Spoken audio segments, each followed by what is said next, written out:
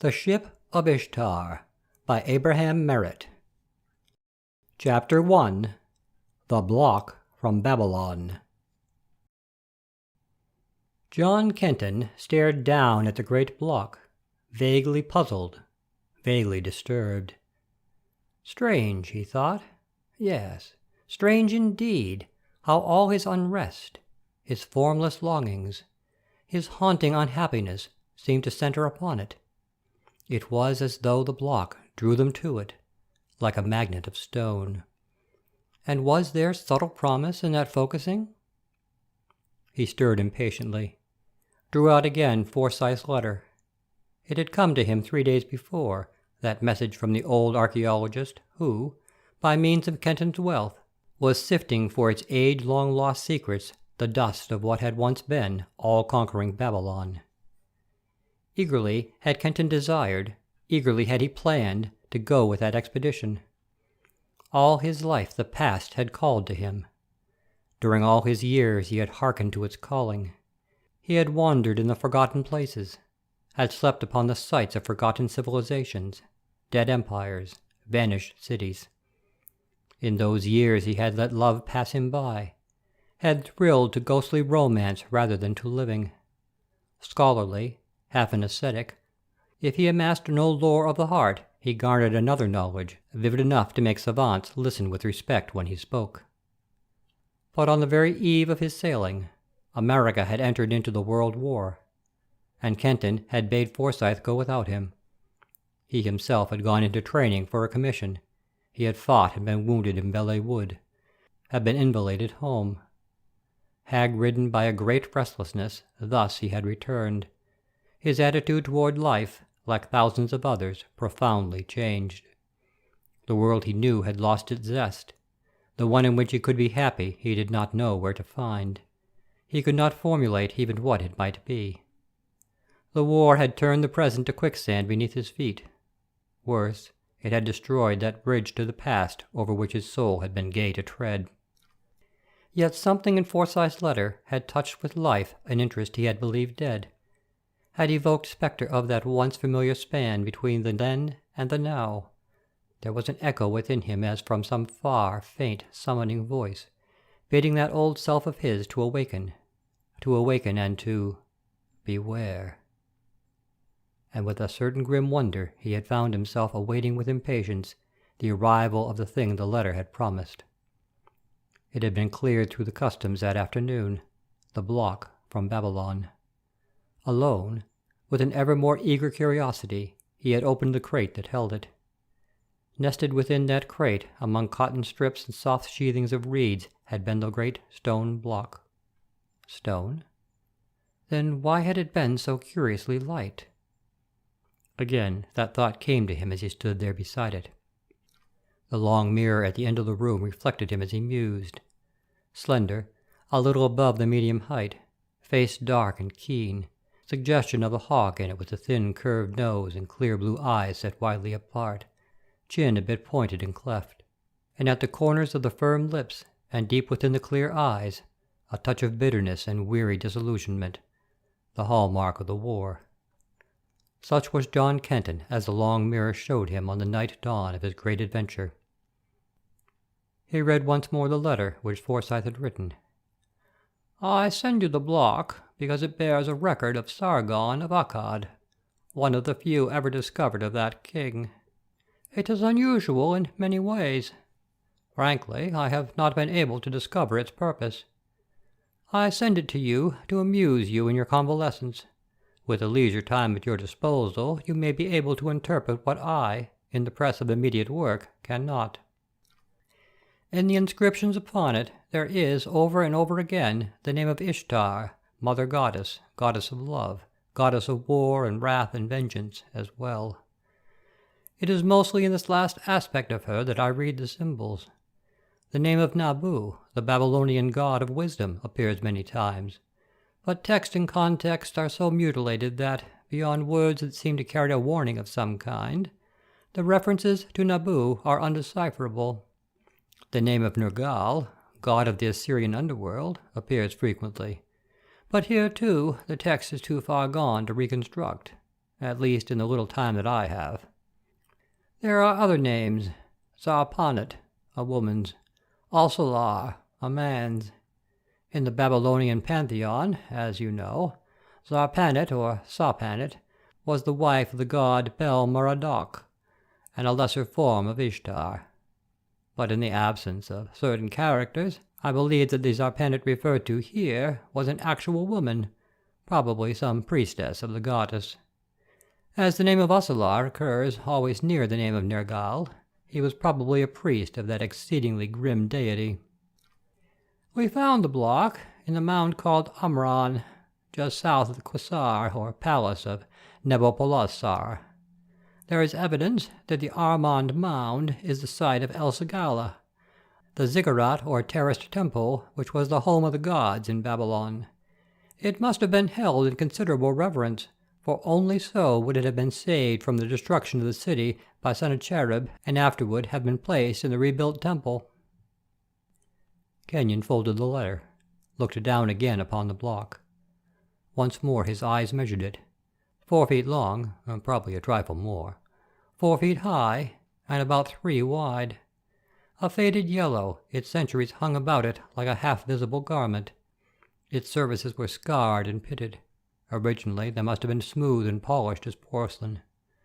Through the scratches and defacements the inscriptions ran, now submerged, now emerging, like bent straws in a frozen yellow pool. He ran a hand over it. The material mystified him. It was not stone, nor any of the baked clays of the age with which he was so familiar. It was some composite, unknown. Most was it like cement of ivory sifted with dust of pearls, compact and finely grained, with tiny iridescent glints darting out of the wan yellows. Kenton began to study the inscriptions. Archaic Cuneitic these, most ancient. There were the symbols of Zarpanet and Alsalar. There were the arrowed symbols of Ishtar the Glorious, of the dark Nergal, of blue Nabu, the giver of wisdom. They were repeated many, many times, all of them. And always there was a persistent sign of warning, over and over again, and linked always with the name of Nabu. Curious, he thought, how baffling the inscriptions were. It was fanciful. Of course it was fanciful. Yet it was as though a veil lay between him and them, as though, just when he was on the brink of understanding, something reached out and muddied his mind. And now Kenton became aware of a fragrance stealing about him, a fragrance vague and caressing, wistful and wandering, like entwined souls of flowers that had lost their way. Sweet was that fragrance, and alluring, wholly strange, and within it something that changed the rhythm of his life to its own alien pulse. He leaned over the block. The scented swirls drew round him, clinging like little hands, scented spirals of fragrance that supplicated, that pleaded, softly, passionately, pleaded for release. A wave of impatience swept him. He drew himself up. The fragrance was nothing but perfumes mixed with the substance of the block, and now sending forth their breath through the heated room. What nonsense was this that he was dreaming? He struck the block sharply with a closed hand. The block answered the blow. It murmured. The murmuring grew louder. Louder still, with muffled bell tones like muted carillons of jade deep within. They grew stronger, more vibrant. The murmuring ceased. Now there were only the high, sweet chimings. Clearer and ever more clear they sounded, drawing closer, ringing up and on through endless tunnels of time. There was a sharp crackling. It splintered the chimings, shattered and stilled them. The block split. Pulsed from the break a radiance as of rosy pearls, and throbbing in its wake came wave after wave of the fragrance, but no longer questing, no longer wistful nor supplicating, jubilant now, triumphant. Something was inside the block, something hidden there since Sargon of Akkad had reigned 60 centuries ago. Kenton started to ring for his servants, stopped jealously, for the radiance streaming from the block was more than that of jewel. It was like the living breast of a goddess breaking through a shroud of stone. Let other than himself uncover what lay within? Behold it uncovered? No! He ran from the room, came swiftly back with tools to free whatever was that shining wonder which for 60 centuries had been entombed within the block. End of Chapter 1. Chapter 2. The Freeing of the Ship. The substance of the block was singularly hard and dense. It resisted him. It seemed to fight against the steel. Bit by bit he drilled and chiseled away the stubborn matrix, working along the edges of the crack through which streamed the prisoned radiance. Suddenly the block shuddered like a living thing. Rang out again that carillon of bells of jade. Sharply it pealed, then turned and fled back through the corridors of time. Fainter became the chiming, fainter still. It died. And as it died, the block collapsed, disintegrated, became a swirling, slowly settling cloud of sparkling dust. Out of that cloud, the alien, unfamiliar fragrance swarmed, leaped on Kenton, clung to him. For another instant the cloud swirled, a vortex of glittering mist. It vanished like a curtain plucked away. There, on the floor where the block had been, stood a ship. It was a jeweled craft of enchantment, such a bark as Jinn of Aladdin's day might have made for elfin princesses to sail in sorcelled seas. It floated high on a base of little lace-tipped waves, billowettes fragile and delicate, carved from turquoise, crested with milky rock crystals. 3 feet in length from bow to stern, its hull, too, was of crystal, creamy and faintly luminous. Its prow was shaped like a slender scimitar bent backwards. Under the incurved tip was a cabin whose seaward sides were formed, galleon fashion, by the upward thrust of port and starboard bows. Where the hull drew up to form this cabin, a faint flush warmed the cloudy crystal, deepened as the sides grew higher, gleamed at last with a rosy radiance that turned the cabin into a great jewel. In the center of the ship, taking up more than a third of its length, was a pit. Down to its railed edge from the bow sloped a deck of ivory, as fallow as the yellow of a rising moon upon a night in spring. But the deck that sloped from the stern was a jet black. Another cabin rested there, smaller than that on the bow, and squat and ebon. Both decks continued on each side of the pit in 2 wide platforms. At the exact center of the ship, and with an odd suggestion of contending force, the ivory and the black decks met. They did not fade into each other. They ended there abruptly, edge to edge, hostile. Up from the pit arose one tall mast, tapering, green as the carven core of some immense emerald. From its cross sticks, a wide sail of peacock irradiance stretched, ruffled as by a carven breeze, shimmering like silk turned to opal. From mast and yards fell stays of twisted dull gold. Out of each side swept a single bank of 7 great oars, their scarlet blades dipped deep within the white-crested azure of the waves. At the ship's bow hung golden chains, and at her stern swung chains of jet. And the jeweled craft was manned. Why, Kenton wondered, had he not seen the tiny figures before? It was as though they had arisen from the deck. One had just slipped out of the rosy cabin's door.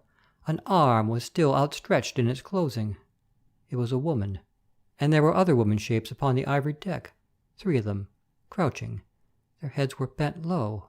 2 clasped harps, and a third held a double flute. Little figures, not more than 2 inches high. Toys. It was most odd that he could not distinguish their faces, nor the details of their dress. The toys were indistinct, blurred, as though a veil covered them, a veil like that which had so obscured the cuneiform inscription. He thought that the blurring might be the fault of his eyes.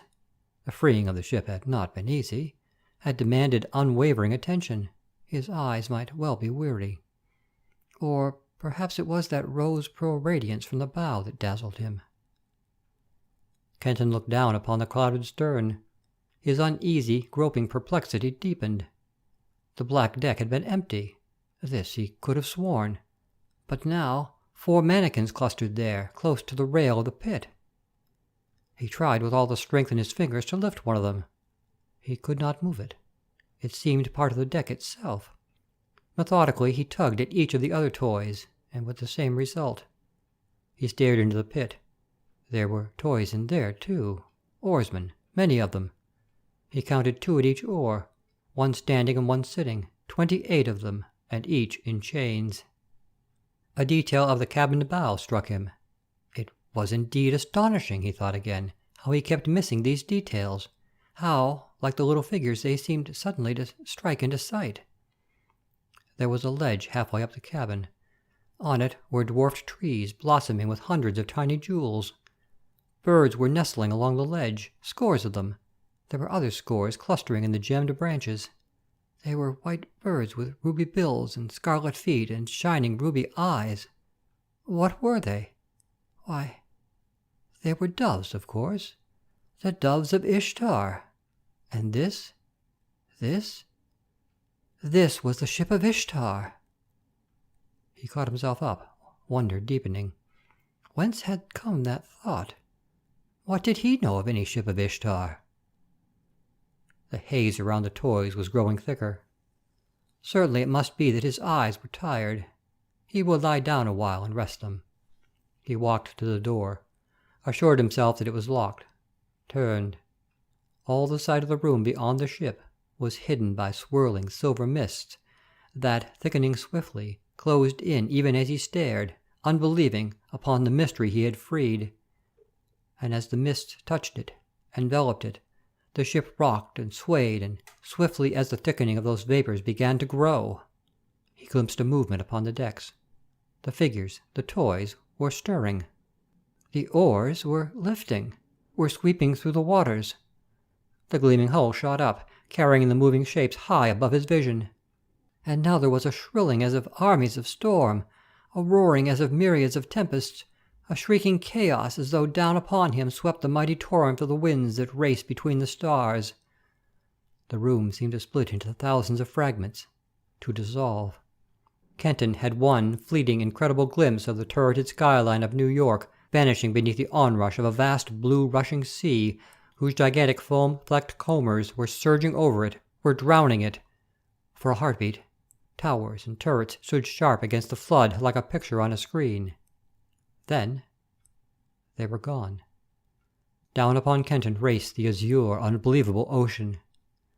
Clear through the howling clamor came the chiming of a bell. 1, 2. It was his clock ringing out the hour of 6. The third note began, was stilled as though cut in twain. The solid floor on which he stood melted away. For an instant he felt himself suspended in space. In front of him loomed the bow of the ship. Its crescented prow leaped toward him, then dropped as though the ship slid down the valley of a wave.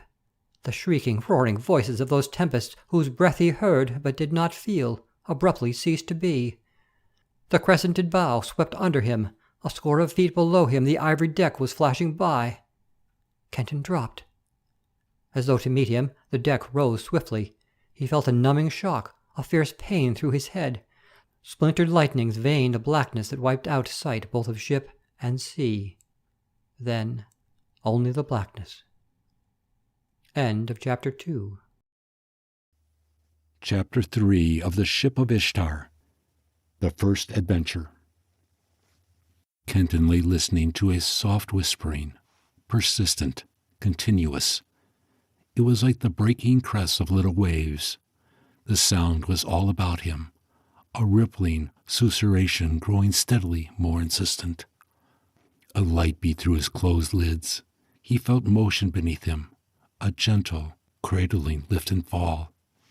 He opened his eyes. He was on a ship, on a narrow deck, his head against the bulwark. Before him was a mast, rising out of a pit. Inside the pit he caught a glimpse of men straining at great oars. The mast seemed to be of wood covered with translucent emerald lacquer. It stirred reluctant memories. Where had he seen such a mast before? His gaze crept up the shining shaft.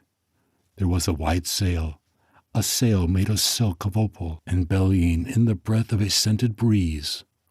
Low overhead hung a sky that was all a soft mist of silver. Kenton heard a girl's voice, low and sweet. He sat up dizzily. At his right he saw a templed cabin nestling under the curved tip of a sickled prow. It gleamed rosily. A balcony ran all around it. Small trees blossomed on that balcony, while birds with feet and bills crimson as though dipped in wine of rubies flew and fluttered among the branches. And suddenly he remembered the block from Babylon, the ship of enchantment he had freed from it. Swift upon that memory came realization, staggering, incredible. He was on that ship, the Ship of Ishtar. The girl's voice sounded again, was answered by a deep-toned golden other, in whose liquidity throaty notes was vibrant, a debonair imperiousness. His gaze coursed along that trail of golden sound, leaped over the three women kneeling at its source. It fastened upon one face and hung there. Never had he beheld such a woman. Tall, with a lithe, flame-slender she stood, staring beyond him. Her wide eyes beneath straight, daintily fine black brows were green as shoals of tropic seas, of depths of forest glens. Like sea and wood, they were filled with drifting, mysterious shadows. Her head was small, the features fine, the red mouth delicately amorous. In the hollow of her throat a dimple lay, a chalice for kisses, empty of them and eager to be filled. Above her brows a silver crescent was set, slim as a newborn moon. Over each horn of the crescent poured a flood of red gold hair, framing the lovely face, streaming down over high, bare breasts, falling in ringlets almost to sandaled feet. Pale pearls and rosy gems gleamed in those red gold waves like jeweled drops of dew. Were she maid or woman, Kenton could not tell. As young as spring she seemed, yet wise as autumn. Primavera of some archaic Botticelli, but Mona Lisa, too, if virginal in body, certainly not in soul. He followed her mocking gaze. It led him to the door of a black cabin where stood a man, taller by a head than Kenton, massively built. His pale gray eyes stared unwinkingly upon the woman, somberly menacing, impassively malignant. His face was beardless, pallid, heavy, and cruel. Despite his bulk, his pose was snake-like, and in the pale eyes serpent and wolf were mated. His huge and flattened head was shaven, his great nose vulture-beaked, and from his shoulders black robes fell, shrouding him to his feet. Behind him were three others with shaven heads. Two were as still as he and as deadly. Each of the twain held a brazen conch-shaped horn. On the third, Kenton's eyes lingered, fascinated. His pointed chin rested on a tall drum whose curved sides glistened with diamond skin of the royal python. He squatted, huge torso bare, knotted and gnarled, prodigiously powerful. His ape-like arms were wound around the barrel timbre. Spider-like were the long fingers standing on their tips on the drumhead. But it was the face that held Kenton. Sardonic, malicious. There was in it none of that evil concentrate in the others. The wide slit of his mouth was frog-like. Humor was on the thin lips. His deep-set, twinkling black eyes dwelt upon the woman with frank admiration. From the lobes of his outstanding ears hung discs of jet. Kenton felt a quick glow of friendliness for the squatting incarnation of satyr ugliness. The woman paced swiftly down toward Kenton. When she halted, he could have reached out a hand and touched her. Yet she did not seem to see him. Indeed, this was part of the strangeness of this first adventure upon the ship, that none heeded him, gave no hint of knowledge that he was there. "Ho, Clannad!" she cried. "Ho, worm of pestilence! I hear the voice of Ishtar. She is drawing near. Are you ready to do her homage, worm of Nergal?" A flicker of hate passed over the pallid face, like a little wave from hell. "The house of the goddess brims with light, Shireen." The man answered with a voice thick and dead, and in some way foul. But tell me, temple drab, does not my dread lord's shadow thicken behind me? Now Kenton saw that from the rosy light a temple was pulsing, stronger and ever stronger, like a waxing moon within gigantic pearl, while down upon the black cabin gloom was gathering, like a storm cloud. Yea, mocked the woman, the goddess comes, and your dark lord speeds to meet her. But why should that make you rejoice? For lo, she gives me clean strength 10,000-fold. And what are you, Claneth, but a drain through which pours that filth you worship as Nergal? Now at this the two priests with the horns thrust themselves forward, gesturing, howling imprecations at the woman. The pale, cruel face of Claneth grew grayer still and writhed with hate. He raised clenched hands, and from his mouth, flecked with foam, came a dreadful hissing. A sudden wind smote the ship like an opened hand, healing it. From the doves burst a tumult of cries. They flew up like a little white cloud flecked with crimson. They fluttered around the woman. 3 quick backward steps she took. The ape-like arms of the frog-mouthed drummer unwrapped, his spidery fingers poised over the head of the snake drum. The blackness deepened about him, hid him, cloaked all the ship's stern. Kenton felt vast presences seize the ship, felt the gathering of fearful, unknown forces. He slid down on his haunches, pressed himself against the bulwarks. From the ivory deck blared a golden trumpetine, defiant, inhuman. Kenton turned his head, and on it the hair lifted and prickled. Where the woman had been was now no woman. Resting on the rosy cabin was a great orb, an orb like the moon at full, but not like the moon, white and cold, an orb alive with pulsing Rosetta cadences. Out over the ship it poured its living rosy rays, and, bathed in them, the woman loomed gigantic. The lids of the glorious eyes were closed, yet through those closed lids eyes glared. Plainly he saw them, eyes hard as jade, white hot with wrath, glaring through the closed lids as though those lids had been gossamer. And the slender crescent upon the woman's brow was radiant now as the young moon itself, and all about it the masses of red gold hair beat and tossed, streaming like wrack of racing storms, swirling like silken pinions in whirlwind of war. Round and round the shining crescent whirled the cloud of the doves, snowy wings beating, red beaks open, screaming. Out of the blackness roared the thunder of the serpent drum. Ai, ai, ai! From the moon-crowned shape came a cry like jubilant clamor of newly wakened winds of spring shouting over pine-crested billows of 1,000 hills. Answering it, another roaring of the drum, sustained and menacing. The blackness thinned. A face stared out, half-veiled, bodiless, floating in the shadow. It was the face of Claneth, and yet no more his face than that which challenged it was the woman, Shireen's. The pale eyes had become twin pools of white hell flames, pupilless.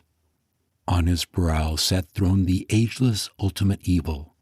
For a heartbeat the face hovered, framed by darkness.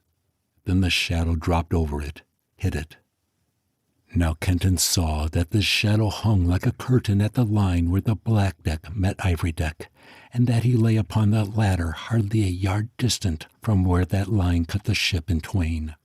He saw, too, that the radiance from the orb struck against this curtain, and made upon it a great circle that was like a web of beams spun from the rays of a rosy moon, and that against the shining web the shadow pressed, striving to break through. And suddenly, from the black deck the thunder serpent drum redoubled. The brazen conchas shrieked.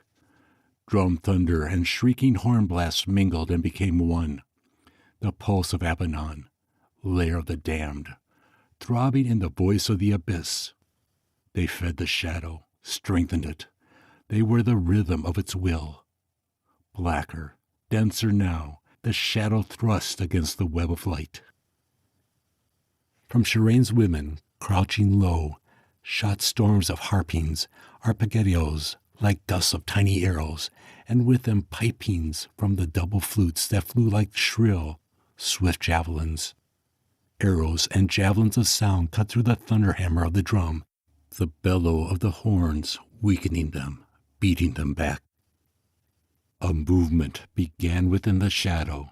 It seethed, it spawned. Over all the faces of the web-like discs of radiance, black shapes swarmed. Their bodies were like monstrous larvae, slug-shaped, faceless. They tore at the web with black talons, strove to thrust through it with hideous tentacles, flayed it with bat-like wings. The web gave. Its edge held firm, but slowly. Slowly the center was pushed back until the disc was like the half of a huge, hollow sphere. Within that hollow crawled and writhed and struck the monstrous shapes. From the hidden deck, drum and brazen horns roared triumph. Again rang the golden trumpet cry of the women. Out of the orb poised upon the cabin streamed an incandescence intolerable. The edges of the radiant web shot forward, curved, and closed upon the black spawn. Within it they milled and struggled like fish in a net. And like a net lifted by some mighty hand, the closed web was swung up high above the ship with all its infernal burden. Its brightness grew to match that of the great orb, whose rays were now piercing the darkness at the stern, putting it to rout. Within it, the shapes of blackness squirmed, shrank, dissolved. From them came a faint, high-pitched, obscene wailing.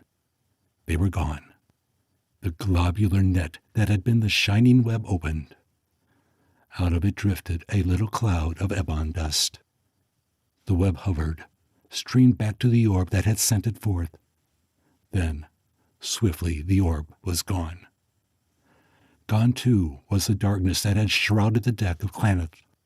High above the ship, the doves of Ishtar wheeled in a vast ring, crying victory. A hand touched Kenton's shoulder. He looked up, straight into the shadowy eyes of the woman called Shireen. No goddess now, but only lovely, alluring woman, in whose eyes he read amazement, startled disbelief. He felt the delicious warmth of her, inhaled her fragrance. Kenton sprang to his feet. Too late he remembered the blow that had ended his fall upon the ship. A thrust of blinding pain shot through his head. The deck whirled around him. He tried to master the giddiness. He could not. Dizzily the ship spun beneath his feet, and beyond, in wider arcs, spun turquoise sea and silver horizon. Now they formed a vortex, a maelstrom down whose pit he was dropping, faster, ever faster. Around him was a formless blur. Again he heard the tumult of the tempests, the shrillings of the winds of space. He abandoned himself to headlong, prodigious flight. The winds died away. He was standing, his flight over, on the solidity once more. He heard 3 clear bell notes. He opened tight-closed eyes. Kenton stood within his own room. There by the window glimmered the jeweled ship. The bell he had heard had been his clock, chiming the hour of 6. 6 o'clock. The last sound of his familiar world before the mystic sea had swept the world from under him, and had been the 3rd stroke of the same hour, clipped off in mid-note.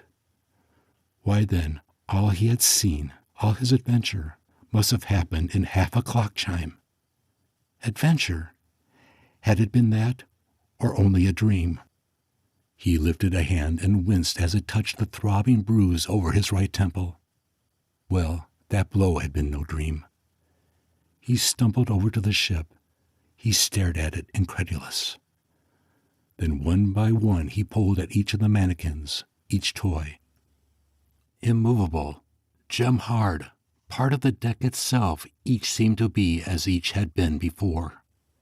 And yet, in half a clock chime, those toys had moved. New toys appeared. For now the long-armed beater of the serpent drum stood upright on the black deck, peering toward the platform at the right of the mast, one hand pointing, the other resting on the shoulder of a mannequin in glittering mail.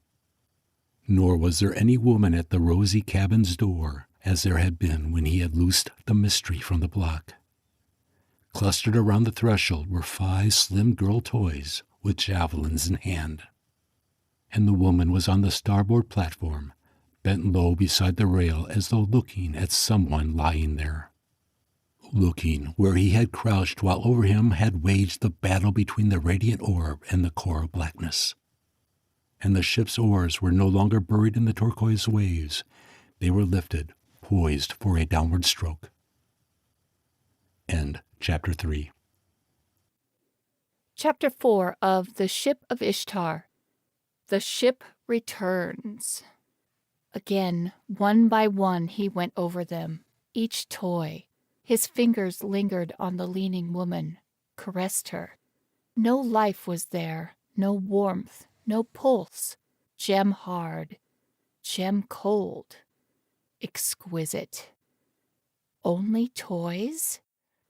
Then why, as his hand rested on the silver crescent upon her brows, did some gladness well up from unknown depths within him, banishing his amaze? A hot new life swept like a roaring wave through every vein. What was it that shouted within him, exultant, telling him that his commerce with this Ship of Ishtar had but begun? Abruptly he withdrew his hand, unhooked a silken hanging from the wall, and threw it over the shining bark. This done, he went to the bathroom and examined the bruise on his head. It was tender enough, but nothing serious. He might have fallen upon the floor of the room, he thought, as he touched it, overcome by those strange perfumes. But he knew he had not. An hour with cold compresses fairly removed all outward marks on it. At 7:30 he dined, and dined well. Wherever he was bound, he would be no worse for being well provisioned. That the ship would return for him he never for an instant doubted. "You needn't bother about me any more tonight, Jevons," he told his man. "I've some writing to do, some very important work. If anyone calls, tell them I'm away for the night. I'm going to lock myself in, and I don't want to be disturbed for anything less than Gabriel's trumpet." Jevons, a heritage from Kenton's father, smiled. "All right, Master John," he answered. "I'll not let anybody bother you. It's really important." Kenton rested a hand on the old man's shoulder.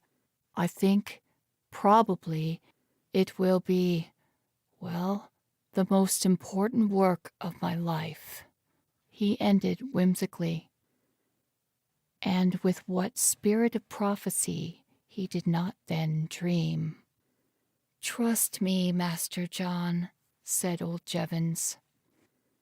Kenton passed on to his bedroom entirely satisfied. He would have no interruptions now. Jevons would see to that. He caught a glimpse of himself in a mirror and paused. Hardly the costume this, if he were going voyaging on the ship. He stripped, then rummaged among some costumes he had brought home with him years ago from Persia. He picked out a silken vest, a silken and embroidered tunic. He slipped his arms through them. A pair of wide pantaloons with a broad blue woven girdle. He put them on. He thrust his feet in a pair of curved Turkish slippers. His gaze fell upon an ancient cloak he had picked up in Mosul. It was very old, very beautiful. Untold centuries had softened its blue. Through its azure web and woof, great silvery serpents writhed, half-hidden, cabalistically entwined. He threw it over his shoulders, caught another glimpse of himself in the mirror, and stared, astonished. Could this be he? This youthful, adventurous sultan whose keen dark face stared back at him? The blue and silver cloak made him seem taller than even his 6 feet warranted. There was a look of power about him, too. Curious how subtly it changed his face, his carriage. Could it be the cloak? The cloak! That reminded him there was a detail missing. The strange blade that had been wrapped in that same garment when he had bought it. He found the weapon, balanced it in his hand. An odd enough weapon this, in truth. Silvery serpents twined about its hilt. At the end of that hilt gleamed a single blue gem. Cabochon cut, not a sapphire, some jewel he did not know.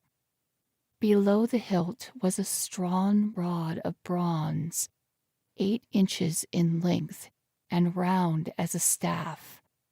This staff flattened out into a lean-shaped, razor-edged sword blade, 2 feet long and full 6 inches at its greatest width.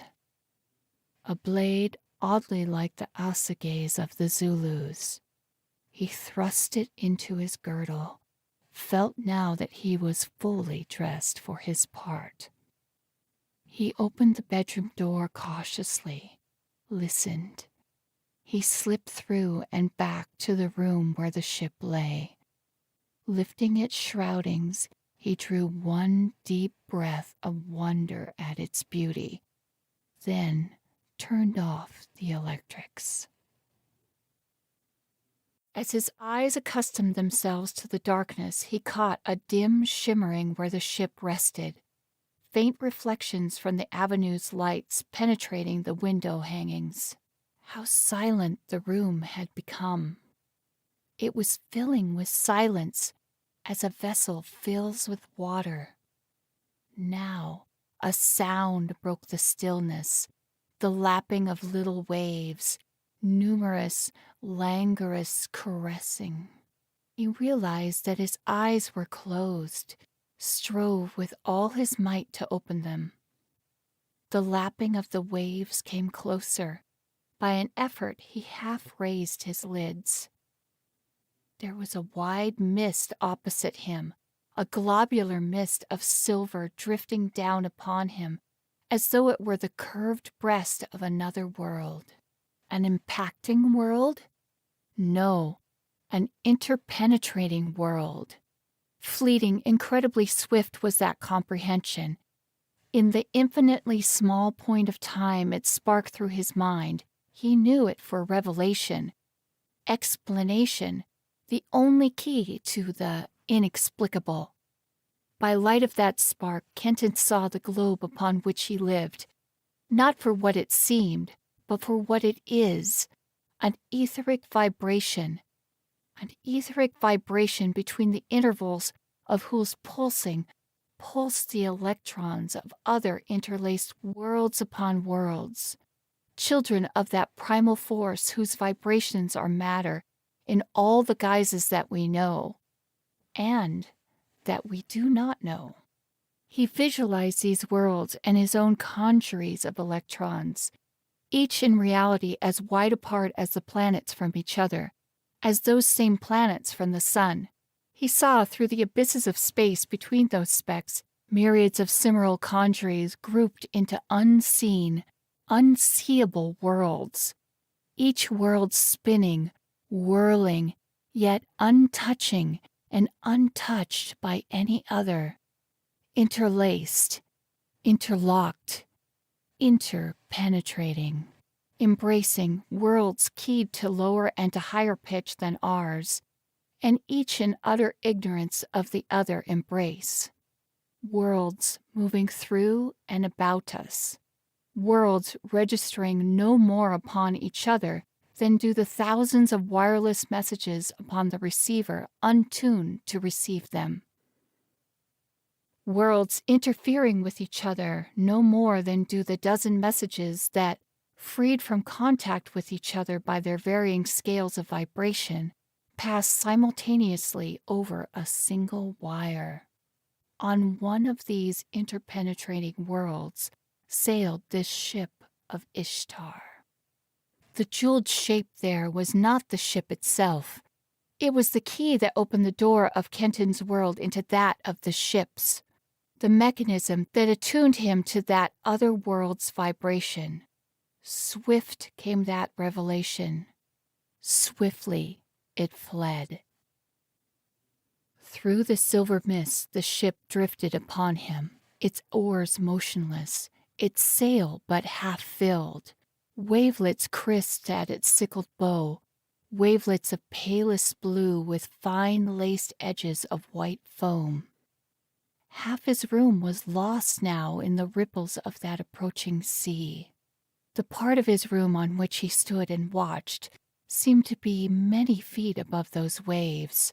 So far below were they that the deck of the ship was level with his feet. Closer drew the ship, and as it drifted lazily on, Kenton drew further back from the waves, rippling toward him as lazily. He wondered why he heard no rushing winds, nor clamoring tempests. No sound save the faint whispering of the lace-tipped waves. Now Kenton's back was against the wall of his room.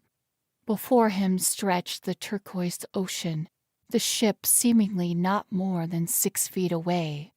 Kenton leaped straight for the ship. Winds roared about him now, winds vast as those that swirl within the unfathomable abyss the Norsemen called the Ganuga Gap, within whose wombs from mated fire and ice was born the giant whose skull was made the sky, and from whose flesh and bones were molded earth. The vast winds roared and howled about him, yet again he felt them not. Suddenly the vast winds were still. His feet struck solid surface. Gasping, he opened his eyes. He stood upon the ivory deck, facing the rosy cabin with its blossoming little trees and its flocks of crimson-billed, vermilion-footed doves. Between him and the cabin's door stood a girl, her soft brown eyes filled with awe and wonder, and that same startled disbelief that he had seen in the shadow-filled eyes of Shireen when her gaze had fallen upon him at the foot of the emerald mast. Even through his whirling senses, he knew that this girl was lovely. Her red mouth was open like a surprised child. Her bluish-black hair hung in soft ringlets over her white shoulders. Silken folds of filmy green fluttered about her, revealing curves too full for maidenhood. Yet her eyes were innocent, and her voice almost childishly sweet as she spoke to him. "Are you the Lord Nabu that you come thus out of the air, and in his cloak of wisdom, his serpents twining within it?" she murmured. "Nay, that cannot be, for Nabu is very old, and you are young. Are you his messenger?" She dropped to her knees, crossed her hands, palms outward over her forehead. "I am not the Lord Nabu," Kenton heard himself say, and vaguely he wondered how he could so clearly understand her speech, answer it so readily. "Maybe I have been sent by him. I do not know." But the girl had leaped to her feet, sprung to the closed door of the rosy temple. "Kadishtu!" She struck softly upon it. "Holy One, my Lady Shireen, a message from our Lord Nabu." Kenton turned and looked behind him. His glance traveled over the pit of the oarsmen. They seemed asleep, bare bodies bent over their oars, their heads bowed. The golden-bearded warrior had vanished from the black deck, But the satyr priest of the serpent drum was there. Upon his ugly face was stamped stark and ludicrous amazement. The frog mouth lolled open, the little eyes protruded. One huge paw swung over the drumhead as though about to beat alarm. Kenton saw that the huge torso was balanced upon a pair of grotesquely bowed legs, short as the arms were long. Above the waist the drummer was a giant, below it a dwarf. The black, deep-set eyes searched him. Then the corners of the slit mouth lifted, the face creased into 1,000 wrinkles. The drummer had smiled at him. The hovering paw drew away from the drumhead, waved a greeting, sardonic but reassuring, warning too, for a long thumb thrust toward the black cabin. The door of the rosy cabin was flung open. On its lintel stood the crescented woman of the red gold hair, the woman named Shirane. Her eyes were full of wonder and uncertain recognition within them, too. She looked beyond him to the drummer. He followed her glance. The drummer seemed to sleep. "Watch, Sataloo," she whispered to the girl. She caught Kenton's hand, drew him swiftly, softly within the rosy cabin, closed the door behind them. The cabin was surprisingly large, fragrant, filled with a rose pearl light. 2 girls were there who stared at him with eyes filled with wonder. One was fair-haired, blue-eyed, the second black-tressed as the one without. The Lady Shirane dropped his hand, ran to them, thrust them toward the door. "Out!" she cried.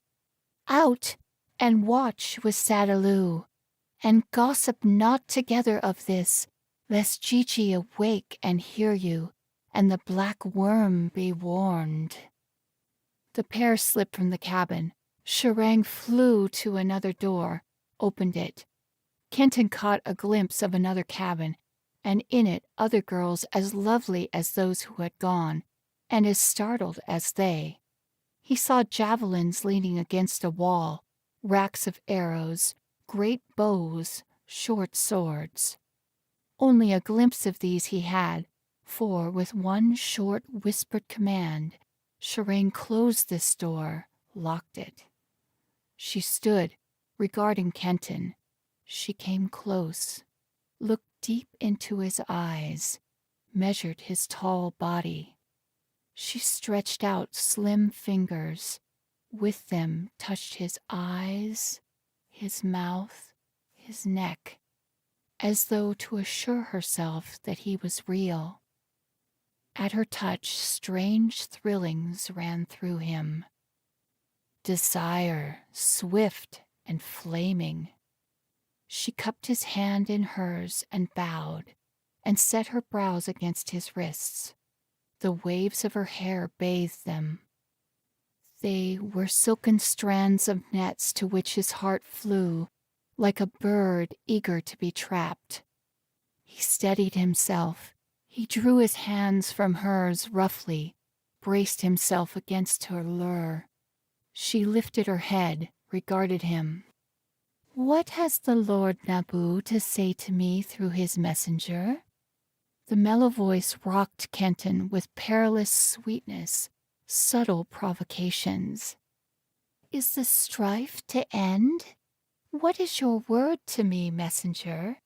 Surely will I listen, for in his wisdom has not the Lord of wisdom sent one to whom to listen is not difficult?" There was a flash of coquetry in the misty eyes, turned for an instant to his, like the flirt of a roguish fan.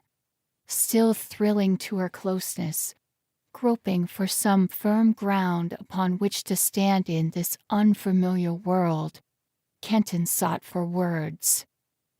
Desperately, playing for time, he looked about the cabin's space. End of Chapter 4. Chapter 5 The Sin of Zarpanet. There was an altar at the far end of the rosy cabin. It was sown with luminous gems, with pearls and pale moonstones, and curdled milky crystals.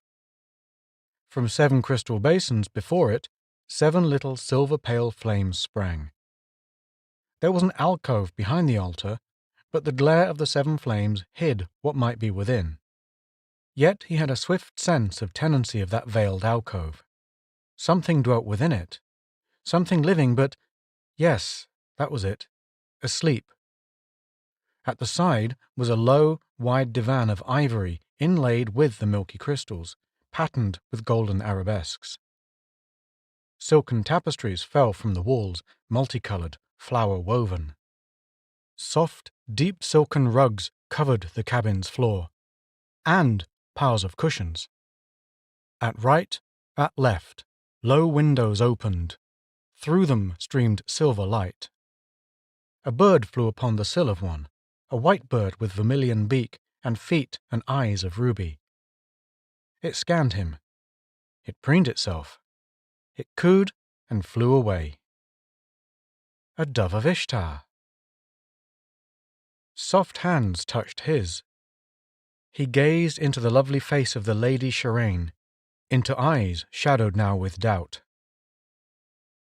"You are Nabu's messenger?" she asked. In the hardened voice he read suspicion, a rising anger, no ghost of fear. "Messenger you must be." Her voice was very low, more as though her thought found tongue than that she spoke to him. "Else, how could you board the ship? But messenger of Nabu or messenger of—" Her eyes suddenly blazed upon him. "Nabu or Nergal." "Lady of all loveliness," Kenton's tongue was loosed. "It may be that I am a messenger. But how sent? By whom sent? It may be that I know no more than you. Except this, that it was never by command of the Lord of the Dead that I came." "You do not know," she cried. "And yet, if you came not from the Lord Nabu, why are you clad in his cloak, and why carry you his sword? Many, many times have I seen them both in his shrine at Uruk." "I am weary of the ship," she whispered. "I would see Uruk and Babylon again. Ah, dearly, dearly do I long for Babylon." Her voice deepened, mournfully. A tiny chill ran through Kenton. "Lady," he said, "in one way at least I am a messenger of Nabu. As you say, he is the Lord of Truth. I will speak only truth to you. Yet before you learn more of me, this must you do. Tell me the story of the ship, how it came to sail upon this strange sea, and where have vanished the Lady Zarpanet and that Alusar whom she loved?" She shrank to the edge of the divan, fear now in her eyes. "All that you must know," she whispered. "If you know of them, you must know all. I do not understand." "Shirain," he said, "it matters not at all whether you understand, nor whether your tale be twice told. I must hear it, and from you.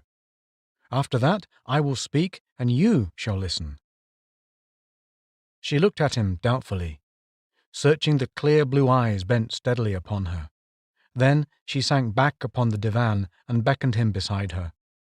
She drew close, laid a hand lightly upon his breast. He felt his heart leap under the touch. She felt it too, and moved a little from him, smiling, watching him through downcast, curving lashes. She drew her slender, sandaled feet beneath her, sat musing for a space, white hands clasped between rounded knees, eyes filled with dream. When she spoke, her voice was low, her words half-intoned. "The sin of Zarpanet, the tale of her sin against Ishtar. Ishtar the mighty, mother of the gods and of men, lady of the heavens and of earth, who loved her even as daughter."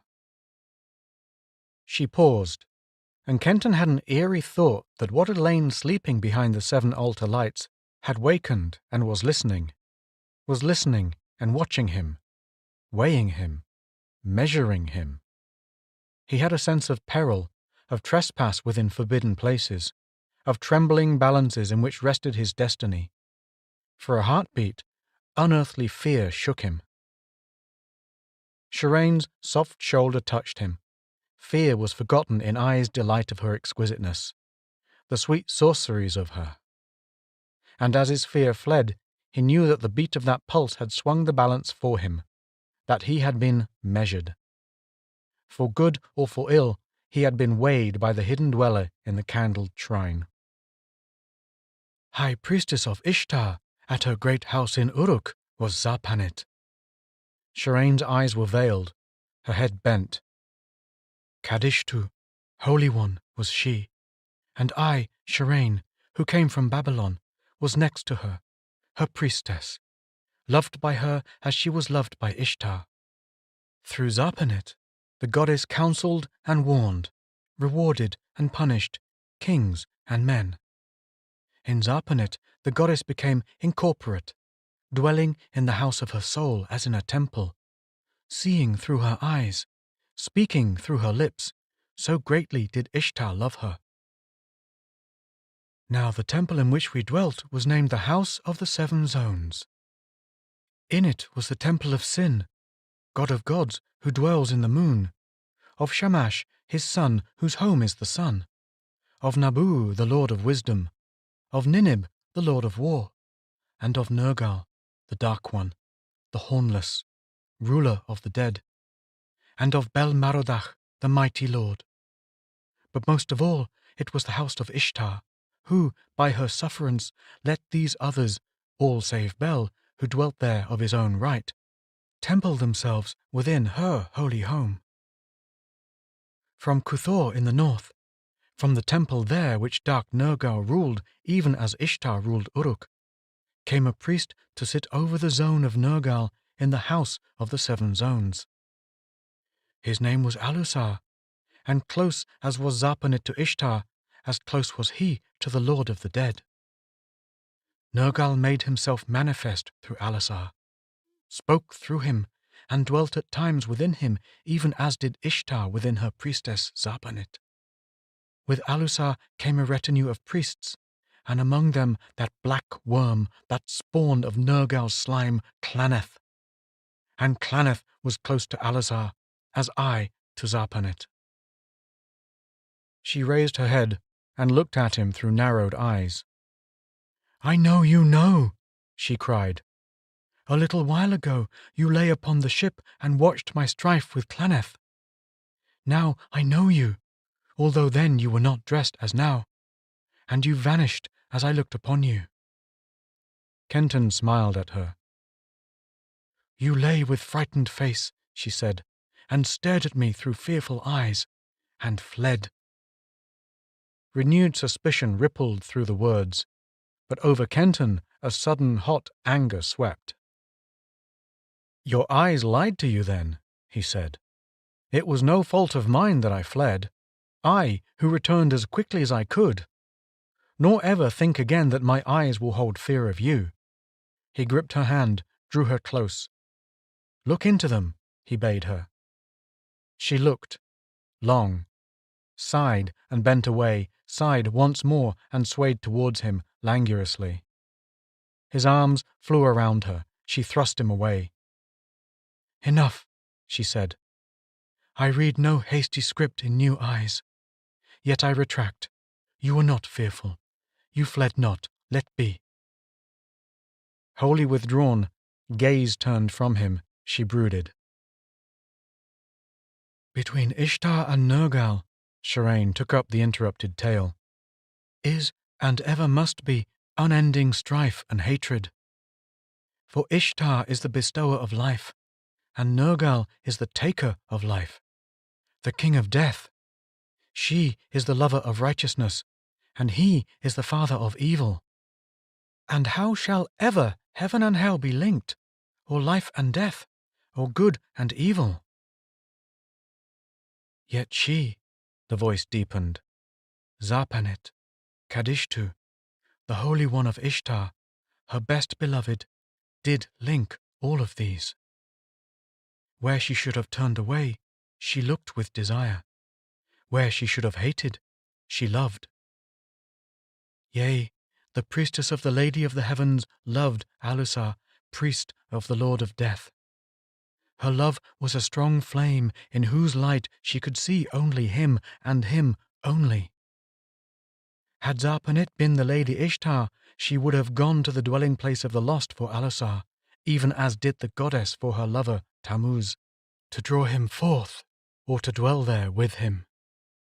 Yea, even to dwell with him there in the cold darkness where the dead creep feebly, calling with the weak voices of birds.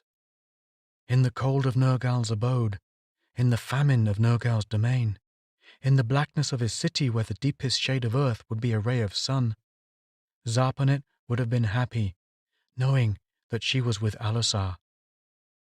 So greatly did she love. Was there a stirring behind the pale altar flames? He strove to see, turned his gaze back to the Lady Shirain. If there had been movement, she had not heeded it. I helped her in her love, for love of her, she whispered. But Claneth, the black worm, crawled ever behind Alusar, waiting for chance to betray and to creep into his place. Yet Alusar trusted him. There came a night. She paused. The eyes that had been soft, tear-filled, were shadowed with memoried fear. There came a night when Alusar had crept to Zarpanet within her chamber. His arms were about her, hers around his neck, their lips together. Claneth, I thought, watched at the outer door. I lay at the threshold of the inner, watching. Her eyes widened, her lips whitened, the whole lithe body quivered. And that night, down came the goddess Ishtar from her heavens to Zarpanet, entered and possessed her. And at that same instant, from his dark city, came Nergal and passed into Alusar. And in each other's arms, looking into each other's eyes, caught in the might of mortal love were heaven and hell, the soul of life and the soul of death. She shuddered and was silent, and long moments crept by before again she spoke. Straightway those two mortal lovers who clasped were torn from each other. We were buffeted as by hurricanes, blinded by lightnings, thrown broken to the walls. And when we knew consciousness once more, the priests and priestesses of the seven zones had us. All the sin was known. Yea, even though Ishtar and Nergal had not met that night, still would the sin of Zarpanet and Alusar have been known. For Claneth, whom we thought on guard, had betrayed them, and crawled away and had brought down upon us the pack. Let Claneth be cursed!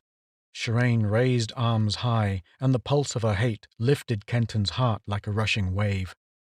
Let Claneth crawl blind and undying in the cold blackness of Nergal's abode. But goddess Ishtar, wrathful Ishtar, give him to me first, that I may send him there as I would have him go. End of Chapter 5. Chapter 6. When the Gods Judged. Her tense arms dropped slowly. Her lovely face grew still.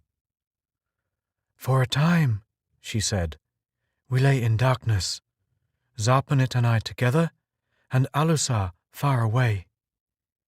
Great had been the sin of those two, and in it I had shared.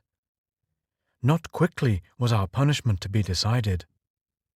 I comforted her as best I might, loving her, caring naught for myself, for her heart was close to breaking, knowing not what they were doing with him she loved. There fell another night when the priests came to us. They drew us from our cell and bore us in silence to the portal of the Du Azaga, the brilliant chamber, the council room of the gods. There stood other priests with Alusar. they opened the portal, fearfully, and they thrust us three in. Now indeed my spirit shrank and was afraid, wailing out within me, and beside me I felt the shuddering soul of Zaponet. For the Du-Azaga was filled with light, and in the places of the gods sat not their priests, but the gods themselves. Hidden each behind a sparkling cloud, the gods sat and watched us through their veils. In the place of Nergal was a fiery darkness. Through the blue shining mist before the shrine of Nabu came the voice of the Lord of Wisdom. So great is thy sin, O Zaponet, and thine, O Alusar, it said, that it has troubled even us, the gods. Now what have ye to say before we punish? The voice of Nabu was cold and clear as the light of the far-flung stars, passionless as the wind that streams between the worlds, yet in it was understanding. And suddenly my love for Zaponet soared up like a flame, and I held fast to it, and it gave me strength. And beside me I felt her soul stand erect, defiant, her love flinging itself around it like a flaming garment. She answered not, only held out her arms to Alusar. I looked at him, and his love too stood forth unafraid, even as hers. He sprang to her, clasped her in his arms. Their lips met, and the judging gods were forgotten. Then the god Nabu, peering out through his blue, shining mist, spoke again. These two bear a flame that even we may not destroy. At this, the Lady Zaponet drew from her lover's arms, came close to the pulsing glory that surrounded Ishtar, did homage, clear-eyed, unafraid, addressed her. You, O mother, are you not the mother of that fire we call love? Did you not create it and set it as a torch above chaos? And, having made it, did you not know how mighty was the thing you made? It was that love of which you are the mother, O holy Ishtar, that entered me, that came unsought into this temple of my body which was yours and still is yours, though you have abandoned it. Is it my sin that so strong was love that it opened the doors of your temple, that its light blinded me to all save him on whom it shone? You are the creator of love. Why made you it so mighty? And if love be grown stronger than you who made it, O Ishtar, can we, a woman and a man, be blamed that we could not conquer it? And if love be not stronger than you, still did you make it stronger than man. Therefore punish love, your child, O mother, not us. She ceased, and Alusar drew her to him, saying, Man may not accuse the gods, who gave him being. Yet the flame you made to forge on life's anvil gods and man is a strong flame, O Mother Ishtar. Also, it comes to me who stands here to be judged that there is a justice which even the gods must heed, or in time cease to be. Now, in the name of that justice I speak. To that justice I appeal. I ask no mercy. If we have sinned, we must suffer. If you, O Ishtar, could destroy in Zaponet that flame of love for me, wipe out all memory of me from her, I would pray that on me alone be set the burden of suffering. But that even you cannot do, and so each single arrow point of my agony would be 10 score thrust in her. Nay, if we have sinned together, and together we must pay. And that, in the name of the eternal justice which rules even you, I demand, O Ishtar. It was the Lord Nabu who broke the silence of the gods. They who are to be judged accuse, he said. And truth is in what they say. They carry a flame, I tell you, which even we may not destroy. The fire they bear is one whose ways, O Ishtar, you know better than do I. Also, it is you who are the accuser, and you who are the accused. Therefore, Ishtar, it is for you to speak." From the glory veiling the goddess a voice came, sweet, but small with bitter anger. "There is truth in what you say, Zarpanet, whom once I called daughter. Now, because of that truth, I will temper my anger. You have asked me whether love is stronger than Ishtar, its mother. We shall learn. This is your doom, that you and the man Alusar dwell in a certain place that shall be opened to you. Ever together shall you be, even as he has demanded.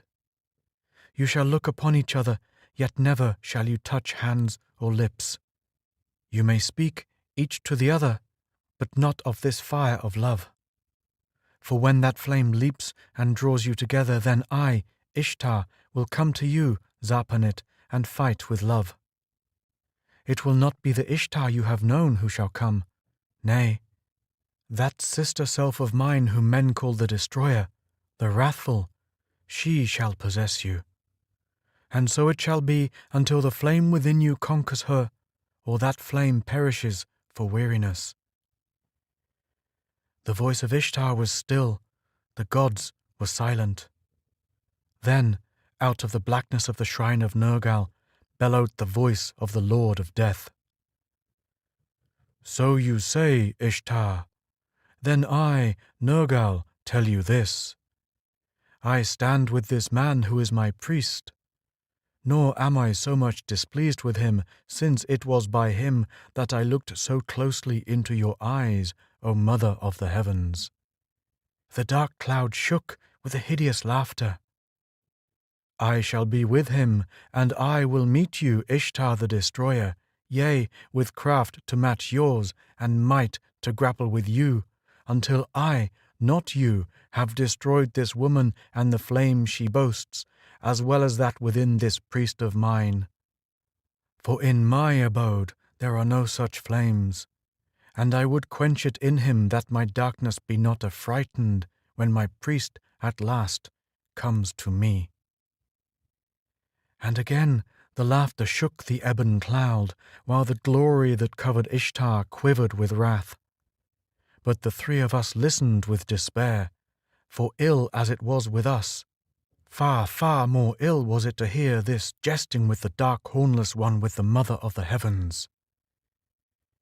Came the goddess's voice, bitter, smaller still.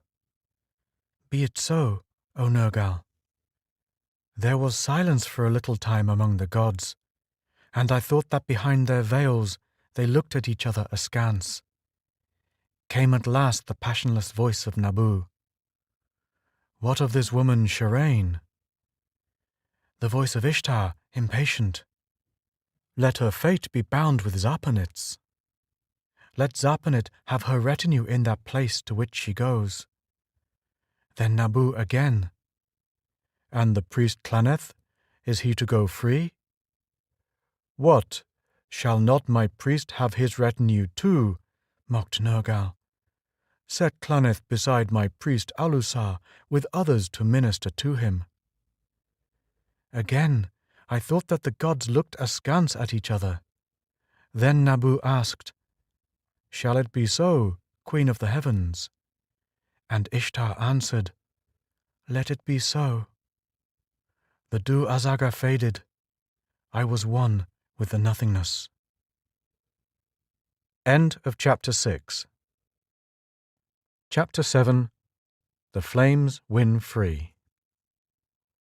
Again Shirain was silent, brooding, he knew, over pictures of a world that lay 6,000 years deep in the abyss of time, yet still fresh and living to her. Silent, too, sat Kenton, fighting against belief in this strange tale of strife between angry god and goddess, made incarnate in priestess and priest. She stirred, laid hand on his. "When we awoke, we were on this haunted ship, on this strange sea, in this strange world, messenger," she said. "Yea, and all that the gods had promised and decreed in the Duazaga had come to pass. For with Zarpanet was I, and 60 of the temple girls she had loved, and with Aluzar was Claneth and a pack of his black acolytes. They had given us oarsmen, sturdy temple slaves, a twain for each oar. They had made the ship beautiful, and they had seen to it that we lacked for nothing. A green flame of anger pulsed for an instant through her eyes. "Yea," she said, "the kindly gods did all for our comfort, and then they launched the ship on this strange sea, in this strange world, as battleground for love and hate, arena for wrathful Ishtar and dark Nergal, torture chamber for their sinning priestess and priest. It was in this cabin that Zarpanet awakened, with the name of Alasar upon her lips. Then straightway she ran out the door as though she knew where he were, and, as she sped out, from the black cabin came Alusar calling her name. I saw her reach that line where black deck meets this, and lo, she was hurled back as though by thrust of strong arms. For there is a barrier there, messenger, a barrier built by the gods over which none of us upon the ship may pass. But then we knew nothing of that, and Alusar, striving to pass that unseen wall too, was hurled back from it. Then, as they arose, calling, stretching hands, striving to touch finger to finger, straightway into Zarpanet poured that sister self of Ishtar, the angry one, the destroyer. While around Alusar, black shadows deepened and hid him. At last they parted, and what had been the face of Alusar was the face of Nergal, Lord of the Dead. Yea, so it was, even as the gods had decreed. And that immortal twain within the bodies of those mortal two who loved each other so, battled and flung their hates like brands against each other, while the slaves chained to their oars in the pit cowered and raved or fell senseless under the terrors loosed above them. And the temple girls with us cast themselves upon the deck, or ran screaming into the cabin that they might not see. Only I did not cry out or flee, I who, since I had faced the gods in the Du-Azaga, could never again feel fear. And she drew a deep breath, eyes misty with sorrow. So it fared. How long? How long I do not know in this place where time seems not to be, since there is neither night nor day as we knew them in Babylon. Yet ever the priest and priestess strove to meet, and ever wrathful Ishtar and dark Nergal thrust them apart. Many are the wiles of the Lord of the Shades, and countless are his weapons. And many are the arts of Ishtar, and is not her quiver always full? Messenger, how long the pair endured, I know not. Yet always strove they to break that barrier through, driven by their love. And always... She covered her face, her white shoulders shook with her weeping. The flames within them burned on, she whispered. Nergal nor Ishtar could dim them. Their love did but grow stronger. There came a day... For a little she faltered, then went on. It was in mid-battle. Ishtar had taken possession of Zarpanet and stood where this deck touches the pit of the oarsman. Nergal had poured himself into Alusar and hurled his evil spawn across the pit against the goddess's lightnings. And as I crouched, watching, at this cabin's door, suddenly I saw the radiance that covered Ishtar tremble and dull. For an instant I thought I saw the face of Ishtar waver and fade, the face of Zarpanet look out from where the face of Ishtar had been, while the darkness that shrouded the Lord of the Dead lightened as though a strong flame had shot up within it. Then Ishtar took one step, and another, toward the barrier between Black Deck and this. But it came to me that not by her will did she so move. No, she went haltingly, reluctantly, as though something stronger than herself pushed her on. And as she moved, so moved Nergal within his shadows to meet her. Closer they came, and closer, and ever the radiance of Ishtar would wax and wane. Ever the shadows clothing Nergal would lighten, darken, lighten again. Yet ever, slowly, unwillingly, but inexorably, they drew closer and closer to each other. Now I could see the face of Alusar, the priest, thrusting himself into sight, stripping itself of Nergal's mask. And suddenly, with fast-beating heart, it came to me that wrathful Ishtar and the Dark One were no longer striving against each other, but that she, the goddess, was at grips with the flame in Zarpanit, and that he, the Lord of the Dead, was battling with the flame within the priest, those flames that Nabu had said not even the gods could destroy. Slowly, slowly the white feet of Zarpanit carried Ishtar to the barrier, and slowly, slowly, ever matching her tread, came Alusar to meet her. And they met. They touched hands, touched lips, clasped, ere conquered god and goddess could withdraw from them. They kissed and clasped. They fell upon the deck, dead. Dead in each other's arms, they died, messenger, when their lips touched. There was a burst of light like the stroke of 1,000 lightning bolts. The ship shook and shuddered. But before that burst of light came, I thought I saw 2 shining flames rise from their bodies, hover for a heartbeat, rush to each other, merge, and vanish. Nor Ishtar nor Nergal had conquered. Nay, love of man and love of woman, these had conquered. Victors over god and goddess, the flames were free. The priest had fallen on the hither side of the barrier. We did not unclasp their arms. We bound their bodies round with silken, perfumed coverings. We set them adrift, alock, face to face, their bodies. Then ran I forth to slay Claneth, but I had forgotten that neither Ishtar nor Nergal had conquered one the other. Lo, into me as I ran poured the goddess, and into Claneth returned Nergal. As of old these 2 powers battled, and again the unseen barrier was strong as of old, holding back from each other those in ivory deck and black. Yet I was happy, for by this I knew that Zarpanit and Alusar had already been forgotten by them. It came to me that the strife had gone beyond those 2 who had escaped, that now it mattered not either to wrathful Ishtar or to Nergal that they had gone, since in my body and in Claneth's they could still strive against each other for possession of the ship. You see, messenger, her eyes searched him. Also, it came to me that so long as I might keep them at strife, that much longer might Zarpanit and Alusar have to find hiding place from them, find sanctuary in some far-flung world beyond the outermost strand of stars.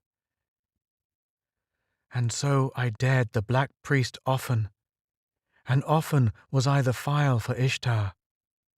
And so we sail and fight, and sail and fight. How long? I do not know. Once I knew time. Here there is nothing of that time I knew in my own world. No time here, on these strange seas, in this strange world. Many, many years must have passed since we faced the gods at Uruk, but see, I am still as young as then and as fair. Or so my mirror tells me, she sighed. End of Chapter 7. Chapter 8. Am I not woman? Kenton. sat silent, unanswering, the depths of his soul troubled. Young and fair she was indeed, and Uruk and Babylon, mounds of time-worn sands these thousands of years. What could he say to her? What message could he have for her who, if her story were true, ought by every law of nature in which he believed, be but dust within the wind-driven dust of her crumpled temple? And yet she was not dust. She was here before him, living, palpitant, clothed in beauty. "Tell me, Lord." Her voice roused him. Her face was dreamy, the long lashes downcast. "Tell me, my lord, has the temple at Uruk great honour among the nations still? And is Babylon still proud in her supremacy?" He did not speak. Belief that he had been thrust into some alien incredible reality, wrestling with outraged revolt at the modern sceptic part of him. What? Believe this tale of an angry goddess and god, creatures of human fancy, whose fanes were but mouldering ruins on the highway of the ages, whose very names were well nigh forgotten. Give credence to this? Nevertheless, the woman was real, living. She must be answered. Against each other strained the opposing currents of his thought, and the Lady Shiraine, raising her eyes to his troubled face, stared at him with ever-growing doubt. Suddenly she leaped from beside him, stood quivering like a blade of wrath in a sweetly flowered sheath. "Have you word for me?" she cried. "Speak, and quickly." What could he answer? Dream woman, or woman in ancient sorceries, there was but one answer for Shiraine, the truth. "But you are from Nabu," she breathed. "You must be. How else could you have come, and wrapped in his blue cloak of wisdom and his serpents?" "Listen," he answered. "Listen until I am done." And tell her the truth Kenton did, beginning from the arrival of the block from Babylon into his house, glossing no detail that might make all plain to her. She listened, her gaze steadfast upon him, drinking in his words, amazement alternating with stark disbelief, and these in turn by horror, by despair. "For even the sight of ancient Uruk is well nigh lost," he ended. "The house of the seven zones is a wind-swept heap of desert sand, and Babylon, mighty Babylon, has been level with the wastes these 6,000 of years." She leaped to her feet, leaped and rushed upon him, eyes blazing, red gold hair streaming. "Liar!" she shrieked. "Liar! Now I know you, you phantom of Nergal!" A dagger flashed in her hand. He caught the wrist just in time, struggled with her, bore her down upon the couch. "I tell you the truth," he cried. "I know no Nergal, nor Ishtar, nor Nabu. I am a man, and I have told you truth." Abruptly she relaxed, hung half fainting in his arms. "Uruk, dust," she whimpered. "The house of Ishtar, dust. Babylon, a desert. And Sargon of Akkad dead 6,000 years ago, you said. 6,000 years!" She shuddered, sprang from his embrace. "But if that is so, then what am I?" she whispered, white-lipped. "What am I?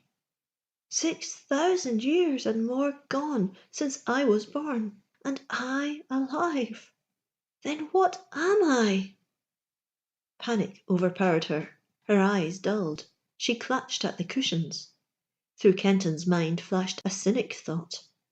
This woman, who could talk so calmly of commerce with gods, of their vengeance and their strife, accepting what to him was the unbelievable, this woman to be appalled by age, overwhelmed by that purely natural fact of the passing of time. It was this paradox that made her real. He had known a woman who could look at hurricane and earthquake without a tremor, but who cowered and wept at the approach of a birthday. In Uruk or Babylon or New York, the breed held true. Pity awoke within him. He took a step toward her. She looked up at him, the pale lips still quivering. the slim fingers twitching at the silken nets over her breast. He bent over her. She threw white arms around him. "I am alive," she cried. "I am human. I am woman." Her soft lips clung to his, supplicating. The perfumed tint of her hair covered him. The fragrance of her body rocked him. She held him, her lithe body pressed tight, imperatively desperate.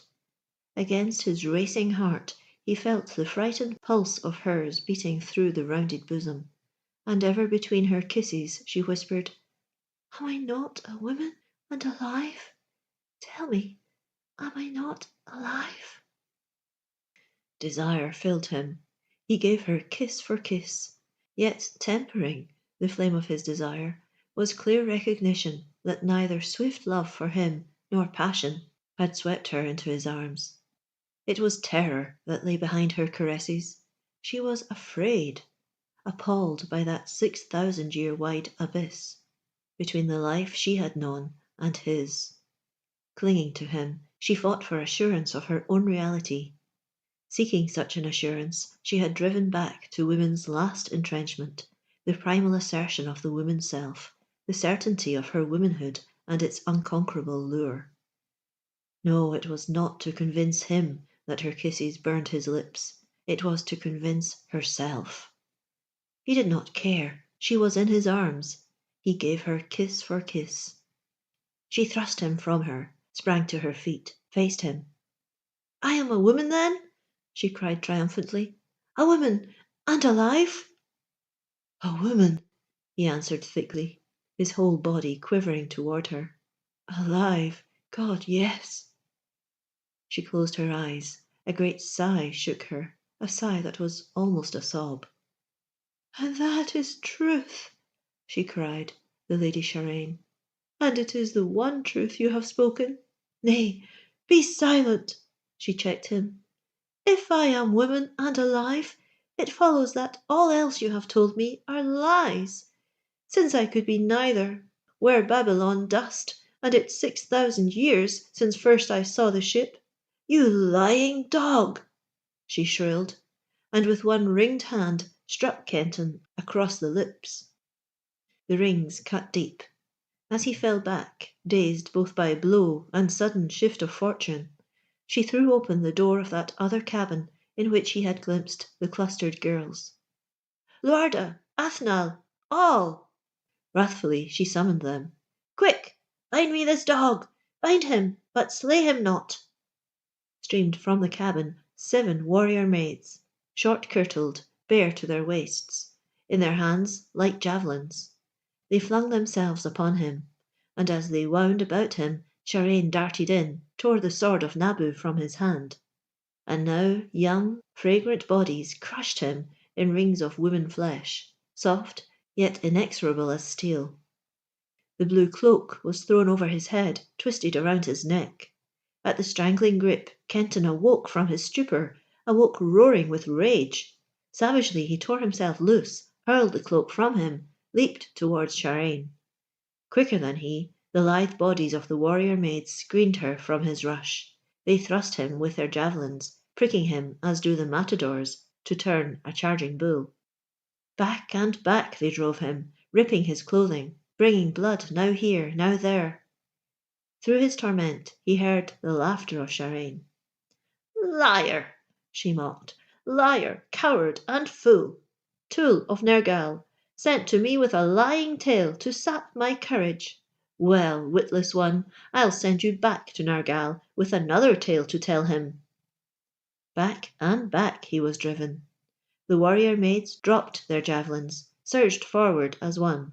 They clung to him, twined legs and arms around him, dragged him down. Cursing, biting, flailing with his fists, kicking, caring no longer that they were women, Kenton fought them. Berserk, he staggered to his feet, the girls clinging like hounds to a stag, seeking his throat, his eyes. His foot struck the lintel of the rosy cabin's door. Down he plunged, dragging his wildcat burden with him. Falling, they drove against the door. Open it flew, and out through it they rolled, writhing, battling down the ivory deck. There was a shouting close behind him, a shrill cry of warning from Shirane, some urgent command, for grip of arms and legs relaxed. Clutching, clawing hands were withdrawn. Sobbing with rage, Kenton swung to his feet, and as he swung upright, he saw that he was almost astride the line that was the mysterious, deadly barrier between ivoried deck and black. Dimly it came to him that this was why Shirane had whistled her furies from him, that he had dragged them too close to its menace. Again her laughter racked him. She stood upon the gallery of little blossoming trees, her doves winging about her. The sword of Nabu was in her hand. Derisively she lifted it. "Ho, lying messenger!" mocked Shirane. "Ho, dog beaten by women! Come, get your sword!" "I'll come, damn you!" he shouted, and leaped forward. The ship pitched. Thrown off his balance, Kenton staggered back, reeled to the line where black and ivory decks met, reeled over it, unhurt. Something far deeper than his consciousness registered that fact, registered it as of paramount importance. Whatever the power of the barrier, to it Kenton was immune. He poised himself to leap back to the ivory deck. "Stop him!" came the voice of Claneth. In mid-spring, long, sinewy fingers gripped his shoulder, swung him round. He looked into the face of the beater of the serpent drum.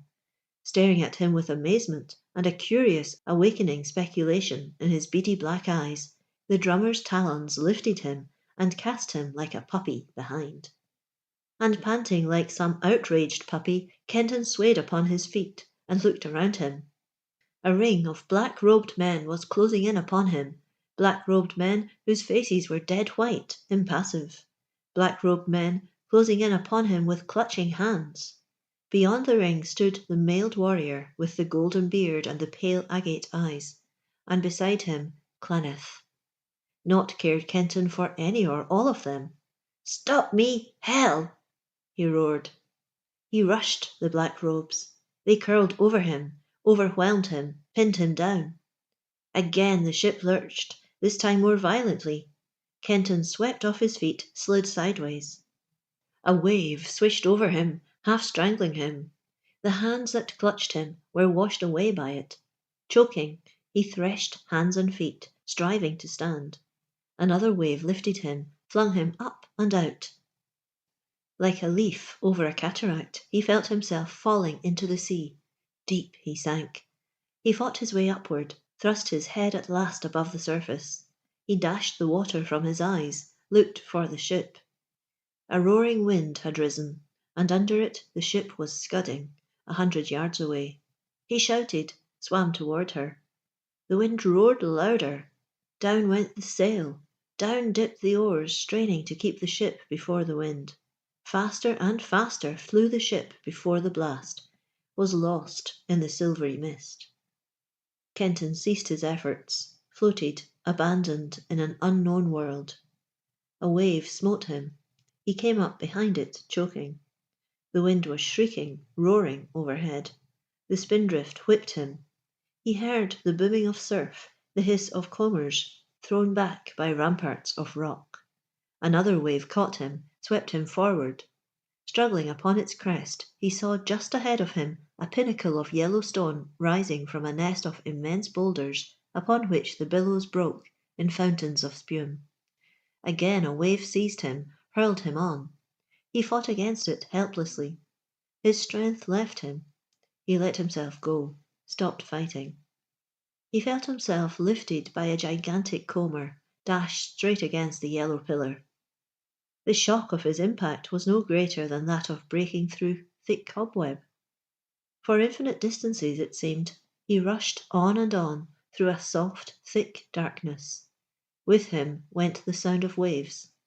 Abruptly, his motion ceased. The sound of the waves fled. He was gripping something, something hard and smooth. Not rock, no, wood. Suddenly he knew he was within his own room. He snapped on the electrics, stood swaying, shuddering.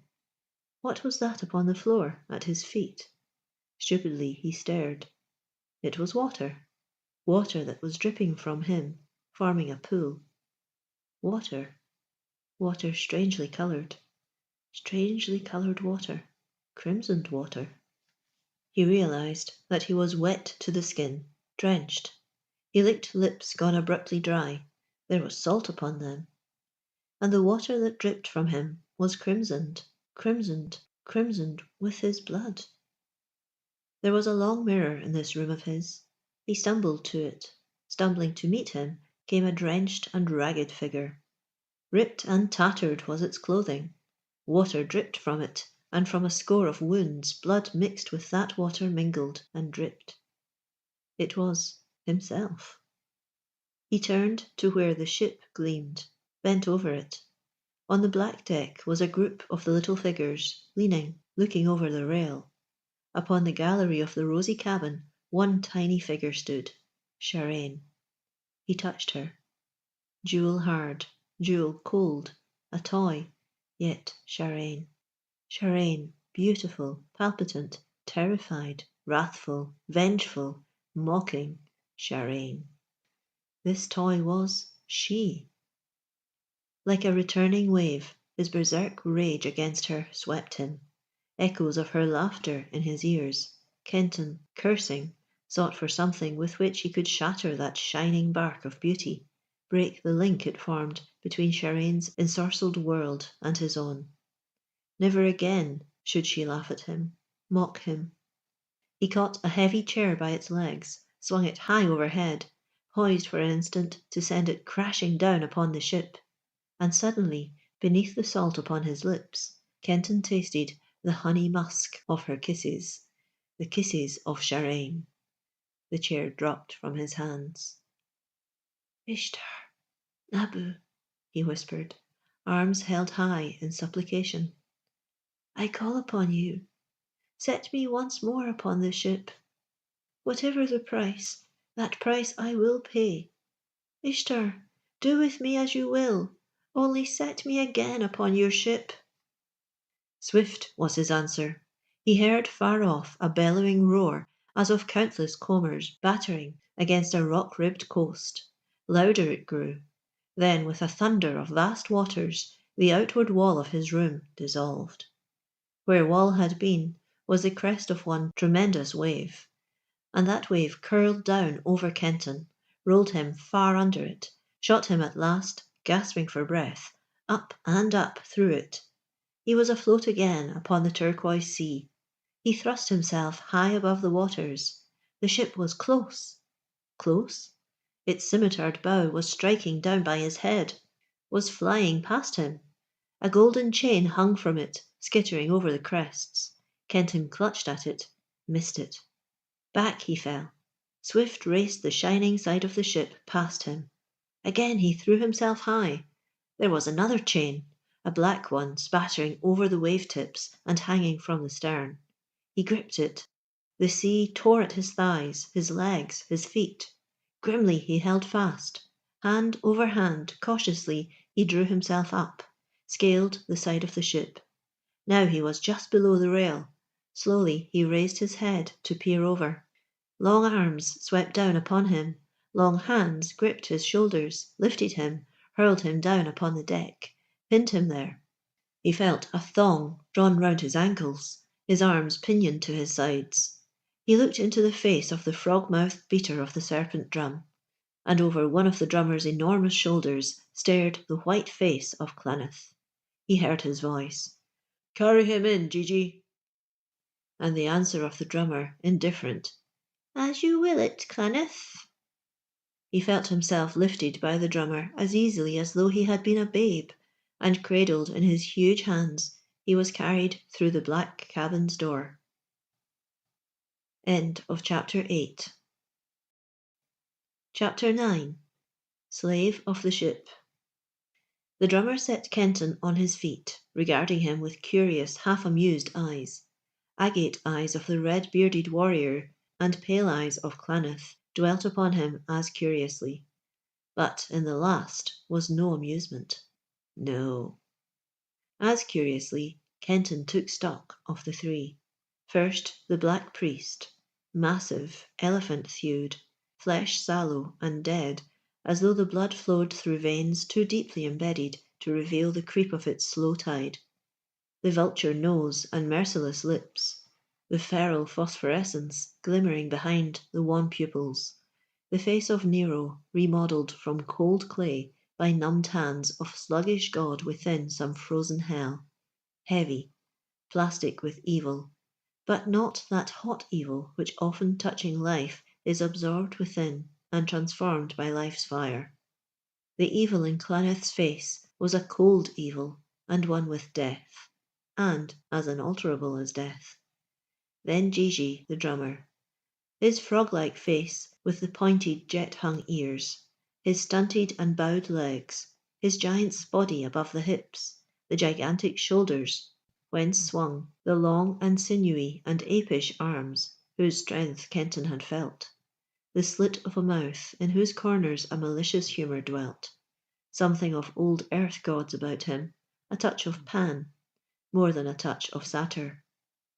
Red beard, a Persian, out of that time when Persia's hordes were to the world what later the Roman legions were to be, or so Kenton judged him by his tunic of linked light mail, the silken sheathed legs, the high buskins, and the curved daggers, and the scimitar in his jewelled belt. And human as Kenton himself. About him was none of the charnel flavour of Cloneth, nor the goat rankness of Gigi. The full red lips beneath the carefully trimmed beard were sensual, life-loving, the body burly and muscular, the face whiter than Kenton's own. But it was sullen and stamped deep with a half-resigned, half-desperate boredom that even his lively and frank curiosity about Kenton lightened but little. They said nothing, only stood there measuring him, and each, so it seemed to Kenton, with different purpose. He turned his eyes from them, looked about him. In front of him was a wide slab of bloodstone. 6 priests knelt upon it, worshipping something that stood within a niche just above the slab. What it was he could not tell, except that it breathed out evil. A little larger than a man, the thing within the niche was black and formless, as though made of curdling shadows. It quivered, pulsated, as though the shadows that were its substance thickened constantly about it, passed within it, were replaced swiftly by others. Dark was that cabin, the walls sombre as dull black marble. Other shadows clung to those dark walls and clustered in the corners. Subtle, sinister shadows that seemed only to await command to deepen into substance. Unholy shadows, like those that clothed the evil thing within the niche. Beyond, as in the cabin of Sharain, was another chamber, and crowding at the door between, glaring out at him, were a dozen or more of the black-robed, white-faced priests. "Go to your places!" Cloneth turned to them, breaking the silence. They slipped away. The black priest closed the door upon them. He touched the nearest of the kneeling priests with his foot. "Our Lord Nergal has had enough of worship," he said. "See, he has swallowed your prayers." Kenton looked at the thing within the niche. It was no longer misty, shadowed. It stood out, clear-cut.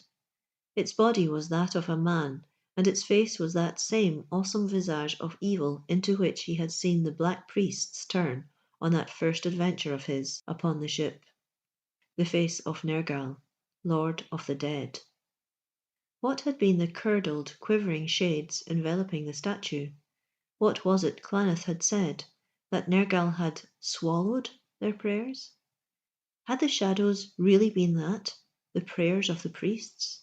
Black prayers, evil prayers, streaming out of the minds of the priests like black mists, shrouding the image, passing into it, swallowed by it. He felt the eyes of Cloneth searching him covertly. A trick to frighten him. He met the black priest's gaze squarely, smiled. The Persian laughed. "Hi, Cloneth," he said, "there was a bolt that fell far short. Mayhap the stranger has seen such things before. Mayhap he is a sorcerer himself, and can do better things. Change your play, Cloneth, change your play." He yawned and seated himself upon a low settle. The Black Priest's face grew grimmer. "Best be silent, Zubran," he said, "else it may be that our Lord Nergal will change his play for you in a way to banish forever your disbelief." "Disbelief?" echoed the Persian. "Oh, Nergal is real enough. It is not disbelief that irks me. It is the eternal monotony. Can you do nothing new, Claneth? Can Nergal do nothing new? Change his play for me, eh? By Ahriman, that is just what I wish he would do, if he can." He yawned again, ostentatiously. The Black Priest growled, turned to the 6 worshippers. "Go," he ordered, "and send Zachel to me." They filed through the outer door. The Black Priest dropped upon another settle, studying Kenton sombrely. The drummer squatted, also watching him. The Persian muttered to himself, playing with his dagger hilts. The door opened again, and into the cabin stepped a priest who held in one hand a long whip, whose snaky lash, metal-tipped, was curled many times around his forearm. He bowed low before Claneth. "The slaves sleep?" asked the Black Priest. "They sleep, master," answered he called Zachel. And now Kenton recognised him. When he had lain on the deck close to the mast, he had seen this man sitting on a high platform at the foot of that mast.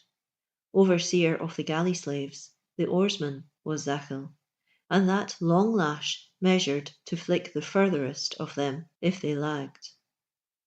"Is this he whom you saw upon the deck some sleeps ago when our Lord Nergal poured into me?" asked Claneth. "He who lay there and, you say, vanished, even as that cursed drab of Ishtar yonder bent over to touch him?"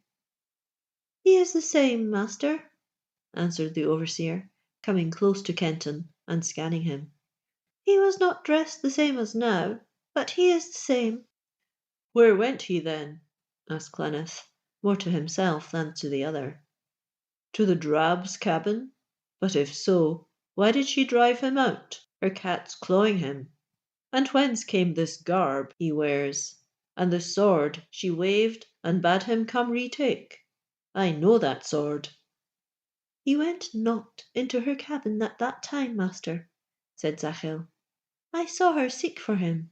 She went back to her place alone. He had vanished." "And his driving forth," mused Cleneth, "that was 2 sleeps ago, and the ship has sailed far since then.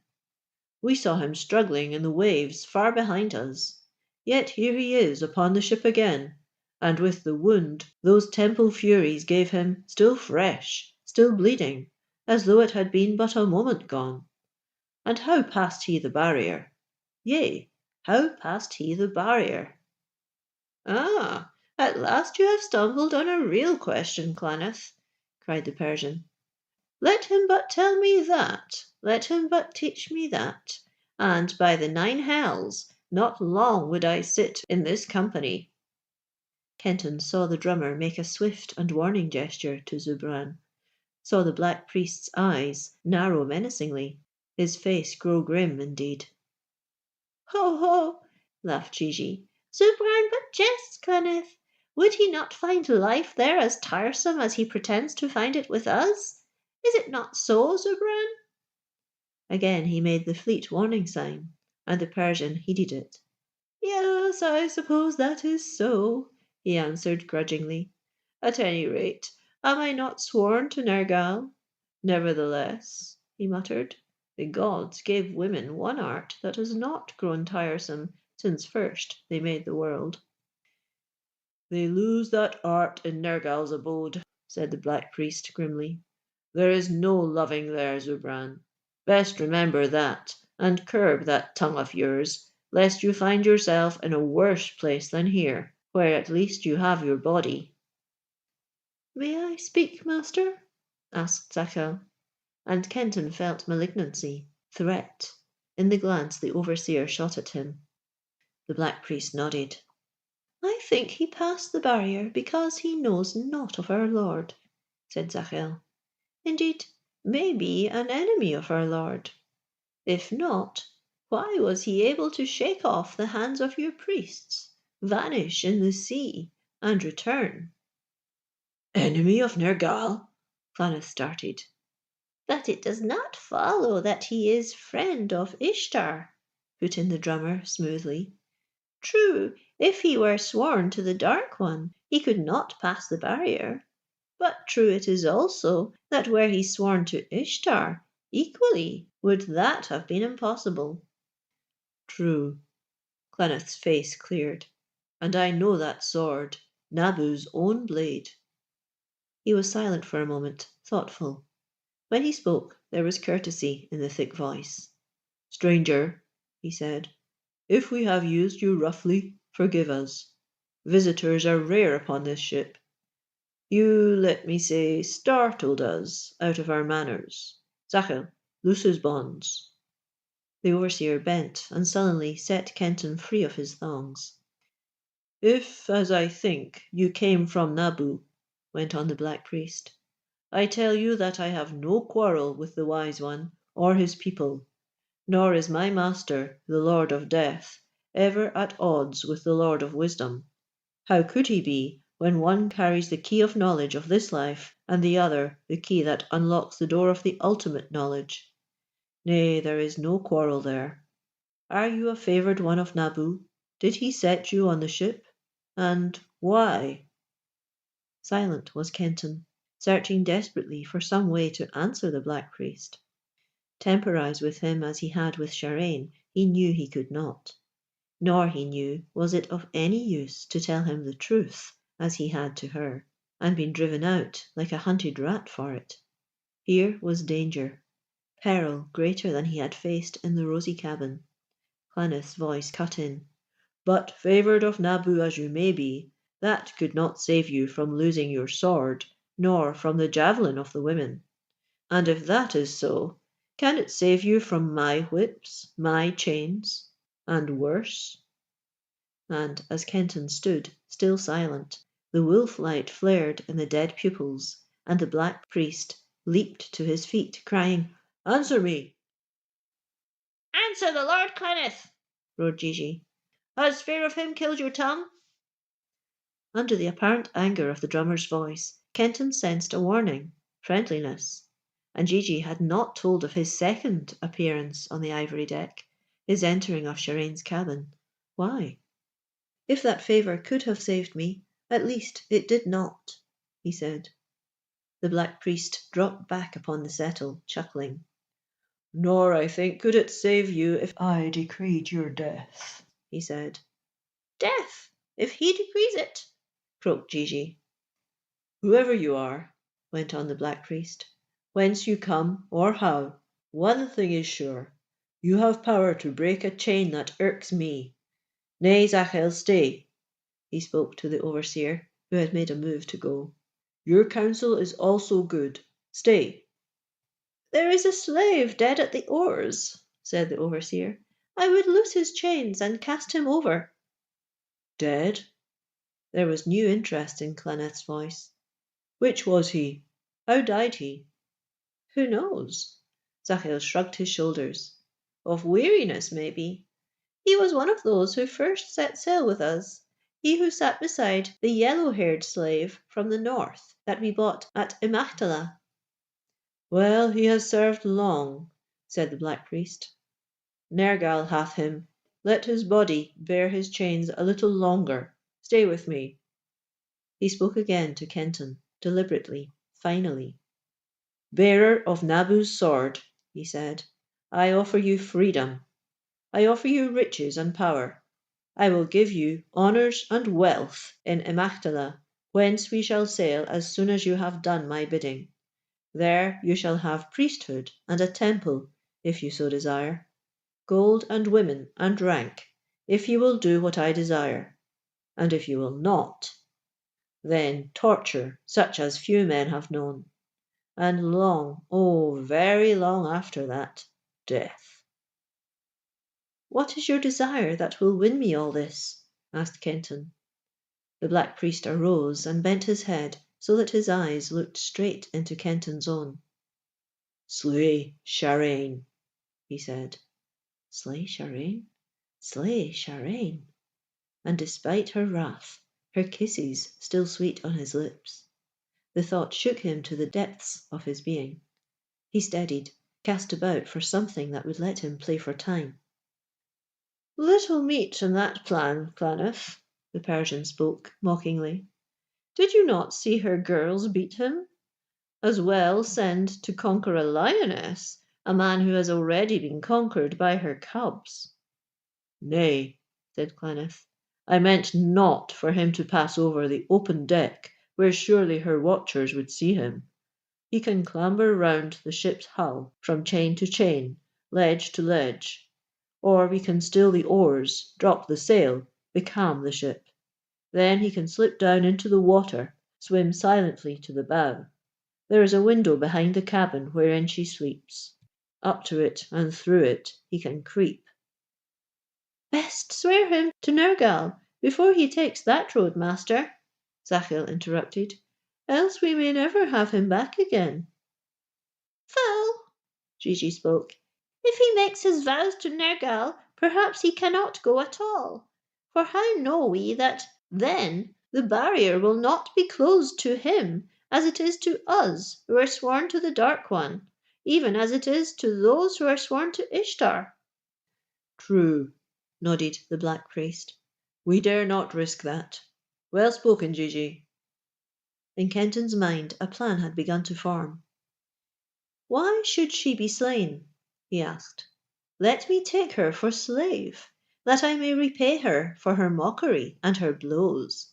Give her to me, and you may keep all the riches and honours you have offered. So greatly do I hate her. No. The Black Priest leaned closer, searching more intently the eyes of Kenton. She must be slain. While she lives, the goddess has a vial into which to pour herself. Shireen dead, Ishtar has none on this ship through whom she may make herself manifest. This I, Claneth, know. Shireen dead, Nergal rules. Through me. Nergal wins. Through me. In Kenton's mind the plan had formed. He would promise to do this, to slay Shireen. He would creep into her cabin, tell her of the plot. Some way, somehow, make her believe him. And then he would take the sword, creep back the same way he had come, and slay Claneth. But could he do this?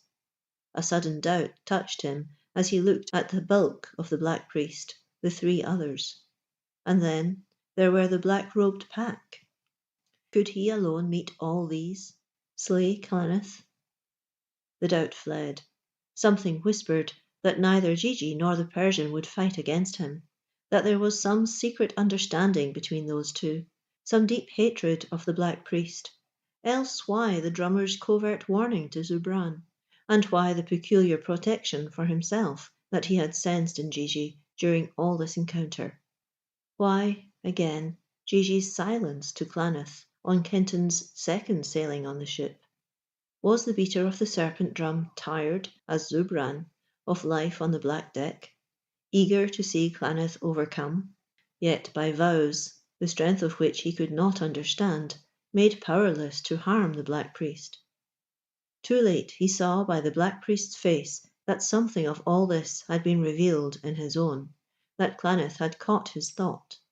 Too late remembered that the sharp, malignant eyes of the overseer had been watching him, losing no fleeting change of expression, interpreting. Look, master, Zachiel snarled. Look! Can you not read his thought, even as I? See what it is he plans? You have held me here for counsel, and have called my counsel good. Then let me speak what is in my mind. I thought that he had vanished from beside the mast, even as I told you. But did he? The gods come and go upon the ship as they will, but no man does. We thought we saw him struggling in the waves far behind the ship, but did we? By sorcery he may have made us see that which in reality was not. Upon the ship he must have lain all this while, hid in Shireen's cabin. Out of her cabin we saw him come. But driven forth by her women, Zachiel, broke in the drummer. Cast out, beaten, Remember that. There was no friendship there, Claneth. They were at his throat like hounds tearing down a deer. A play, cried Zachel. A play to trick you, master. They could have killed him. Why did they not? Why, his wounds are but pinpricks. They drove him, yes, but over to us. Shireen knew he could cross the barrier, even as now do you. Would she have made gift to us of new strength, unless she had a purpose? And what could that purpose have been, master? Only one, to place him here to slay you, even as you now plan to send him to slay her. He is a strong man, and lets himself be beaten by girls. He had a sword, a sharp blade, and a holy one, and he lets a woman take it. Ho, ho, laughed Zachel. Do you believe all this, master? Well, I do not. By Nergal, Claneth swore, dead face livid, eyes aflame with witch-light. No, by Nergal! Suddenly he gripped Kenton by the shoulders, hurled him through the cabin door and out upon the deck. Swiftly he followed him, set heavy foot upon Kenton's breast. Shireen! He howled. Shireen! Kenton raised his head dizzily, saw her standing beside the cabin door, arms around the slim waists of two of her damsels. Well, Toad, she called. Nergal and Ishtar are busy elsewhere, he mocked. Life on the ship grows dull. There is a slave under my feet, a lying slave. Do you know him, Shireen? He bent and lifted Kenton high, as a man a child. Her face, cold, contemptuous, did not change. He is nothing to me. Worm, she answered. I drove him forth. To you, where he belongs. Do as you will with your own. It is nothing to me. Beneath her stillness, the Black Priest must have seen something hidden to Kenton, for the dead eyes brightened, the lips curled with cruel delight. He dropped Kenton roughly to the deck. Nothing to you, eh? roared Claneth. Yet it was by your will that he came to me. Well, he has a lying tongue, Shireen. By the old law of the slaves shall he be punished for it. I will pit 4 of my men against him. If he master them, I shall keep him for a while, to amuse us further. But if they master him, then shall his lying tongue be torn from him, and I will give it to you as a token of my love, O sacred vessel of Ishtar. Ho, ho, laughed the Black Priest, as Shireen shrank paling. A test for your sorceries, Shireen, to make that tongue speak. Make it, the thick voice purred, make it whisper of love to you, tell you how beautiful you are, Shireen, how wonderful. Ah, sweet Shireen, reproach you a little too, perhaps, for sending it to me to be torn out. Ho, ho, laughed Claneth. Then, as though he spat the words, you temple slut. He thrust a light whip in Kenton's hands. Now fight, slave, he snarled. Fight for your lying tongue. 4 of the priests leaped forward, drawing from beneath their robes thongs tipped with metal. They circled, and before Kenton could gather his strength, could realize how menaced, they were upon him. They darted about him like 4 lank wolves, slashing at him with their whips. Blows flailed upon his head, his naked shoulders. Awkwardly he tried to parry, to return them. The metal tips bit deep. From shoulders, chest, back, a slow rain of blood began to drip. A thong caught him across the face, half blinding him. Far away he heard the golden voice of Shireen, shrill with scorn. Slave, can you not even fight? Cursing, he dropped his useless whip. Close before him was the grinning face of the priest who had struck him. Ere his lash could be raised again, the fist of Kenton had smashed squarely upon the leering mouth. He felt beneath his knuckles the bones of the nose crumble, the teeth shatter.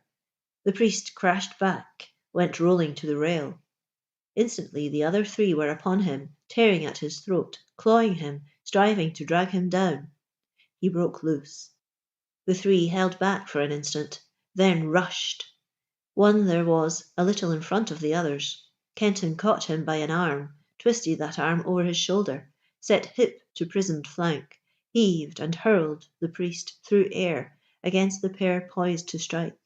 Out flung the body, fell short. The head crashed against the deck. There was a sharp snap, like a breaking faggot. For a moment the body stood, shoulders touching deck, legs writhing as though in grotesque mid-somersault, then crumpled and lay still. "Well thrown!" he heard the Persian shout. "There is one who will never use lash again." Long fingers clutched his ankles. His feet flew from beneath him. As he fell, he caught a glimpse of a face staring up at him, a face that was but one red smear, the face of the first priest he had battered down, and who, recovering, had crept along the deck and thrown him. Falling, Kenton swept out his arms. They clutched one of the two against whom he had hurled that priest who now lay dead, neck broken. They dragged him down. He whom Kenton had caught writhed, twisted, and clutched his throat. With the strangling grip there flashed into his mind a dreadful thing he had seen done in another unequal combat upon a battlefield in France. Up swept his right hand, the first two fingers extended. They found place in the eye sockets of the throttler, pressed there cruelly, pressed there relentlessly. He heard a howl of agony. Tears of blood spurted over his hands. The choking fingers dropped from his throat. Where eyes had been were now two raw red sockets, with dreadful pendants hanging glaring down beneath each. Kenton leaped to his feet. He stamped upon the crimson-smeared face looking up at him, stamped once, twice, thrice, and the grip about his ankles was gone. He caught a glimpse of Shirane, white-faced, wide-eyed, realized that the laughter of the Black Priest was stilled. At him rushed the fourth acolyte, a broad-leafed knife gleaming in his grip. Kenton bent his head, rushed to meet him. He caught the hand that held the blade, bent the arm back, heard the bone snap. The fourth priest shrieked and fell. He saw Claneth, mouth loose, staring at him. Straight for the Black Priest's throat he leaped, right fist swinging upward to the jaw as he sprang. But the Black Priest thrust out his arms, caught him in mid-leap, then lifted him high over his head, balanced him there to dash him down upon the deck. Kenton closed his eyes. This then was the end. Came the voice of the Persian, urgent, agonized. "Aye, Claneth! Aye, kill him not! It is long since I have seen such a fight. By Ishak of the hollow hell, kill him not, Claneth! Save him to fight again." Then the drummer. "Nay, Claneth, nay!" He felt the talons of Gigi catch him, hold him tight in double grasp. "Nay, Claneth! He fought fairly and well. He would be a rare one to have with us. Mayhap he will change his mind with discipline. Remember, Claneth, he is the only one of us who can pass the barrier." The great bulk of the Black Priest trembled. Slowly his hands began to lower Kenton. "Discipline? Huh!" It was the snarling voice of the overseer. "Give him to me, master, in the place of the slave who died at the oar. I will teach him discipline." The Black Priest dropped Kenton on the deck, stood over him for a moment. Then he nodded, turned abruptly, and stalked into his cabin. Kenton, reaction seizing him, huddled, hands clasping knees. "Unchain the dead slave and cast him over, Zachel," he heard Gigi say. "I will watch this man till you return." Kenton heard the overseer patter away. The drummer bent over him. "Well fought, wolf cub," he whispered. "Well fought. Now to your cabin. Now to your chains. Obey. Your chance shall come. Do as I say, wolf cub, and I will do what I may." He walked away. Kenton, wondering, raised his head. He saw the drummer stoop, lift the body of the priest with the broken neck, and with one sweep of his long arm send it whirling over the ship's rail. Bending again, he sent after it the body of him upon whose face Kenton had stamped. He paused speculatively before the wailing, empty-socketed horror stumbling and falling about the deck. Then, grinning cheerfully, he lifted it by the knees and tossed it overboard. 3 less to worry about hereafter, muttered Gigi. A tremor shook Kenton. His teeth chattered. He sobbed. The drummer looked down on him with amused wonder. You fought well, Wolfcub, he said. Then why do you now quiver like a whipped hound whose half-chewed bone has been cast away? He laid both hands on Kenton's bleeding shoulders. Under their touch he steadied. It was as though through Gigi's hand flowed some current of cold strength, of which his soul drank. As though he had tapped some ancient spring, some still pool of archaic indifference both to life and death, the cold current ran through him. And never again, although then he knew it not, was Kenton to feel for either life or death that respect or fear which, in his own world, were their legitimate shadows. All that he then realized was that whatever weakness of spirit within him there had been was gone. Gone too, all remorse, all shrinking from his brutalities. In its place welled reckless will to conquer this ship, become its master, conquer Claneth and his dark god, conquer Sharain.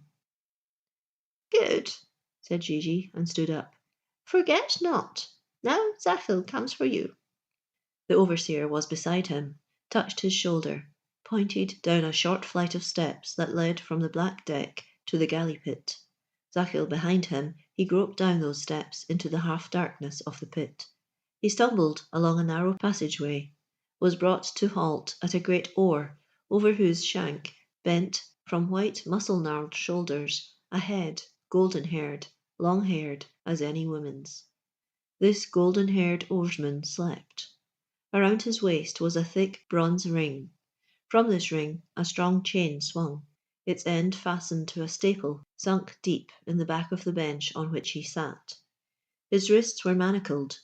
The oar on which his head rested was manacled too. Between manacled wrists and manacled oar, 2 other strong chains stretched. There was an empty chained circlet at the sleeper's left side. On the oar at his left, 2 empty manacles hung from chains.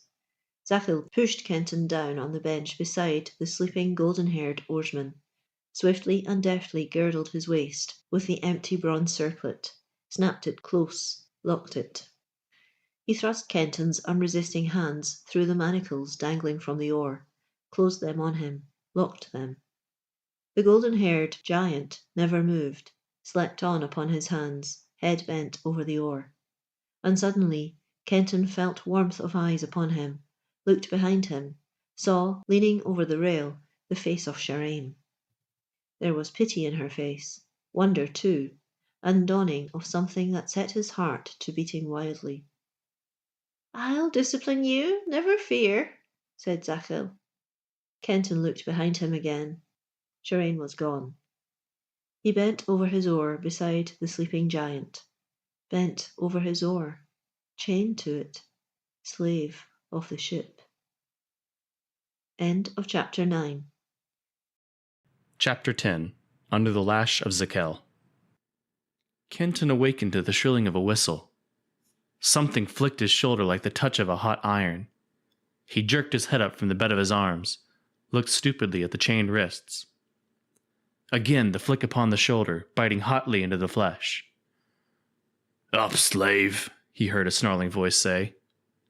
A voice he knew and struggled with deep jugged mind to place. Up, stand to your oar. Then another voice close behind him, whispering, hoarse, but with warmth of comradeship in it. On your feet, ere his whip covers your back with the blood runes.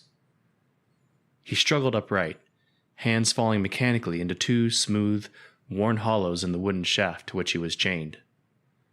Standing thus upon the bench, his eyes looked out upon a tranquil, turquoise ocean, waveless, within a huge, inverted bowl of silver mists. In front of him were 4 men, 2 standing, 2 sitting, at shanks of great oars which, like that he clutched, thrust through the side of a ship. Beyond them sloped a black deck. Memory rushed upon him, banishing the last of sleep. The first voice had been that of Zakel, and the hot touches on his skin the bite of his whip. He turned his head. A score of other men, black and brown, sat and stood at other great sweeps, bending and rising, sending the Ship of Ishtar cutting through the still blue sea. And there, on a platform at the mast step, was Zakel, grinning evilly. Out at Kenton flicked the long lash once more, this time drawing blood. "Look not back! Row!" snarled Zakel. "I will row," whispered the second voice. "Stand and sway with the oar till strength comes back to you."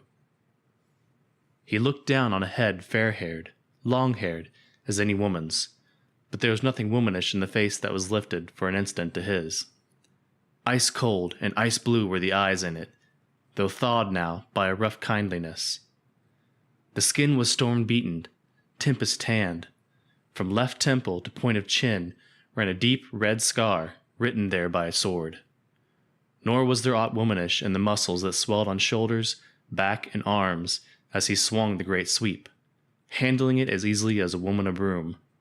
Norseman from tip to toe, a Viking straight out of some ancient saga, and like Kenton, a slave to the ship. The giant, who had been to sleep over the oar when Kenton's own chains had been locked upon him before that heavy slumber, whose coming he could not even now remember, had submerged him. "Sigurd, Thrig's son I," muttered the Norseman. "What Norn of ill luck set you upon this ship of warlocks? Speak low, bend to your oar, the devil with the long lash has sharp ears." To the motion of the oar Kenton bent and rose, standing there on the bench, his chains rustling. The odd benumbment that had held his mind was passed ever more swiftly as his tightened grip on the oar began to send the blood more swiftly through his veins. The rower beside him grunted approval. "No weakling you," he whispered. "The oar wearies, yet up it flows strength from the sea. But sip that strength slowly, grow strong slowly, then it may be that you and I together—" He paused, shot a weary side glance at Kenton, as though the thought had come to him that he were going too fast. "By your looks you are a man of the Airn, the southern isles," he whispered. "No grudge bear I against them. Viking, they met us always sword to sword and breast to breast. Many the blows we have struck between us, and the Valkyries hovering never went empty-handed back to Valhalla when we met the men of the Airn. Brave men, strong men, men who died shouting, kissing sword blade and spear point as gaily as a bride. Are you one of these?" Kenton thought swiftly.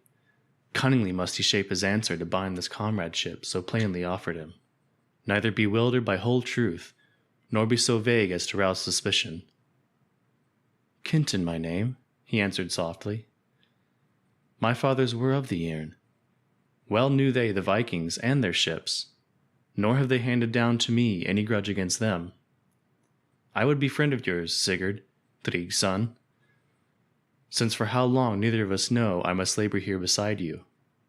And since you and I together—" He paused meaningly, as had the Viking. The Norseman nodded, and then shot the keen side-glance at him. "Not yet, man whose fathers were of the Airn, have you told me how this bane fell upon you," he muttered. "Since they drove me aboard this ship at Isles of Sorcerers, no harbor have we entered. You were not here when they chained me to the oar, yet here are you. How?" "Sigurd, by Odin All-Father I do not know." The Norseman's hand quivered at the name of his god. "An eye that I could not see looked upon me. A hand that I could not see plucked me out of my own land and set me here. That son of Hela who rules the black deck offered me freedom if I would do a thing of shame. I would not. I battled with his men. 3 I slew, and then they chained me to this oar." "You slew 3? The Viking looked up at Kenton, eyes blazing, teeth bared. "You slew 3! Skull, comrade, skull!" he shouted. Something like a flying serpent hissed by Kenton, hissed and struck the Norseman's back, It withdrew, blood spurting from where it had bitten. It struck and struck again. The whip of Zakel the overseer. His voice snarled through the hissing of the lash. "Dog, sow spittle, have you gone mad? Shall I flay you then?" Under the lash, the body of Sigurd, Thryg's son, shuddered. From deep in his throat came a low, sobbing moaning. He looked up at Kenton, bloody froth on his lips. Suddenly Kenton knew that it was not from the pain of the blows that the Viking shuddered and sobbed, that it was from the shame of them, and from rage. That whiplash was drawing redder drops from the heart and the courage of him, threatening to break both. And Kenton, leaning over, thrust his own bare back between that lash and the bloody shoulders, took the blows himself. "Ha!" snarled Zakel. "You want them, do you? Jealous of my whip's kiss, are you? Well then, take your fill of them." Mercilessly the lash hissed and struck, hissed and struck. Kenton endured its bite stoically, never shifting the shield of his body from the Norseman, meeting each sharp agony by thought of what he would do to repay them when his time had come, when he had mastered the ship. Abruptly, the hailing blows ceased. "Stop!" Through pain-misted eyes, he saw the drummer leaning over the pit. "Would you kill the slave, Zakel? By Nergal, if you do, I shall ask Clyneth as a gift to me to chain you to that oar for a while." Then Zakel sullenly, "Row, slave." Silently, half fainting, Kenton bent over the oar. The Norseman caught a hand, held it in iron grip. "Sigurd, Thryg's son am I, Jarl's grandson, master of dragons." His voice was low, yet in it was a clanging like echo of distant, smiting swords. He spoke with eyes closed, as though he stood before some altar. "Blood brotherhood is there now between us, Kenton of the Airn. Blood brothers, you and I. By the red runes upon your back, written there when you thrust it between me and the whip, by every drop of that blood are we brothers. And I shall be your shield as you have been mine. Our swords shall be as one sword. Your friend shall be my friend, and your enemy my enemy. And my life for yours when need be. This by Odin Allfather, and by all the Aesir I swear. I, Sigurd the Viking. And if ever I break faith with you, then may I lie under the poison of Hela's snakes until Yggdrasil the tree of life withers, and Ragnarok, the night of the gods, has come." End of Chapter 10. Chapter 11 of the Ship of Ishtar, the Horn of Sleep. The heart of Kenton swelled, grew warm. His scourged back was forgotten in the glow that followed the Viking's vow. Chained to his oar, Sigurd might be even as he, and as helpless under the lash, but still a friend here in the galley pit. And once the two were loosed, a mighty friend indeed, a blood brother worth the having. This master of dragons, as he had called himself, and by that phrase Kenton knew he meant captain of all fleets of the old Norse galleys, should command the Ship of Ishtar, under him, of course. Thus Kenton decided, letting no doubt of future victory assail him. Now he was but a slave with whip torn back and chained to an oar. That did not matter, he would conquer. Against him were the Black Priest, the dread power he served, and his score of acolytes. Nor knew he, actually, when it came to grips with Clyneth, whether the drummer Gigi, for all his apparent friendliness, and the Persian Zubran, would not, bound by vows, give their strength to his enemies. Still, it did not matter. He would conquer. And Shirane and her fighting women, them, too, would he conquer. What mattered the odds against him of men and women with their Nergal and their Ishtar? Burned steady within him unquenchable conviction that one day he would conquer the ship. Master Shirane. The Viking's hand still gripped his. He placed his other hand upon it. "Sigurd," he said, "blood brothers you and I from now on. Glad is my heart because of it. In ill luck and fair luck, in peace and in war, my fortune shall be your fortune and your bane my bane until the Norn, who cuts the thread of life, severs mine. Skål, blood brother, skål, and may Odin All-Father give us strength to take this ship and sail it as we will." The grip of the Viking tightened. He withdrew his hand and bent once more to the oar. Nothing said he, but Kenton knew the vow was sealed. The whip of the overseer cracked, a shrill whistle sounded. The 4 rowers in front lifted high their oars, shunted them into a niche. The Viking raised his sweep, set it in a similar rest. "Sit," he said. "They wash us now and feed." A cascade of water fell over Kenton, and another, the salt of it stung his wounds, brought tears to his eyes. "Quiet," warned Sigurd. "Soon the pain passes, and the salt will heal." Then down over him too swished the water. 2 brown men, naked to the waists, backs scarred, went by. In each hand they held buckets, raised them, and poured the water over 2 of the men at the stroke oars. They turned and went back along the narrow way between the benches. Powerful were their bodies. Their faces were those of men come to life out of some ancient Assyrian friars. Narrow, hook-nosed, full-lipped, no mind dwelt behind those faces. Their eyes were staring, empty. They moved like automatons. An irrepressible tremor shook Kenton. The Viking noted it. "Their souls are gone," he whispered. "They have long been gone. They are like the slave who died beside me. They have been so long upon this ship that it has sucked their souls from them. They are all like that, save 2 black men behind us. By the Aesir," he swore. "It was what I feared for myself until you came." Back the pair came with other buckets, which they dashed over the other 2 oarsmen.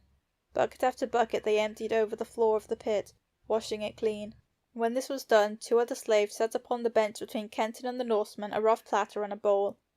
On the platter were a dozen long pods and a heap of round cakes resembling the cassava bread the tropical folk press out and bake in the sun. The bowl was filled with a dark, thick liquid, purplish red. He munched the pods. They were fleshy, with a curious meaty flavour. The round cakes tasted exactly like what they resembled, cassava bread. The liquid was strong, pungent, a trace of fermentation in it. There was strength in that food and drink. As he ate, Kenton felt strength rising in him, and the dousing had done him good. His back had ceased to smart, the wounds no longer throbbed. He relaxed. The Norseman smiled at him. "No lash now, so we speak not too loudly," he said. "It is the rule. So while we eat and drink, ask what you will of me without fear, blood brother." "2 things I would first know of many," said Kenton. "How came you on the ship, Sigurd? And how comes this food here?" "From here and there comes the food," answered the Viking. "It is a ship of warlocks, and a cursed one. Not long may it stop at any place. Nor at any place is it welcome. Nay, not even at Amaktila, which is full of warlocks. Where it harbours they bring food and gear quickly and with fear. Quickly do they give to speed it quickly away, lest the demons who possess it grow angry and destroy. They have strong magic, that pale son of Hela and the woman on the white deck. Sometimes I think her a daughter of Loki, whom Odin chained for her wickedness, and sometimes I think her a daughter of Freya, the mother of gods. But whatever she be, she is very fair and has a great soul. I have no hatred toward her." He lifted the bowl to his lips. "And as for how I came here," he went on, "that is a short tale enough. Southward I had sailed with the ships of Hagnor and Red Spear. 12 great dragons had we when we set forth. Southward sailed we through many seas, raiding as we went. Then after long, with 6 of our 12 dragons left us, we came to the land of the Egyptians, to a city named Alexandria. It was a very great city and full of temples to all the gods in the world, except our gods. It irked us that among all these temples Odin Allfather had none. It irked us, and we grew wroth. So one night when we had drunk over deep of the Egyptian wine, 6 of us set forth to take a temple, cast out its god, and give it to Odin for a home. We came to a temple and entered. It was a dark temple and full of black robes like these on board the ship. When we told them what we meant to do, they buzzed like bees and rushed us like a wolf pack. Many then we slew, shouting, and we would have won that temple for Odin, the 6 of us fighting in a ring, but a horn blew." "Summoning too many for you?" asked Kenton. "Not at all, blood brother," said Sigurd. "It was a warlock horn, a horn of sleep. It blew sleep through us as the storm wind blows the spray through a sail. It turned our bones to water, and our red swords dropped from hands that could no longer feel their hilts, and down we all dropped, sodden with sleep among the slain. When we awoke we were in a temple. We thought it the same temple, for it was as dark, and the same black-robed priests filled it. We were in chains, and they whipped us and made us slaves. Then we found we were no longer in the land of the Egyptians, but in a city named Amaktila, on an isle of warlocks set in the sea of what I think a warlock world. Long I slaved for the black robes, I and my comrades, till they dragged me to the ship that had dropped anchor in Amaktila harbour, and here ever since I have bent over my oar, watching their wizardries and fighting to keep my soul from being sucked from me." "A horn that poured out sleep," said Kenton, puzzled. "But that I do not understand, Sigurd." "You will, comrade," Sigurd said grimly. "Soon enough you will. Zechel plays it well. Listen, it begins." From behind them a deep, droning, mellow horn note sounded. Low-pitched, vibrant, continuous, it crept into the ears, and seemed to pour through them along every nerve, touching them, caressing them with the soft fingers of the very soul of poppied sleep. The note droned on, dripping sleep. The Viking's eyes were fierce and strained with struggle against slumber. Slowly, slowly the lids closed over them. His hands relaxed, the fingers opened, his body swayed, his head dropped upon his chest. Then, like a man from whom all life is suddenly withdrawn, every muscle flaccid, he slumped down upon the bench. The note droned on. The 4 slaves at the stroke oar lay with heads on outstretched arms.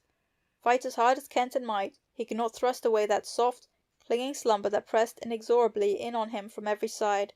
A numbness crept through his body. Sleep, sleep. Swarms of infinite particles of sleep were drifting through him, drifting with his blood through every vein, along every nerve, clogging his brain. Lower and lower dropped his own lids. And suddenly he could no longer fight.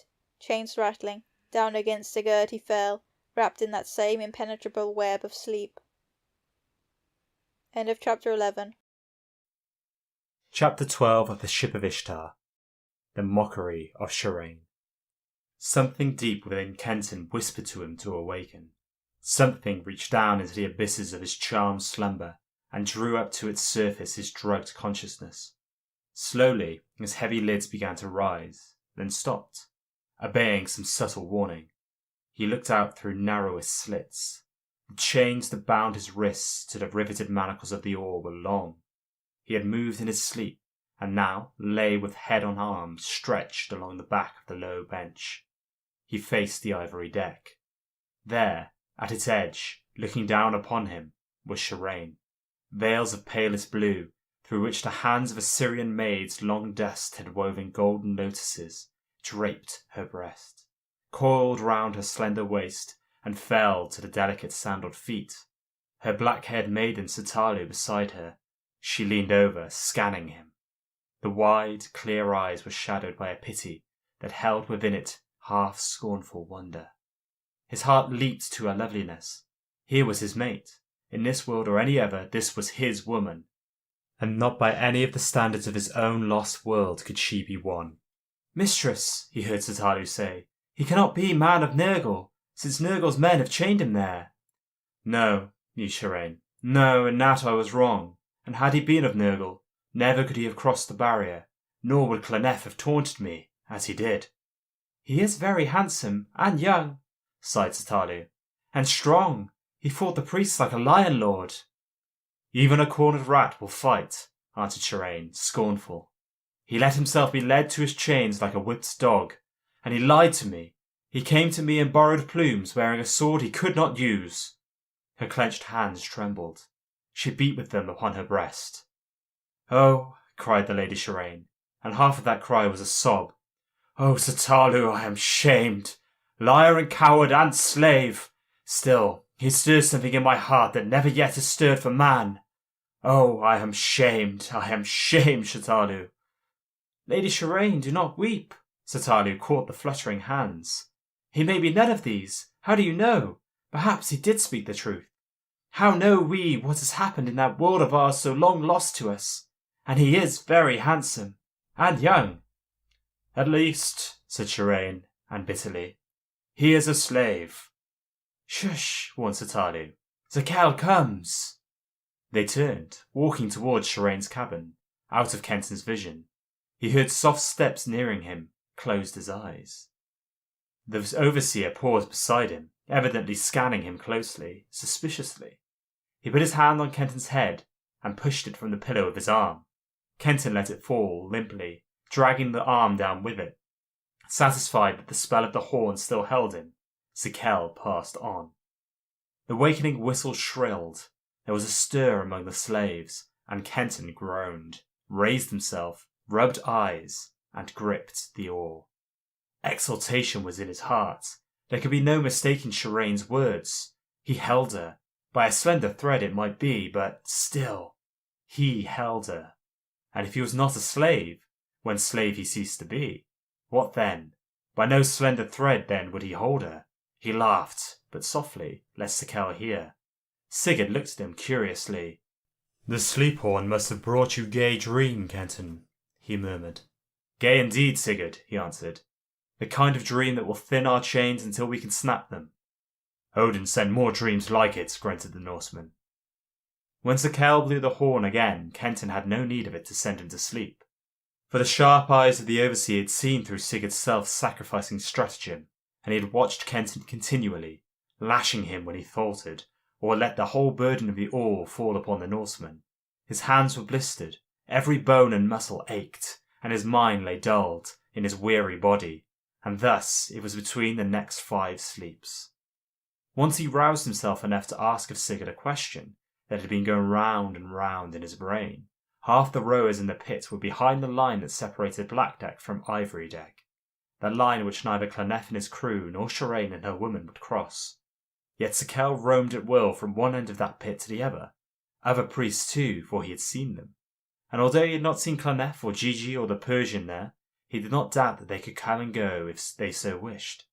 Why then did not the black robes swarm up to the farther side and overwhelm the rosy cabin? Why did not Shireen and her woman drop into the pit and lay siege to the ebon cabin? Why did they not launch their javelins, their arrows over the pit of the rowers into the wolf pack of the black priest? It was a warlock ship, the Viking had repeated, and the spell upon it no simple one. The slave who had died had told him that he had been on the ship since the gods had launched her, and that the same unseen, mysterious barrier shut off the side of the rowers that rimmed Shireen's deck. Nor could javelin or arrow or other missile other than those hurled by god and goddess penetrate it. Humanly, each opposing camp was helpless against the other. There were other rules too, the slave had told him. For instance, neither Shireen nor Clonef could leave the ship when it hove to in harbour. Shireen's women could. The Black Priest's men, yes, but not for long. Soon they must return. The ship drew them back. What would happen to them if they did not? The slave had not known, had said that such thing was impossible. The ship would draw them back.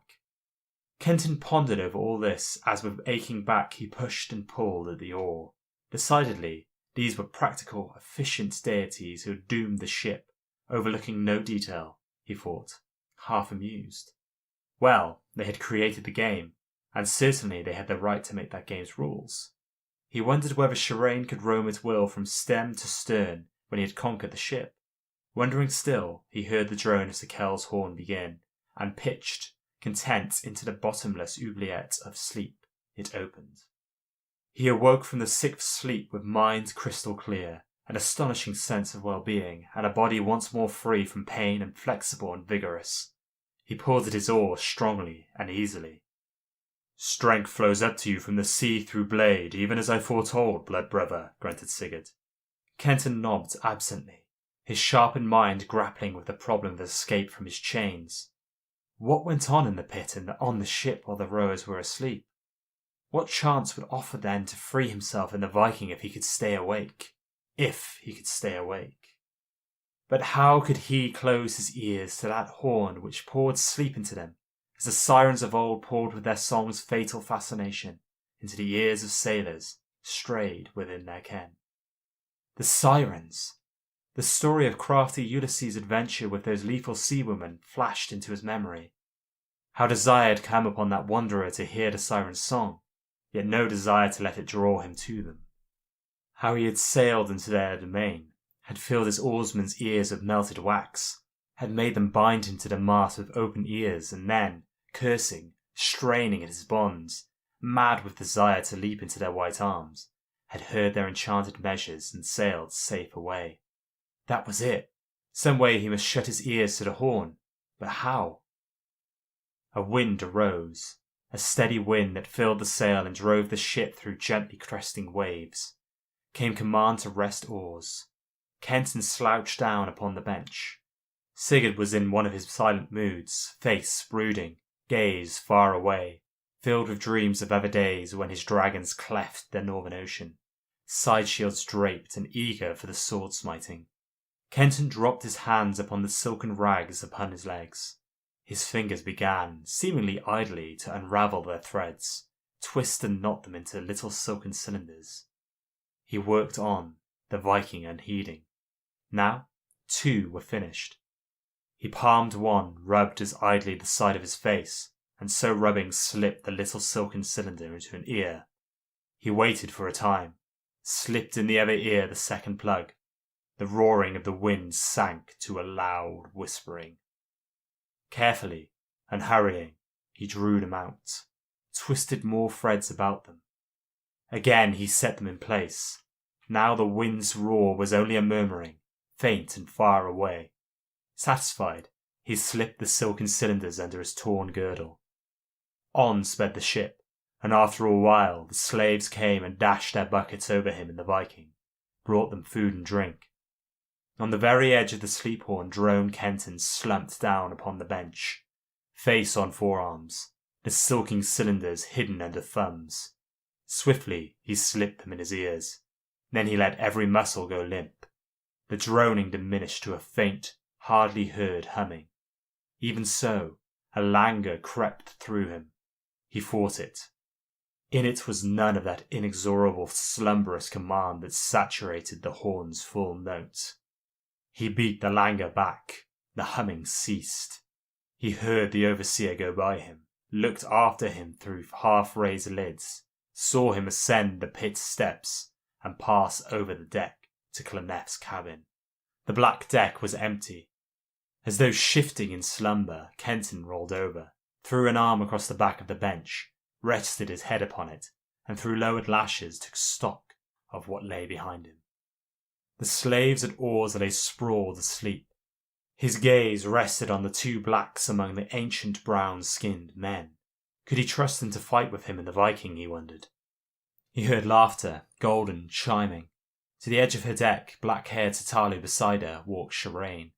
She seated herself there, unbound her hair, shook the flaming red-gold cloud of it over face and shoulders, sat within it as though within a perfumed silken red-gold tent.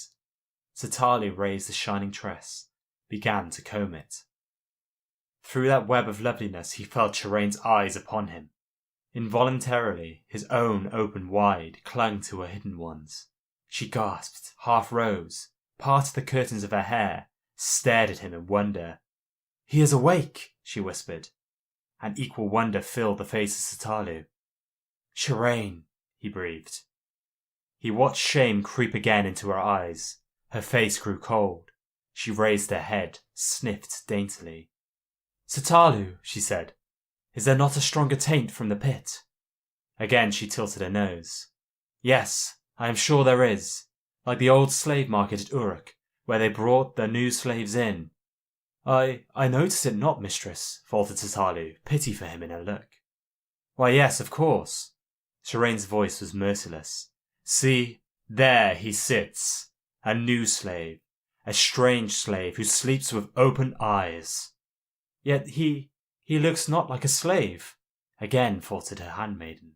"No?" questioned Shireen sweetly. "What has happened to your memory, girl? What is the badge of a slave?" Once more the pity-filled glance at the black-haired girl. She did not answer, bent low over the locks of her mistress. "A chain and the brand of whips," mocked Shireen. "These are the slave's badge, and the new slave has both, in plenty." Still, Kenton was silent beneath her mockery, made no movement, indeed scarce heard her, his burning eyes drinking in her beauty. "Ah, but I dreamed one came to me with great words, a bearer of promises, fanning hope in my heart," sighed Shireen. "I opened my heart to him in that dream, Satalu, all my heart, and he repaid me with his lies, and his promises were empty, and he was a weakling, and my girls beat him. And now it seems to me that there sits that liar and weakling of my dream with brand of whip upon his back, and weak hands chained. A slave." "Mistress, oh mistress," whispered Satalu. But Kenton kept silence, although now her mockery began to sting. And suddenly she arose, thrust hands through shining locks. "Satalu," she murmured, "would you not think that sight of me would awaken even a slave? That any slave, so he were young and strong, would break his chains? For me?" She swayed, turned. Through her thin robes gleamed exquisite, rosy curves of breast and thigh, life, loveliness. She spread wide the nets of her hair, peered through them at him with wanton eyes, preened herself, thrust out a tiny rosy foot, a dimpled knee. He raised his head recklessly, the hot blood rushing through him. "The chains will break, Shireen," he called. "I will break them, never fear. And then my girls will beat you as before," she cried, and sped away. He watched her go, pulse beating like drums. He saw her halt, whisper to Satalu. The black-haired girl turned, made him a warning gesture. He closed his eyes, dropped head on arm, and soon he heard the feet of Zakel striding down the steps go by him. The waking whistle shrilled. Why, if her mockery had been real, had she warned him? End of Chapter 12. Chapter 13 of the Ship of Ishtar. Gigi makes a vow. Shireen looked down upon him again from her deck. Time had gone by since she had stood there mocking him. Time had gone, but how measured in his own lost world, Kenton had no means of telling, meshed as he was in the ship's timeless web. Sleep after sleep he had lain on his bench, watching for her. She had kept to her cabin, or if she had not, she had kept herself from his sight. Nor had he told the Viking that he had broken the spell of the sleep-porn. Sigurd he trusted heart and soul. Yet he was not sure of the Norseman's subtlety, certain that he could feign the charmed slumber as Kenton could. Trust Sigurd as he did, he could not take that risk. And now again Shireen stood and looked down upon him from the platform close to the emerald mast. The slaves slept. There was none at watch on the black deck. There was no mockery now in Shireen's face, and when she spoke, she struck straight home to the heart of her purpose. "Whoever you are, whatever you may be," she said, "two things can you do. Cross the barrier, remain awake when the other, slaves, must sleep. You have told me that you can break your chains. Since those two things you can do, I find belief within me that of the third you speak the truth. Unless—" She paused. He read her thought. "Unless I lied to you about that as I lied to you before," he said levelly. "Well, those were no lies I told you. But go on." "If you break your chains," she said, "I will give you your sword if with it you will slay Cloneth. If you can break your chains, something tells me you can slay Cloneth with that sword which certainly is Nabu's own. If you will." Again she paused, searching him with wide eyes. "Will you?" she asked. He feigned to consider.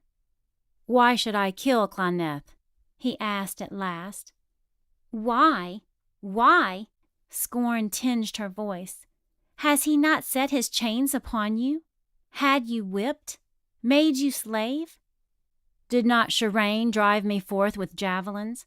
he asked. "Did not Shireen pour salt in my wounds with her mockery, her laughter?" "But you lied to me!" she cried. Again he feigned consideration. "What will this liar, weakling, and slave gain if he kills the Black Priest for you?" he asked bluntly. "Gain?" she repeated blankly. "What will you pay me for it?" he said. "Pay you? Pay you? Oh!" The scorn in her eyes scorched him. "You shall be paid. You shall have freedom, the pick of my jewels, all of them." "Freedom I shall have when I have slain Cloneth," he answered. "And of what use to me are your jewels on this cursed ship?" "You do not understand," she said. "The Black Priest slain, I can set you on any land you wish in this world.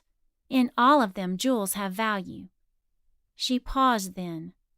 "And have they no worth in that land from whence you come, and to which, unchained, it seems you can return whenever danger threatens?"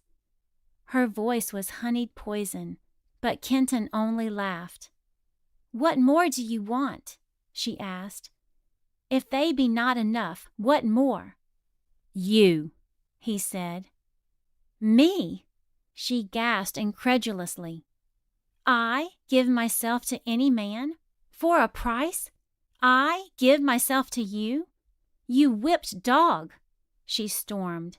"Never!" Now, up to this, Kenton's play with her had been calculated, matchery of her mockery with his own, to dissolve in the acid of her rage that film of contempt for him, which, well he knew, still dwelt within her mind. But now he spoke with wrath as real and hot as hers. "No," cried Kenton, "no, you'll not give yourself to me. For by God, Shirane, I'll take you." He thrust a clenched chained hand out to her. "Master of this ship I'll be, and with no help from you. You who have called me liar and slave, and now would throw me butcher's pay. No, when I master this ship it will be by my own hand, and that same hand shall master you." "You threaten me?" Her face flamed wrath. "You dare threaten me?" She thrust a hand into her breast, drew out a slender knife, hurled it at him. As though it had struck some adamantine wall. Invisible, it clanged, fell to her feet, blade snapped from hilt. She paled, shrank back. One look of hate she threw him, then fled to her cabin. "Hate me," jeered Kenton as she ran. "Hate me, Shirane. For what is hate but the flame that cleanseth the cup for wine of love?" With no soft closing of her door did she go within the rosy cabin. And Kenton, laughing grimly, bent his head over his oar, was soon as sound asleep as the Norseman snoring beside him. There came another time when, as he lay luxuriating in the full new tides of life within him, listening to the rush of waves past the ship, the hum of a warm and scented wind playing through the stays, he heard a stir upon Shirane's balcony, a cooing welcome from her doves. Out upon it she stepped, the handmaiden Satalu at her side. His eyes dwelt upon her sweetly amorous scarlet mouth, the tiny chalice for kisses at her throat. She paid no heed to him, gazed far away upon the mist-girdled waters. She leaned far out over the balcony on white and rounded arms, softly began to sing, and this was Shirane's song. "In Babylon red roses blow, all who list may kiss and wear them. Wide to all their hearts they throw, every vagrant wind may share them. King or slave may be their lover, any bee above them hover, sipping from their lips the dew. Roses, roses, wanton roses, I am not like you."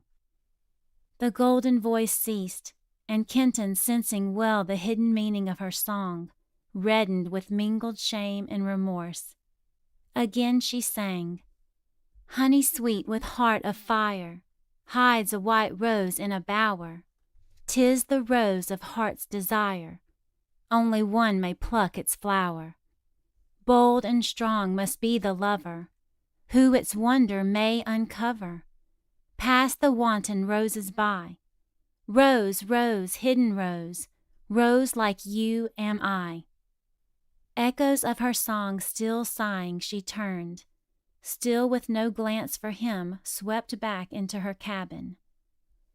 And Kenton was filled with such longing for her that for the first time black despair touched him. After all, could he break his chains? Would ever again he find himself plucked from the ship, spun through the interlaced atoms of these two worlds, and come to rest upon his own? Free, and with power to summon the ship, board it once more. And now he knew what he would do to safeguard himself against chains and black priest, if that chance would but return. But would it return? It must. Resolutely he shook off the despair. Other sleeps went by, and stronger grew Kenton, with a body like tempered steel and arms and broad shoulders that now could swing the oar as easily and tirelessly as Sigurd himself. Again he awakened to a stirring and humming through all the ship. On ivory deck and black the ship's folk stood, pointing, talking, gesticulating. A flock of birds, the first he had seen in this strange world, hovered above him. Their wings were shaped like those of great butterflies.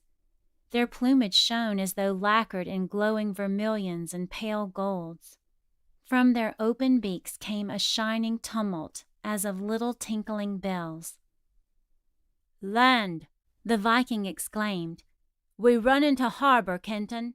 Food and water must be low." There was a brisk wind blowing and the oars at rest. Careless of Zakel's lash, Kenton leaped up on the bench, looked over the bow. The overseer gave no heed, his own eyes intent upon what lay before. It was a sun-yellow isle, high and rounded, and splashed with craters of color like nests of rainbows. Save for these pansy dapplings, the island curved all glowing topaz, from its base in the opalescent shallows of the azure sea to its crest, where feathered trees dropped branches like immense panaches of ostrich plumes dyed golden amber. Over and about that golden isle shot flashes of iridescences from what seemed luminous flying flowers. Closer drew the ship. At the bow the damsels of Shirain clustered, laughing and chattering, and upon her balcony was Shirain, watching the isle with wistful eyes. Now it was close indeed.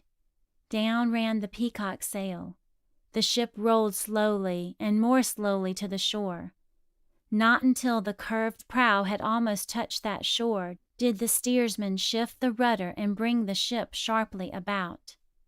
As they drifted, the plumes of the strange trees swept the deck with long leaves, delicately feathered as those the frost etches on the winter pane. Topaz yellow and sun amber were those leaves. The branches from which they hung glistened as though cut from yellow chrysolite. Immense clusters of flowers dropped from them, lily-shaped, flame scarlet. Slowly, ever more slowly, drifted the ship. It crept by a wide cleft that cut into the heart of the isle. The sides of this vale were harlequined with the cratered colors, and Kenton saw that these were fields of flowers, clustered as though they filled deep circular amphitheaters. The flashing iridescences were birds, birds of every size, from smallest dragonflies to those whose wingspread was that of condors in the high Andes. Large and small, on each glittered the lacquered butterfly wings. The isle breathed fragrance. Of green upon it there was none, save for the emerald glintings of the birds. The valley slid behind them. Ever more slowly the feathered trees brushed the deck. The ship slipped into the mouth of a glen, at whose end a cataract dropped rain of pearl into a golden fern pool. There was the rattling of a chain. An anchor splashed. The bow of the ship swung in, nose through the foliage, touched the bank. Over the rail climbed the women of Shirain, upon their heads great baskets. From her balcony Shirain looked after them with deeper wistfulness. The women melted within the flower-spangled boscage. Fainter and fainter came their voices, died away. Shirain, chin cupped in white hands, drank in the land with wide and longing eyes. Above her red gold hair streaming through the silver crescent a bird hovered. A bird all gleaming emeralds and flashing blues, chiming peals of fairy bells. Kenton saw tears upon her cheeks. She caught his gaze, dashed them away angrily. She half turned as though to go, then slipped down woefully behind one of her balcony's tiny blossoming trees, where he could no longer see her weeping. Now her women filed back along the bank, their baskets filled with plunder, fruits, gourds purple and white, and great clusters of those pods he had eaten when first he had broken fast upon the ship. Into the cabin they trooped, and out again with baskets empty. Time upon time they came and went. At last they bore away skins instead of the woven hampers, water bags which they filled from the pool of the cataract. Time upon time they brought them back, swollen full, upon their shoulders. They trooped out once more, burdenless, darted joyously over the rail, doffed their scanty enough robes and plunged into the pool. Like water nymphs they swam and played, the pearly flow caressing, streaming from delicately delicious curves, pale ivory, warm rose, soft olive. They sprang from the pool, wove flower crowns, and with sprays of the fragrant lily blooms in arms, clambered, reluctant, over the side and into the rosy cabin. Now crawled over the rail the men of Cloneth.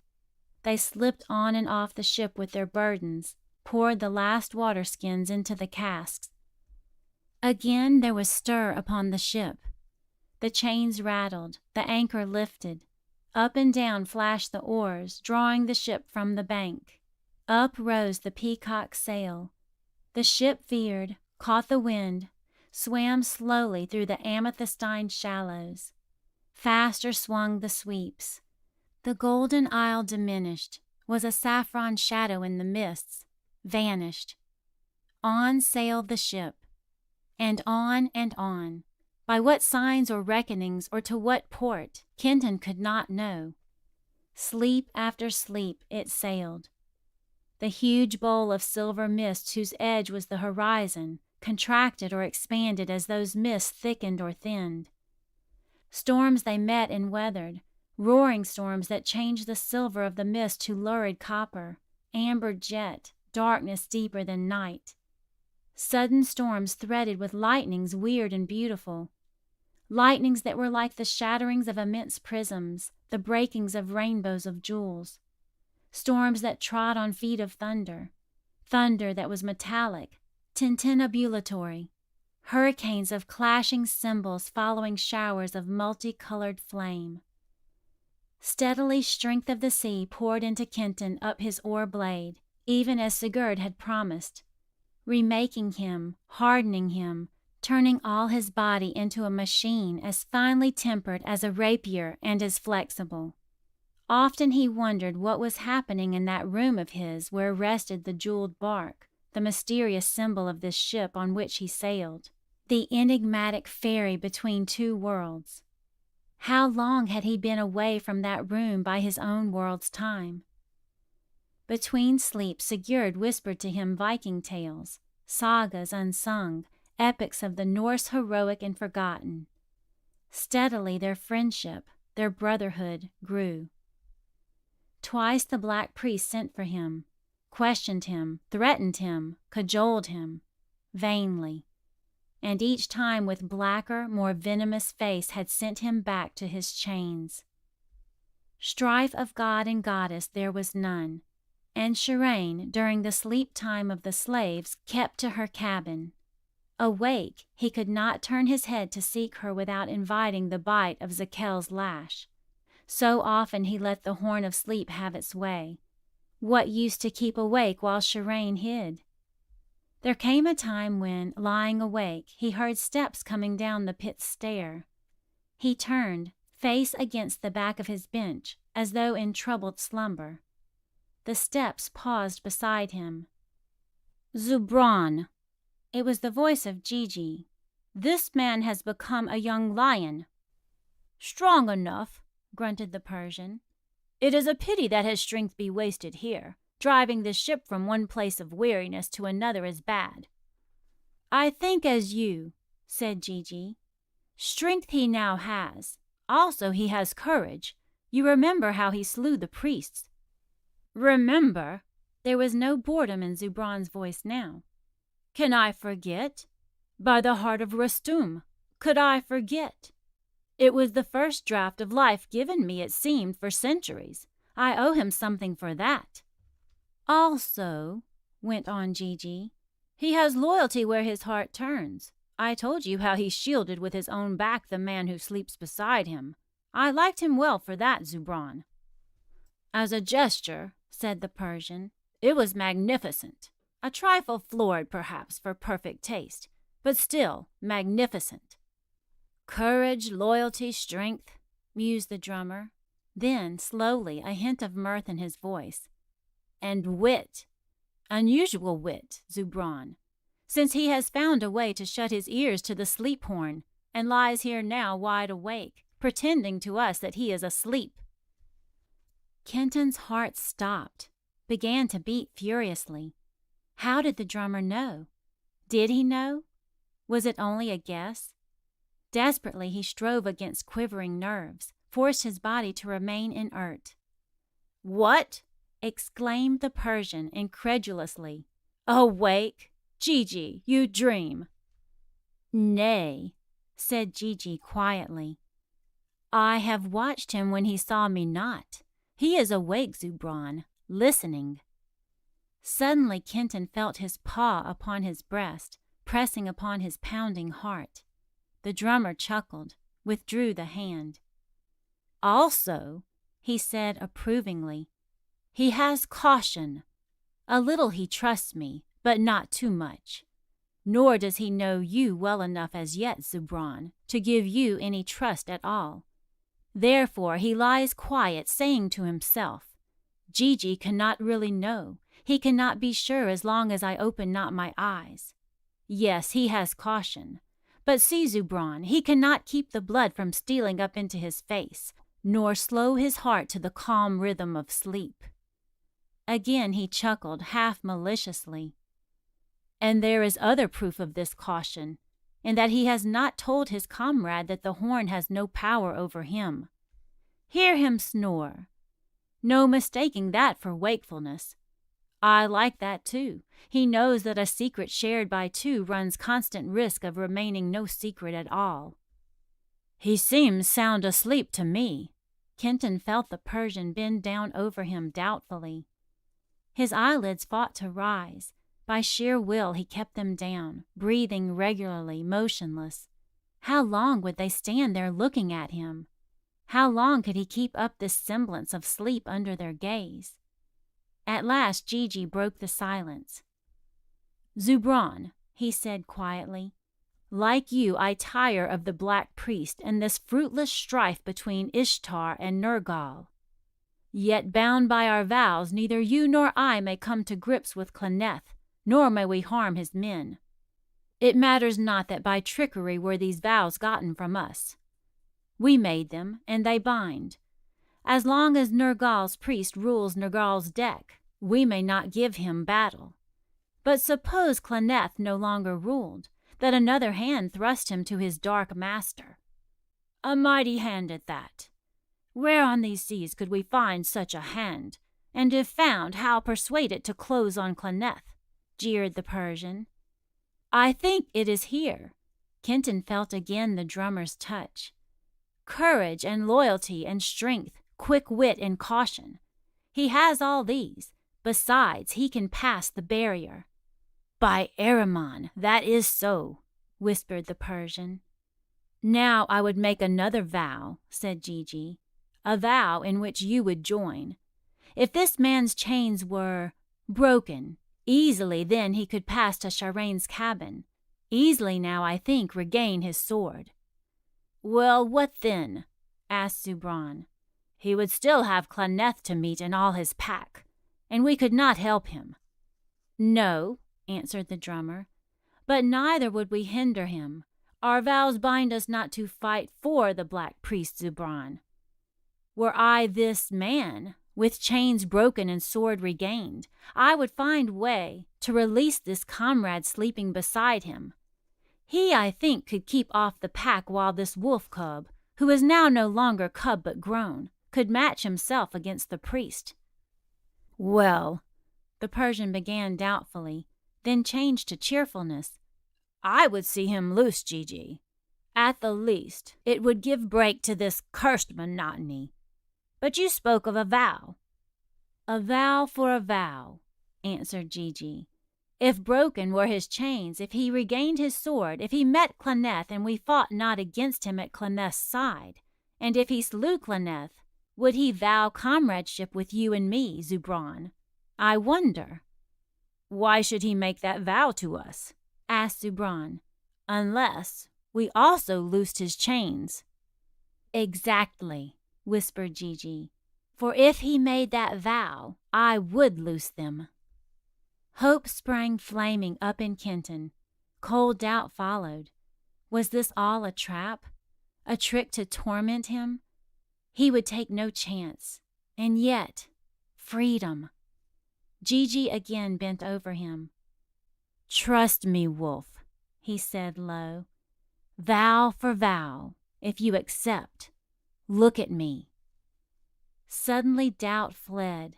The dice were offered him. Were they straight or weighted, he would cast them. He opened his eyes, stared straight for an instant into the twinkling beads of jet so close.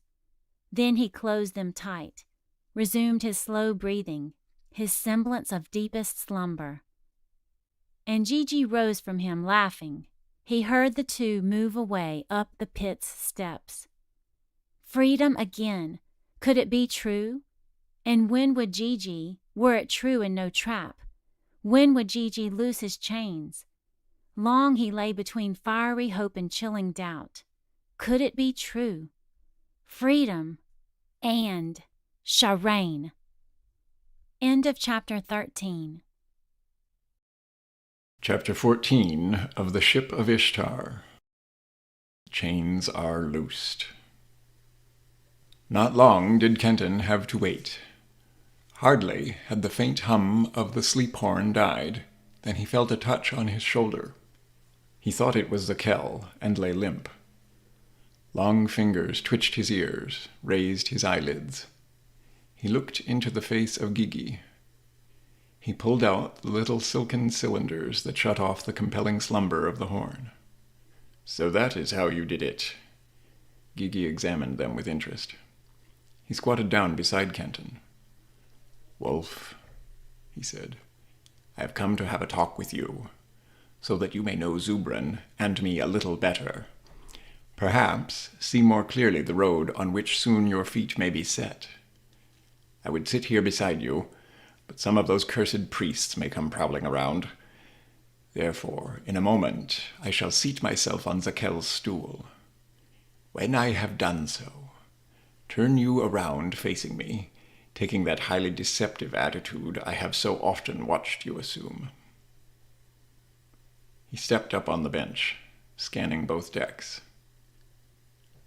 "We will have plenty of time." He squatted again on the bench. "Zubran is with Clanath, arguing about the gods. Zubran, although sworn to Nergal, thinks him a rather inferior copy of Ahriman, the Persian god of darkness. He's also convinced that this whole matter of warfare between Nergal and Ishtar for the ship lacks not only originality and ingenuity, but taste. Something, indeed, that his own gods and goddesses would not do. If they did, would do much better. This angers Clanath, which greatly rejoices Zubran." Once more he arose and looked about him. "However," he went on, "this time he is doing it to keep Clanath, and especially Zakel, away while we talk, since Clanath leans a great deal upon Zakel in these arguments. I have told them that I cannot bear their talk, and that I will watch on Zakel's seat until it is finished. And it will not be finished until I return, for Zubran is clever, oh, very clever, and he expects our talk to lead, ultimately, to permanent relief of his boredom." He glanced slyly at the ivory deck. "So do not fear, Wolf." He swayed up on his dwarfed legs. "Only as I go, slip sideways and keep your eyes on me. I will give you warning if warning is needed." He waddled away, climbed into the overseer's seat. Kenton, obeying him, turned sleepily, rested arm on bench and head on arm. "Wolf," said Gigi suddenly, "is there a shrub called the chilcor in the place from whence you came?" Kenton stared at him, struck dumb by such a question. Yet Gigi must have some reason for asking it. Had he ever heard of such a shrub? He searched his memory. "Its leaves are about so large." Gigi parted fingertips for 3 inches. "It grows only upon the edge of the desert, and it is rare, sorrowfully rare. Look you, perhaps you know it by another name. Perhaps this will enlighten you. You bruise the buds just before they open.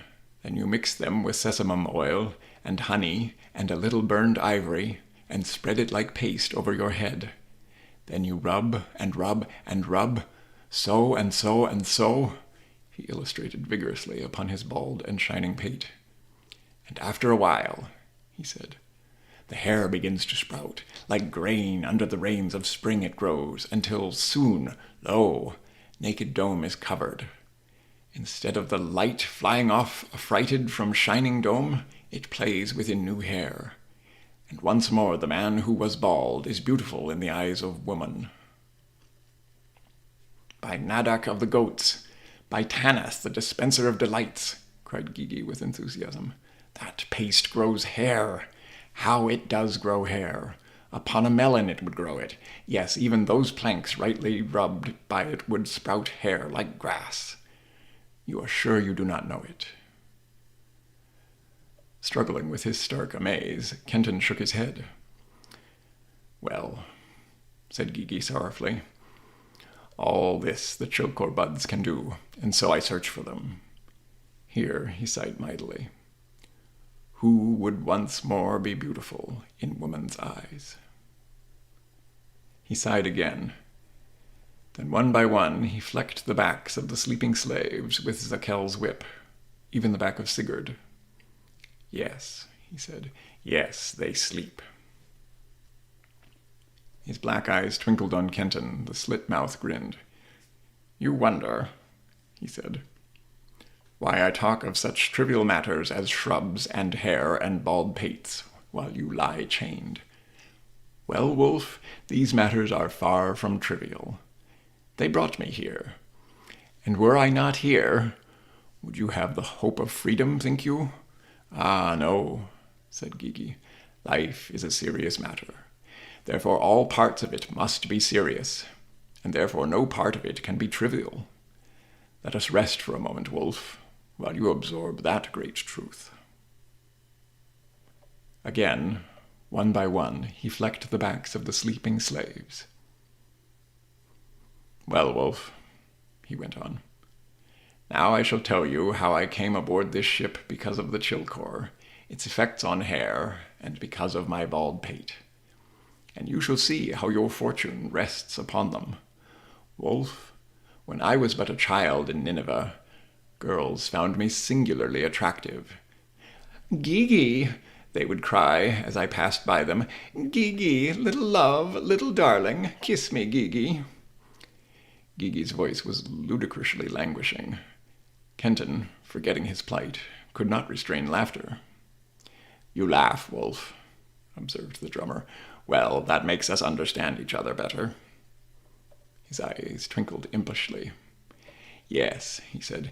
Kiss me, they cried. And I would kiss them, because I found them all as singularly attractive as each found me. And as I grew, this mutual attraction increased. You have no doubt noticed, said Gigi complacently, that I am an unusual figure of a man. But as I grew out of adolescence, my greatest beauty was, perhaps, my hair. It was long and black and ringleted, and it fell far over my shoulders. I perfumed it and cared for it, and the tender little vessels of joy who loved me would twine their fingers in it when I lifted them upon my head, or when my head was on their knees. They joyed in it even as I. And then I had a fever. When I recovered, all my beautiful hair was gone. He paused to sigh again. There was a woman of Nineveh who pitied me. She it was who anointed my head with the chilkor paste, told me how to make it, showed me the growing shrubs. After years of mutual attraction, I had fever again, and again my hair vanished. I was in Tyre then, Wolf, and made what haste I could to return to Nineveh. When I did return, the kindly woman was dead, and a sandstorm had covered the spot where she had pointed out to me the chilkor shrubs. He sighed prodigiously. Kenton, amused and fascinated by his tale as he was, could not forbear a suspicious glance after that melancholy exhalation. It seemed overdone. Then, before I could search further, went on Gigi hurriedly. Word came to me that one who loved me, a princess, Wolf, was on her way to Nineveh to see me. Shame was mine, and anguish. I could not meet her with a bald pate, Wolf, for no one loves a bald man. Nobody loves a fat man, grinned Kenton. He had spoken, it seems, in his own tongue, for the drummer apparently had not understood. What did you say? He asked. I said, answered Kenton gravely, that for one whose excellencies are as great as yours, the loss of your hair should have been of no more consequence to a woman than the falling of one feather from a pet bird. That is a fine tongue of yours, remarked Gigi stolidly. It can say so much in so few words. Well, he continued, I was distressed indeed. I could have hidden, but I feared my will would not be strong enough to keep me hid. She was a very lovely princess, Wolf. Besides, I knew that if she found out I was in Nineveh, as find out she surely would, she would rout me out. She was a fair woman, Wolf. And this is the one difference between the fair woman and the dark, that the latter wait for you to come to them, but the former search for you.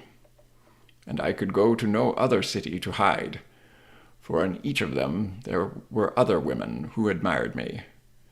What was I to do? Why didn't you get a wig? Asked Kenton, interested now in Gigi's tale to the extent of forgetting entirely where he was. I told you, Wolf, that they loved to thread their fingers through my locks, answered Gigi severely. Could any wig stay in place under such treatment? Not when the women were such as loved me. No, no. I will tell you what I did. And here is where you will see how my lost hair and you are entangled. The high priest of Nergal in Nineveh was a friend of mine. I went to him and asked him first to work a magic that would plant my head afresh with hair. He was indignant, said that his art was not to be debased for such a common purpose. It was then, Wolf, that I began to have my suspicions of the real power of these sorcerers. I had seen this priest perform great magic. He had raised phantoms that had raised my hair when I had it. How much easier, then, ought it to have been for him to have raised my hair without the trouble of raising the phantoms too? I suggested this. He grew more indignant, said that he dealt with gods, not barbers. But now I know better. He could not do it. I made the best of the matter, however, and asked him to put me for a while where my princess could not find me, and where, weak-willed, I could not go to her. He smiled, Wolf, and said he knew just the place. He inducted me as an acolyte to Nergal, and gave me a token that he said would ensure me recognition and goodwill from the one he named Clanath. Also, he sealed me with certain vows, not to be broken. I took them cheerfully, thinking them but temporary, and his friend Clanath the high priest of some hidden temple where I would be safe. I went to sleep that night trustfully, happy as a child. I awakened, Wolf, here. It was a sorry jest, muttered Gigi angrily, and a sorry jest would it be for that Ninevite priest if I knew the way back to him.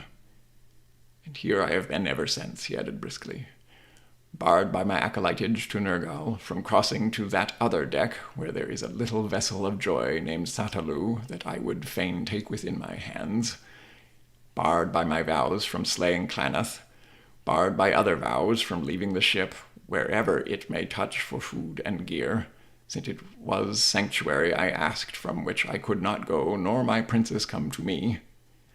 By Tiamat of the Abyss, I got the sanctuary I asked, he exclaimed, ruefully enough. And by Bel, who conquered Tiamat, as wary of the ship and its fruitless strife as Zubran himself. But were I not here, he added, as by afterthought, who could loose you from your chains?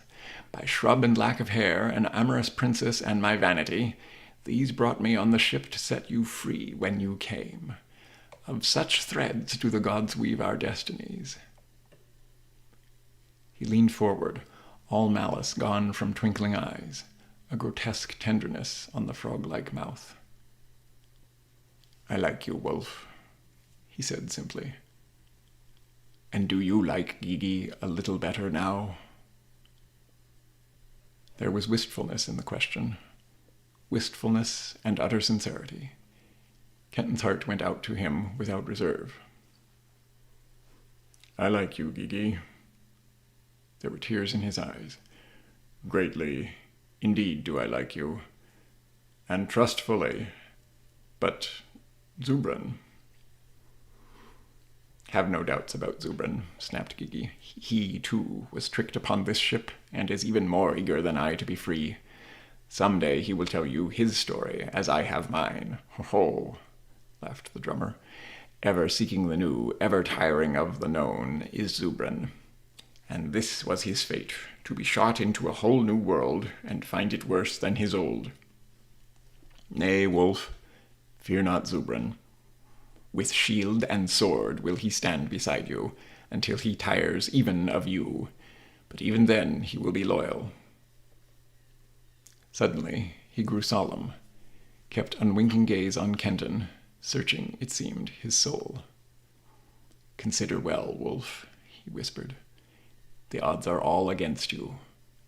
We too may not help you as long as Clanath is lord of his deck. It may be that you cannot free the long-haired one beside you.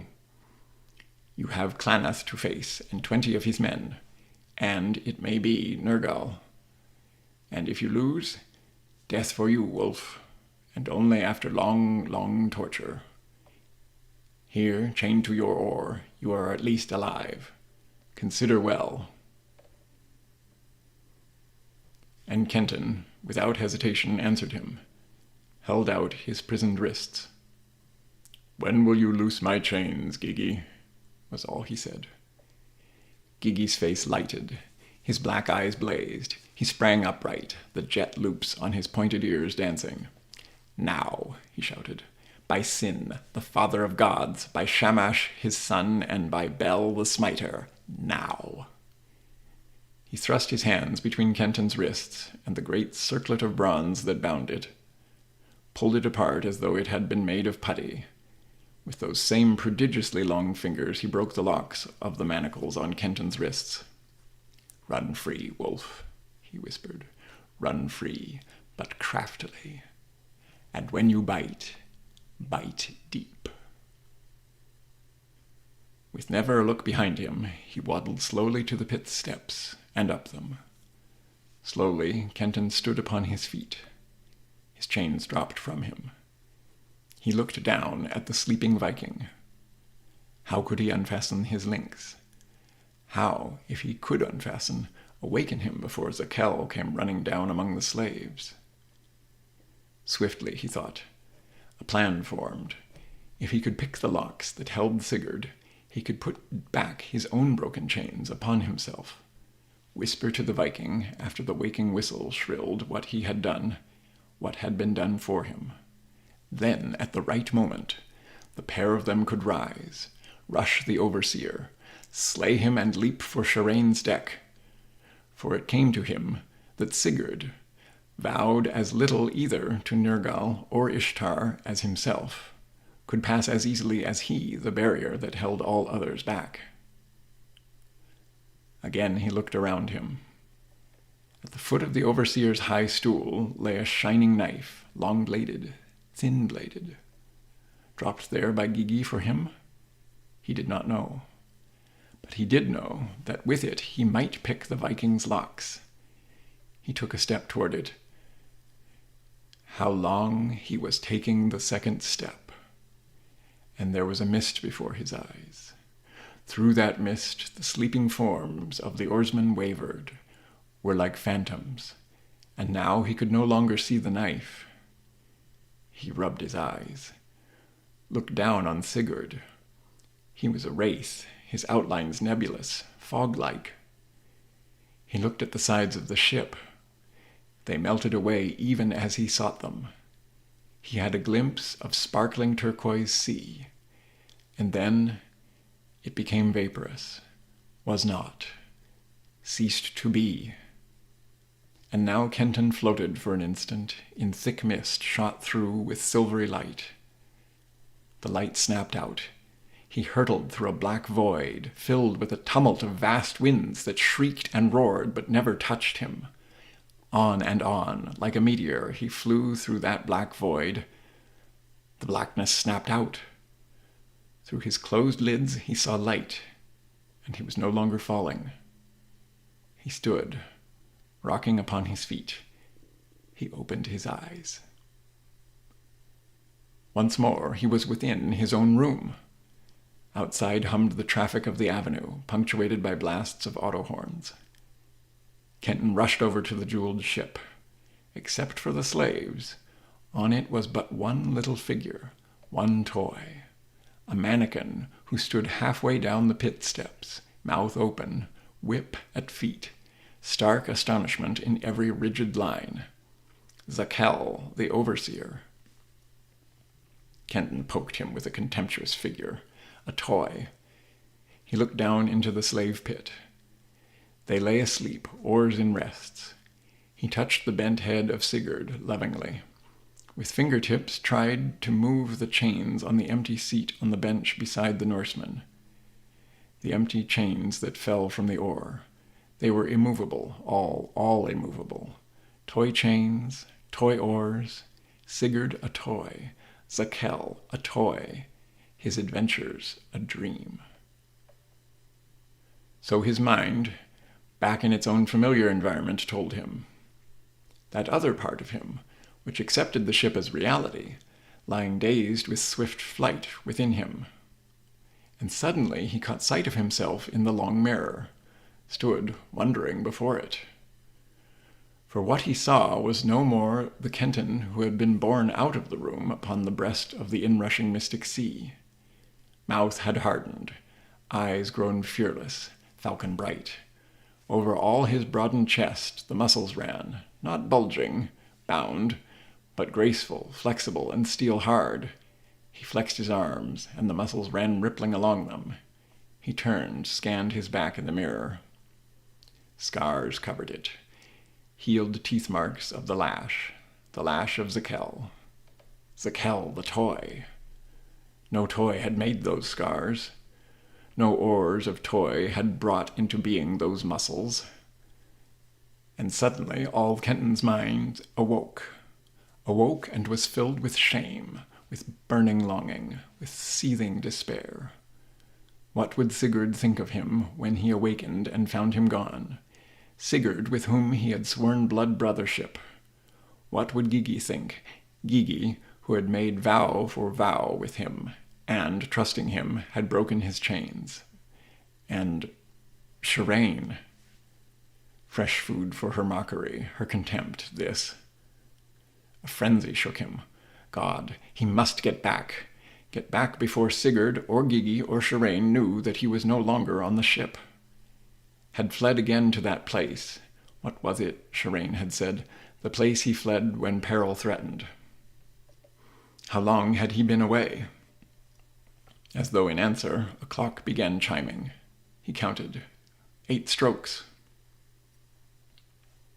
2 hours of his own time had passed while he was on the ship. 2 hours only? And in those 2 hours all these things had happened? His body changed to this? Then, in the 2 minutes he had been in the room, what had happened on the ship? Did they now not know that he was gone? Shireen and Sigurd, Gigi and the Persian, were holding him, liar, coward, traitor? He must get back.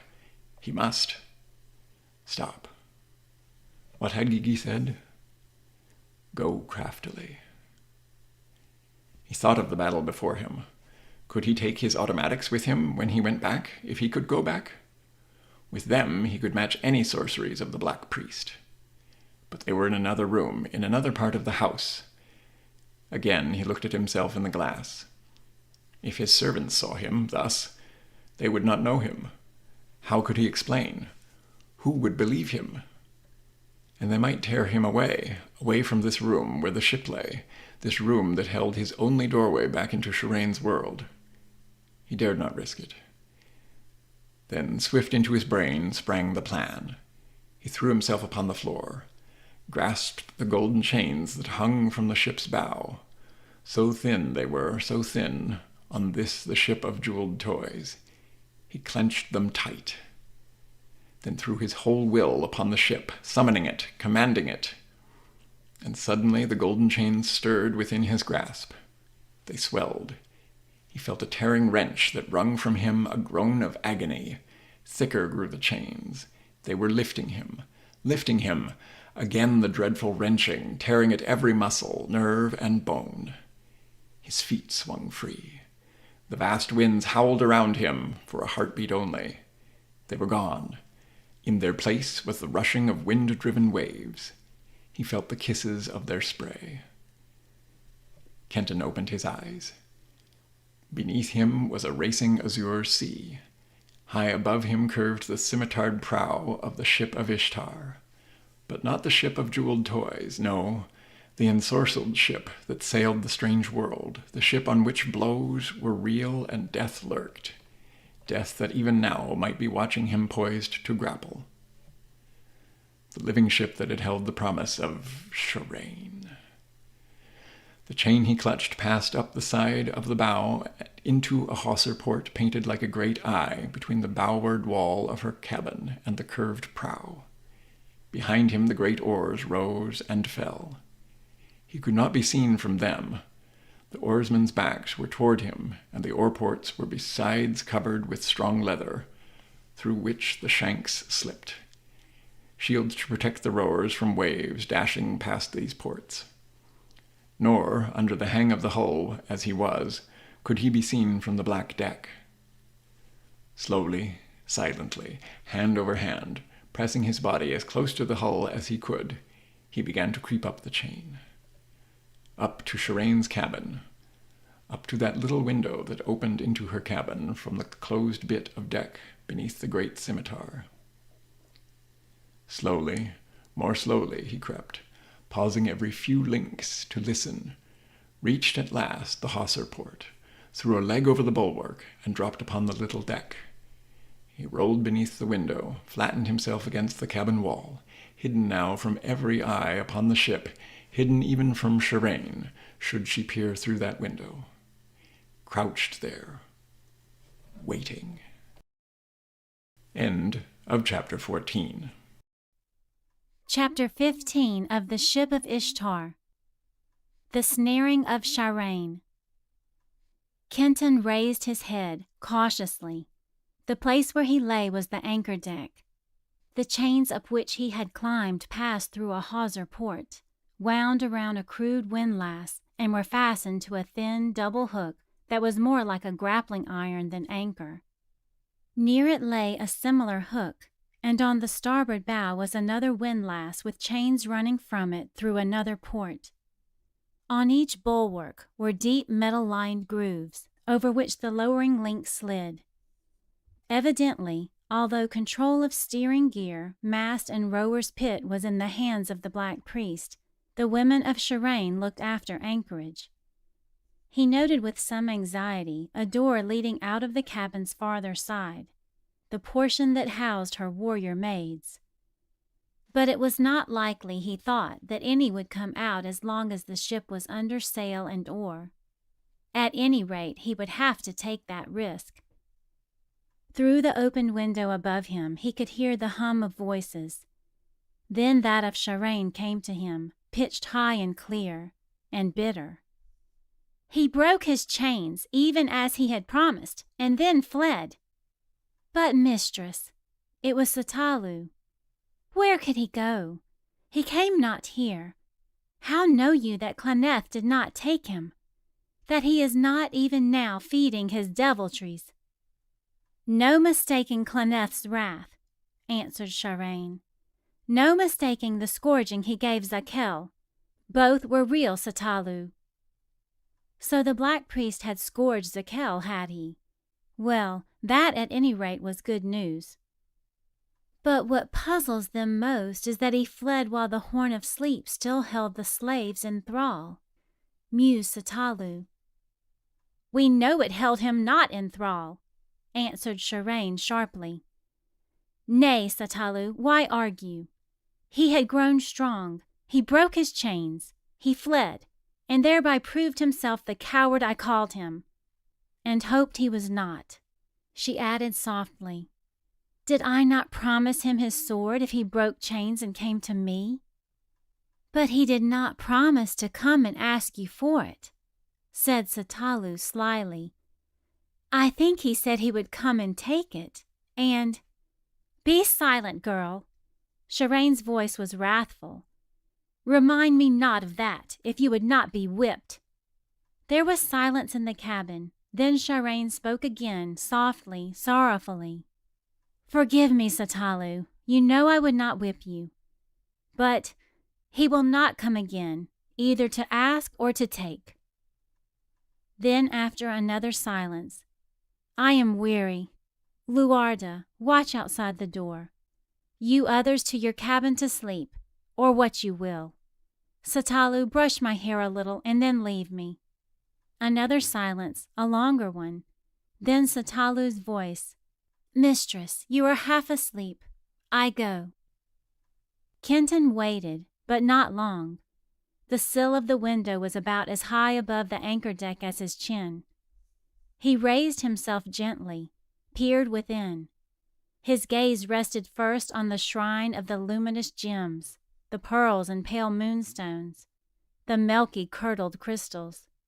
He had the feeling that it was empty, tenantless. There were no flames in the 7 little crystal basins. He heard a woman sobbing. He looked down. The head of the wide divan of ivory with its golden arabesques was almost beneath him. Upon it lay Shireen, face down upon its cushions, clothed only in one thin silken veil and the floods of her red gold hair, and weeping bitterly, broken-heartedly, weeping like any woman with bruised heart, white shoulders heaving with the deep sobbing she sought to stifle in her cushions. Weeping for him? He hardened his heart against her, fought down fierce desire to go to her and take her in his arms, comfort her.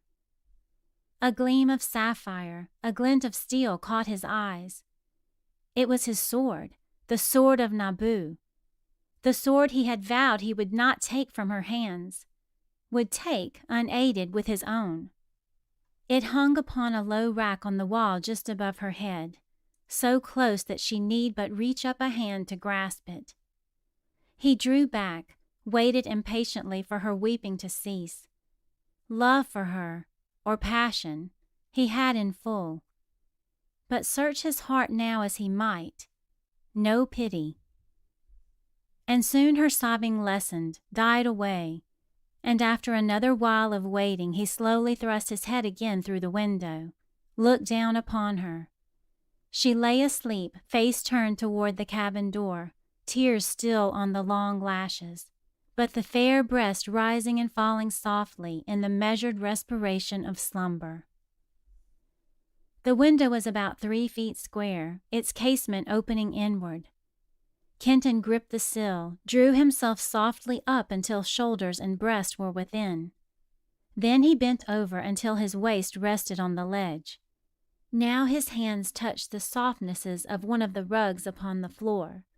Lithely, noiselessly as a serpent, he slid down, gripping the sill with his insteps. Slowly, like a tumbler, he brought his legs down, lay prone full length at the head of Shireen's bed. Again he waited. Her measured breathing did not change. He drew himself up on his feet. Cat-like he slipped to the door that lay between this cabin and that of the warrior maids. There was a low murmuring of voices there. He saw a bar that, lowered, slipped into a metal clutch on the other side, securing it. Noiselessly he dropped it, fastened it. Those cats were caged, he thought, grinning. He glanced over the cabin. Upon a low stool lay a small piece of silk. Over a settle, a long one, scarf-like. He picked up the small piece and rolled it deftly into a serviceable gag. He took the long piece and tested it. It was heavy and strong, just what he needed, he reflected, but not enough. He slipped to a wall, unhooked a similar hanging. He tiptoed over to Shireen's bed, stood there for a moment, shaken by her loveliness. She stirred uneasily, as though she felt his eyes on her, as though she were awakening. Kenton acted. Before she could raise her lids, he had opened her mouth, thrust the silken gag within. Then, throwing himself over her, holding her down by sheer weight, he jerked up her head, wound the scarf tightly around her mouth, tied it. As swiftly, he raised her from the hips and wound the balance of the scarf round her arms, pinioning them to her sides. Eyes blazing with wrathful recognition, outrage, desperation, she tried to roll from beneath him, struck up at him with her knees. He shifted his weight, lay across her thighs, dexterously bound knees and ankles with the second scarf that he had torn from the wall. Now she lay motionless, glaring at him, hate devils in her gaze. He sent her a kiss, mockingly. She turned, tried to throw herself upon the floor. Noiselessly still, he took other hangings, wrapped her round and round with them, and finally he passed a pair of heavy ones under and over the bed, bound her fast with them to the divan. Heedless of her now, he walked to the outer door. In some way he must get the handmaiden she called Luarda within the cabin, make her as helpless as her mistress, and as silent. He opened the door, the merest slit, peered through it. She sat close beside it, back turned to him, gaze upon the black deck. How could he lure her in? He tiptoed away, found another small piece of silk, snatched from the wall another hanging. The small piece he fashioned into another gag. Then he opened the door as before, placed his lips to the crack, pitched his voice high and softly, as femininely as possible, called to her. "Luarda, the mistress wants you, quick!" She leaped to her feet. He shrank back, pressing himself against the wall close beside the door frame. Unsuspiciously, she opened the door, stepped within it, and paused for an instant, open-mouthed, at the sight of the Lady Shirane bound and helpless. That instant was all Kenton needed. One arm was round her neck, throttling her. With his free hand he thrust the gag into her mouth, in the same moment closed the door with his foot. The girl in his arms struggled like a young panther. He managed to keep her mouth closed until he had wound the lower part of her face and her neck with the hanging. Her hand swept up, clawing him. She strove to wind her legs around his, throwing him. He drew the silk tighter around her neck, strangling her. When her struggles grew feeble, he swiftly bound her arms to her side. He laid her on the floor and pinioned, as he had Shirane's, her ankles and knees. Helpless as her own mistress now she lay. He picked her up, carried her over to the divan, rolled her under it. Not till then did he reach up and take down his sword, and as before he felt strength flow through it into him. He stood before Shirane, poising it, handling it, thrusting and cutting with it. There was no fear in the burning eyes that stared up at him. Rage enough and to spare was there, but no fear. And with an oddly satisfying glow he realized it, neither contempt nor shame. No, wrath-filled as were her eyes, he seemed to see in them wonder, hope. And Kenton laughed low, bent over her, and pressed his lips to her own gagged and bound ones. He kissed each wrathful eye. "And now, Shirane," he laughed, "I go to take the ship, without your help. And when I have taken it, I will come back and cut your bonds and take you. Yes, Lady Honeysweet, with or without your help. Take you." He walked to the door, opened it softly, swept gaze over the ship. End of chapter 15. Chapter 16. Master of the Ship. Upon the black deck squatted Gigi, forehead resting on the edge of the serpent drum, long arms trailing disconsolately down its sides. There was a forlornness about the drummer that made Kenton want to shout out to him. It was an impulse to which the sight of Zakel's head put speedy check. He could see just the top of it, over the low rail between Shireen's deck and the rower's pit. But he could hear the vicious crack of the lash as it struck now here, now there. He crouched low until the head was out of sight, knowing that in that position Zakel could not see him. He knotted the sword in his girdle. On hands and knees he crept out of the cabin door, closed it softly behind him. Suddenly he saw that there was a window in the place where her women slept. He had not remembered that, but there was no door. They must pass through Shireen's cabin to gain the deck, unless they slipped through the window. If they suspected something amiss with their mistress, found the door barred, undoubtedly they would come through the window. Well, he would have to take his chances on that. Only hope that he could get most of the work ahead of him done before they were aroused. And if he could surprise the Black Priest in his den, strike swiftly and silently, then he and the Viking could make short work of the rest, and the women do what they pleased. They could neither help nor hinder. It would be too late. He flattened himself to the deck, wriggled beneath the window, listened. There was no sound of voices now. Slowly raising himself, he saw that from this point the overseer was hidden from him by the mast. Keeping a cautious eye on the disconsolate Gigi, he stood up and peered within. There were 8 girls there, lying asleep, some pillowed on each other's breasts, some curled up on the silken cushions. He reached in a hand, closed the window noiselessly. Any sounds from without would be at least a little more deadened. Again he lay flat and squirmed along the side of the cabin to the starboard rail. He slipped over it. He hung for a moment, fingers gripping the rail top, feet feeling for the chain that stretched below. Only half the distance he must travel to put the mast between himself and Zakel did that chain go. For that distance he swung along it, fingers having released rail to clutch links. When he came to its end, he raised himself, caught the rail again, and swung along it swiftly, hand over hand. Now the mast was directly in front of him. He had reached the spot from which he had planned to strike his first blow. He chinned himself, and even as he had entered Shireen's cabin, he streamed over the rail like a snake and lay flat against the bulwarks until breath came once more easily. He was in plain sight of Gigi, and as he lay, Gigi's head came up with a jerk from his drum. His eyes stared straight into Kenton's own. The ugly face broke into 1,000 wrinkles of amazement, then instantly became indifferent, immobile. He yawned, got upon his feet, then, hand over eyes, peered intently over to the port side, as though he had sighted something far away upon the sea. "By Nergal, but Clanath must know of this," he said distinctly, then waddled quickly as dwarfed legs would let him over to the black cabin. Kenton wriggled over to the edge of the pit. He had glimpse of Zakel standing upon his platform stool, peering as intently as had Gigi over the sea, searching for whatever it was that seemingly had so aroused the drummer's interest. He realized Gigi's stratagem, took instantly the move he had opened for him.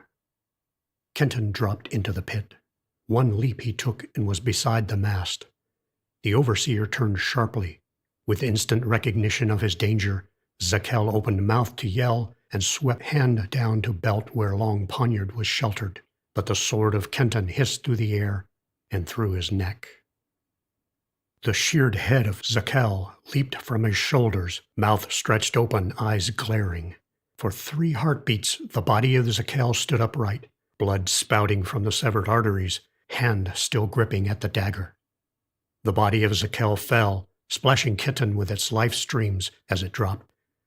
From the benches of the oarsmen came no sound, no outcry.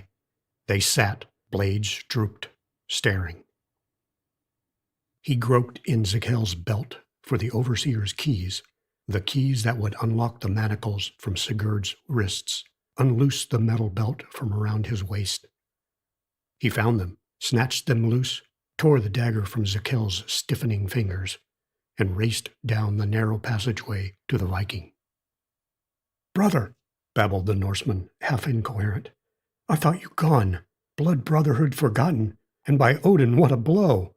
The dog's head leaped from his shoulders as though Thor had struck it with his hammer.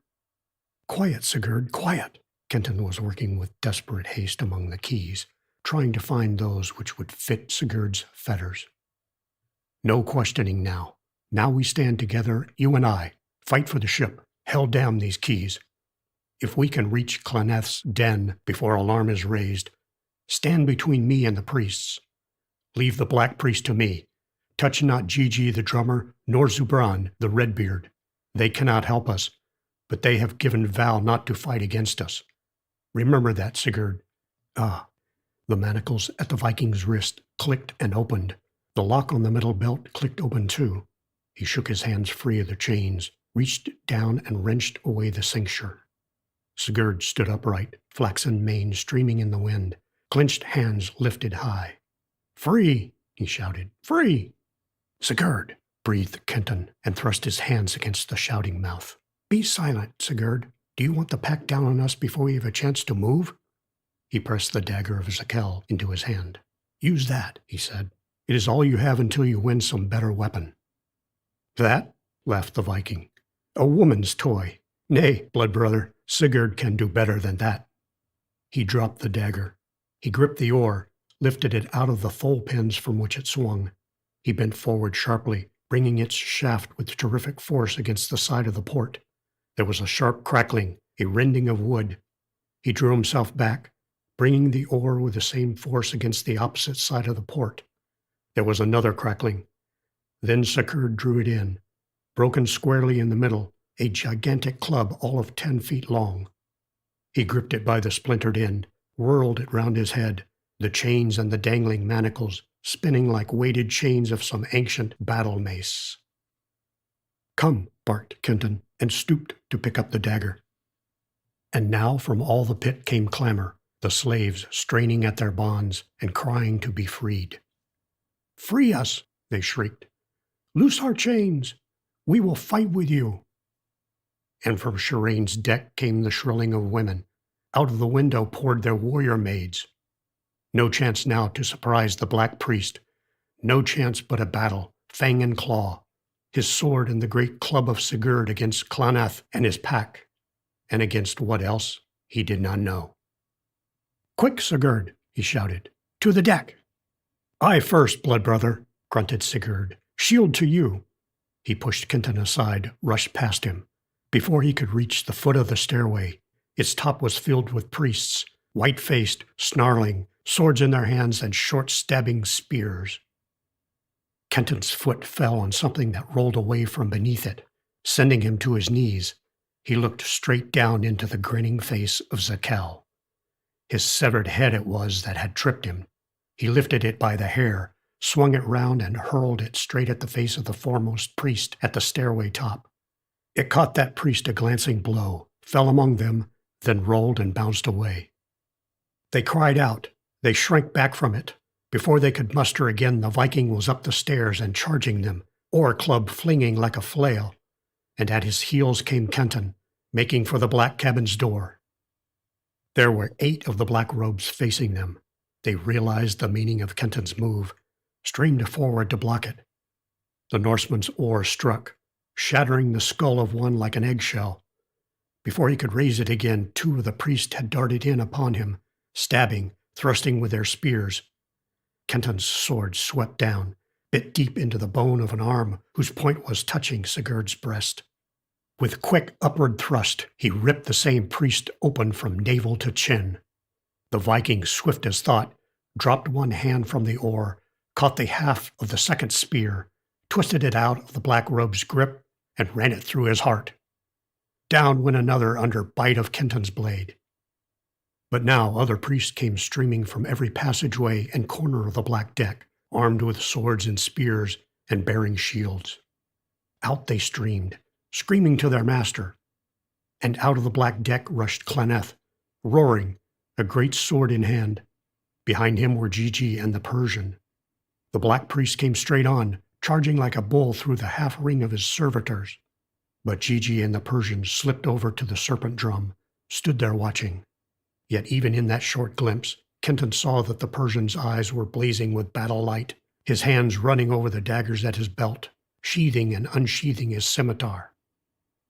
Out of the pit was coming one long, sustained shrieking of the slaves. For an instant, the Black Priest stood towering over Kenton, the phosphorescence in his pale eyes turned now to leaping hell flames.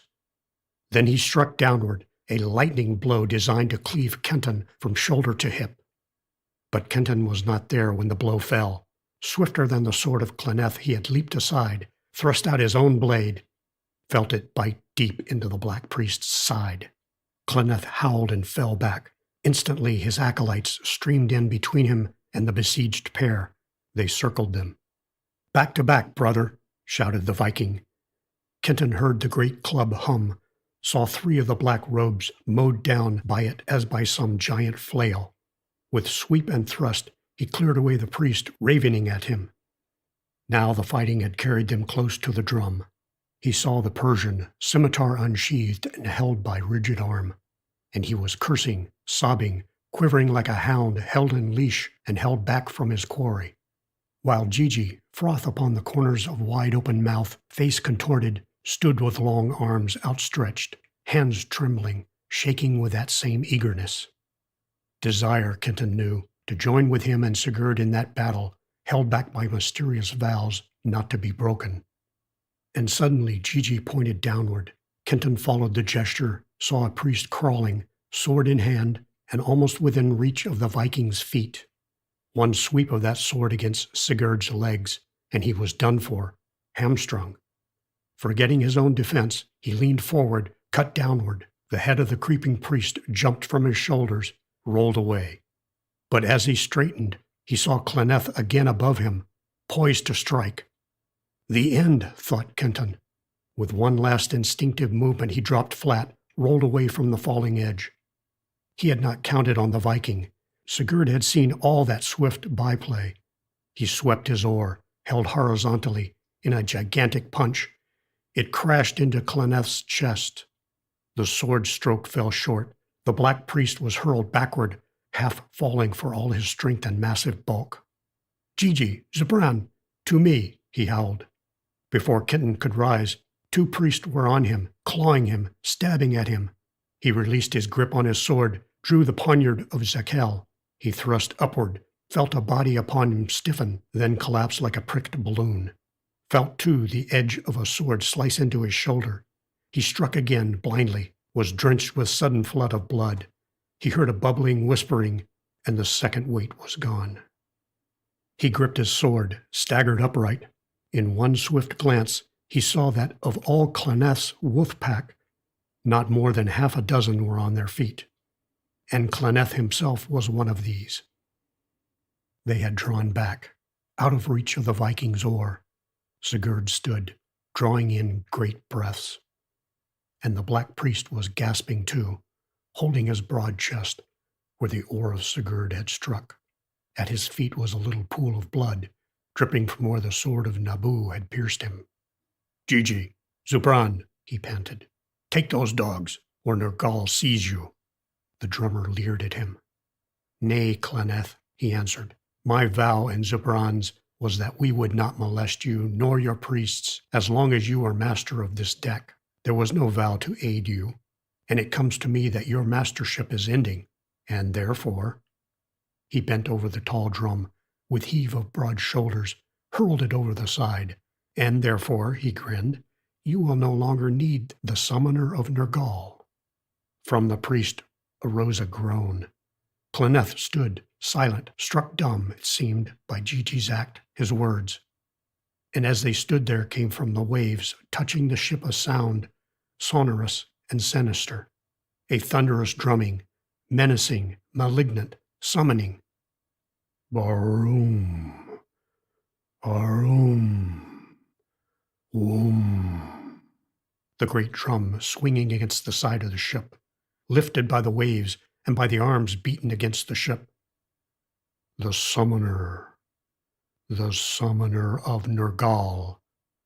Barum. The ship trembled. A shadow fell upon the sea. Around Cloneth a darkness began to gather. more angrily, more evilly, thundered the wave-beaten drum of Nergal. The mists around the black priest thickened, writhed, beginning that hellish transmutation of Nergal's priest into his own dread self. Out of them came Claneth's voice. "Not master, eh, Gigi?" he mocked. "Now wait and see what happens to you and that sow's spittle of a Persian." "Strike!" Gigi's hand fell on Kenton's shoulder. "Quick, bite deep, while there is yet time. I go to silence the summoner." He ran to the rail, dropped over it, and Kenton rushed straight upon that cloudy horror within which the black priest still moved. His sword swept into it, struck. He heard a howl, agonizing, unbelieving. The voice of Claneth. He struck again, and striking realized that the drumming had ceased, that the voice of the summoner was stilled. He heard Gigi shout, "Bite again, wolf! Bite deep!" Abruptly, the dark mist around Claneth cleared. He stood there, dead eyes closed, hand holding an arm from which dark blood welled through the clasping fingers.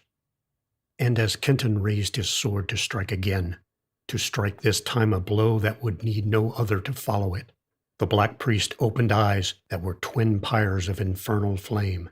Into Kenton's eyes he dashed the blood from the hand that had held the wounded arm. Blinded, Kenton held his sword at mid-stroke. The black priest rushed upon him. Mechanically, through dimmed sight, he raised blade to meet that rush, saw Sigurd driving down upon the remaining priests, heard the crack of bone as red-stained mace met their bodies even as they fled. His sword was caught in Claneth's hand. Swiftly he drew it back. As it slid out of the black priest's grip, severed fingers dropped. Again he howled. Kenton's foot slipped on a gout of blood. He fell. The black priest crashed down on him. The mighty arms encircled him. Over and over they rolled. He saw Sigurd, whimpering with eagerness, striving to strike down, to smash out Claneth's life, and finding no opening. Suddenly, Claneth rolled over, Kenton on top of him. His crushed grip relaxed. He grew limp, lay inert. Kenton knelt upon him, looked up at the Viking. "Not yours," he gasped. "Mine." He sought for the dagger at his belt. The body of the black priest stiffened. Then, like a released spring, he leaped upon his feet, throwing Kenton yards away.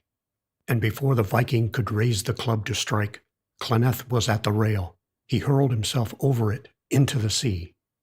They hung over the ship's side, Kenton poised to leap upon the black priest. He was not there. They searched with their gaze the waters. Twice, perhaps 100 feet away, the serpent drum floated, its top slit across by Gigi's knife. And now, as they watched, the head of Claneth arose beside it. A hand gripped it.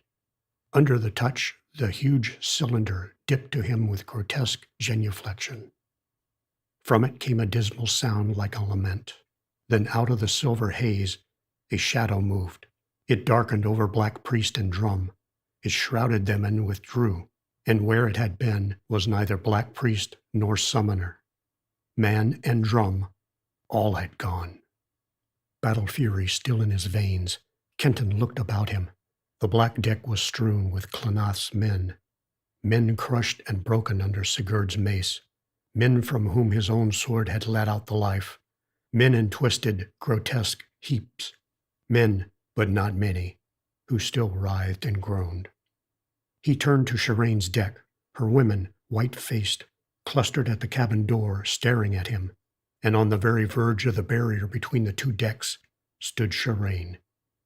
Proudly she faced him, but with misty eyes on whose long lashes tears still trembled. Diadem of shining crescent was gone. Gone, too, that aura of the goddess which even when Ishtar was afar lingered like a splendor in this, her living shrine. Why, she was but a woman after all. Nay, only a girl all human, exquisite. He was lifted high on the shoulders of Gigi and the Persian. "Hail!" cried Gigi. "Hail, master of the ship!" "Master of the ship," shouted the Persian. "Gods of Persia, what a fight!" "Master of the ship," repeated Gigi, then softly, "but Claneth lives." master of the ship. "Put me down," he ordered, and when they had set him on his feet, he strode from Clonith's deck to Shireen's, stood over her. "Master of the ship," he laughed, "and master of you, Shireen." "Not yet," she answered steadily. "Not yet, unless I choose." He gripped her slender wrists, drew her to his breast. End of chapter 16. Chapter 17 of the Ship of Ishtar. Master of Shireen. There came a shout from Gigi, a cry of warning echoed by the Persian. He saw Shireen's face pale, her lips grow white. Out of the black cabin strode Sigurd the Viking, and in his arms was that dark statue of cloudy evil that had stood in Cloneth's sinister shrine. "Stop!" cried Gigi, and sprang toward him. But the Viking had reached the rail. Before the Ninevite could reach him, he had lifted the idol and cast it over into the waves. "The last devil gone!" shouted Sigurd. But Gigi turned to the Persian, horror on his face, and the Persian shrugged his shoulders, walked to the rail, and looked over it down where the black image had been cast. The ship trembled as though far beneath its keel a hand had risen and was shaking it. It stopped. Around it the waters darkened. Deep, deep down in those darkened waters began to glow a scarlet cloud. Deep, deep beneath them the cloud moved and widened as widens the thunderhead. It vortexed into a great crimson storm, cloud-blotted with blacknesses. It floated up, ever growing, its scarlets deepening ever more angrily, its black shading ever more menacingly. The lifting cloud swirled. From it shot out strangely ordered rays, horizontal, fan-shaped. From those slant-planed luminescences now whirling like a tremendous wheel in the abyss, immense bubbles, black and crimson, began to break. They shot up, growing swiftly in girth as they neared the surface. Within them Kenton glimpsed figures, misty figures, bodies of crouching men clad in armor that glimmered jet and scarlet. Men within the bubbles. Armored men. Men who crouched with heads on knees, clothed all in glittering scales. Warriors in whose hands were misty swords, misty bows, misty javelins. Up rushed the bubble hosts, myriad after myriad. Now they were close to the sea surface. Now they broke through. The bubbles burst. Out of their shattered sides the warriors sprang. All in their checkered mail, pallid-faced, pupilless eyes half closed and dead, they leaned out upon the darkened blue of the sea. From crest to crest of waves they vaulted. They ran over the waters as though over a field of withered violets. Silently they poured down upon the ship.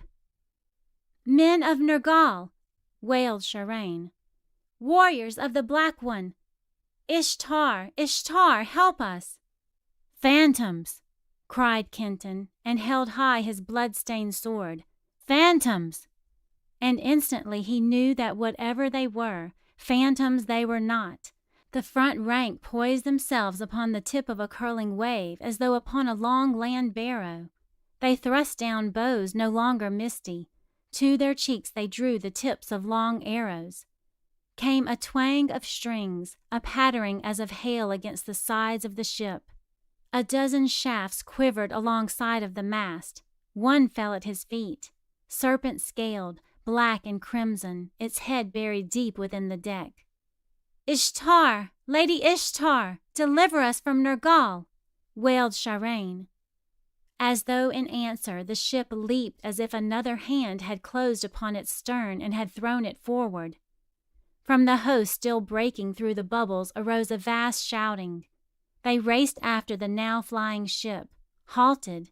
Another rain of arrows fell upon it. "Ishtar! Lady Ishtar!" sobbed Shireen, now nothing but a frightened girl. The hovering darkness split. For an instant out of it peered an immense orb circled with garlands of little moons. From it poured silver fire, living, throbbing, jubilant. The pulsing flood struck the sea and melted through it. The shadows closed, the orb was gone. But the moon flames it had poured still dropped down and down. Up to meet them sparkled other great bubbles, all rosy, pearl and silver, shimmering with glints and glimmerings of tenderest nacre, gleamings of mother of pearl, cream of roses. In each of them Kenton sensed a form, a body, wondrous, delicate, and delicious. A woman's body, from whose beauty the shining sides of the bubbles drew their glory. Women within the bubbles. Up rushed the spheres of glamour. They touched the surface of the wan sea. They opened. Out of them flowed hosts of women, unclad save for the tresses black as midnight, silvery as the moon, golden as the wheat and poppy red. They stepped from the shimmering pyxes that had borne them upward. They lifted white arms and brown arms, arms shell pink and arms pale amber, beckoning to the rushing sea-born men-at-arms. Their eyes gleamed like little lakes of jewels, sapphire, blue, black, and pale sapphires, velvet jet, sunstone yellow, witched amber, eyes gray as sword blades beneath winter moons. Round-hipped and slender-hipped, high-breasted and virginal, they swayed upon their wave crests, beckoning, calling to Nergal's warriors. At their calling, dove sweet, gull plaintive, hawk eager, sweet and poignant, the scaled hosts wavered, halted. The bows that had been drawn dropped, swords splashed, javelins twirled through the deeps. Within their dead eyes a flame sprang forth, a flame of life. They shouted, they sprang forward, to the women, the ship forgotten. Wave crests on which mailed warriors raced met crests on which the wondrous women poised. Into the mailed arms the women were swept. For a breath, tresses brown and black, silver as the moon and golden as the wheat, swirled round male ebon and scarlet. Then warriors and women melted into the foam behind the racing ship, became one with the jeweled and sparkling wake of it, a wake that rolled inside as though it were the soul of the amorous seas. "Ishtar, mother beloved," prayed the Lady Shiraine. "To Ishtar, homage." "To Ishtar, homage," echoed Kenton, and bent his knee. Rising, he caught her to him. "Shiraine," he breathed. Her soft arms wreathed his neck. "My lord, I pray you forgiveness," she sighed. "I pray you forgiveness. Yet how could I have known, when first you lay upon the deck and seemed afraid and fled, and then were chained, a slave? And still I loved you. Yet how could I have known how mighty a lord you are?" Her fragrance shook him, the softness of her against his breath closed his throat. "Shiraine," he murmured, "Shiraine." His lips sought hers and clung. Mad wine of life raced through his veins. In the sweet flames of her mouth, memory of all save this moment threatened to be burned from him. "I give myself to you," she sighed. He remembered. "You give nothing, Shiraine," he answered her. "I take." He lifted her in his arms. The Viking came and sat beside the door of the rosy cabin, the black priest's sword in hand. He sat watchful, chanting low some ancient bridal lay. Upon the black deck Gigi and the Persian moved, casting the bodies of the slain into the sea, ending the pain of those not yet dead, casting them then after the others. One dove and then another fluttered down from the balcony of the blossoming trees and strutted about the closed door. The Viking watched them, still chanting low. Quick after the first doves fluttered others, twain upon twain. They cooed and bent inquisitive heads. They billed and murmured. They formed a half ring before the closed door. The white-breasted doves, tender, red-beaked, vermilion-footed, the murmuring, the wooing, the caressing doves. They set their white seal upon the way to Kenton and the woman he had won. The doves of Ishtar, wedding them. And now, their work done, Zubran and Gigi stepped over where the barrier had been, jesting with and wooing the women of Sharain. But unheeding, Sigurd, Trigg's son, Sigurd the Viking, sat before that barred door, sword ready for hand, chanting under his breath his ancient lay. And, as unheeding, the doves of Ishtar, silent now, encircled it. End of chapter 17. Chapter 18. The Black Priest Strikes. "Dear lord of mine, John Kenton," whispered Shiraine, "I think that even you do not know how greatly I love you." They sat within the rosy cabin, her head upon his breast, and it was a new John Kenton who looked down upon the lovely face upturned to his. All that had been modern had fallen from him. He had gained in height, and brown as his face was the broad chest bared by open tunic. His blue eyes were clear and fearless, filled with a laughing recklessness, touched too with half-fierce ruthlessness. Above the elbow of his left arm was a wide bracelet of thin gold, graven with symbols Shiraine had cut there. Upon his feet were sandals that Shiraine had embellished with woven Babylonian charms to keep his feet upon a path of love that led to her and her alone. How long had it been since that battle with the Black Priest, he wondered, as he drew her closer to him. Eternities, it seemed. And but yesterday, how long? He could not know. In that timeless world where eternities and yesterdays were as one, and whether yester moment or eternities ago, he had ceased to care. On and on they had sailed, and ever as they slipped through the azure seas, memory of that other life of his had dwindled and sunk beneath the horizon of consciousness, as the land sinks behind the watcher on an outward-bound ship. He thought of it, when at all, with a numbing fear that he might be thrust back into it again, that old life of his. Away from the ship, away from Shiraine, never to return. On and on they had sailed. The black cabin, swept clean of evil, housed now the Viking, Gigi, and the Persian.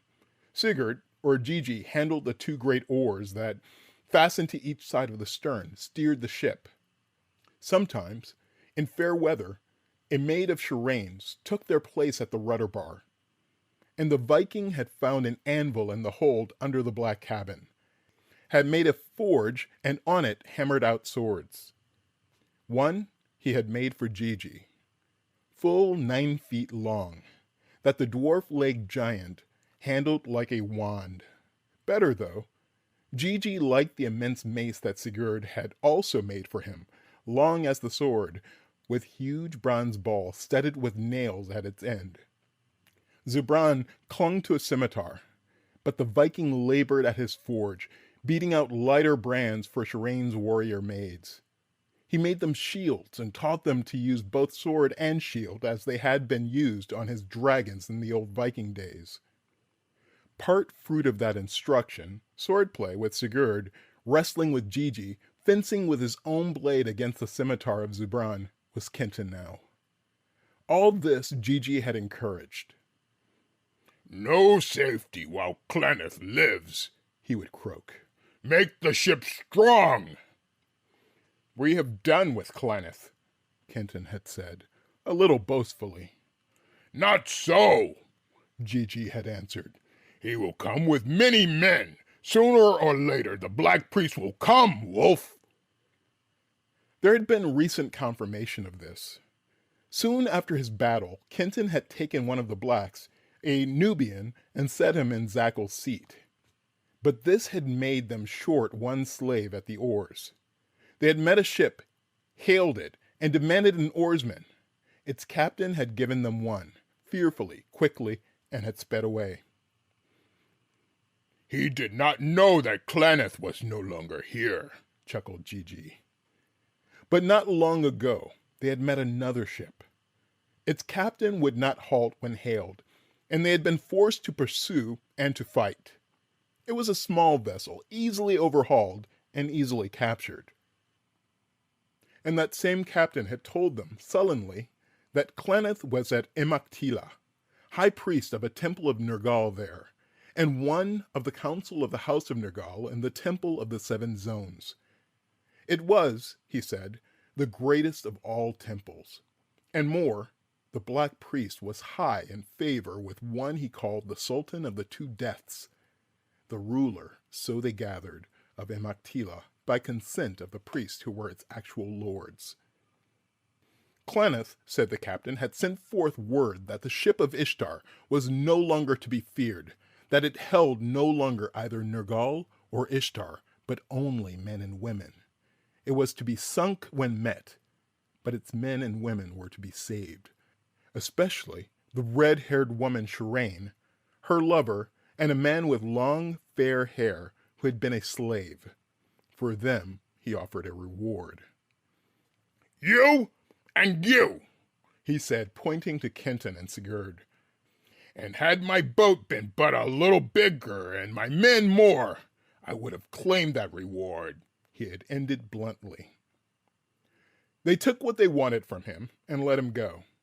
But as the ship drew away, he shouted to them to take what joy of life they could at once, since Claneth, in a great ship, and with many men, was even now searching for them, and their shift was apt to be short.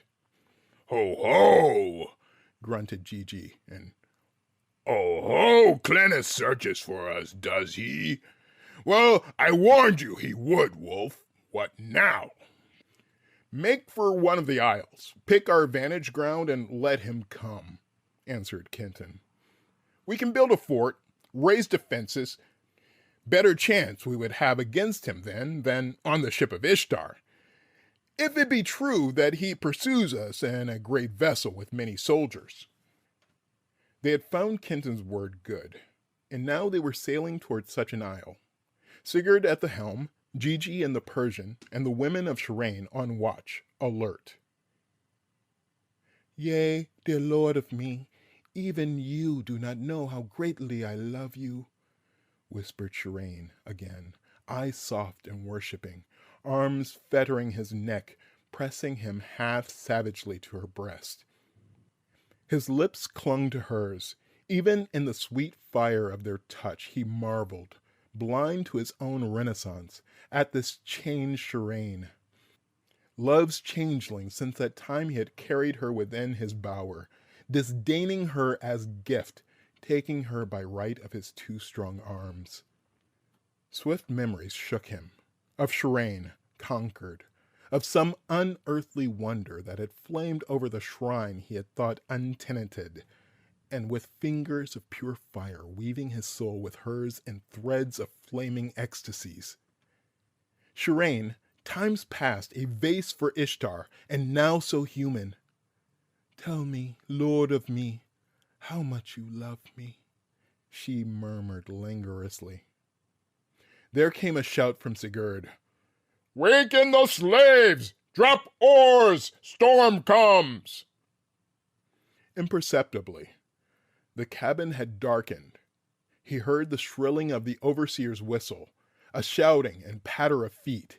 He unclasped Shireen's arms, gave her one kiss that answered her questioning better than words, passed out upon the deck. Swiftly, the sky blackened. There was a splintering flash of the prismatic lightning, a clashing of cymballed thunder. A wind arose and roared. Down came the sail. Before the blast, held steady by the hands of Sigurd, the ship flew. Then fell the rain.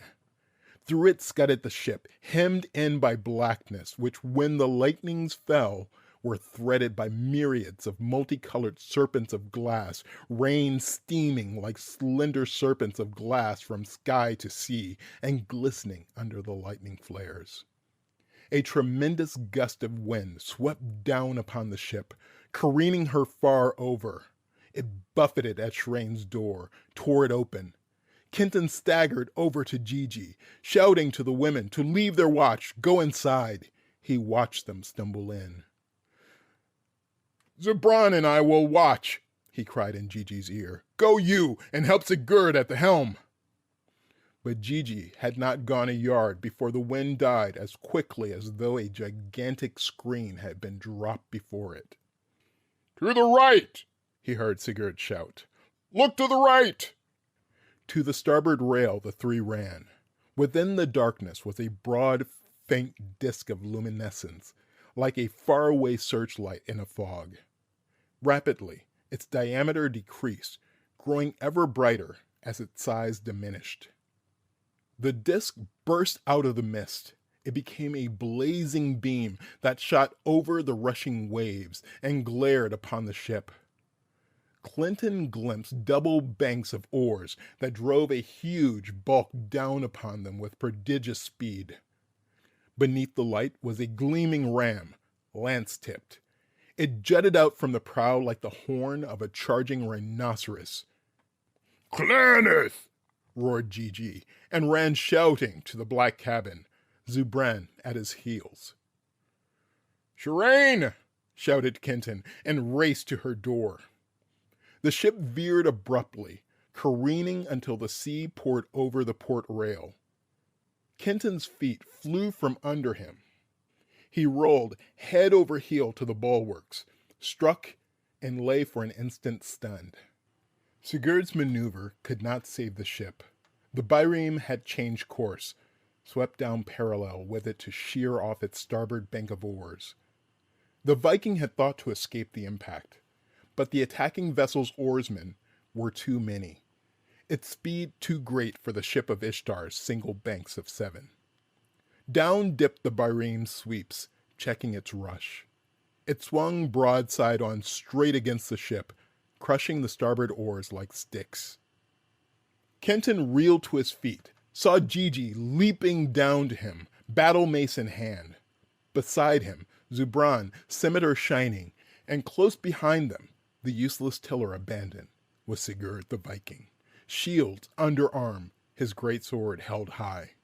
They were beside him. His giddiness was gone.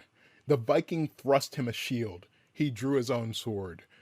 "To Shireen!" he gasped. Forward they ran. Before they could reach her door, defended, a score of soldiers, chain-mailed and armed with great short swords, had poured down the side of the byreme and closed the way to the cabin. And behind them poured other scores. Out whirled Gigi's giant mace, striking them down. Blue blade of Nabu, scimitar of Zubran, brand of Sigurd, rose and fell, struck and thrust. In a breath were dripping red. Yet not a step could they advance. For every soldier they slew, another took his place, and still the byreme rained men. An arrow whistled, stood quivering in Sigurd's shield. Another flew, and hung from Zubran's shoulder. Came the bellowing of Claneth. "No arrows! Take the black-haired dog and yellow hair alive! Slay the others, if you must, with swords!" Now the fighting men from the byreme were all around them. Back to back in hollow square the four fought. Upon the deck the mail-clad men fell. Steadily growing mounds of dead around them, they fought on. There was a sword gash across Gigi's hairy chest, from which blood ran in little trickling streams. The Viking was bleeding from a dozen cuts, but Zubran, save for the arrow wound, was untouched. He fought silently, but Sigurd chanted and howled as he struck, and Gigi laughed as his giant mace crushed bone and sinew.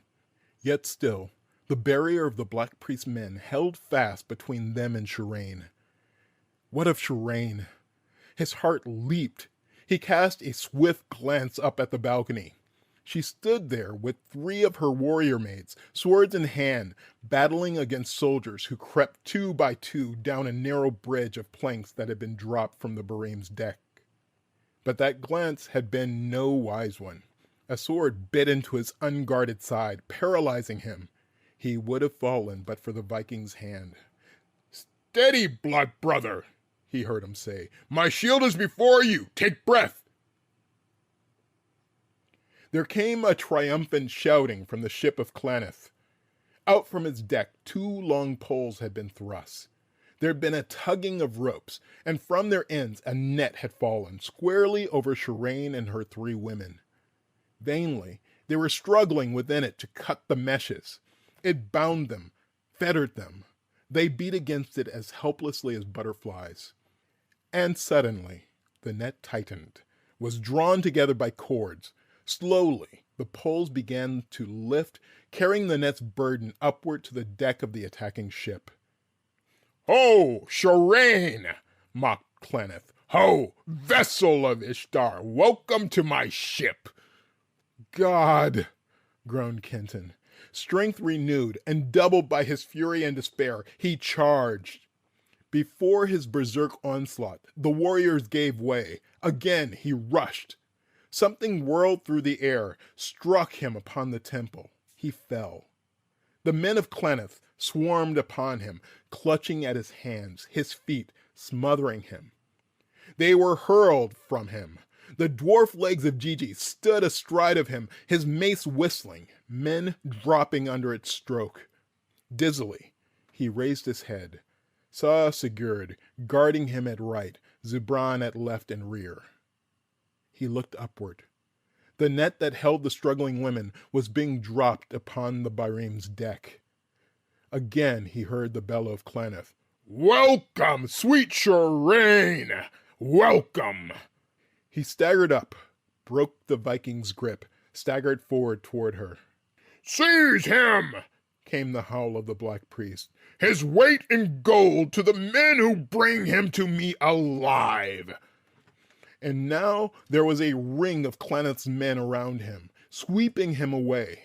Between him and the 3 who had fought beside him, eddied another stream of warriors, falling, smitten by mace and sword and scimitar.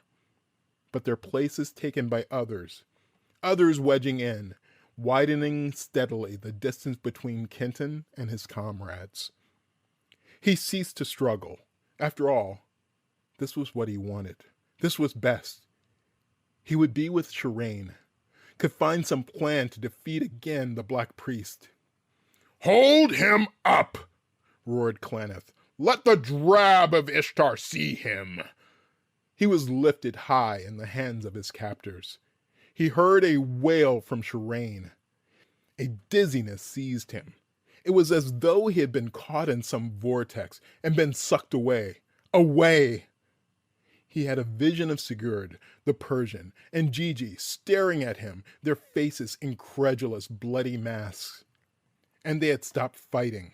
There were other faces, scores of them, staring at him with that same incredulity, though now it seemed shaded with terror. Now they were all staring at him as though over the edge of a prodigious funnel through which he had begun to drop. And now the clutching hands had melted away from him. The faces were gone. There was a wild whirling. Down through the vortex he was drawn with appalling speed.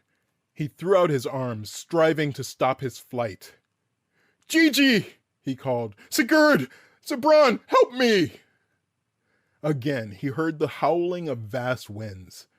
They changed into a trumpet note. The trumpeting changed. It became some familiar sound, some sound known in another life of his, ages and ages agone. What was it? Louder it grew, rasping, peremptory. The shriek of an auto horn! Shuddering, heartsick, he opened his eyes, looked upon his own room. There lay the shining jeweled ship, the ship of toys. And there was a knocking at the door, agitated, frantic, the murmuring of frightened voices, then the voice of Jevons, faltering, panic-stricken, "Master John! Master John!" End of chapter 18. Chapter 19. Down the rope of sound. Kenton fought back his faintness, reached out a trembling hand and snapped on the electrics. "Master John! Master John!" The old servant's voice was now sharp with terror. He rattled the doorknob, beat against the panels. Kenton steadied himself against the table, forced himself to speak. "Why, Jevons." He strove to lighten the dragging words, inject some naturalness into them. "What's the matter?" He heard a little gasp of relief, another murmuring from the servants, and then Jevons spoke again. "I was passing and heard you cry out, sir. A dreadful cry. Are you ill?" Fiercely, Kenton strove against a racking weakness, managed to laugh. "Why, no, I fell asleep. Had a nightmare and woke up yelling. Don't worry. Go to bed." "Oh, it was that?" The relief in Jevons' voice was greater, but the doubt was not altogether gone. He did not withdraw, stood there, hesitating. There was a mist before Kenton's eyes, a thin veil of crimson.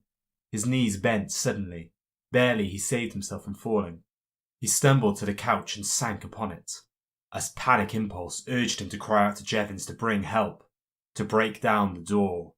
Fast upon it came the inexplicable warning that he must not do this thing, that he must fight his battle out alone if he were to tread the ship's deck again. "Go, Jevons," he cried harshly. "Hell, man, didn't I tell you I wasn't to be disturbed tonight? Get away." Too late he realised that never before he had spoken so to his old servant who loved him. He knew, like a son. Had he betrayed himself? Crystallised Jevons' vague suspicions into the certainty that within that room something was wrong, indeed. Fear spurred his tongue. "I'm all right." He forced laughter into the words. "Of course I'm all right. And I didn't mean to speak so nastily. Forgive me." Damn that mist in front of his eyes. What was it? He passed a hand over them, brought it away wet with blood. He stared at it stupidly. "Oh, that's all right, sir." There was no more doubt, nothing but affection in the voice. "But hearing you cry—" God! Would the man never go? His eyes travelled from his hand up his arm. Crimson it was, red with blood to the shoulder. The fingers dripped. "Only a devilish nightmare," he interrupted quietly. "I won't sleep again until I'm done and go to bed. So run along." Then, "Good night, Master John." "Good night," he answered. Swaying dizzily, he sat until the footsteps of Jevons and the others had died away. Then he tried to rise. His weakness was too great.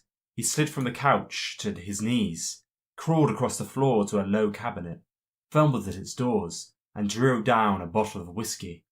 He raised it to his lips and drank deep. The fiery stuff raced through him, gave him strength. He arose. A sickening pang stabbed his side. He raised his hand to clutch the agony, covered it and felt trickle through his fingers a slow, warm stream. He remembered.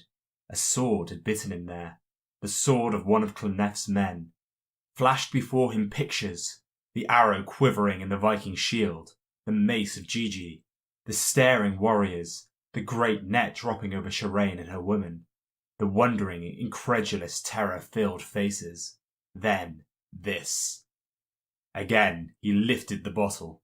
Halfway to his mouth he stopped, every muscle rigid, every nerve taut.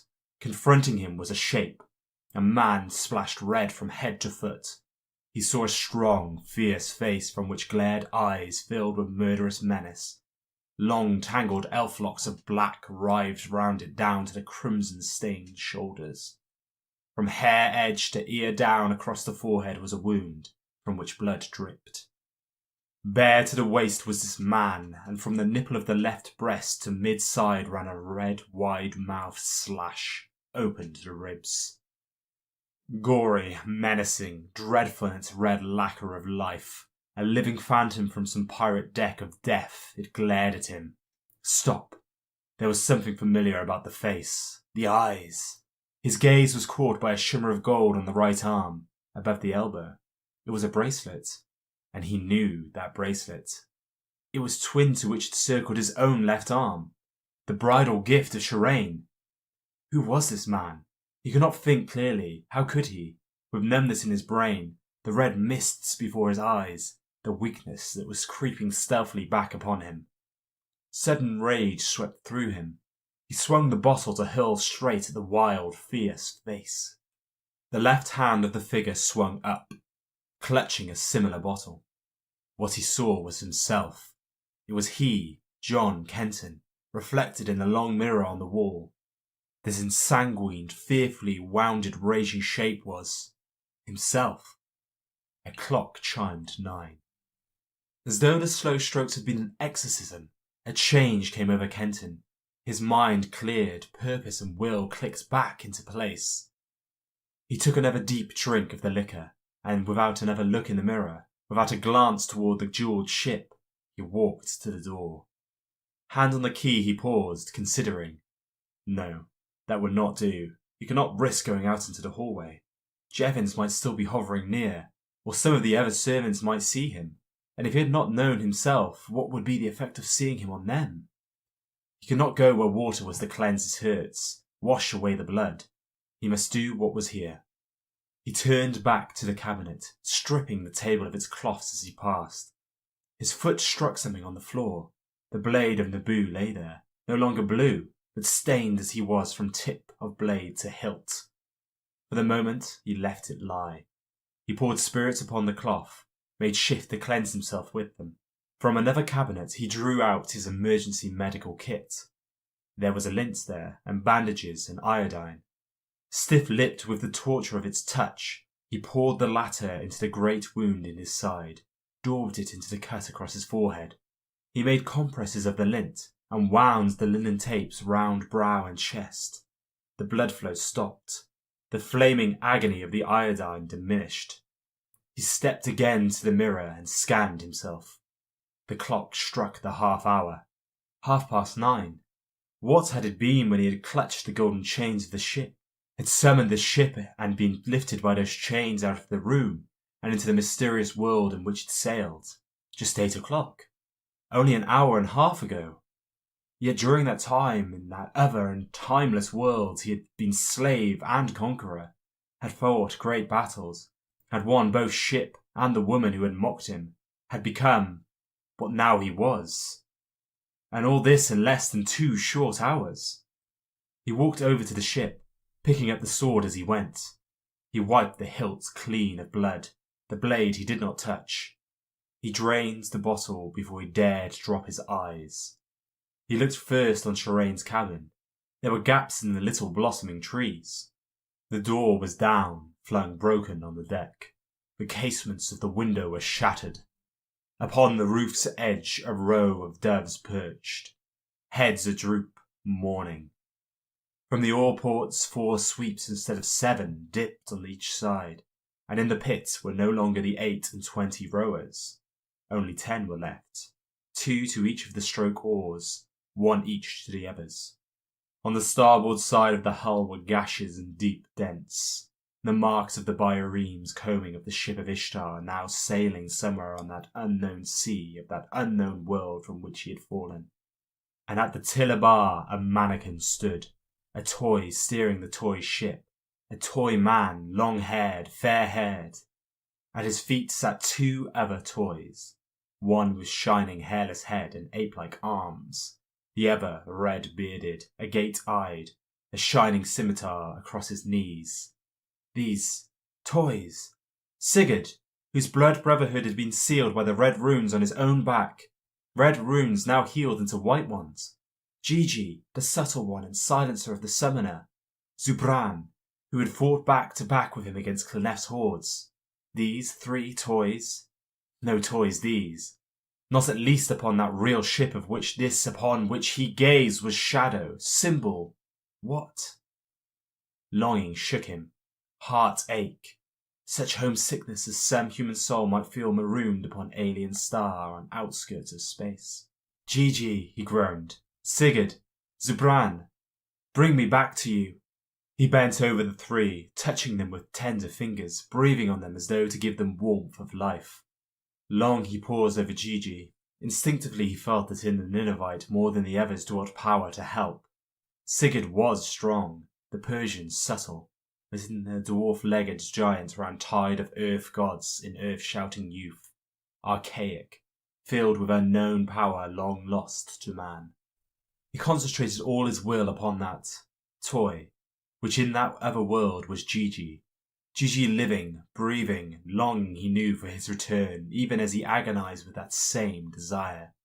Gigi, he whispered, his face close, and again. Gigi, hear me, Gigi. Did the toy move? Breaking his passion of concentration came a cry. Newsboys shouting some foolish happening of importance on this foolish world on which he was castaway.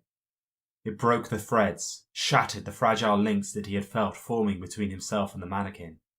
Cursing, he straightened. His sight dimmed. He fell. Effort had told upon him. The treacherous weakness crept back. He dragged himself to the cabinet, knocked the head off a second bottle, let half of it pour down his throat. The sudden whipped blood sang in his ears. Strength flowed through him. He snapped off the lights. A ray from the street came through the heavy curtains, outlining the 3 toy figures. Once more, Kenton gathered himself for a mighty effort of will. Gigi, it is I, the wolf, calling you. Gigi, answer me. Gigi. The mannequin stirred, its body trembled, its head raised. Far, far away, thin and cold as tip of frost lance upon glass, ghostly and unreal, coming from immeasurable distances, he heard Gigi's voice. Wolf, I hear you, wolf. Where are you? His mind clung to that thread of sound as though it were a line flung to him over vast abysses.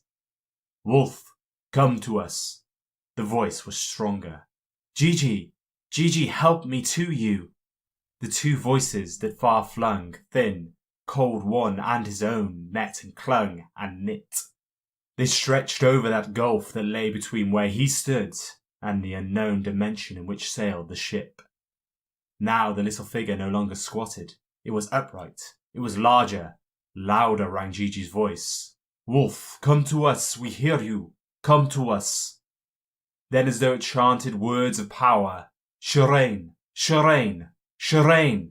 Under the lash of the loved name, his will now streamed fiercely. Gigi, Gigi, keep calling.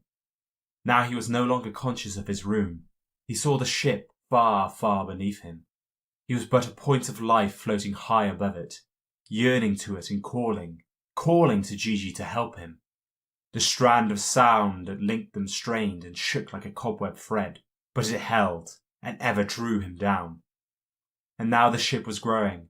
It was misty, nebulous, but steadily it grew, and steadily Kenton dropped down that rope of sound to meet it.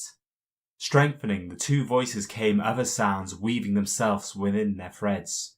The chanting of Sigurd, the calling of Zubran, the thrumming of the fingers under the wind on the harpstring of the ship's stays, the murmuring litany of the breaking waves telling their beads of foam. Even more real grew the ship. Striking through its substance came the wavering image of his room. It seemed to struggle against the ship, to strive to cover it, but the ship beat it back, crying out to him with the voices of his comrades and the voices of wind and sea in one. Wolf, we feel you near. Come to us, wolf. Shireen, Shireen, Shireen. The phantom outlines leaped into being. They enclosed him. The arms of Gigi reached out to him, gripped him, plucked him out of space. And as they gripped, he heard a chaotic whirling, a roaring, as of another world spinning from under him and lashed by mighty winds. He stood again upon the ship. He was clasped tight to Gigi's hairy chest. Sigurd's hands were on his shoulders. Zubran was clasping and patting Kenton's own hands, clutching Gigi's back, singing his joy strange, intricate Persian curses.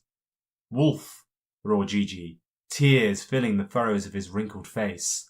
Where did you go? In the name of all the gods, where have you been? Never mind, sobbed Kenton. Never mind where I've been.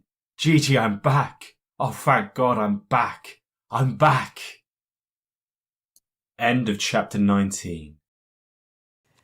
Chapter 20 of the Ship of Ishtar. How the ship was manned. Faintness conquered him. The wounds and the effort of will had sapped his strength to its limit. When he came back to consciousness, he was on the divan in Shireen's raped cabin. His bandages had been replaced, his wounds redressed. The 3 men and 4 of Shireen's maids were looking down upon him.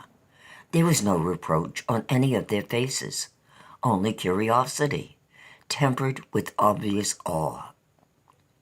"It must be a strange place to which you go, Wolf," Gigi said at last.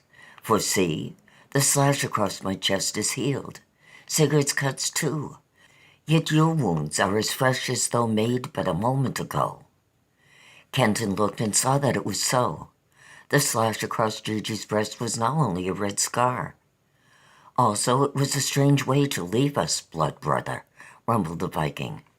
"By the fire of Osmund," swore the Persian, "it was a very good way. A good thing for us that he left us as he did. Cyrus the king taught us that it was a good general who knew how to retreat to save his troops. And that retreat of yours was a masterly one, comrade. Without it, we would not be here now to welcome you." "It was no retreat. I could not help but go," whispered Kenton. "Well," the Persian shook a dubious head, "whatever it was, it saved us. One instant there you were lifted on the paws of the Black Priest's dogs. Another instant you had faded into a shadow. And then, lo, even the shadow was gone." "How those dogs who held you shrieked and ran," laughed Zubran. "And the dogs who were biting at us ran too. Back to their kennels on the Byreme they ran, for all Claneth's cursing. They had great fear, comrade, and so in fact for a moment did I. Then down went their oars, and away sped the ship, with Claneth's cursing still sounding, even after they had gotten safely out of sight of us." "Shireen," groaned Kenton. "What did they do to her? Where had they taken her?" "To Emmectilla, on Sorcerer's Isle, I think," answered Gigi. "Fear not for her, Wolf. The Black Priest wants you both. To torture her without your eyes looking on, or to slay you without hers beholding your agonies, would be no revenge for Claneth. No, until he lays hands on you, Shireen is safe enough. Not comfortable, perhaps, nor happy, but assuredly safe enough," confirmed the Persian. "3 of her maids they took with her in the nets," said Sigurd. 3 they slew. These 4 they left when you vanished." "They took Sadaloo, my little vessel of joy," mourned Gigi, "and for that Cleneth shall also pay when reckoning comes." "Half the slaves were killed when the Byreme crashed against us," went on the Viking. "Oars crushed in ribs, broke backs. Others died later. The black skin we put in Sackel's place is a man. He fought those who dropped into the pit and slew his share. But 8 oars have we now, instead of twice 7. The black skin sits at one of them, unchained. When we take new slaves, he shall be overseer again and honored. And I remember now," it was Gigi dropping back to his first thought, "that when I dragged you up the side of Claneth's cabin that day, you fought his priest. You still bled from the bites of Shireen's girls. Yet with us there had been time and time again for them to have healed. And here you are once more with old wounds fresh. It must be a strange place indeed that you go to, Wolf. Is there no time there?" "It is your own world," he answered, "the world from whence all of you came." And as they stared at him, he leaped up from the divan. "We must sail to this Emmectilla at once. Find Shireen. Free her. How soon, Gigi, how soon?" He felt the wound in his side open, fell back, his spurt of strength exhausted. "Not till your wounds are healed," said Gigi, and began to unfasten the reddening bandages. "And we must make the ship strong again before we take that journey. We must have new slaves for the oars. Now lie quiet, Wolf, until you heal. Claneth will do Shireen no harm as long as there is hope of taking you. I, Gigi, tell you this, so set your heart at ease." And now began for Kenton a most impatient time of waiting, to be chained here by his wounds when, despite Gigi's assurances, the Black Priest might be wreaking his ultimate vengeance upon Shireen. It was not to be borne. Fever set in. His wounds had been more serious than he had known. Gigi nursed him. The fever passed, and as he grew stronger, he told them of that lost world of theirs, what had passed there during those centuries they had sailed on the timeless ship, of its machinery and its wars, its laws and its customs. And none now goes Viking, mused Sigurd. Clearly, then, I see that there is no place for me there. Best for Sigurd, Trygg's son, to end his days where he is. The Persian nodded. And no place for me, he echoed, for a man of taste such as I. It seems no world at all to live in. And I like not your way of waging wars, nor could I learn to like it. I, who seem to be a soldier of an old school indeed. Even Gigi was doubtful. I do not think I would like it, he said. The customs seem so different. And I notice, Wolf, that you are willing to risk chains and death to get out of that world, and lose no time getting back to this. The new gods seem so stupid, argued Zubran. They do nothing. By the 9 hells, the gods of this place are stupid enough. Still, they do something. Although perhaps it is better to do nothing than to do the same stupid things over and over, he ruminated. I will make me a steading on one of these islands, said Sigurd, after we had carried away Kenton's woman and slain the black priest. I will take me a strong wife and breed many younglings. I will teach them to build ships. Then we shall go Viking as I did of old. Skoll, skoll to the dragons slipping through Rhine's path, with the red ravens on their sails and the black ones flying overhead, shouted Sigurd. Say, blood brother, he turned to Kenton, when you have your woman back, will you make steading beside mine? With Zubran taking wives and he and Gigi, if he not be too old, breeding young, and with those who will join us, by Odin, but we shall all be great jarls in this world. That is not to my liking, replied the Persian promptly. For one thing, it takes too long to rear strong sons to fight for us.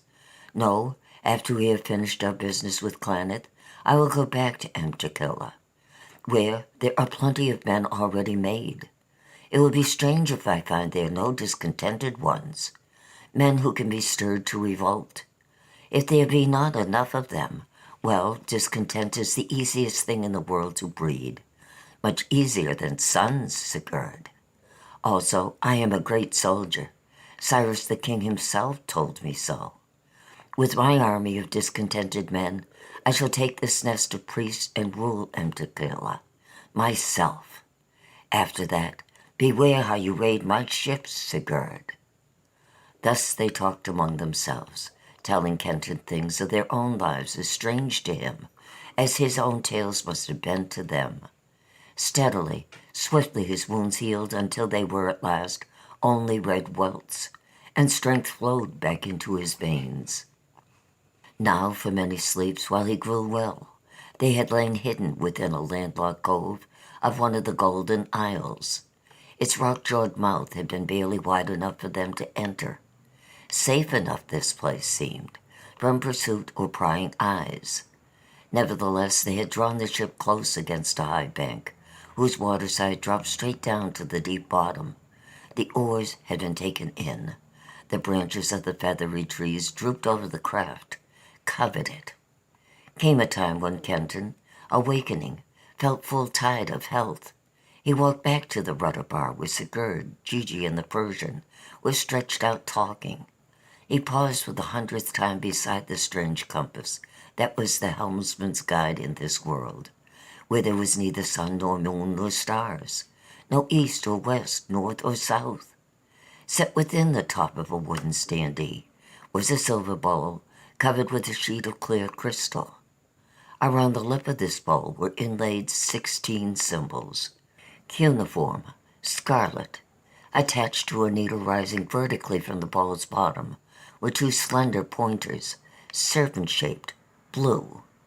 The larger, he knew, pointed always toward Emtakilla, that land to which, were Gigi right, Shireen had been carried by the Black Priest. The smaller pointed toward the nearest land. For the 100th time he wondered what mysterious currents stirred them in this poleless world, what magnetic flow from the scattered isles pulled the little one. with constant flow from Ancatilla, kept the big one steady, steadier far than compass needles of earth pointed to the north.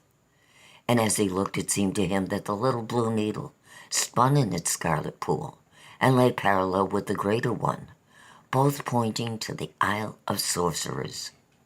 "An omen," he cried. "Look, Sigurd! Gigi, Sabran, look!"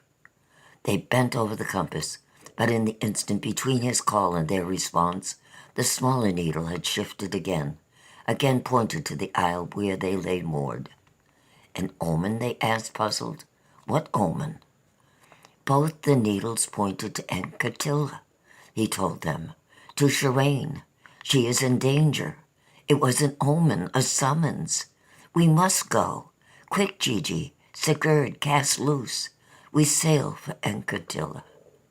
They looked at him doubtfully, down at the compass once more, at each other covertly. "I saw it, I tell you," Kenton repeated. "It was no illusion. I am well. Shireen is in peril. We must go." "Shh!" Gigi held up a warning hand, listened intently, parted the curtain of the leaves and peered out. "A ship," he whispered, drawing back his head, "and coming in. Bid the maids get arrows and javelins. Arm, all of you. Quiet now, and speed."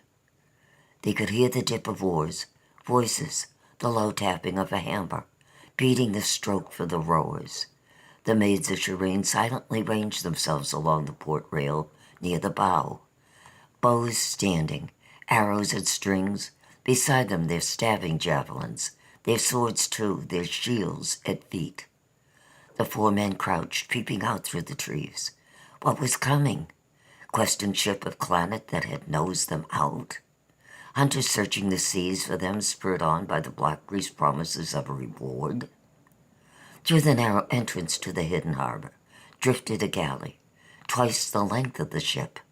It was single-tiered, 15 oars to the side and double-banked. 2 men to each sweep.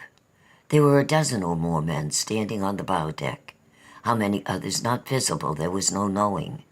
The galley crept in. It nosed along the shore. When less than 200 feet away from the hidden watchers, grapnels were thrown over the side and the boat made fast. "Good water here, and all we need," they heard one say. Gigi put his arms around the 3, drew them close to him. "Wolf," he whispered, "now do I believe in your omen. For lo, close upon its heels follows another and a better one. A summons indeed. There are the slaves we must have for our vacant oars, and gold too, I'll warrant, that we shall want when we reach Ancatilla." "Slaves and gold, yes," muttered Kenton. Then sardonically, as half a dozen more men came up from below and joined the group on the bow. "Only remains to find the way to take them, Gigi." "Nay, but that will be easy," whispered Zubran. "They suspect nothing, and men surprised are already half beaten. I have a plan. We 4 will creep along the bank until we are just opposite their bow.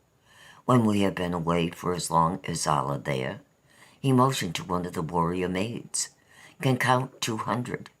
The maids shall pour their arrows into that group, shooting fast as they can, but taking careful aim and bringing down as many as they can. Then we will leap aboard and upon those left. But when the maids hear us shout, they must shoot no longer at the bow, lest we be struck. Thereafter, let them keep any others from joining those forward. Is it a good plan? I'll warrant we shall have their ship in less time than it has taken me to tell it." A qualm shook Kenton. "I like not this killing of men in cold blood," he said. "Now by the gods," came the voice, evidently of the captain of the galley. "Would that cursed ship of Ishtar had been here?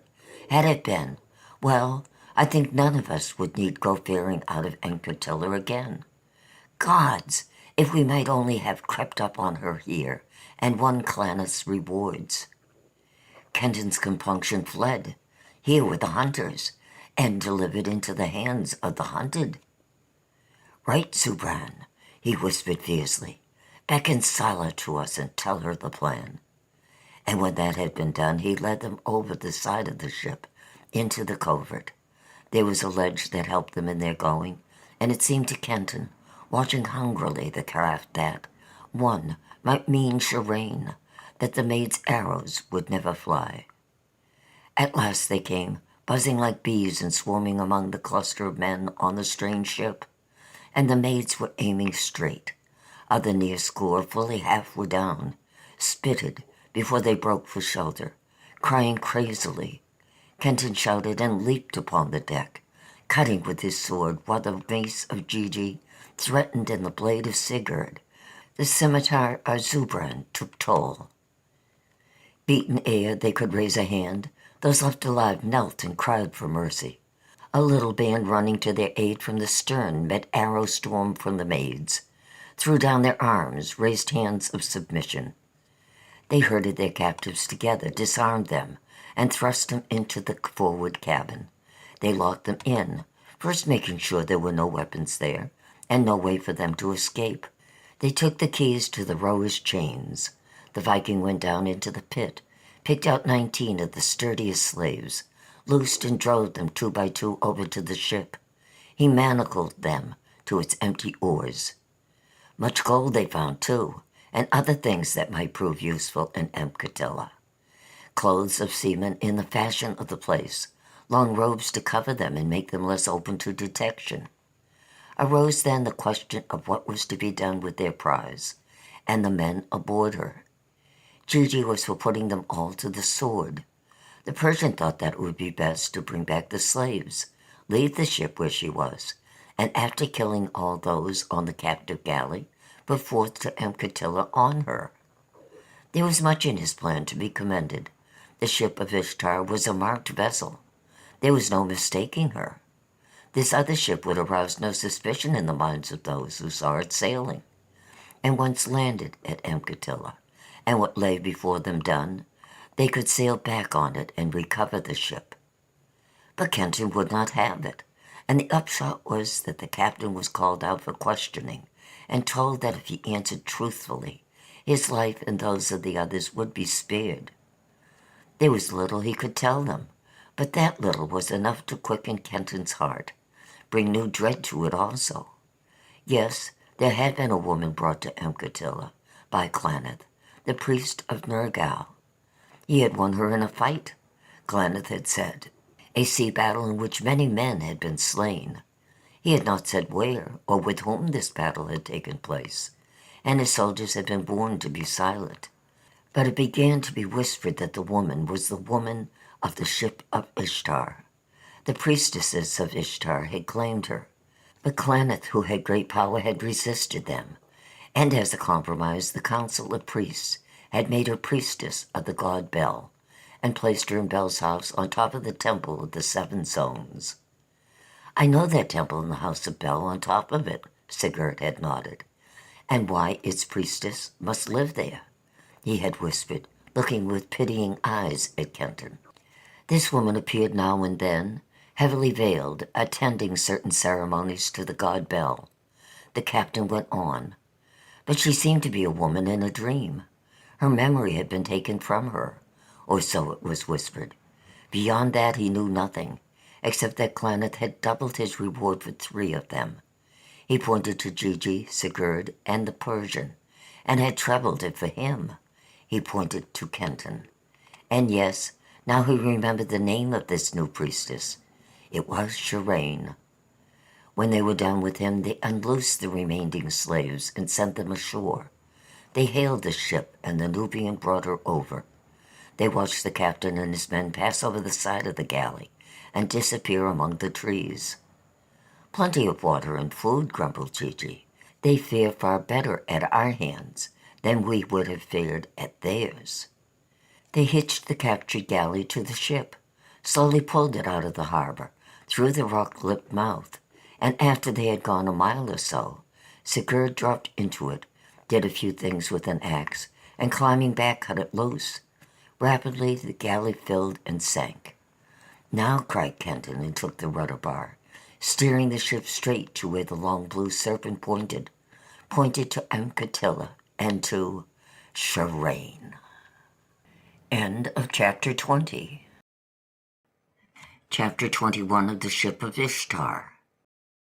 The Isle of Sorcerers. Luck clung to them.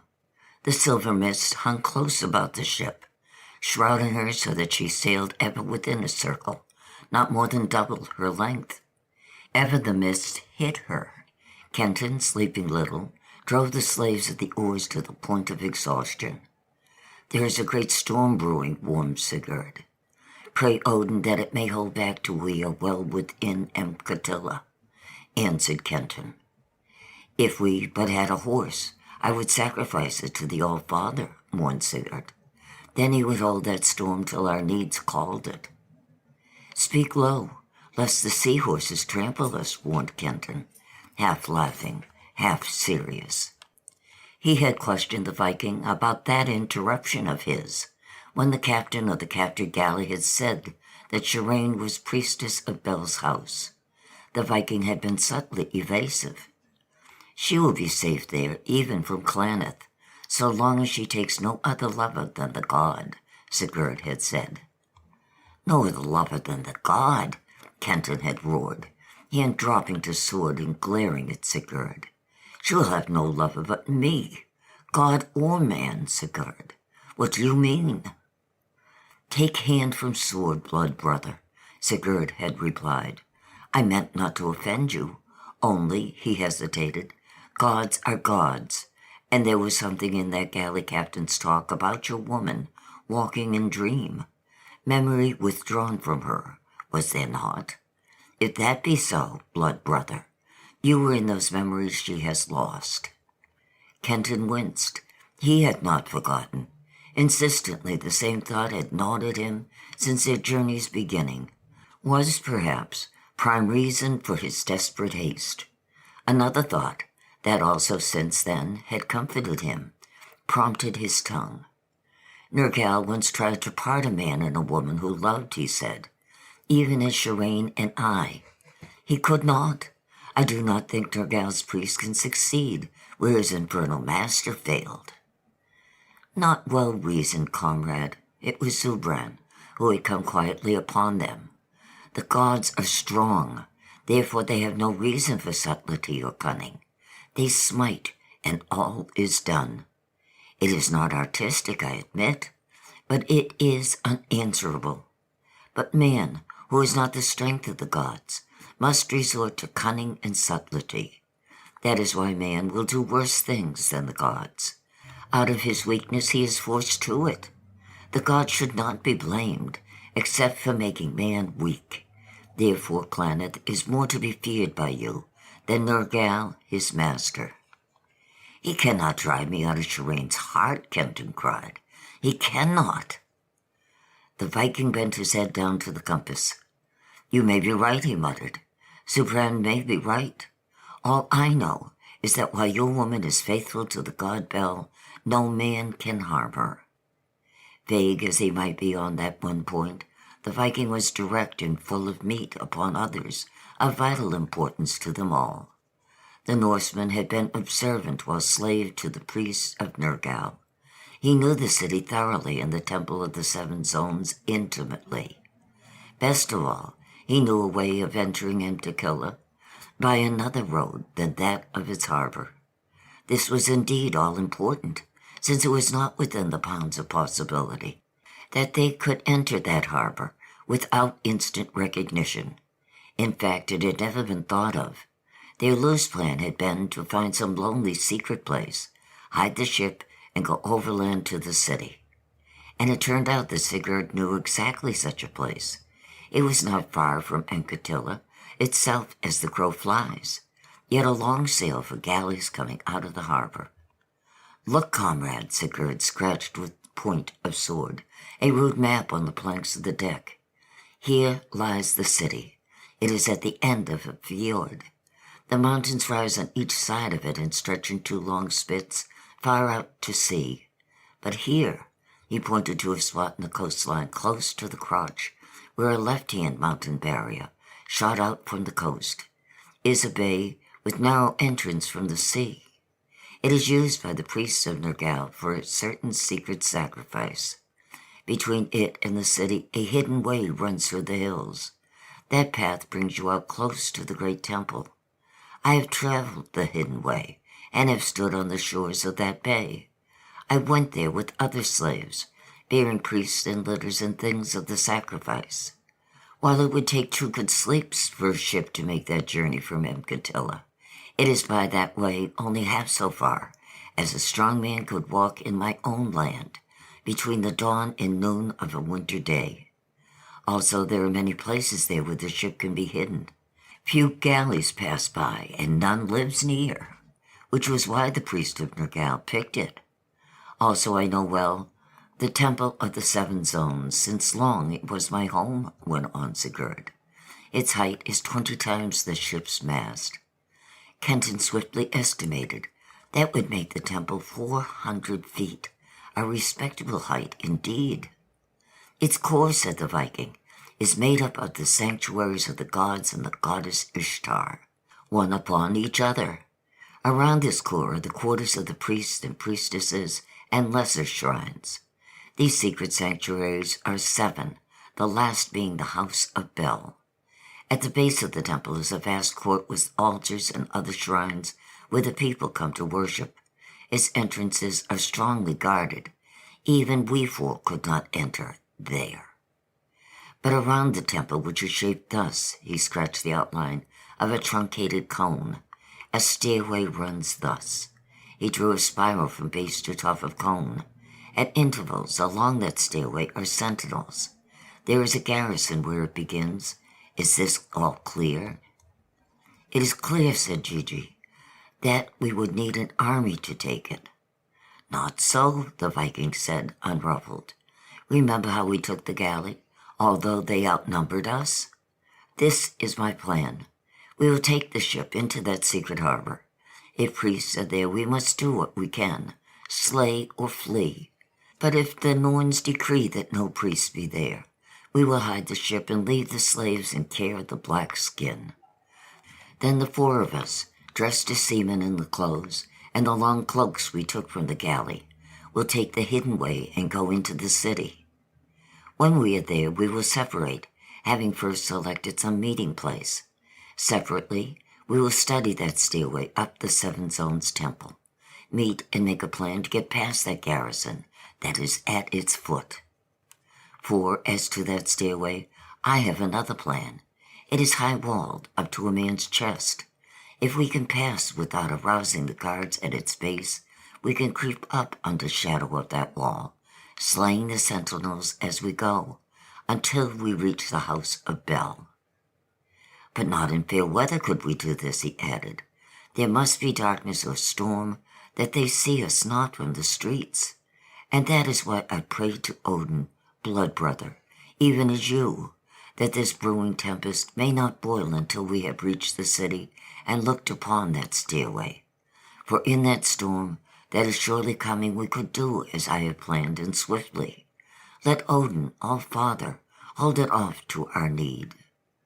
But in this plan I see no chance of slaying Claneth, growled Zubran.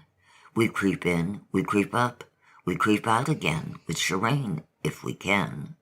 And that is all. By Ormuds, my knees are too tender for creeping.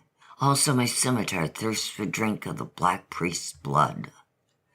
No safety while Claneth lives, croaked Gigi, playing upon his old tune. I have no thought of Claneth now, rumbled the Viking. First comes Kenton's woman. She'll swore Sigurd to be to him. My sword as his sword. His fortune Sigurd's fortune. His bane Sigurd's bane, and his desire mine to help him gain it. Brothers by the blood runes. He gets his woman. After that, we take up the black priest. Tears were in Kenton's eyes as he gripped the Norseman's hands, and Gigi grinned and slapped Sigurd's back. I am shamed, said Zubran. You were right, of course, Sigurd. I should have remembered. Yet, in truth, I would feel easy if we could kill Claneth on our way to her. For I agree with Gigi. While he lives, no safety for your blood brother or for any of us. However, the Lady Shireen first, of course. The Viking had been peering down into the compass. He looked again intently and drew back, pointing to it. Both the blue serpents and the scarlet bath were parallel, their heads turned to one point. "We head straight to Amcantilla," said Sigurd. "But are we within the jaws of that fjord or out of them? Wherever we are, we must be close." He swung the rudder of oars to port. The ship veered. The larger needle slipped a quarter of the space to the right between the red symbols on the bold edge. The smaller held steady. "That proves nothing," grunted the Viking, "except that we are no longer driving straight to the city. But we may be close upon the mounts. Check the oarsmen. Bid the overseer drive slowly." Slower went the ship, and slower, feeling a way through the mist. And suddenly they darkened before them. Something grew out of them slowly, slowly. It lay revealed as a low shore, rising sharply and melting into deeper shadows behind. The turquoise waves ran gently to it, caressing its rocks. Sigurd swore a great oath of thankfulness. "We were on the other side of the mounts," he said. "Now somewhere close is that secret bay of which I told you. Bid the overseer drive the ship along as we are." He swung the rudder sharply to starboard. The ship turned, slowly followed the shore. Soon in front of them loomed a high ridge of rock. This they skirted, circled its end, and still sculling silently came at last to another narrow strait into which the Viking steered. "A place for hiding," he said. "Send the ship into that cluster of trees ahead. Nay, there is water there. The trees rise out of it. Once within them, the ship can be seen neither from shore nor sea." They drifted into the grove. Long, densely leaved branches covered them. The bow muzzled the shore. "Now lash it to the tree trunks," whispered Sigurd. "Go softly. Priests may be about. We will look for them later, when we are on our way. We leave the ship in charge of the women. The black skin stays behind. Let them all lie close till we return.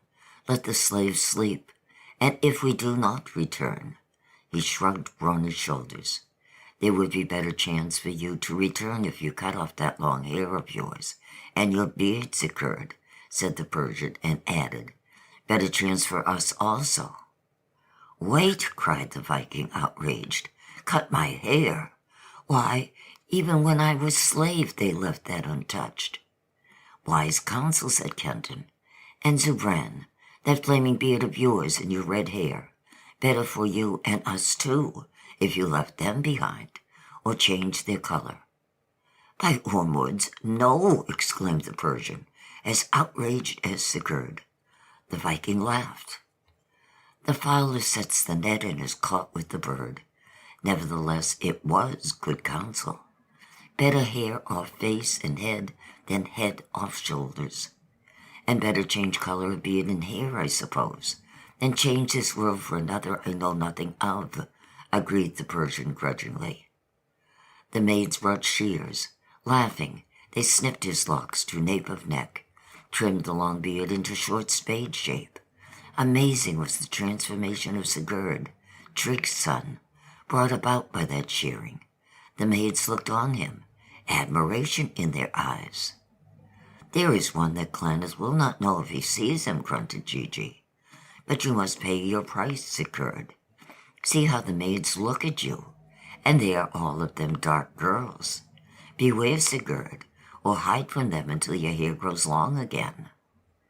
Now the Persian put himself in the women's hands. They dabbled at beard and head, with cloth dipped in a bowl of some black liquid. The red faded, then darkened into brown. Not so great was the difference between him and the old Zubran as there was between the new and old Sigurd. But Kenton and Gigi nodded approvingly. At least the red that made him as conspicuous as the Norseman's long hair was gone. Remained Kenton and Gigi. Little could be done for either of them. There was no changing Gigi's rogue slit of a mouth, the twinkling beady eyes, the bald pate, the immense shoulders. "Take out your earrings," Gigi bade Kenton. "Take off that bracelet on your arm," replied Gigi. Shireen's gift? Never, exclaimed Kenton, as outraged as had been at first the Norseman and the Persian. My earrings were put there by one who loved me as much as she does you. For the first time since Kenton had known Gigi, there was anger in his voice. The Persian laughed softly. It broke the tension. Kenton grinned at the drummer, somewhat guiltily. Gigi grinned back. Well, he said, it seems that we must all make our sacrifices. Sigurd of his hair, Subran his red, and you and I. He began to unscrew the earrings. No, Gigi. Kenton stayed his hands. He could not bring himself to break that golden band upon which Shireen had graven the symbols of her love. Leave them be. Rings and bracelet, both can be hidden. I do not know, Gigi paused doubtfully. It seems to me to be better.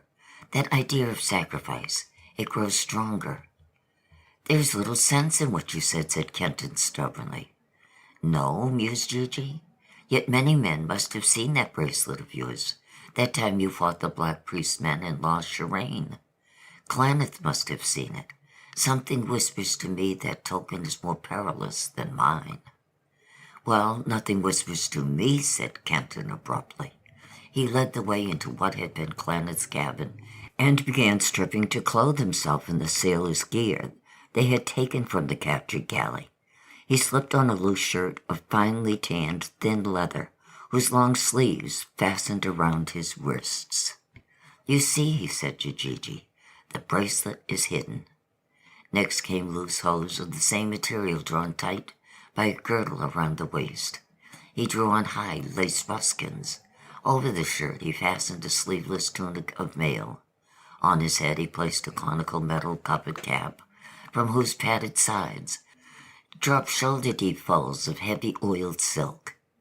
The others dressed with him in similar garments, only the Persian would not leave off his own linked mail. He knew its strength, he said, and the others were new to him. That was an old friend, often tried and always faithful, he said. He would not cast it off for new ones whose loyalty was still untried. But over it he drew one of the shirts, and over that a tunic from the galley. And Gigi, after he had set the cap upon his head, drew close the folds of silk so that they hid his ears and their jet pendants. Also he fastened around his neck another long fold of silk, binding the others fast and hiding his mouth. And when they had covered themselves with the long cloaks, they scanned each other with lightened hearts. The Viking and the Persian were true changelings. Little fear of recognition there. Changed enough by his new garb, it seemed to them, was Kenton. The cloak hid Gigi's stumpy legs, and the cloths around his face, the close-fitting, conical cap altered it curiously into one not easily recognizable. It is good, murmured the Viking. It is very good, echoed Kenton. They belted themselves and thrust into the belts both their own swords and short ones of Sigurd's forging. Only Gigi would take neither that 9-foot blade the Norseman had made for him, nor the great mace. The latter was too well known, the other too cumbersome for their journey. Impossible, like the mace, to hide. He took 2 swords of average length. Last he picked up a long, thin piece of rope, swiftly spliced to it a small grappling hook. He coiled the rope around his waist, hanging the grapple to his belt. Lead, Sigurd, said Kenton. One by one, they dropped over the ship's bow, waded through shallow water, and stood upon the shore, while Sigurd cast about for his bearings. The mists had grown thicker. The golden leaves, the panicles of crimson and yellow blooms, were etched against them, as though upon some ancient Chinese screen. In the midst, Sigurd moved, shadowy. The trees were motionless. The whole air was motionless, as though it were waiting and fearful. Come, the Viking joined them. I have found the way. Silently they followed him through the mists, under the silver shadows of the trees. End of chapter 21. Chapter 22 of the Ship of Ishtar. The bracelet betrays. Chapter 22. That was a hidden way, in truth. How Sigurd followed it in the glimmering fog, by what signs led, Kenton could not tell. But the Viking walked along unhesitant. Close behind him waddled Gigi, and from time to time he saw Sigurd point here and there as though he were explaining the way. Soon he was sure of this, for frequently the Ninevite would pause as though to have instructions repeated. What they whispered he could not hear. 6 feet behind them strode the Persian, with Kenton the same distance behind him. Between high rocks covered with the golden ferns, the narrow road ran, and through thickets where the still air was languorous with the scent of myriads of strange blossoms, through dense clumps of slender trunks, which were like bamboo stems, all lacquered scarlet, and through groves where trees grew primly in park-like precision, and under which the tarnished silver shadows were thick. Their steps made no sound on the soft moss. They had long lost the murmur of the sea. Sound of any kind around them there was none. At the skirt of one of these ordered groves, the Viking paused. "This is the place of Nergal's sacrifice," he whispered. "I go to see if any Nergal's black dogs are about. Wait for me here." He melted into the mists. They waited, silent, for each felt that something evil, some hideous malignity lay sleeping within those trees, and if they spoke or moved, it would awaken, reach out, draw them to it. That wood was saturated with evil, and out of it, as though the sleeping evil breathed, pulsed the sickly sweet and charnel odor that had hung in Claneth's cabin. Silently as he had gone, Sigurd returned. "No black robes there," he said softly. "Yet something of their dark god dwells in that grove always. Eager am I to pass this place. Go softly and quickly. Speak not to me again, Gigi, until I bid you." Softly, quickly they went, skirting that place of evil, with cold sweat on Kenton's brow and hands. At last Sigurd paused, exhaled a vast sigh of relief. "I like not that grove," he said, "and you would like it even less than you did if you knew what Nergal's priests do therein. Even you, Zubrin, would lose some of that weariness of which so often you complain." "Good," replied the Persian blandly. "Viking, I thank you. Now, when I am lord of Amygdala, I will save some of Nergal's priests, that they may come here and perform before me." "Thor, shield us!" The Viking made the sign of the hammer. "Talk not like that, Zubrin. Not here. Quick!" He led them with increased speed. Soon Gigi and he were whispering as before, and now the way began to climb steeply. On they went, and higher and higher.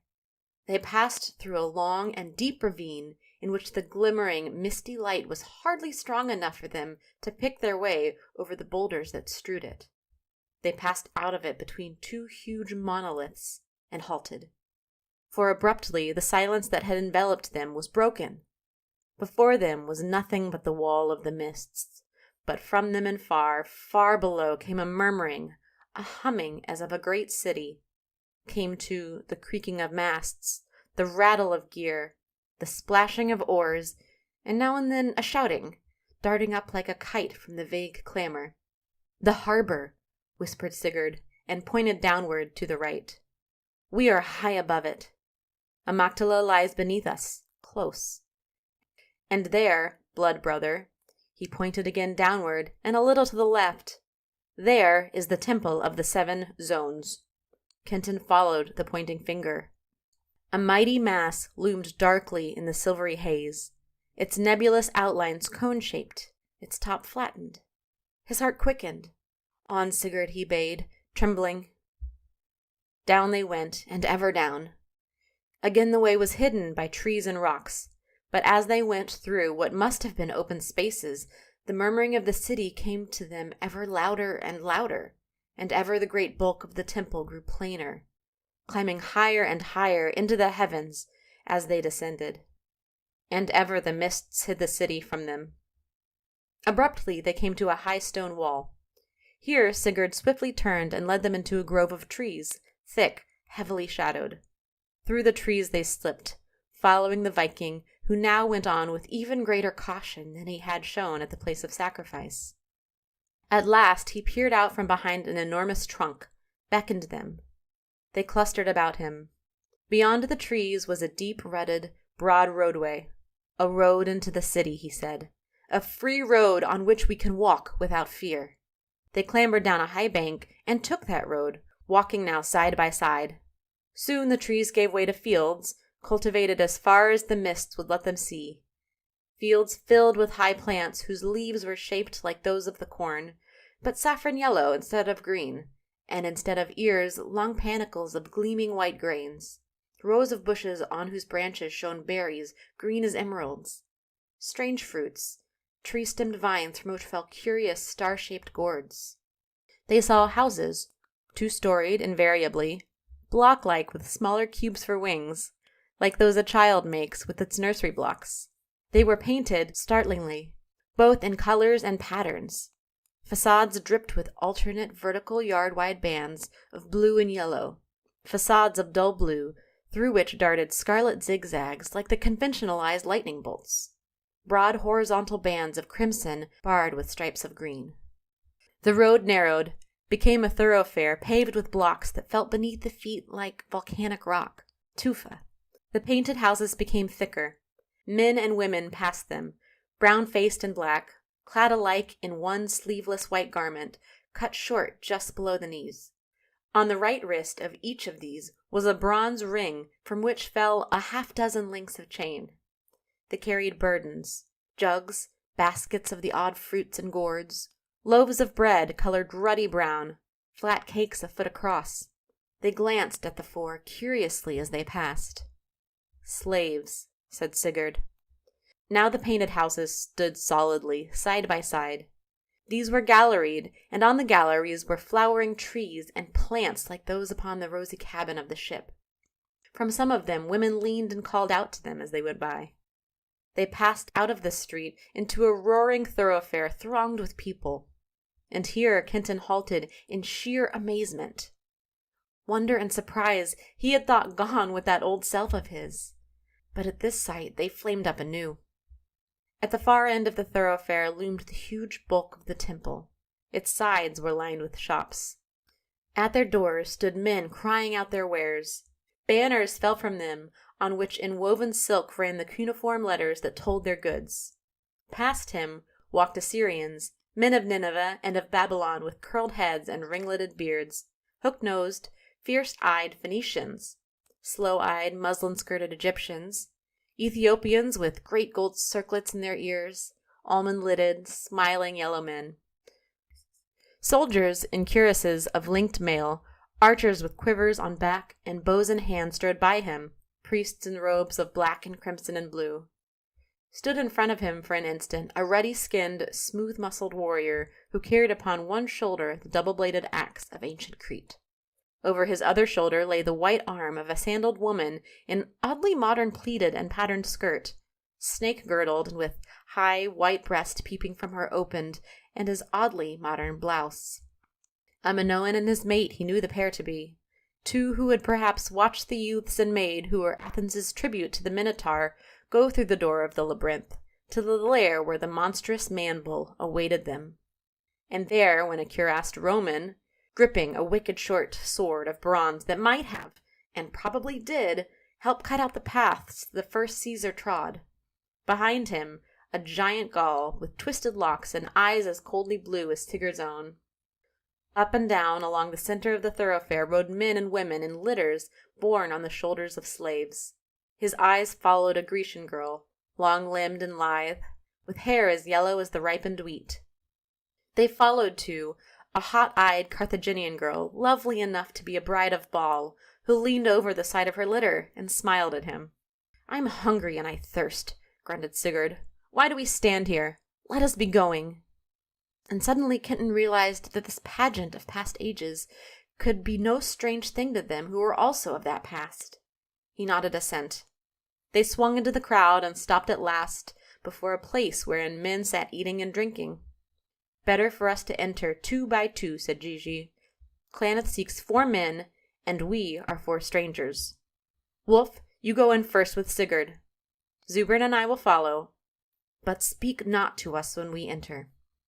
The shopkeeper set food before them, and high beakers of red wine. He was garrulous. He asked them when they had made harbor, if their voyage had been a good one. "It is a good time not to be at sea," he said. "Storm comes, and a great one. I pray to Nabu, dispenser of waters, that he hold it until Bel's worship is ended. I close my shop later to see that new priestess of Bel's they talk so much about."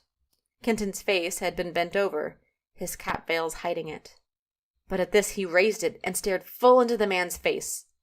And the shopkeeper blanched, faltered, stared back at him with wide eyes. Had he been recognized? His hand sought stealthily his sword. "Pardon," gasped the shopkeeper. "I know you not." Then abruptly he peered closer, straightened and laughed. "By Bel, I thought you were another. Gods, how you look like him." He hurried away. Kenton looked after him, puzzled. Was his departure a ruse? Had he really recognized him as the man Claneth sought? It could not be. His fright had been too real, his relief too sincere. Who was it then that Kenton looked like to bring forth this fright and relief? They finished their food quickly, paid from the gold they had taken from the galley, passed out into the street. Almost at once, Gigi and the Persian joined them. "To the temple," ordered Kenton. 2 by 2 they sauntered down the street, not hurrying, like men just in from a long voyage. But as they went, Kenton, with an ever-growing puzzlement and apprehension, saw now one and now another glance at him, pause as though in wonder, and then, averting eyes, go swiftly by. The others saw it too. "Draw the cap-cloths about your face," said Gigi uneasily. "I like not the way they stare. And yet, if they thought they knew you, would they not set the soldiers on you? But they do not. They go by as though afraid."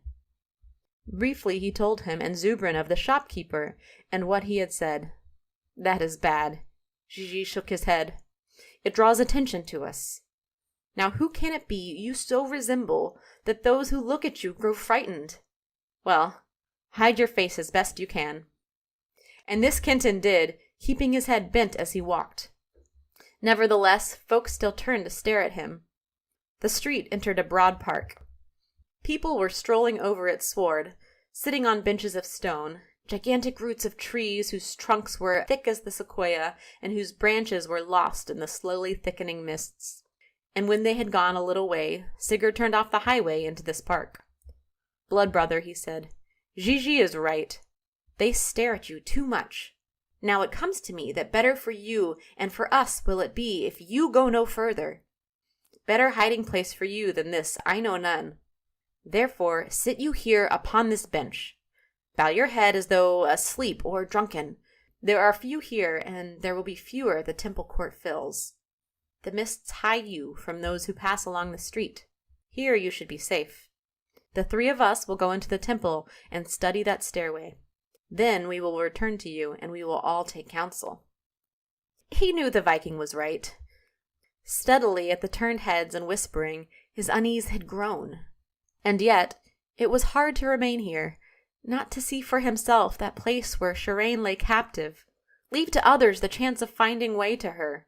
And yet, Sigurd was right. "Courage, brother," said Sigurd gently as they left him. "Odin has held off the storm for us. Odin will help us get your woman." Now, for a time, a long, long time, it seemed to him, he sat upon that bench with face covered by hands. Stronger and stronger grew that desire to see for himself Shirane's prison, study its weaknesses.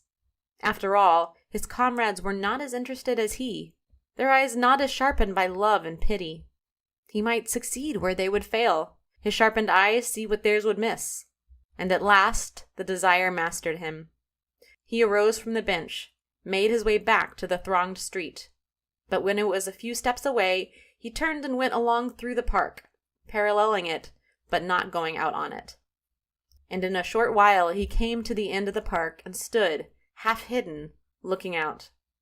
Directly before him, not 50 yards away, rose the immense bulk of the Temple of the Seven Zones.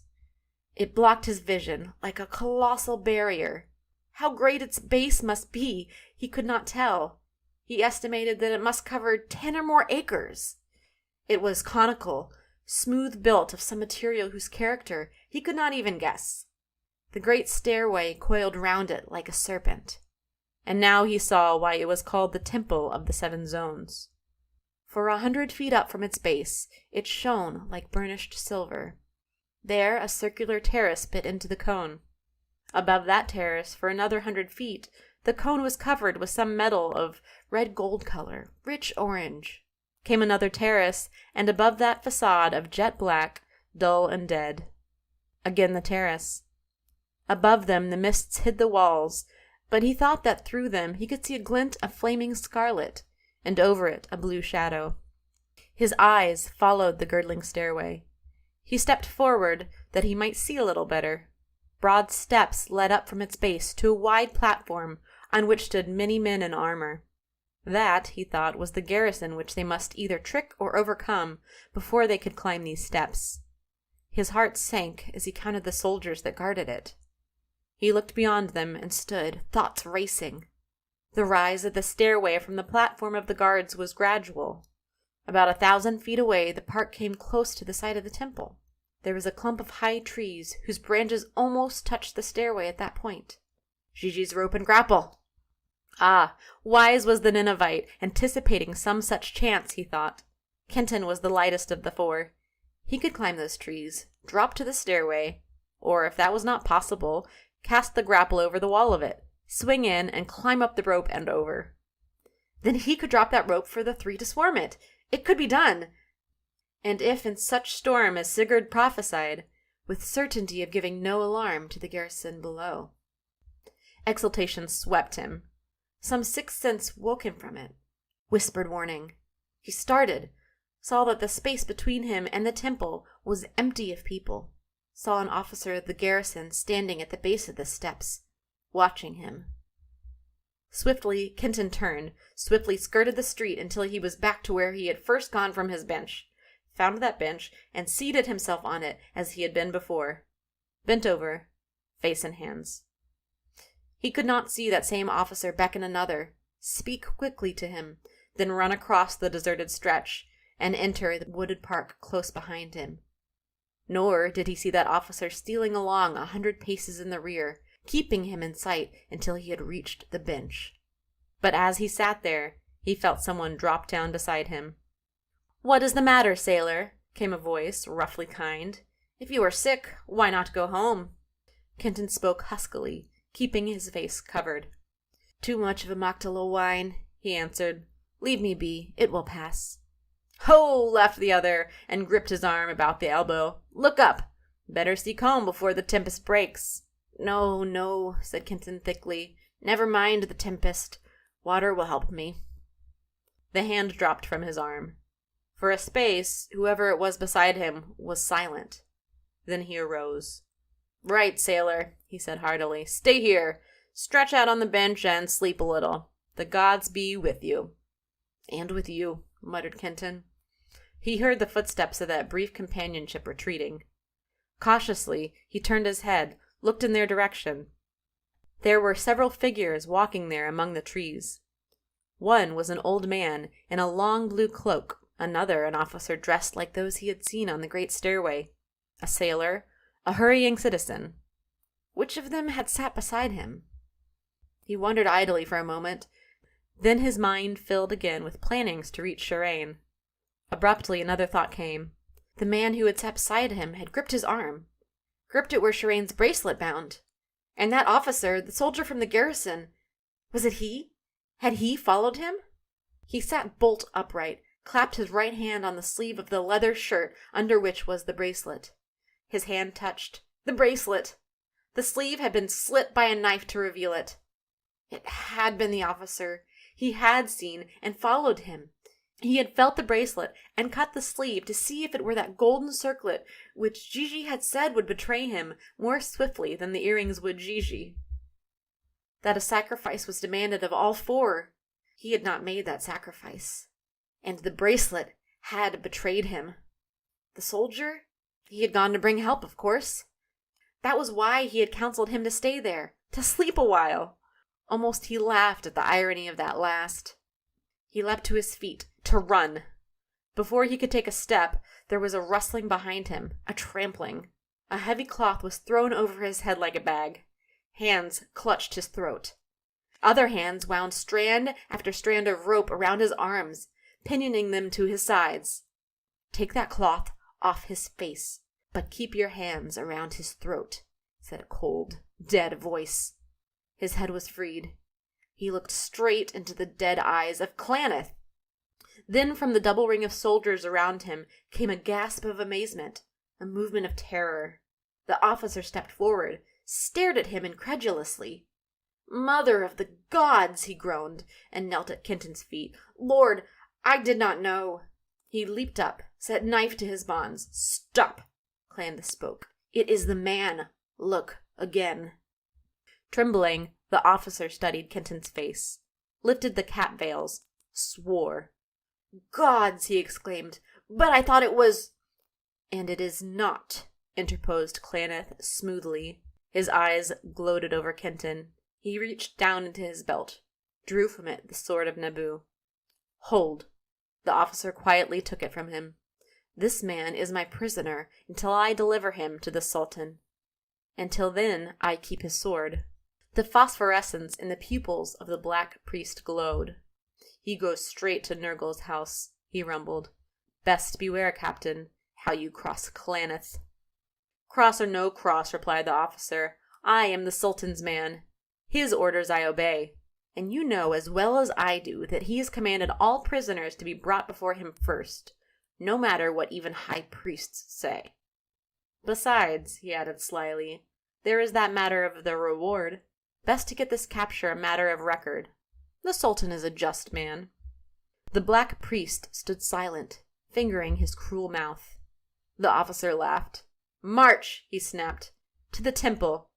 If this man escapes, all your lives for it." In a triple ring of the soldiers walked Kenton. On one side of him strode the officer. On the other, the black priest, evil gloating gaze never leaving him. Claneth licking his merciless lips and with hellfire bright in his eyes. Thus they passed through the wooded park, out into the wondering street, and at last through a high archway, and were swallowed up within a gateway of the temple. End of chapter 22. Chapter 23 of the Ship of Ishtar. The Despair of Kenton. Dark it was within the Temple of the Seven Zones. Darker still was the corridor into which they wheeled after they had left the gateway behind them. And as they marched on, darker and ever darker it became. Now Kenton could no longer see the pair who flanked him, nor the triple ring of armored men that girded them. He wondered how they could find their way through this lightless place. And the sound of the triple ring's marching feet, why had that grown so faint, so faint? There was no longer sound of marching feet, no longer sound of any kind. Nothing but soft, blind, silent darkness. Wait! Far, far away, piercing the dark silence, he heard the shrieking of winds, mighty winds roaring out of the farthest corners of space. Closer they came. They clamored and circled about him. And now he too was circling, swinging in wide arcs through the blackness, falling. Panic realization shook him. He strained at his bonds, trying to break them, to stretch out hands, clutch something, someone, to stay his headlong flight. Flight from Shireen's world into his own. "Not back," he wailed, "not that! Gigi, Sigurd, help me! Ishtar, Naboo, hold me!" The mouths of the winds closed. The sickening flight came abruptly to an end. Had they heard, answered? Gasping, he slowly opened them, and felt cold fingers of despair close round his heart. Again he was within his own room. A clock began to strike. 1, 2. His numbed mind counted the strokes. 11 o'clock. Then only an hour had gone by since he had last stood here, his life blood running out of his wounds. Why, that blood was not yet dry upon the rugs. And here he stood, the sword bites from which that blood had wrung long healed, old scars. A glance only he gave himself in the long mirror, one glance at the haggard white face, the despairing eyes that were his own, the thongs that lashed his arms to sides. He looked down on the jeweled ship. The oars were in. The peacock's sail was furled. He saw the slaves in the galley pit, toys crouching, flung lengthwise on the benches, asleep. The overseer, a toy of jet, leaned forward, chin cupped in hands. At the door of Shireen's cabin, a girl looked forth, head raised, her eyes of tiny blue gems scanning an unseen sky. Toys upon a toy ship, a ship of toys, and still the only key to a world that held for him all realities. He knelt, sobbing. Ishtar, great mother, take me back. Nabu, Lord of Wisdom, show me the way, lead me. He stopped, the cold fingers round his heart clutching tighter. What if he did get back upon the ship? How could that help him? Never, he knew, could he retrace that hidden path along which the Viking had led them. And if by any miracle he might, still it would not help. Long before he could reach the city, long before he could search out the others, the dice would have been cast, the issue decided. And if he did not leave the ship and they returned, found him lurking there, what would they think of him? That he had abandoned them, had fled like a craven, had left them to bear the burden of rescue of the woman he loved. How could they think else? But no, they would not return. They would not leave the city, would not return to the ship without him. Not Gigi, not Sigurd, nor Zubran, not Shireen. There they would stay, searching for him. And not long could be that search before they were taken. Marked men and women as they were. That thought was even harder to bear. And yet, if he did not get back to that unknown world, all was lost to him, everything. All sweetness of life, all reason for living. Shireen, lost to him forever. He groaned in agony of despair, of shame, of longing. A wild hope swept him. Whatever power it was that sent him swinging like a pendulum between these two worlds, could not that power set him otherwhere than on the Ship of Ishtar? Aye! But what of that mysterious factor of time? The time that there rushed so much more swiftly than here. The time that in a few hours had changed him from scholarly weakling to the steel-thewed, steel-nerved man he was. Swifter, far swifter that time flowed, and yet, flowing, it left untouched, unchanged each living thing. Could not the powers that ruled this world hold back that world's time at their will, turn it back? Upon the mercy of those powers he would throw himself entirely without reserves. Kenton leaned forward until his forehead touched the side of the shining ship. Ishtar, goddess, mother, he prayed, Nabu, holy ones, I ask no freedom. I ask no strength from you. I ask but one thing, to set me back, not to the ship, but from whence I came. Give me again to Claneth. Set me among his men, even as I was. And if that means torment, if that means death, I am content. Set me there as I was, bound and helpless, and whatever may happen, whatever torment may fall to me, still will I worship and give praise to you. Ishtar, Nabu, praise to you until my last breath. Grant me this, Nabu, Ishtar. Under Kenton's feet the floor rocked. Darkness fell within the room, shutting out all sight both of room and ship. A darkness such as that through which he had fallen, out of the temple of the seven zones. Within that same soft, blind, silent darkness he felt himself whirled round and round, like stone on string's end. The whirling ceased. He shot out through the blackness like the stone released, shot out, was encompassed by roaring mighty winds. The blackness grayed. He hovered between two worlds.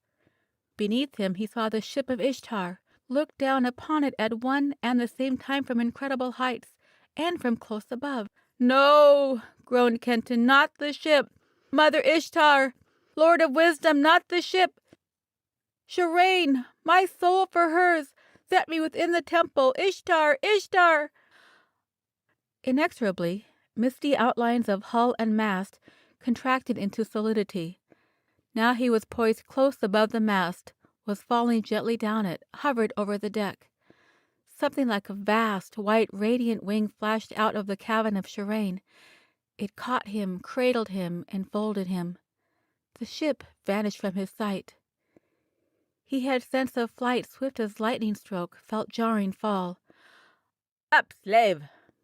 he heard Clannis snarl. The black priest's toe was in his ribs. "Gently, priest," came the voice of the officer who had trapped him. He was drawn by the soldier's hand to his feet. As one awakening from a dream, Kenton stared about him. He was in a broad, well-lighted passageway, the triple ring of soldiers circling him, waiting for command to go on. All was as it had been before the blind darkness had stolen down upon him, whirled him back to his world. Ishtar, Nabu, they had answered him. They had granted his prayer. Kenton threw back his head, laughed. "On!" he cried, and laughing still, took up the march. To torment? To death? What did it matter? The burden of his despair had been lifted. Come what might, now he need feel no shame. On to torment and death. What did it matter? End of chapter. Chapter 24 of the Ship of Ishtar. The King of the Two Deaths. Chapter 24. The Lord of Amygdala, King of the Two Deaths, sat legs crooked on a high divan. He was very like old King Cole of the nursery rhyme, even to that monarch's rubicund jollity, his apple round, pippin red cheeks. Merriment shone in his somewhat watery blue eyes. He wore one loose robe of scarlet. His long, white beard, stained here and there with drops of red and purple and yellow wine, wagged roguishly. The judgment chamber of the Lord of Amygdala was some 100 feet square. His divan rested on a platform 5 feet high that stretched from side to side like a stage. The checkered floor raised in a sharp concave curve to build it.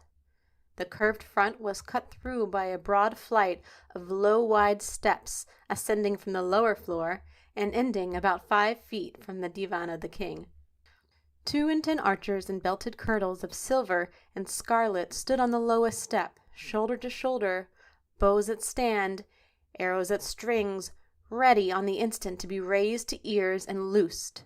4 and 20 archers knelt at their feet. 36 shafts of death were leveled at Kenton, Black Priest, and the captain. Out from each side of the steps, and along the curved wall to where it met the sides of the chamber, another file of bowmen stretched, scarlet and silver, shoulder to shoulder, arrows alert. The twinkling eyes of the king could see the backs of their heads ranged over the edge of his stage-like footlights. Along the other 3 walls, shoulder to shoulder, arrows at strings, eyes fixed on the Lord of Amygdala, ran an unbroken silver and scarlet frieze of archers. They stood silent, tense as automatons, tightly wound and waiting for touch upon some hidden spring. The chamber was windowless. Pale blue tapestries covered all its walls. 100 lamps lighted it with still yellow flames. Twice a tall man's height away from the king's left hand, a veiled shape stood, motionless as the bowman. Even through its thick veils came subtle hints of beauty. At the same distance from the king's right hand, another veiled shape stood. Nor could its veils check hint of horror seeping forth from what they covered. One shape set the pulses leaping. One shape checked them. On the floor at the king's feet crouched a giant Chinese with a curved and crimson sword. Close to each of the divan girls stood, fair and young and naked to their waists. 6 to this side, 6 to that. They held ewers filled with wine. At their feet were great bowls of wine, red and purple and yellow, and larger bowls of snow. At the right hand of the King of the Two Deaths knelt a girl with a golden cup on outstretched palms. At his left hand another knelt, a golden flagon on her palms. And the king to drink used equally well his left hand and his right, raising cup or flagon, setting them to his lips, putting them back, whereupon at once they were refilled. The king of the two deaths was quite drunk. Through many passages the captain and the black priest had hurried Kenton to this place. And now the king drank deep, set down his cup, and clapped his hands. "The Lord of Amactala judges," intoned the Chinese, sonorously. "He judges," whispered the bowmen ranged along the walls. Kenton, black priest, and captain stepped forward until their breasts touched the foremost arrow points. The king leaned, merry eyes twinkling on Kenton. "What jest is this, Claneth?" he cried in a high, thin treble. "Or have the houses of the gods Bel and god Nergal declared war upon each other?" "They are not at war, lord," answered Claneth. "This is the slave for whom I have offered great reward, and whom I now claim, since I have taken—" "Since I have taken, mighty one," interrupted the captain, kneeling as he spoke, "and so have earned Claneth's reward, O just one." "You lie, Claneth," chuckled the king. "If you are not at war, why have you trussed up the high priest of Bel like a chicken?" So, high priest of Bel was he for whom Kenton had been mistaken? So that was why the people in the street had stared at him? Why the soldiers had murmured and the captain been at first afraid? And Shirane was priestess of Bel, prisoner of Bel's priests. How could he turn this to his advantage? "Look again, lord," said Claneth. "I do not lie." The watery eyes peered closer at Kenton. "No," laughed the king. "He is not the high priest. He is what the high priest would be were he as much a man. Well, all this has made me thirsty." He raised the flagon. Before he had half lifted it to his lips, he paused and looked into it. "Half full," giggled the king. "Only half full." He looked from the flagon to the girl who stood closest to the kneeling girl at left. His merry round face beamed on her. "Insect," chuckled the king, "you forgot to fill my flagon." He raised a finger. Twang! A bowstring sang along the left wall. An arrow shrilled. It struck the trembling girl in the shoulder on the right side. She swayed, eyes closed. "Bad!" the king cried merrily, and again held up a finger. Twang! From the frieze along the right wall another bowstring sang. An arrow whistled across the room. The shaft cleft the heart of the first archer. Before his body touched the floor, the same bow sang once more. A second shaft leaped into sight deep within the left side of the wounded girl. "Good!" laughed the king, and wiped away a merry tear. "Our Lord has granted death," chanted the Chinese. "Praise him!" "Praise him!" echoed the bowmen and the cup maidens. But Kenton, mad with swift rage at that heartless killing, leaped forward. Instantly the bowstrings of the 36 archers before him were drawn taut. Arrow shafts touched ears.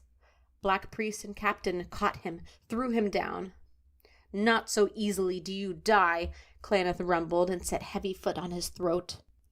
The Chinese drew a small hammer and struck the blade of his sword. It rang like a bell. 2 slaves came out on the dais and carried the dead girl away. Another girl took her place.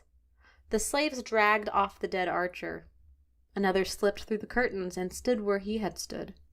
"Let him up!" crowed the king, cheerily, and drained his filled flagon. "Lord, he is my slave." All the black priest's will could not keep the arrogant impatience out of his voice. "He is my slave to do with as I will. He has been brought before you in obedience to your general command. You have seen him.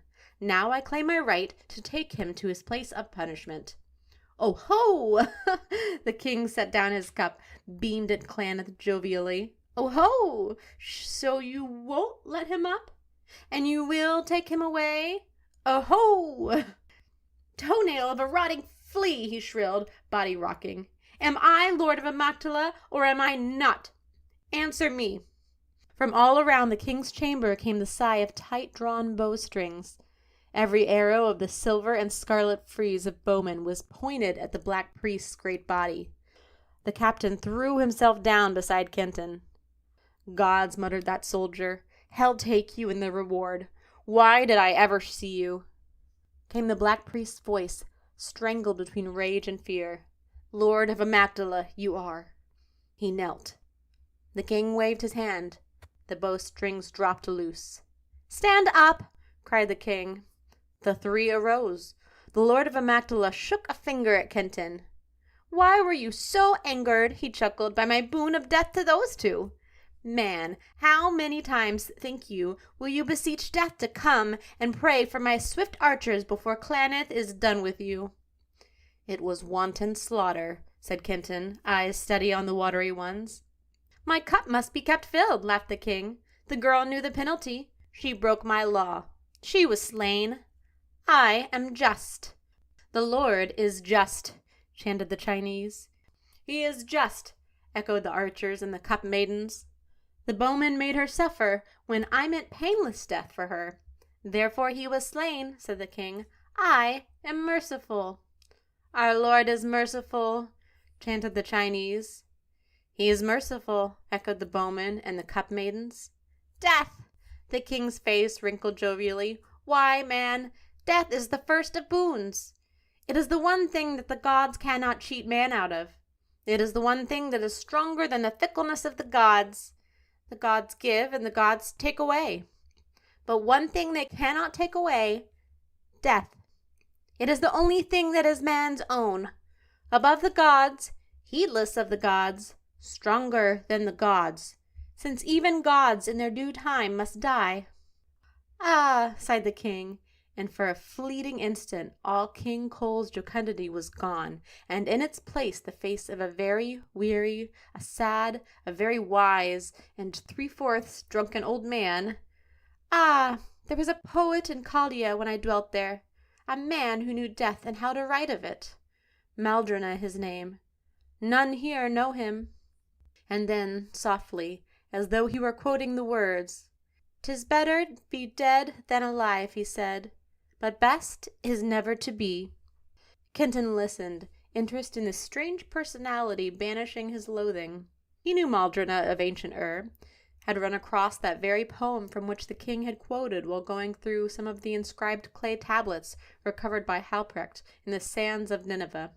Back in that old life, half forgotten, he had translated for his own amusement, even turned the lines into verse of his own tongue. And involuntarily he spoke the beginning of the last macabre-esque stanza. "Life is a game," he said, "its end we know not, nor care, and we yawn ere we come to its end." "What?" the king cried. "You know Maldrona? You—" Old King Cole again, he shook with laughter.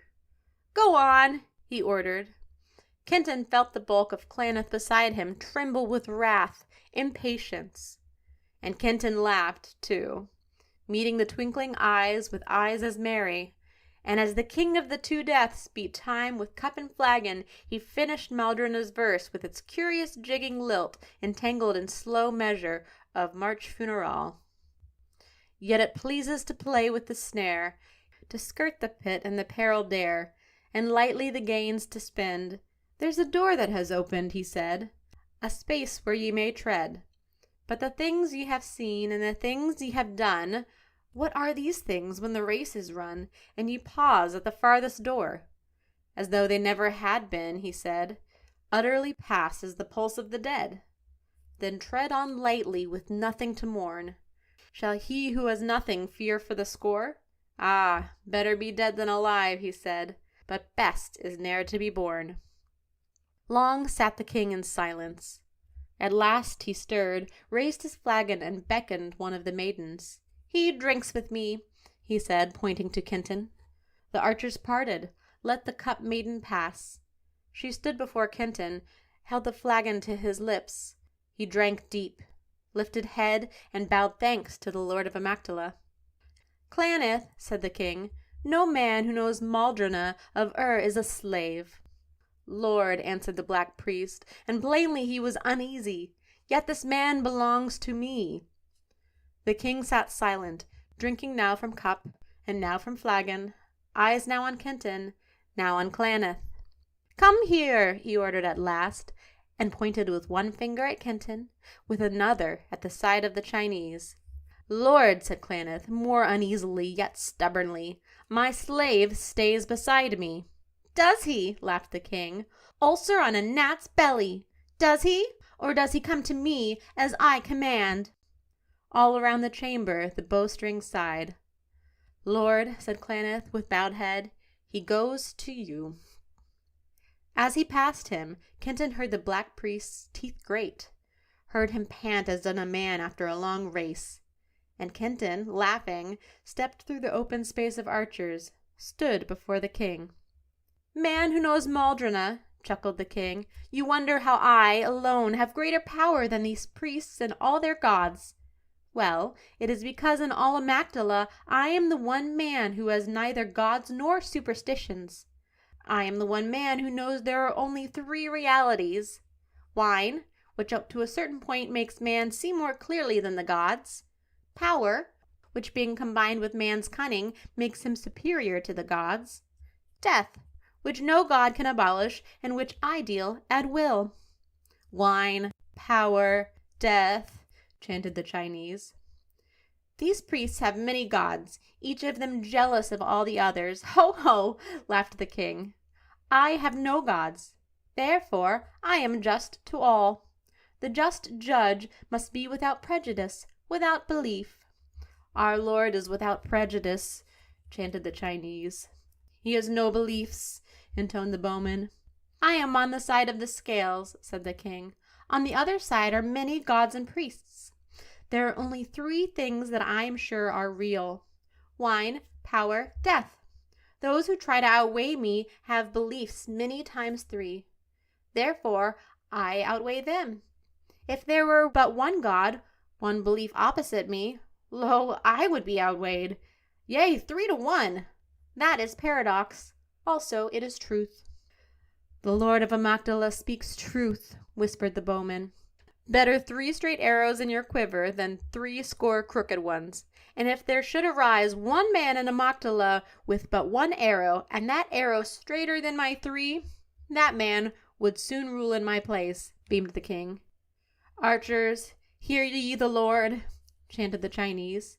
"And so," the king said briskly, "since all the gods and all the priests were jealous of each other, they made me, who give not a curse for any god or priest, Lord of Amygdala, to keep peace among them and hold them back from destroying each other. And this, since I now have 10 bowmen to every one of theirs, and 20 swordsmen to each swordsman of the priests, I do very well." "Ho, ho!" laughed the king. "That is power." "Our Lord has power," cried the Chinese. "And having power, I can get drunk at will," chuckled the king. "Our Lord is drunken," whispered the archers all around the chamber. "Drunk or sober, I am king of the 2 deaths," tittered the ruler of Amygdala. "The 2 deaths," whispered the archers, nodding to each other. "To you, man who knows Maldrona, I unveil them," said the king, grinning at Kenton. "Bowmen at sides and back, bend your heads," shouted the Chinese. The heads of the archers along 3 sides of the living frieze dropped immediately upon their breasts. The veils slowly fell from the shape upon the left hand of the king. There, looking at Kenton with deep eyes in which were tenderness of the mother, shyness of the maid, passion of the beloved mistress, stood a woman. Her naked body was flawless.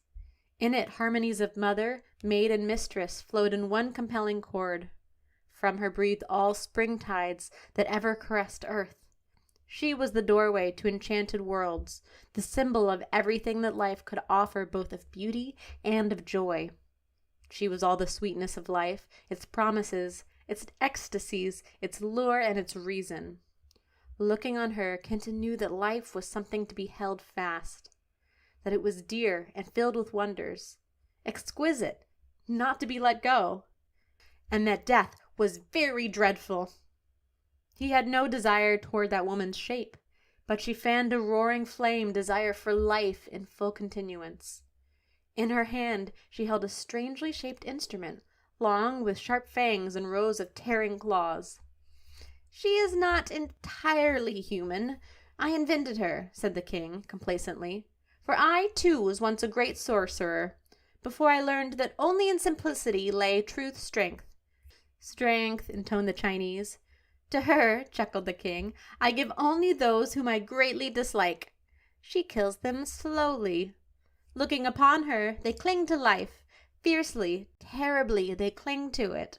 Each moment of life that she draws from them with those claws and teeth is an eternity through which they battle against death. Slowly she draws them out of life, wailing, clinging to it, turning stubborn faces from death. And now, look! The veils fell from the shape at his right hand. There crouched a black dwarf, misshapen, warped, hideous. He stared at Kenton out of dull eyes that held every sorrow and sadness and disillusionment of life, held all life's uselessness, its weariness, its empty labor. And looking at him, Kenton forgot that other shape, knew that life was dreadful, not to be borne, and that death was the one good thing man had. In one hand the dwarf held a slender sword, rapier thin, needle-pointed. He had increasing desire to hurl himself upon that sword, die upon it. To him, laughed the king, I give those who have greatly pleased me. Swift is their death, and a sweet cup to their lips. Him also I made. You there, the king pointed to the captain who had trapped Kenton. None too pleased am I with you for taking this man who knows Maldrona, even if he be clanless slave. Go up before my left hand death. Face bloodless white, the captain marched to the steps. Rigid he marched through the archers, marched without pause until he stood before the death. The Chinese struck his sword. 2 slaves entered, heads bent low, carrying a lattice of metal. They stripped the captain of his armor, strapped him naked to the grate. The woman shape leaned over him, tenderness, love, all life's promise in her deep eyes, her wondrous face. She thrust the fanged instrument against his breast, so lovingly. From his lips came a shrieking, anguish, despairing, prayers and curses, the wailing of the newly damned. Still the woman shape leaned over him, smiling, tender, her eyes brooding upon his. Let be, giggled the king. She lifted the thing of torment from the soldier's breast, bent to her veils and threw them over her again. The slaves unbound the captain, dressed his shaking body. Sobbing, tears streaming, he staggered back, sank on knees at the black priest's side. I am displeased, said the king merrily, yet you did your duty. Therefore, live for a while, since that is your desire. I am just. Just is the Lord, echoed the chamber. You, he pointed to the archer who had slain Cup Maiden and fellow bowman, I am much pleased with you. You shall have your reward. Come to my right hand, death. Slowly at first the archer stepped forward. Faster he moved as the dull eyes of the dwarf met his and clung to them. Faster and faster he raced up the steps, hurling the archers aside, and leaped upon the slender sword. I am generous, said the king. Our lord is generous, intoned the Chinese. Generous, whispered the bowman. I am thirsty, laughed the king. He drank deep from left hand and right. His head nodded. He swayed a bit, quite drunkenly. My command. He opened and closed one twinkling eye after the other. Hear me, Claneth.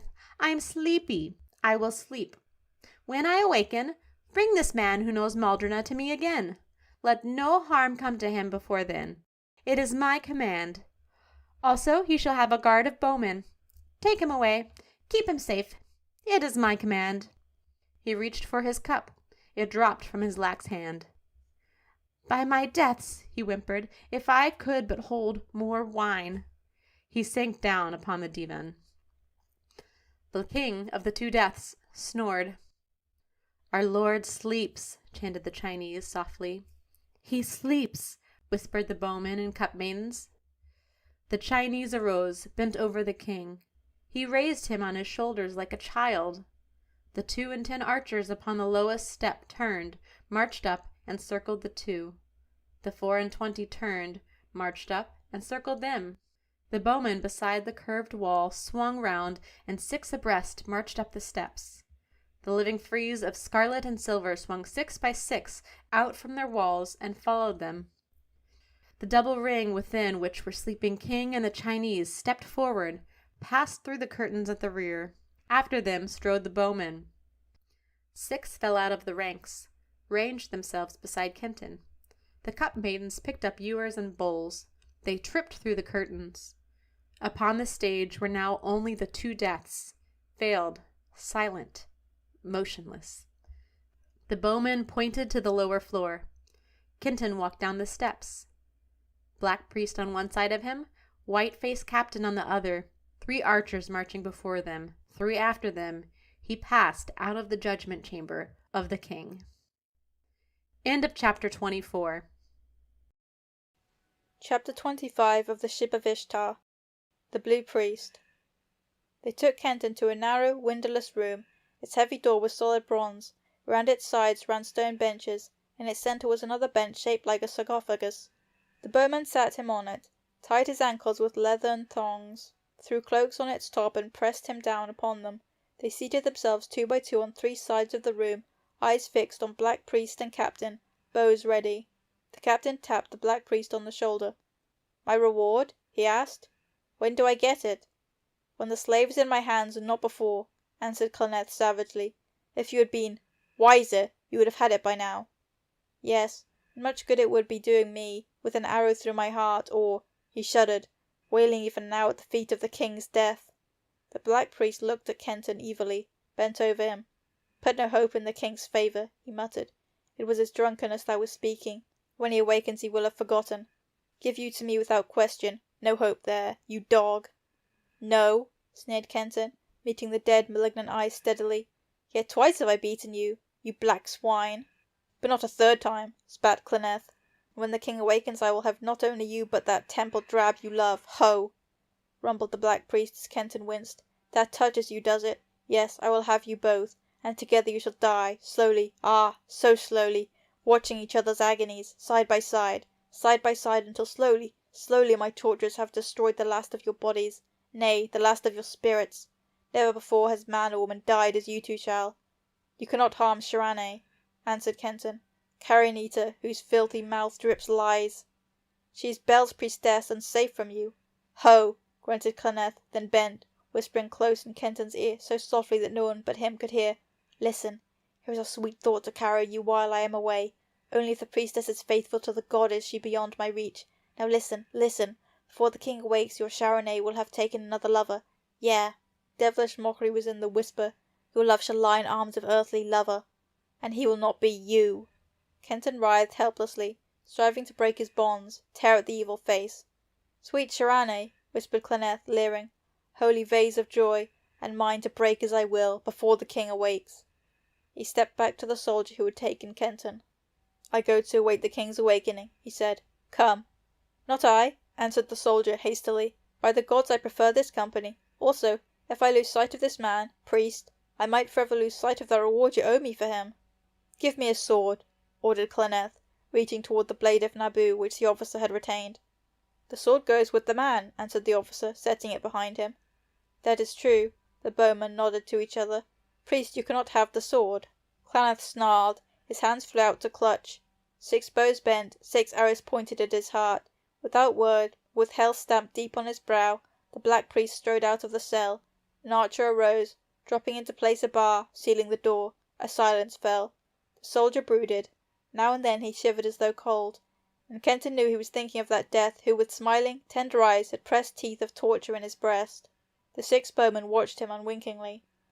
And at last Kenton closed his own eyes, fighting to keep back the terror of Cloneth's last threat against his beloved, fighting against despair. What evil plot had the Black Priest set going against her? What trap had he laid, to make him so sure that soon he would have her in his hands, to break? Where was Gigi and Sigurd and Zubrin? Did they know he was taken? A great loneliness swept over him. How long his eyes were closed, or whether he had slept, he never could tell. But he heard as though from infinite distances away a still, passionless voice. "Arise," it bade him. He opened his lids, lifted his head. A priest stood beside him, a priest whose long blue robes covered him from head to foot. Nothing could he see of that priest's face. Suddenly he knew that his arms and ankles were free. He sat up. Ropes and thongs lay on the floor. On the stone benches the bowmen leaned one against the other, asleep. The officer was asleep. The bar on the door was still in place. Then how had the Blue Priest entered? He got upon his feet, tried to look beneath the hood. The priest pointed to his sword, the sword of Nabu lying across the sleeping soldier's knees. He took it. The priest pointed to the bar that held the door. Kenton lifted it and swung the door open.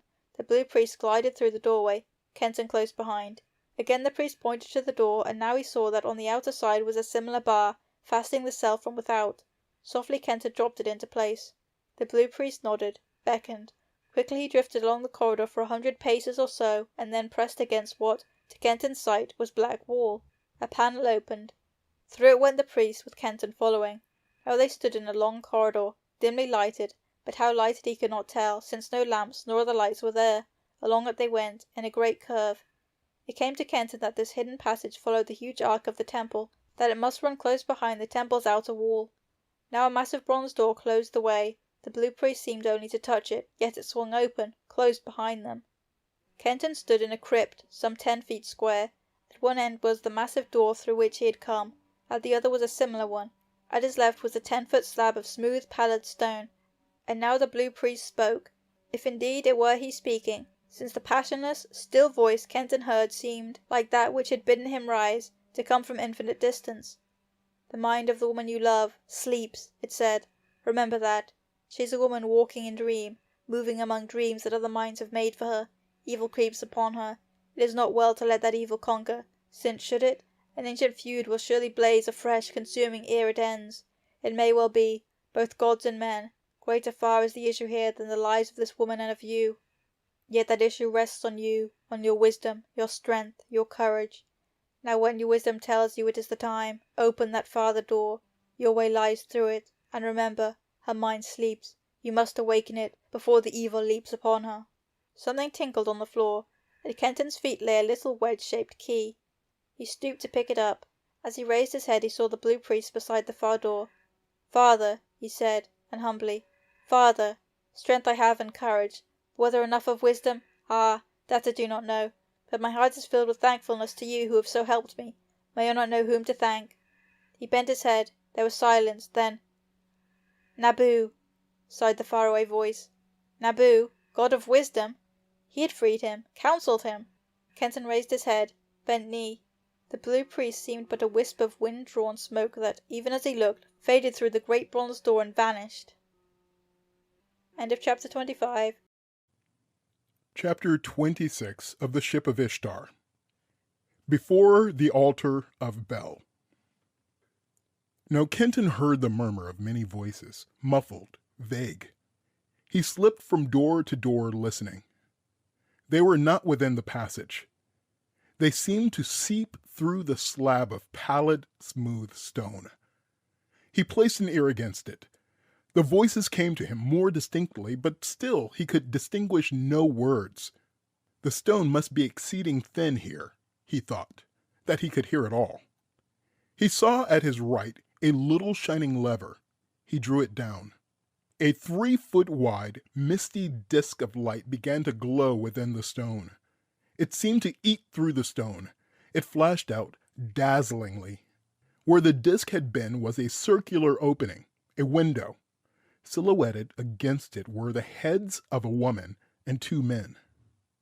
Their voices came now as clearly to his ears as though they stood beside him.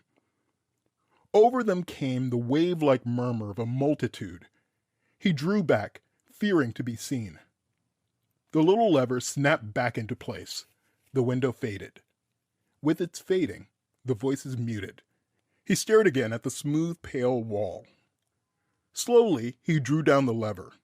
Once more watched the apparent burning out of the solid stone. Saw the 3 heads reappear. He ran his free hand over the visible wall to the edge of the circle. Higher he lifted it, into the disk itself, and ever he touched cold stone. Even that which was to his eyes an opening was to the questing fingers stone. He touched the whispering heads and touched stone. Now he understood. This was some device of the sorcerers, the priest, a device to give them a peeping place, a listening post within the crypt. Some knowledge of the properties of light these priests must have, not yet learned by the science of Kenton's own world. Control of a varying vibration that made the rock transparent from within, but not from without. Whatever the secret, the stone was made as porous to the aerial waves of sound as to the etheric waves of light. Keeping his grip upon the handle, he peered out between the heads and over the shoulders of those so close to and still so unconscious of him. The mist had lifted. They had become dense lurid clouds pressing down almost upon the top of the zoned temple. In front of him was a huge court paved with immense octagons of black and white marble. Trooping down upon this court like a forest of fairy, halting in a wide semicircle around it, were hosts of slender pillars, elfin shafts all gleaming red and black, whose tapering tops were crowned with carven, lace-tipped fronds glistening like gigantic ferns wet with dew of diamonds and sapphires. Upon the black and scarlet columns shone mysterious symbolings in gold and azure, in emerald and vermilion and silver. In halted myriads, these pillars reached up toward the sullen, smoldering sky. Hardly 100 feet away was a golden altar, guarded by crouching cherubs, man-headed, eagle-winged, lion-bodied, carven from some midnight metal. They watched at each corner of the altar with cruel, bearded faces set between paws and as alert as though alive. From the tripod on the altar, a single slender crimson flame lifted, lance-tipped and motionless. In a vast crescent, a dozen yards in the van of the column stood a double ring of bowmen and spearmen. They held back a multitude, men and women and children, pouring out of the ordered grove of pillars and milling against the soldiers like wind-driven leaves against a wall. Score upon score, they fluttered and whispered behind the double ring. Score upon score of men and women and children plucked from their own times and set down in this unknown, timeless world. The new priestess, they say she is very beautiful? One of the men in front of Kenton had spoken. He was thin, white-faced, a Phrygian cap over his lank hair. The woman was of a bold and blown comeliness, black-tressed, black-eyed. The man at her right was an Assyrian, bearded, wolf-visaged. "She is a princess, they say," the woman spoke. "They say she was a princess in Babylon." Has she been here long? Asked the Phrygian. I have just returned from a voyage. It was another princess when last I was here, he added half apologetically. Long, the woman laughed. What is long or short in this place without time? This land where none dies unless slain. Princess in Babylon, echoed the Assyrian, wolf face softening, homesickness in his voice. Oh, to be back in Babylon. The priest of Bel loves her, so they say. The woman broke the silence. The priestess? Whispered the Phrygian. The woman nodded. But that is forbidden. It is death. The woman laughed again. Hush! It was the Assyrian, cautioning. And the Lady Narada, the holy dancer, loves the priest. The woman went on, unheeding. And so, as always, one must speed to Nergal. Hush! Whispered the Assyrian. Will it be the dancer? Asked the Phrygian. My little bed with the ivory feet that it will not, laughed the woman. The Assyrian's hand closed over her mouth. There was a rumbling ruffle of drums, the sweet piping of a flute. He sought the sounds. His gaze rested on half a score of temple girls. 5 crouched beside little tambours upon whose heads rested their rosy thumbs. 2 held to red lips pierced reeds. 3 bent over harps. Within their circle lay what at first seemed to him a mound of shimmering spider webs spun all of threads of jet, in which swarms of golden butterflies were snared. The mound quivered, lifted. The sable silken strands had meshed a woman so lovely that for a heartbeat, Kenton forgot Shireen. Dark she was, with the velvety darkness of the midsummer night. Her eyes were pools of midnight skies, in which shone no stars. Her hair was mist of tempest, snared in nets of sullen gold. Sullen indeed was that gold, and in all of her something sullen that menaced the more because of its sweetness. There is a woman. The bold eyes turned to the Assyrian. She'll have what she wants. My bet on it. There came a voice from beside her, wistful, dreamy, worshipping. Ah, yes, but the new priestess, she is no woman. She is Ishtar. Kenton craned his neck, looking for the speaker. He saw a youth, hardly more than 19, saffron-robed and slight. His eyes and face were those of a beautiful dreaming child. He is half mad, the dark woman whispered. Ever since the new priestess came, he haunts this place. We are going to have a storm. The sky is like a bowl of brass, muttered the Phrygian. The air is frightened. The Assyrian answered, They say Bel comes to his house in the storms. Perhaps the priestess will not be alone tonight. The woman laughed slyly. Kenton felt swift desire to take her throat in his hands. There came a low clashing of thunder. Perhaps that is he rising, said the woman demurely. There was a little throbbing of the harp strings, a complaining from the tambours. A dancing girl sang softly. Born was Nala for delight, never danced their feet so white. Every heart on which she trod, dying on her heel its God. Sweet her kisses day or night, born was Nala for delight. The brooding eyes of the butterfly woman they had named Narada flashed angrily. Be quiet, wanton, he heard her whisper.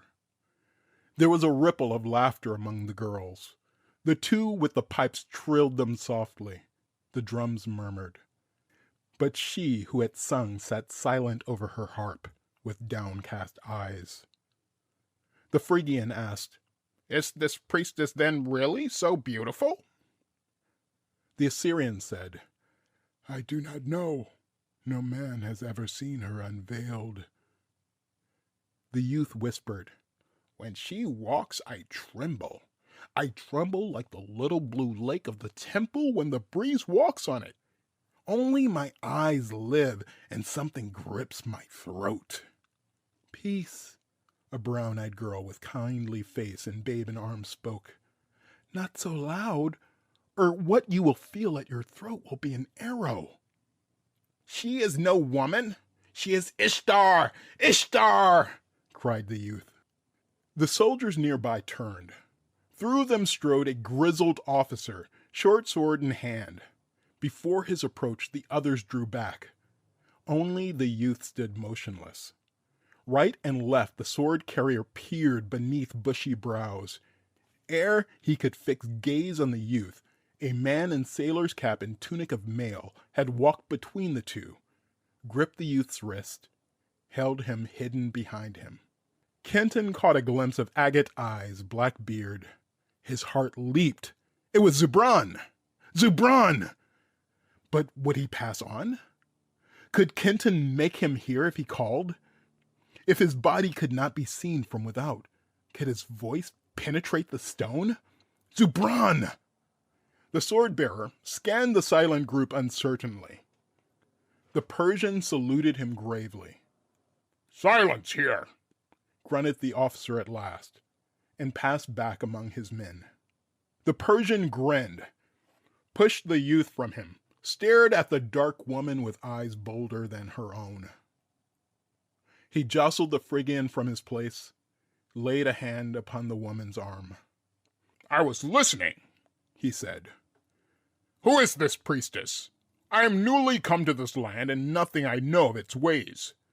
Yet, by Ormuzd," he swore, and thrust his arm around the woman's shoulders, "it was worth the journey to meet you.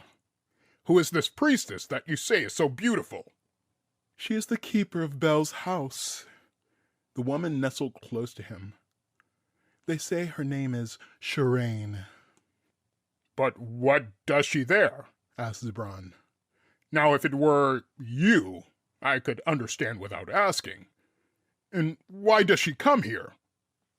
"The priestess lives in Bel's house upon the top of the temple," the Assyrian spoke. "She comes here to worship at his altar. When her worship is done, she returns."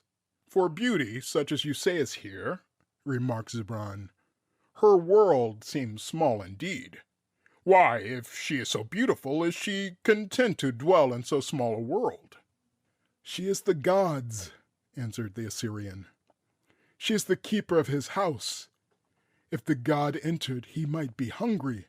There must be food for him in his house, and a woman to serve it, or he might be—" "And so there must be a woman there," interrupted the bold-eyed wench, smiling up at him slyly.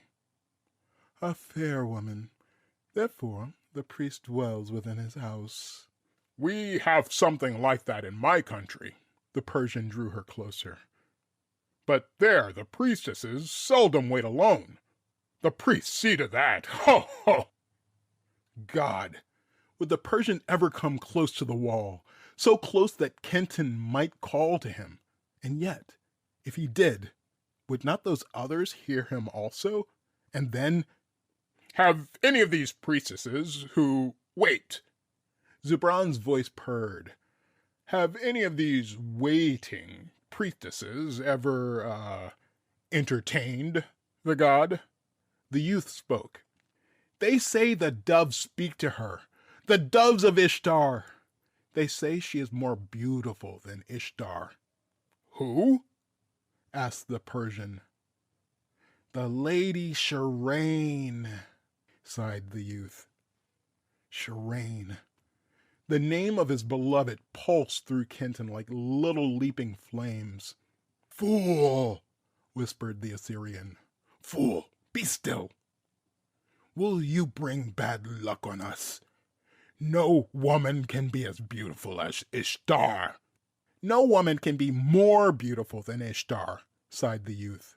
"Therefore, she is Ishtar." The Phrygian said, "He is mad!" But the Persian stretched out his right arm, drew the youth to him. "Have any of these priestesses ever beheld the god?" he repeated. "Wait," murmured the woman. "I will ask Narrated, the archer. He comes sometimes to my house. He knows. He has seen many priestesses." She held the Persian's arm fast about her girdle, leaned forward. "Narrated, come to me." An archer turned, whispered to the men on each side of him, slipped from between them. They closed up behind him, grinning.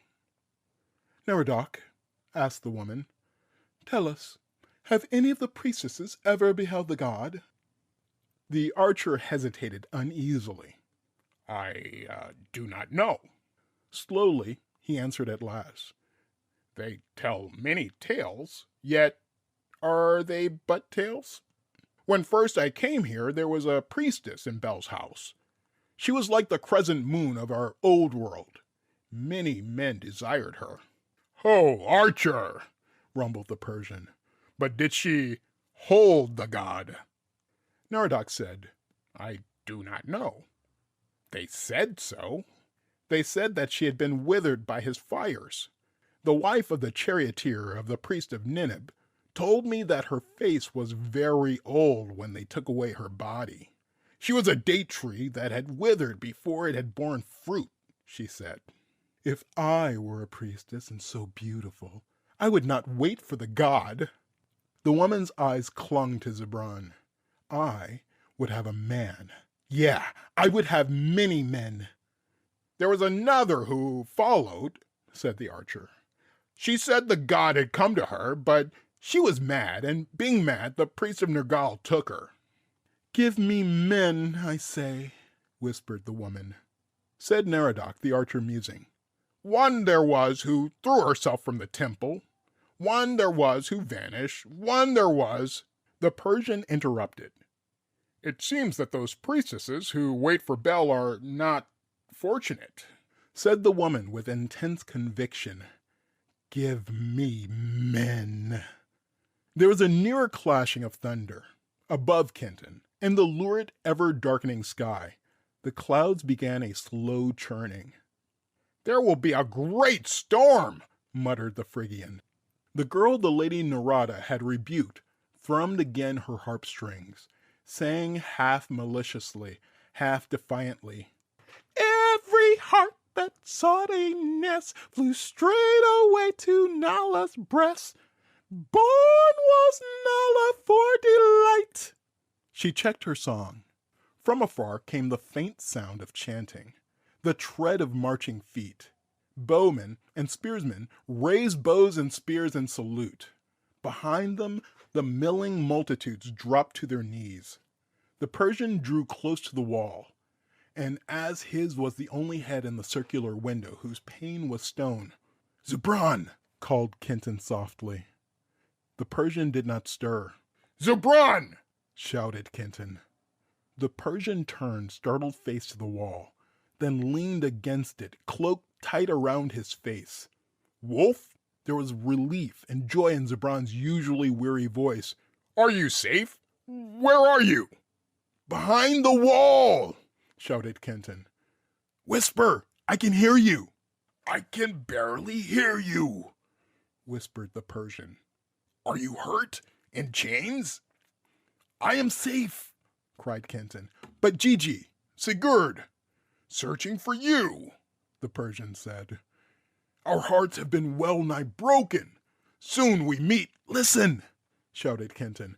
There is a clump of trees close to the stairway above the garrison. We know, answered Zubran.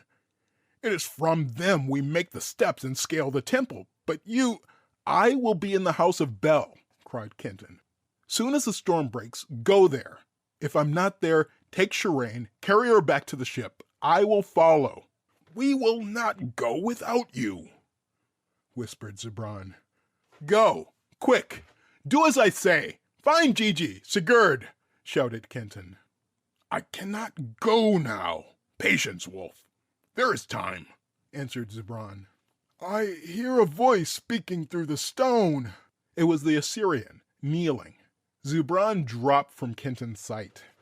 The chanting had grown louder. The marching feet were close. Then, from some hidden entrance of the temple, there swept out into the open space a company of archers and a company of swordsmen. Behind them paced as many shaven, yellow-robed priests, swinging smoking golden censers and chanting as they walked. The soldiers formed a wide arc before the altar.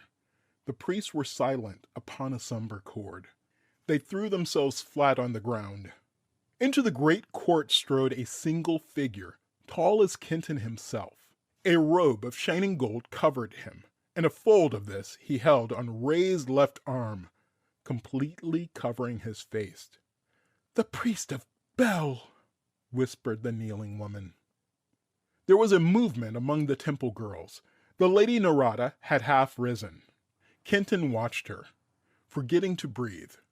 Never had there been such yearning, such bittersweet desire, as that in her midnight eyes as the priest of Bel passed her, unheeding.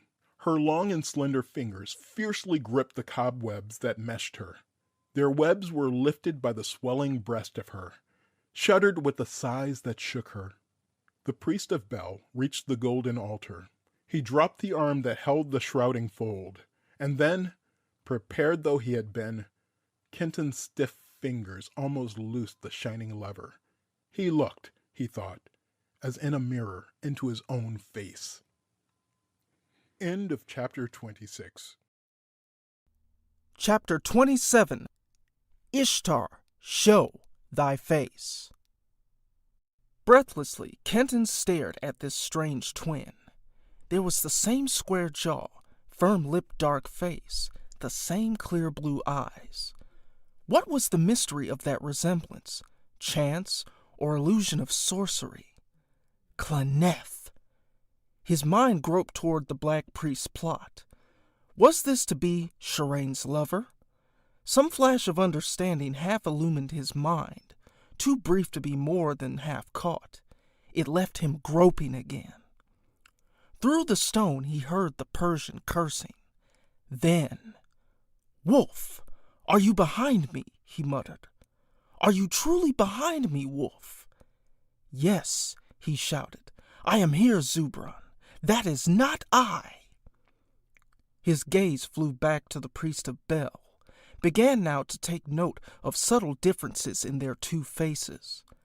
The lips were not so firm, the corners of the mouth drew down. There was a hint of indecision about them and the chin. And the eyes were strained, shadowed with half-wild, half-agonized longing. Silent, tense, the priest of Bel looked over the lifted head of the Lady Narada, her lithe body as rigid as his own, unheeding her, intent upon that hidden portal through which he had come. The lanced crimson flame upon the altar flickered, swayed. "The gods got us," he heard the bold-eyed woman say. "Be silent! What is the matter?" said the Assyrian. The woman whispered, "Did you see the cherubs? They glared at the priest. They moved toward him." The woman with the babe said, "I saw it. I am frightened." The Assyrian said, "It was the light on the altar. It flickered." Said the Phrygian low, "Perhaps it was the cherubs. Are they not Bel's messengers? Did you not say the priests loved Bel's woman?" "Silence there!" rang the voice of the officer from behind the double ring. The priest began a low chanting. In the eyes of the priest a fire began to glow. His lips quivered, his body bent forward as though drawn by an unseen cord. Across the wide place came a woman, alone. She was cloaked from neck to feet in purple. Her head was swathed in golden veils. Kenton knew her. His heart leaped madly toward her. His blood raced. He quivered under such a shock of longing that it seemed as though his leaping heart must perforce break beneath it. "Shireen!" he called, forgetting. And again, "Shireen!" She glided through the opened ranks of the men-at-arms, kneeling to her as she passed. Straight to the altar she paced and stood there, silent, motionless beside the priest of Bel. Came a louder rolling of the metallic thunder. As it died away, the priest turned to the altar, lifted his hands high. From his attendants droned a long, sustained humming upon a single deep note. Up and out swept the priest's arms. 7 times he bowed low before the crimson flame. He stood upright. Down upon their knees dropped archers and spearsmen. With a rustling of bows, a muffled beating of spear shafts. Still to that weird humming, the priest of Bel began his invocation. "All merciful among the gods, all bull-necked among the gods, Bel Merodach, king of the heavens and the worlds, heavens and earths are thine, breather of life art thou. Thy house is prepared for thee. We worship and await." Kenton heard a whisper, tremulous, golden, "I worship and await." Shireen's voice! The golden voice of Shireen playing upon every taut nerve of him, like myriads of little fingers over stretched harp strings. Again the priest of Bel. "O begetter, O self-begotten, O beautiful one who givest life to the babe, O merciful one who givest life to the dead, King art thou of Izida, Lord of Amactala. A resting place for the King of Heaven is thy house. A resting place for the Lord of worlds is thy house. We worship and await thee. And once more, Shireen, tremulous, I worship and await thee. The priest intoned, Lord of the silent weapon, look favorably on thy house, O Lord of rest. May Azita speak peace to thee in thy house. May Amokhtala speak rest to thee in thy house. We worship and await thee. And again, Shireen, I worship and await thee. Now Kenton saw the priest make toward the altar a gesture in which lurked an inexplicable defiance. He turned and faced Shireen. His voice rang loudly, jubilantly. Full of delight is thy supremacy. Opener of the lock of morning art thou. Opener of the lock of evening art thou. To open the lock of the heavens is thy supremacy. I worship and await thee. At the first words, the humming of the priests ceased. Kenton saw them stir, glance at each other uncertainly, saw a ripple pass through kneeling soldiers and worshippers as their heads raised, heard murmuring, astonished, uneasy. Beneath him, the kneeling Assyrian muttered, That was not in the ritual. The Persian asked, What was not in the ritual? The woman said, That the priest cried last. It is not bells. It belongs to our lady Ishtar. The youth whispered, Yes, yes, he knows her too. She is Ishtar. The woman with the babe sobbed, Did you see the cherubs stretch their claws? I am frightened. I am frightened, and it is not good for the child's milk. The light on the altar is like spilled blood. Said the Assyrian uneasily, I do not like it. It was not in Bel's ritual, and the storm is coming fast. The Lady Narada rose abruptly. Her handmaids bent over drums and harps, set their pipes to lips. A soft and amorous theme beat up from them, delicate, clinging, like the beating of the wings of countless doves, the clinging of countless little soft arms, the throbbing of countless little rosy hearts. Under it, the body of the Lady Narada swayed like a green reed at the first touch of roving wings of spring. The multitude looked, sighed once, and were still. But Kenton saw that the priest's eyes never left Shireen, standing like a woman asleep beneath her veils. Louder the music sounded, quicker, throbbing with all love-longing, laden with all passion, hot as the simoom. To it, as though her body drank in each calling imperious note, turned it into motion, made it articulate in flesh, the Lady Narada began to dance. Again Kenton, looking on her, forgot that lost love of his, and now so near.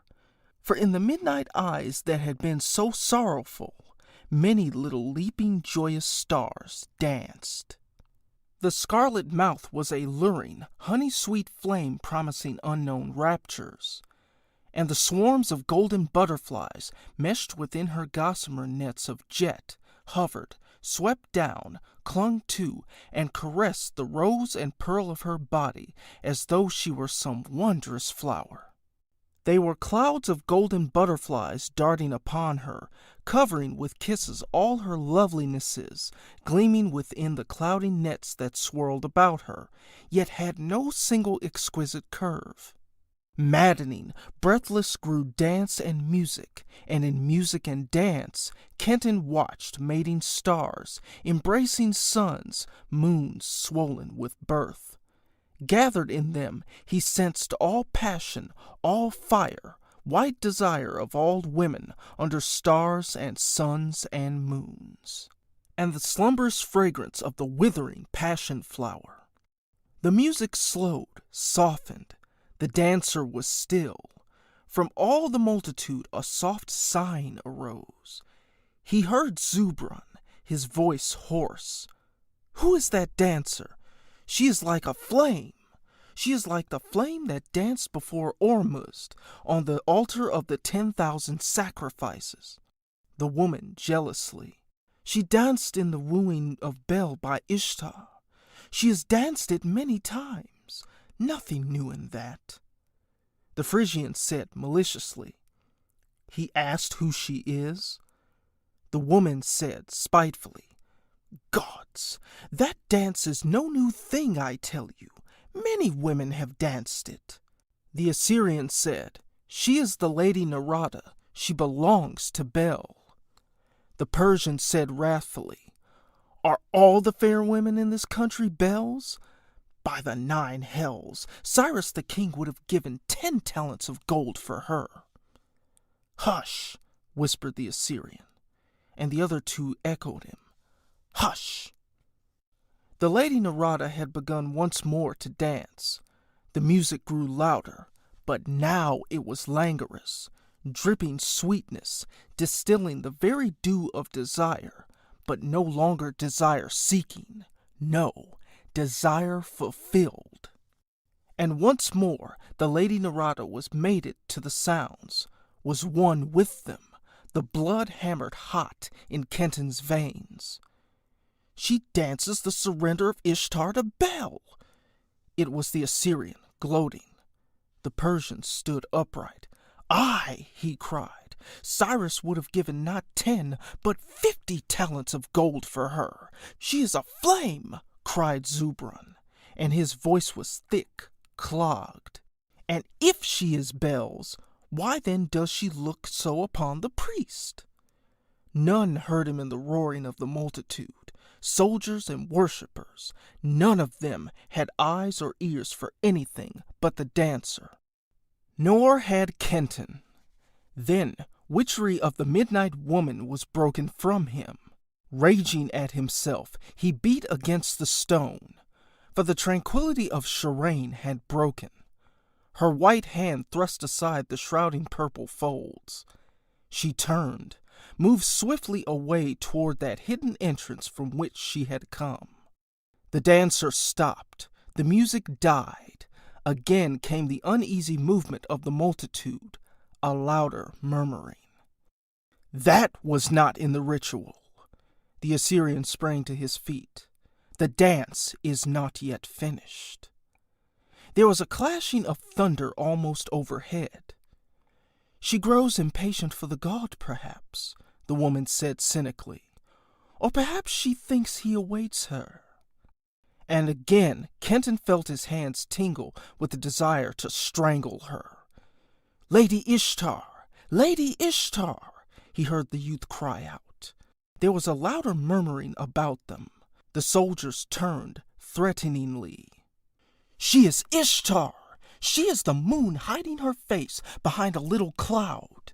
The youth took a step toward the men-at-arms guarding the priestess. The bold-eyed woman arose, caught his arm. She spoke to the soldiers. He is mad. He lives at my house. Do not hurt him. I will take him away. But the youth broke away from her, thrust her aside, darted through the guards and raced across the square to meet the advancing priestess. He threw himself at her hurrying feet. He hid his face in the hem of her cloak. She paused, regarding him through her veils. Instantly, Bel's priest was at her side. He thrust a foot against the youth's face brutally, sent him rolling a yard away. Ho! Alrak! Drukar! Take this man! He shouted. 2 officers came running to him, swords drawn. The attendant priests clustered, whispering. All the multitude was silent.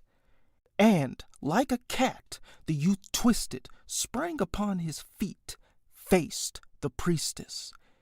Ishtar, he cried, show me thy face, then let me die. She stood silent, as though she neither heard nor saw. The soldier seized him, drew back his arms, and then, visibly, strength flowed into that slight frame. He seemed to expand, to grow in height. He threw the soldiers from him. He smote the priest of Bel across the eyes. He gripped the veils of the priestess. I will not die until I see thy face, O Ishtar, he cried, and so crying tore the veils away. Where the veils had been was the face of Shireen, but not the Shireen of the ship, vital, filled with the fire of life. No. Here was a Shireen of wide, unseen eyes, upon whose white-browed dream sat throned. A woman whose body moved through reality, but whose mind was freed of all that was real. A mind that floated through linked labyrinths of illusion. Shireen, what had the blue priest said? A woman with a mind asleep. The priest of Bel's voice shrilled, vibrant with hate. Sacrilege! Slay that man! The swords of the two captains bit through the youth's breast. He fell, still holding tight the veils. Shireen looked down upon him, unconcerned. Ishtar, he gasped. I have seen you, Ishtar. His eyes glazed. Shireen tore the veils from his stiffening hands, threw the tattered remains over her face. Swiftly she swept on to the temple, was gone from Kenton's straining sight. The priest of Bel watched her go, the hell in which his heart seethed, blackening his face. His gaze dropped upon the twitching body of the youth. He stamped upon it, beckoned. Men came forward and dragged it away. From the multitude a clamor arose. Archers and spearsmen began to push back the throng through the forest of the slender, lacquered pillars, sifted among them, vanished with those they herded. Past the priest of Bel went his soldiers and acolytes, and after them slipped the harpers, the pipers, and the drum girls of the Lady Narada. Within that vast court circled by the elfin shafts remained only dancer and priest. The lurid sky darkened steadily. The slow churning movement of the clouds had become more rapid. Under the ochreous shadows, the lanced flame on the altar of Bel shone brighter, angrily, like a lifted scarlet sword. Around the crouching cherubs, the shadows thickened. The metallic thundering had become continuous, marching closer. With the passing of Shireen, Kenton would have opened that other door of bronze. Something counseled him that the time had not yet come, that a little longer he must wait. And as he waited, dancer and priest drifted to that strange window through which he peered. Close to him, they paused. End of chapter 27. Chapter 28 of the Ship of Ishtar, Guile of the Black Priest. Bel should be pleased with his worship, priest, Kenton heard the dancer say. The priest asked dully, What do you mean? The Lady Narada drew closer to him. Her hands fluttered out to him. Shalamu, she whispered, did I dance for the god? You know I danced for you. And whom did you worship, Shalamu, the god? No, the priestess. And whom, think you, did she worship?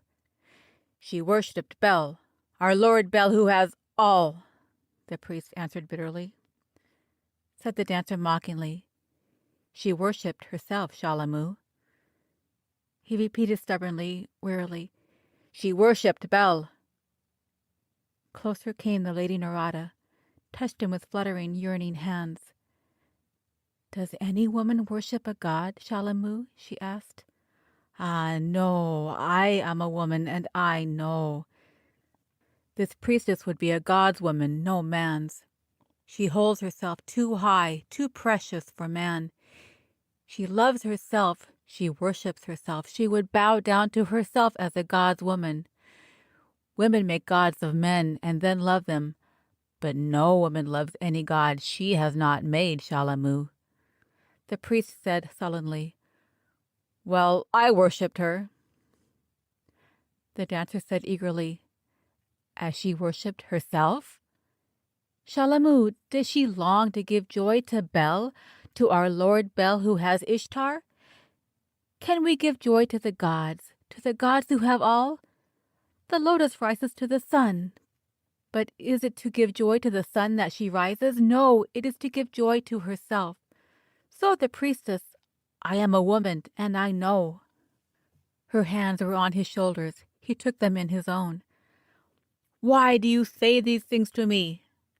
She drew a step away from him.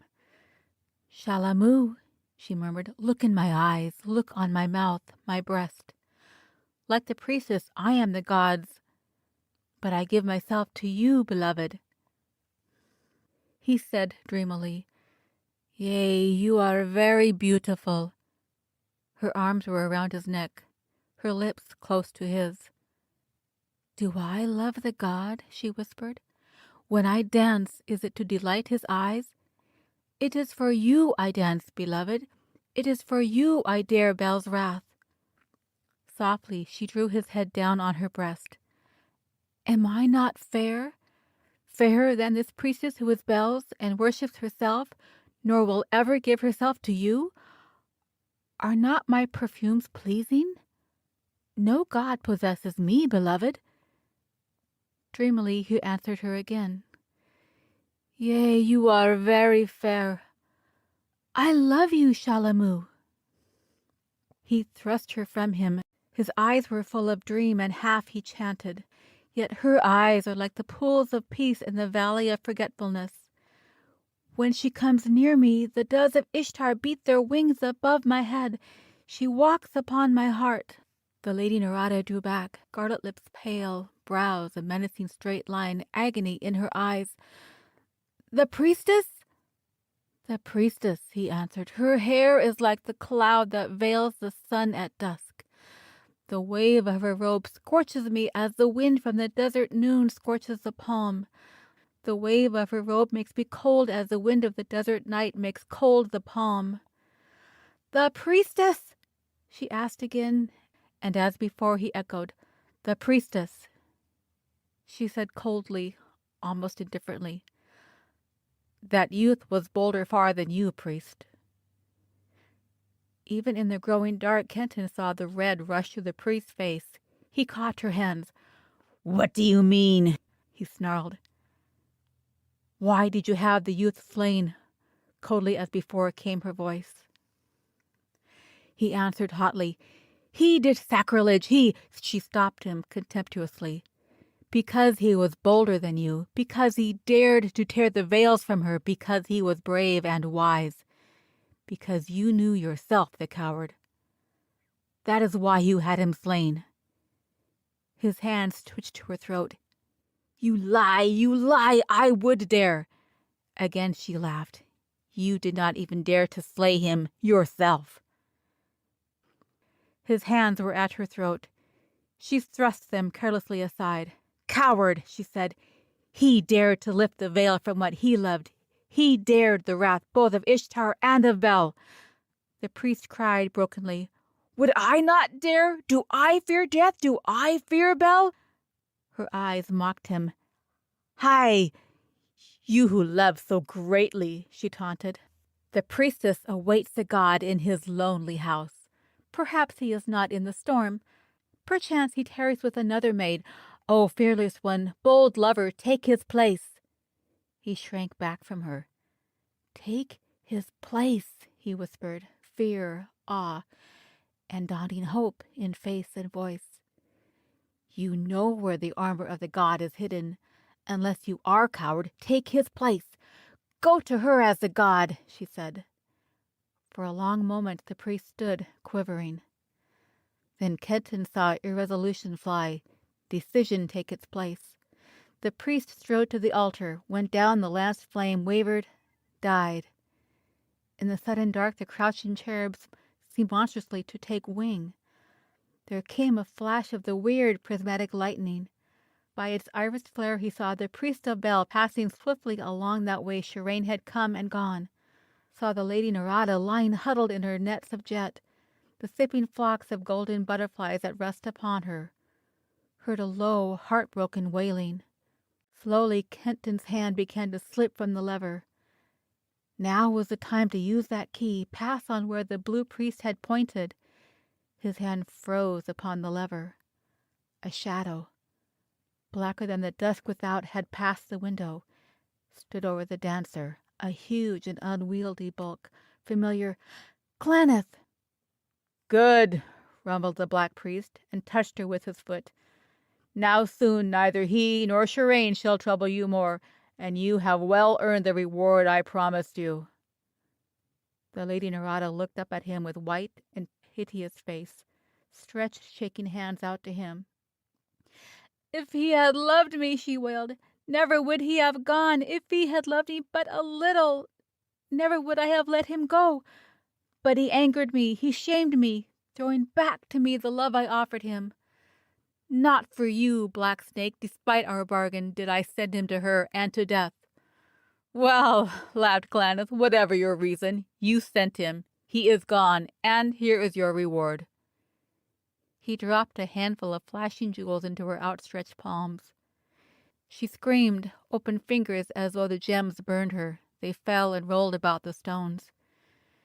"If he had loved me, if he had loved me but a little," sobbed the Lady Narada, and crouched again, a huddled heap among her butterflies.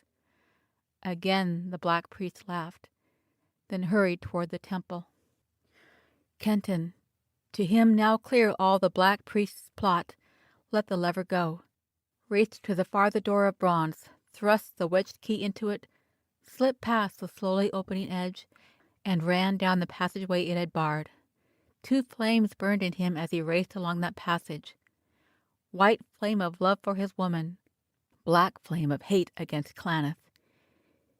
He knew that wherever the priest of Bel was bound, there must be Shirane. The black priest's plot had been well laid, the trap expertly baited. The end, unless Kenton could reach the bower of Bel in time and conquer, inevitable. It was the evil cunning of the black priest that had coached Narada.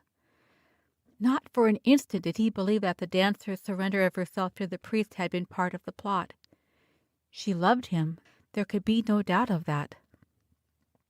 And if he had not tossed that surrender back to her, but he had rejected it, and in her shame and anger she had pointed out to him the way of possession of his god's priestess, had counseled him to the supreme sacrilege, had thrown him into the arms of Shirane for his own destruction and hers. Narada had repented, but too late.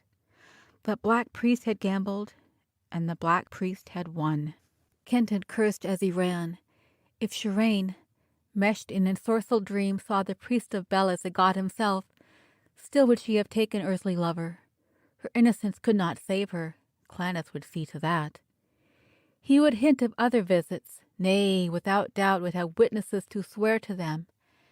And if Shirane should awaken, God, would she not in the dawn of that awakening take the priest of Bel for him, for Kenton? But either way, the presence of priest and priestess in Bel's bower would be enough to damn them both. Yes, Claneth would see to that. A hope came to him. Gigi, the Viking, the Persian. Might they even now be climbing the outer stairway, slaying the sentries as they crept up? Might they not reach Bel's bower in time to save Shirane? Also, never might they reach there. He must not let that hope take edge off his driving purpose, his fear. He himself must reach her in time. Had not the blue priest told him that the issue lay in his own hands, no others? He crossed a traverse passage, ran blindly down a sloping corridor, along whose sides glared guarding chimerae, stopped in front of a wide portal from which hung, motionless and rigid, folds that seemed carved from solid silver. Caution whispered to him. He put out a hand, parted with a sense of profanation the metallic curtainings, peered within. He looked into his own room. Yes, there it lay before him, his old room in his old world. He saw the jeweled ship, glimmering, glittering, but as though he saw it through a fog, through a mist of fiery particles half veiling it. The long mirror glinted behind that same luminous vapor. Infinitely small, in infinite numbers, the sparkling atoms hung between him and that room of his back in New York, and he here in this strange world. Misty was the room, nebulous, quivering now into plainer sight, now withdrawing into indefiniteness. And as he stared at it, incredulous, the old bleak despair clutching him, he felt within his hands the curtains grow light as silken gauze, stiffen back into metal, alternately, slipped from his hands, strengthened within them as the room steadied in the sparkling mist, dissolved within it into phantom outlines. Yet ever as the room swung inward clearer, swung back dimmer, the outlines of the jeweled ship hardened, crystallized, shone forth brighter, summoning him, dragging him back. End of chapter 28. Chapter 29 of the Ship of Ishtar. The Gods and Man's Desire. Kenton braced himself, held tight for the curtains. He fought with all his will to check their melting as his old room that held the jeweled ship swung between spectral unreality and hard actuality. The curtains were like bars between his old world and this of his great adventure, bars between the world of Shireen and the world he loathed. A force, a pull like a strong undertow, dragged him forward irresistibly each time the curtains melted in his hands, and the nebulous outlines of his room crisped into steadiness. And plainly he could pick out every detail of that room, the long mirror, the cabinets, the divan, the stains of his blood still wet upon the floor. And always, whether room were melting mist or clear outline, the jeweled ship shone steadily, watchful. Now he swung out and over that room. The ancient Chinese rug of its floor was below him, at once close and infinite distances away. He heard the first voices of the shrieking winds of space. In that brief instant, he realized that it was the shining toy itself drawing him out of the world of Shireen. Something was reaching up and out to him from the dark deck of the ship. Something malignant and mocking, dragging him to it. The same thought he fleetingly had held when he had hovered over the real ship in its hidden harbor. No fleeting thought now, but certainty. Darker grew the black deck, stronger its pull. "Ishtar," he prayed, gaze upon the rosy cabin. "Ishtar." Did the cabin flash as though filled with sudden light? A light which penetrated, numbed, the dark power dragging him to it? The outlines of his room melted. Again the curtains were heavy in his hands. He stood once more on firm feet at the threshold of the house of the moon god. Once, twice, thrice more the room pulled back, but each time less real, more spectral. And against each pulse Kenton set his will, closed eyes and thrust away the vision of it with all his strength, forced himself not to think of what that apparent resurgence of evil power on the black deck might mean, concentrated every thought, every atom of will on banishment of room and toy ship where they belonged, in his old world. His soul was Shireen's. Never would he be drawn back there again. His will won. The room vanished. In that vanishment, a finality not to be mistaken. The spell was broken. The subtle link snapped. Now he could go on. Caught by the reaction, he clung to the curtains, knees weak and shaking. Slowly he found himself, resolutely parted the folds. He looked now into a vast hall filled with mist of argent light. Still was this mist, yet palpable, as though the rays that formed it were woven. Interlaced and luminous, the webbed mist made of the chamber a home of immensities, of tremendous distance. He thought, but was not sure, that there was motion within these silver webs, shadowy shapes half appearing, vanishing, never quite coming into full sight. Far away he caught another movement. A figure was coming forward, steadily, inexorably. It drew closer, slowly. It swam into sight. A man, golden helmeted, over his shoulder a short cloak of gold, shot through with scarlet, in his hand a golden sword, head bent, pushing on as though against some strong current. It was the priest of Bel, clad in the raiment of his god. Scarce breathing, Kenton watched him. The eyes so like his own were black with dread and awe, yet filled with will and purpose, indomitable. The mouth was set, the lips white, and all the priest's body Kenton sensed a tremor, a shuddering, deep as the priest's soul. Whether real or but phantoms, he knew the terrors of this place were realities to the priest. With a thrill of ungrudging admiration, he paid tribute to the courage that dared those terrors, while masquerading in sacrilegious semblance of the god to whom the priest was traitor, and whose greater betrayal was the purpose of his pilgrimage. The priest of Bel passed, and Kenton, waiting until he was half hidden in the shining mists, slipped through the curtains, followed him. Now Kenton heard a voice, a still voice, passionless as that which had bidden him arise from his bed of stone. And like that voice, neither was it the place wherein he trod, nor within him. It was as though borne to him out of the farthest flung space. The voice of Nabu, god of wisdom. Listening, he felt himself not one man, but three. A single purposed Kenton, who followed the priest and would follow him through hell, so he led to Shirane. A Kenton who, tied by some inexplicable link to the mind of the priest, felt and saw and heard, suffered and feared even as he, and a Kenton who hearkened to the words of Nabu as coldly, as dispassionately as they were uttered, watched as coldly, as detachedly, all they pictured.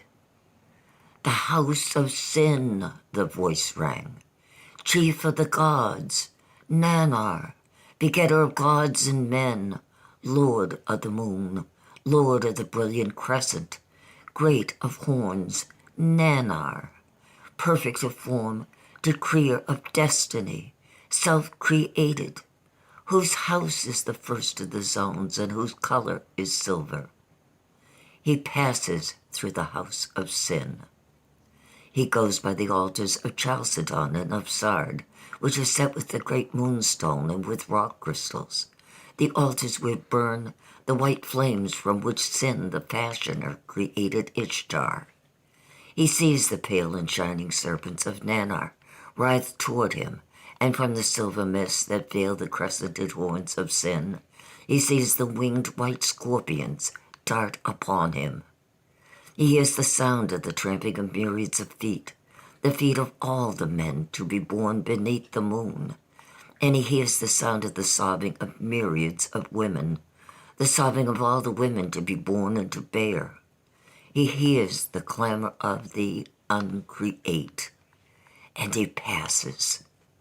For lo, not the begetter of gods nor the awe of him may stand before man's desire. So the voice rang, and was silent, and Kenton saw these things, saw the shimmering white serpents writhe through the silver mist, and strike at the priest, saw the winged scorpions dart upon him, visioned within the mist a vast and awful shape upon whose clouded brows the crescent of the moon was bound. In his own ears he heard the tramping of armies of the unborn, the sobbing of worlds of women yet unborn, the clamor of the uncreate. Saw and heard, even he knew, as did the priest of Bel, and unshaken followed. The golden helm flashed high above him. Kenton paused at the base of a winding stairway, whose broad steps circled upward, changing as they arose from pallid silver to glowing orange. He waited until the priest, never hastening, never looking back, had ascended. He passed into the place to which the stairway led, slipped after him. He looked into a temple filled with crocus light, even as that through which he had just come had been filled with webs of moonbeams. 100 paces away marched the priest, and as Kenton moved on, the still voice resumed its whispering. The house of Shamash, offspring of the moon, god of the day-dweller in the house of luster, banisher of darkness, king of judgment, judge of mankind, on whose head resteth the crown with the high horns, in whose hands are life and death, who cleanseth man with his hands like a tablet of burnished copper, whose house is the second of the zones, and whose color is orange. He passes through the house of Shamash. Here are the altars of opal set with diamonds, and the altars of gold set with amber and the yellow sunstones. Upon the altars of Shamash burn sandalwood and cardamom and verbena.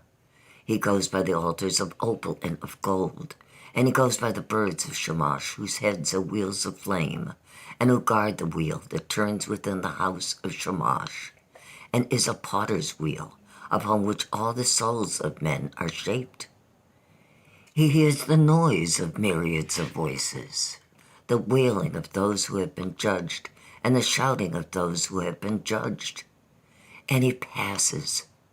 For lo, not the king of judgment nor the fear of him may stand before man's desire.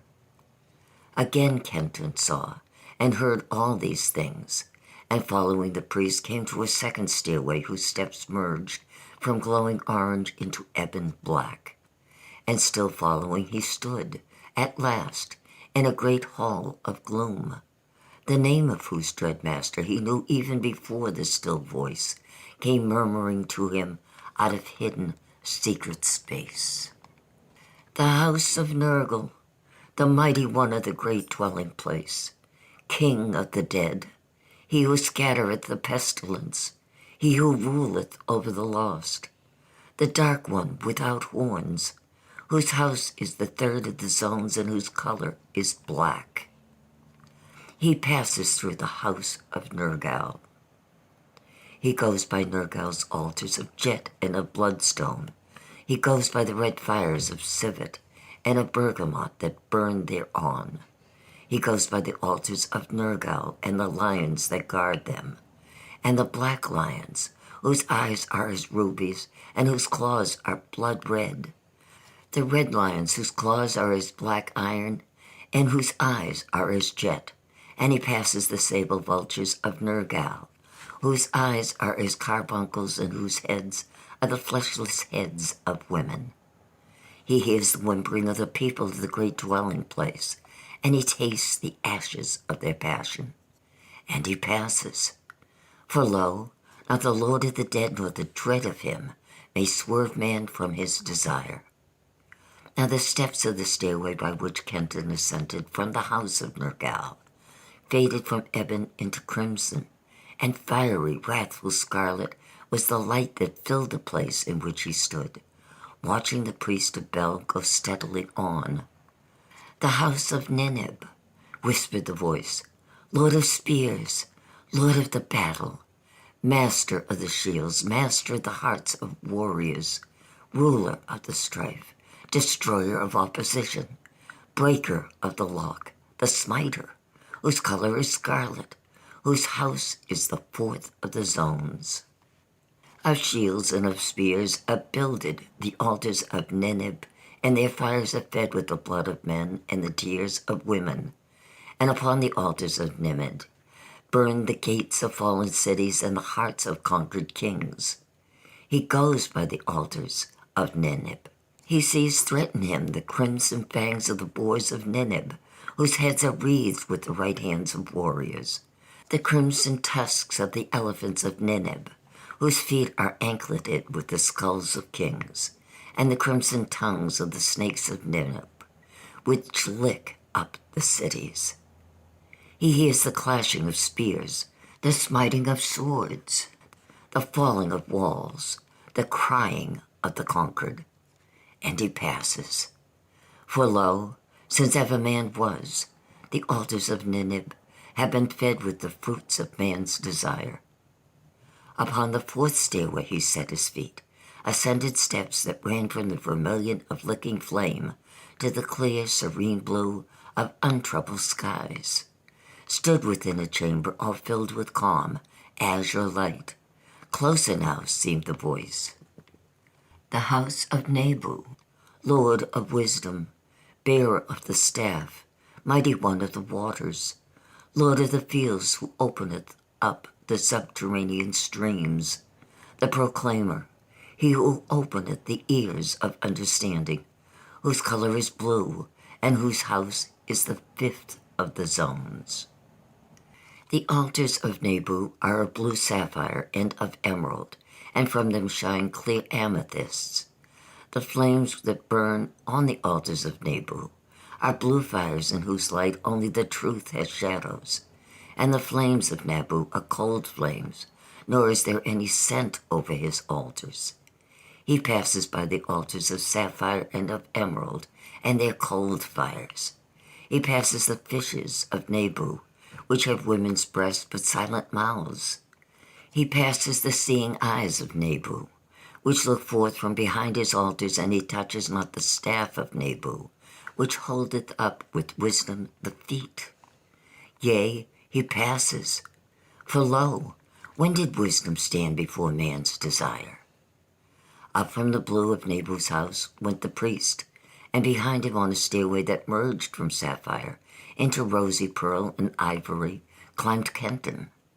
Little, caressing tendrils of incense reached out to him as he went, and all about him beat little languorous, linked notes of amorous sound, coaxing, calling, infinitely alluring, perilously sweet. Slowly, slowly Kenton followed him, listening to the voice, yet half heeding it, half forgetful of his quest, struggling with the vast desire to heed the calling, linked in amorous music. Surrender to the spirit of this ensorcelled chamber. Go no further. Forget Sharain. The house of Ishtar, came the voice, mother of the gods and of men, the great goddess, lady of the morning and of the evening, full-bosomed, the producer, she who hearkeneth to petition, the mighty weapon of the gods, she who slayed and she who created love. And the house of Ishtar is the sixth of the zones. He passes through the house of Ishtar. Of white marble and of rose coral are her altars, and the white marble is streaked with blue, like a woman's breast. Upon her altars burn ever myrrh and frankincense, attar and ambergris, and the altars of Ishtar are set with pearls both white and rose, with hyacinths and with turquoise and with beryls. He goes by the altars of Ishtar, and like the pink palms of maidens desirous, the rose wreaths of the incense steal toward him. The white doves of Ishtar beat their wings about his eyes. He hears the sound of the meeting of lips, the throbbing of hearts, the sighs of women, and the tread of white feet. Yet he passes. For lo, whenever did love stand before man's desire? From that chamber of amorous witcheries, the stairway climbed, reluctant, shifting from its rosy pearl to flaming, flashing gold. And scaling it, he stood within another vast place, radiant as though it were the heart of the sun. Half blinded by the brilliancy, straining his eyes for the priest he saw merged and almost invisible in the golden light. Faster and faster the priest moved onward, as though all his terrors were concentrated, crowding upon his hurrying heels. "The house of Bel," rang the voice. "Merritt, ruler of the four regions, lord of the lands, child of the day, bull-necked, elephant-thewed, mighty one, conqueror of Tiamat, lord of the Igili, king of heavens and of earth, bringer of things to completeness, lover of Ishtar. Bel Merodach, whose house is the seventh of the zones, and whose color is golden. Swiftly, he passes through the house of Bel. The altars of Bel are of gold and rayed like the sun. On them burn the golden fires of the summer lightnings, and the smoke of the incense hangs over them like the clouds of the thunderstorm. The cherubs whose bodies are lions, and whose heads are eagle heads, and the cherubs whose bodies are bulls, and whose heads are the heads of men, guard the golden altars of Bel, and both are winged with mighty wings. And the altars of Bel are reared upon thews of elephants, and are held upon the necks of bulls and the paws of lions. He goes by them. He sees the fires of the lightning sink, and the altars shake. In his ears is the sound of worlds crushed by the fist of Bel, of worlds falling beneath the feet of Bel, of worlds breaking beneath the smiting of Bel. Yet he passes, for lo, not even the might of God may crush the desire of man. The voice ceased. It seemed to retreat to those far regions whence it had come.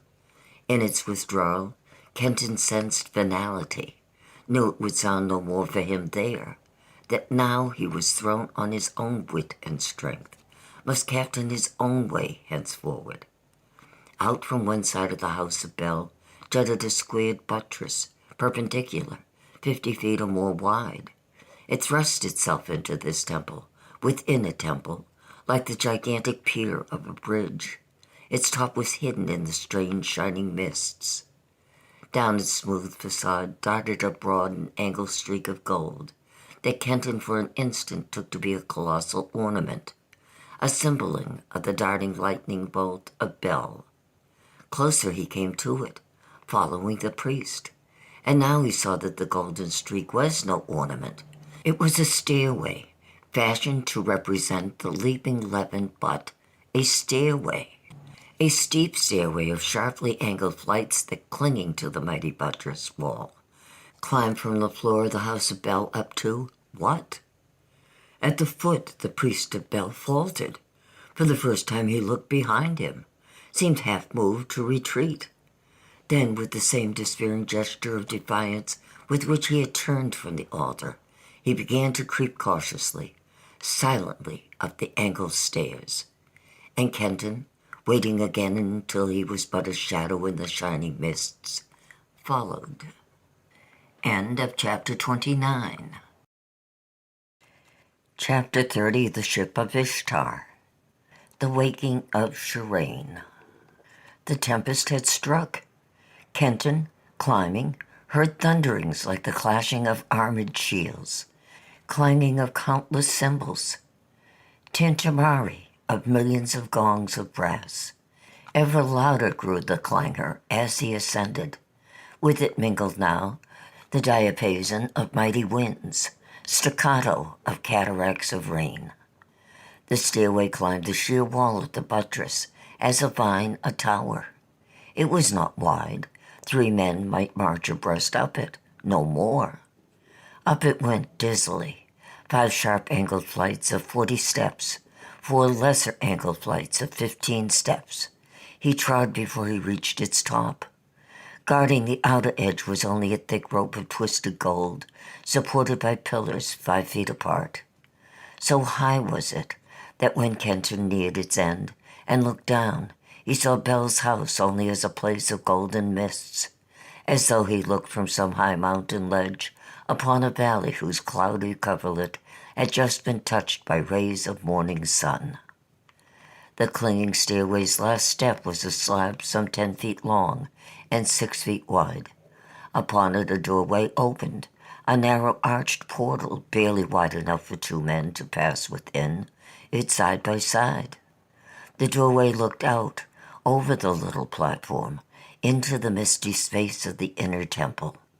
The hidden chamber into which it led rested upon the head of the gigantic buttress. What a place to guard, thought Kenton. 1 man might hold that stair and against hundreds. The doorway was closed by a single fold of golden curtains, as heavy and metallic as those which had covered the portal of the moon god's silver house. Involuntarily he shrank back from parting them. remembering what the parting of those argent hangings had revealed to him. He mastered that fear, drew a corner of them aside. He looked into a quadrangular chamber, perhaps 30 feet square, filled with the dancing peacock plumes of the lightnings. He knew it for his goal. Bel's place of pleasance, where his love waited, fettered by dream.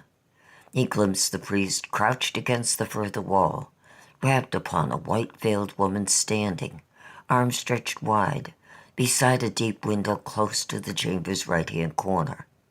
The window was closed by one wide, clear crystal pane, on which the rain beat and the wind lashed. With thousands of brushes dipped in little irised flame, the lightnings limned the loves of Bel, broidered on hangings on the walls. In the chamber were a table and 2 stools of gold, a massive ivoried wooden couch. Beside the couch was a wide-bellied brazier and a censer shaped like a great hourglass. From the brazier arose a tall yellow flame. Upon the table were small cakes, saffron-colored, in plates of yellow amber and golden flagons filled with wine. Around the walls were 20 little lamps, and under each lamp a ewer filled with the fragrant oil for their filling. Kenton waited, motionless. Danger was gathering below him, like a storm cloud with planets stirring it in wizard's cauldron. Perforce he waited, knowing that he must fathom this stream of Shireen's, must measure the fantasy at which she moved. Mind asleep before he could awaken her. The blue priest had so told him. To him came her voice, sweet and dreaming. Who has seen the beatings of his wings? Who has heard the tramplings of his feet like the sound of many chariots setting forth for battle? What woman has looked into the brightness of his eyes? There was a searing flash, a clashing of thunder. Within the chamber itself, it seemed. When his own sight had cleared, he saw Shireen, hands over eyes, groping from the window. And in front of the window stood a shape, looming gigantic against the flickering radiance, and helmed and buckled all in blazing gold. A godlike shape. Bel Merodach himself, who had leaped there from his steeds of storm, and still streaming with his lightnings. So Kenton for one odd instant thought, then knew that shape to be the priest of Bel in the stolen garments of his god. The white figure, that was Shireen, slowly drew hands from eyes, slowly let them fall, eyes upon that shining form. Half she dropped to her knees and raised herself proudly.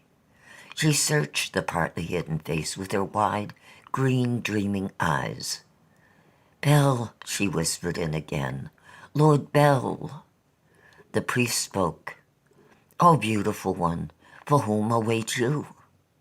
She answered, For whom but thee, Lord of the Lightnings? But why wait you me? The priest asked, nor took step toward her. Kenton, poised to leap and strike, drew back at the question. What was in the mind of the priest of Bel that he thus temporized? Shireen spoke, perplexed, half shamed. This is thy house, Bel. Should there not be a woman here to await thee? I am a king's daughter, and I have long awaited thee. The priest said, You are fair. His eyes burned upon her. Yes, many men must have found you fair, yet I am a god. I was fairest among the princesses of Babylon. Who but the fairest should wait for thee at thy house? I am fairest of all. So Shireen, all tranced passion. When again the priest spoke, his bitterness made Kenton once more wonder what it was within his mind that forced him to these questionings, held him back from that possession of Shireen, for which he had defied his god. Princess, how has it been with these men who thought you fair? Say, did not your beauty slay them like swift, sweet poison? Have I thought of men, she asked tremulously. He answered sternly, Yet many men must have thought of you. king's daughter, and poison, be it swift and sweet, must still be a pain. I am a god, yet I know that.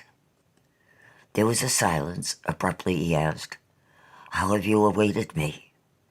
She said, "I have kept the lamps filled with oil. I have prepared cakes for thee and set out the wine. I have been handmaiden to thee." The priest said, "Many women have done all this. 4 men, king's daughter. I am a god." She murmured, "I am most beautiful. The princes and the kings have desired me. See, O great one." The iris lightnings caressed the silver wonder of her body, hardly hidden in the nests of her red gold hair, unbound and falling free. The priest leaped from the window. Kenton, mad with jealousy that another should behold that white beauty, darted through the curtains to strike him down. Halfway he stopped short, understanding, even pity for the priest of Bel holding him back. For the priest's soul stood forth naked before his inner sight, and that soul was even as his own would have been, he knew, had he been priest, and the priest been Kenton. "No," cried Bel's priest, and tore the golden helm of his god from his head, hurled sword away, ripped off buckler and cloak. "No, not one kiss for Bel, not one heartbeat for Bel. What, shall I pander for Bel? No, it is the man you shall kiss. Aye, it is a man's heart that shall beat against yours. Mine. I, no god shall have you." He caught her in his arms, set burning lips to hers. Kenton was upon him. He thrust an arm under the priest's chin, bent back the head until the neck cracked. The priest's eyes glared up into his. His hands left Shireen and battered up at Kenton's face. He twisted to break the latter's grip. Then his body became limp. Awe and terror visibly swept away his blind rage. For now the priest's consciousness had taken in Kenton's face, saw it as his own face looking down upon him and promising him death. The god he had defied, betrayed, had struck. Kenton read his thoughts as accurately as though they had been spoken. He shifted grip, half lifted, half swung the priest high above the floor and hurled him against a wall. He struck, crashed down, lay there twitching. Shireen crouched, veils caught up, held fast to her by rigid hands, on the edge of the ivoried couch. She stared at him piteously. Her wide eyes clung to his, bewildered. Deep within her, he sensed grapple of awakening will against the webs of dream. One great throb of love and pity for her pulsed through him. In it, no passion. To him at that moment she was no more than child, bewildered, forsaken, piteous. "Shireen," he whispered and took her in his arms. "Shireen, beloved, it is I, John Kenton, beloved, awaken." He kissed her on the cold lips, the frightened eyes. "John Kenton," she murmured, "John Kenton." And then so low he could barely hear, "Ah, yes, I remember, John Kenton. He was lord of me, ages ago." "Wake, Shireen," cried Kenton, and again his lips met and clung to hers, and now her lips warmed and clung to his. "John Kenton," she whispered, "dear lord of me." She drew back, thrust into his arms fingers that clutched like 10 slow-closing fingers of steel. In her eyes he saw the dream breaking as break the last storm clouds before the sun. In her eyes the dream lightened and darkened. Lightened, became but cloudy, racing wisps.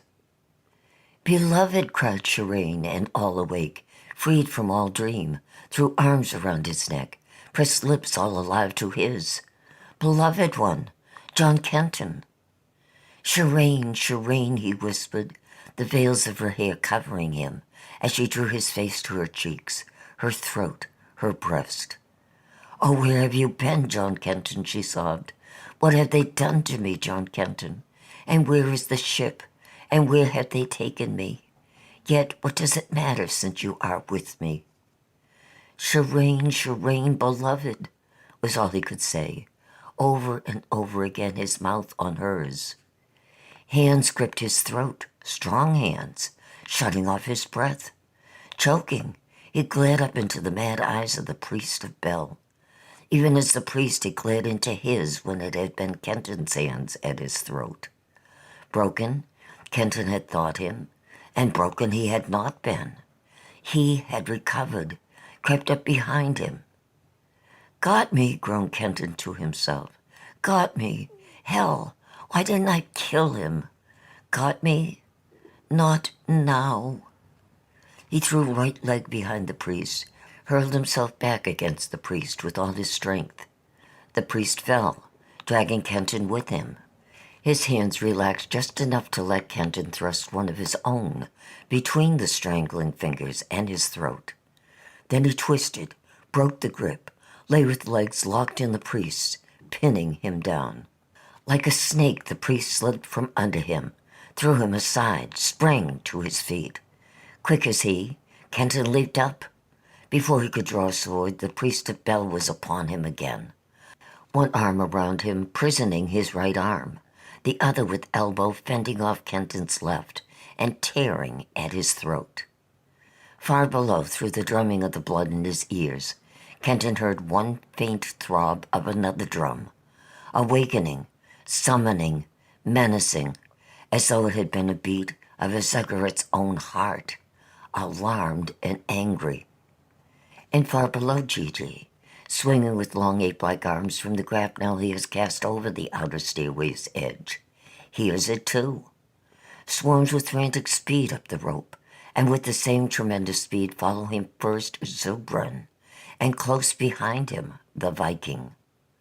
Alarm, mutters Sigurd, and draws them under the protection of the skirting wall, that they may hear him.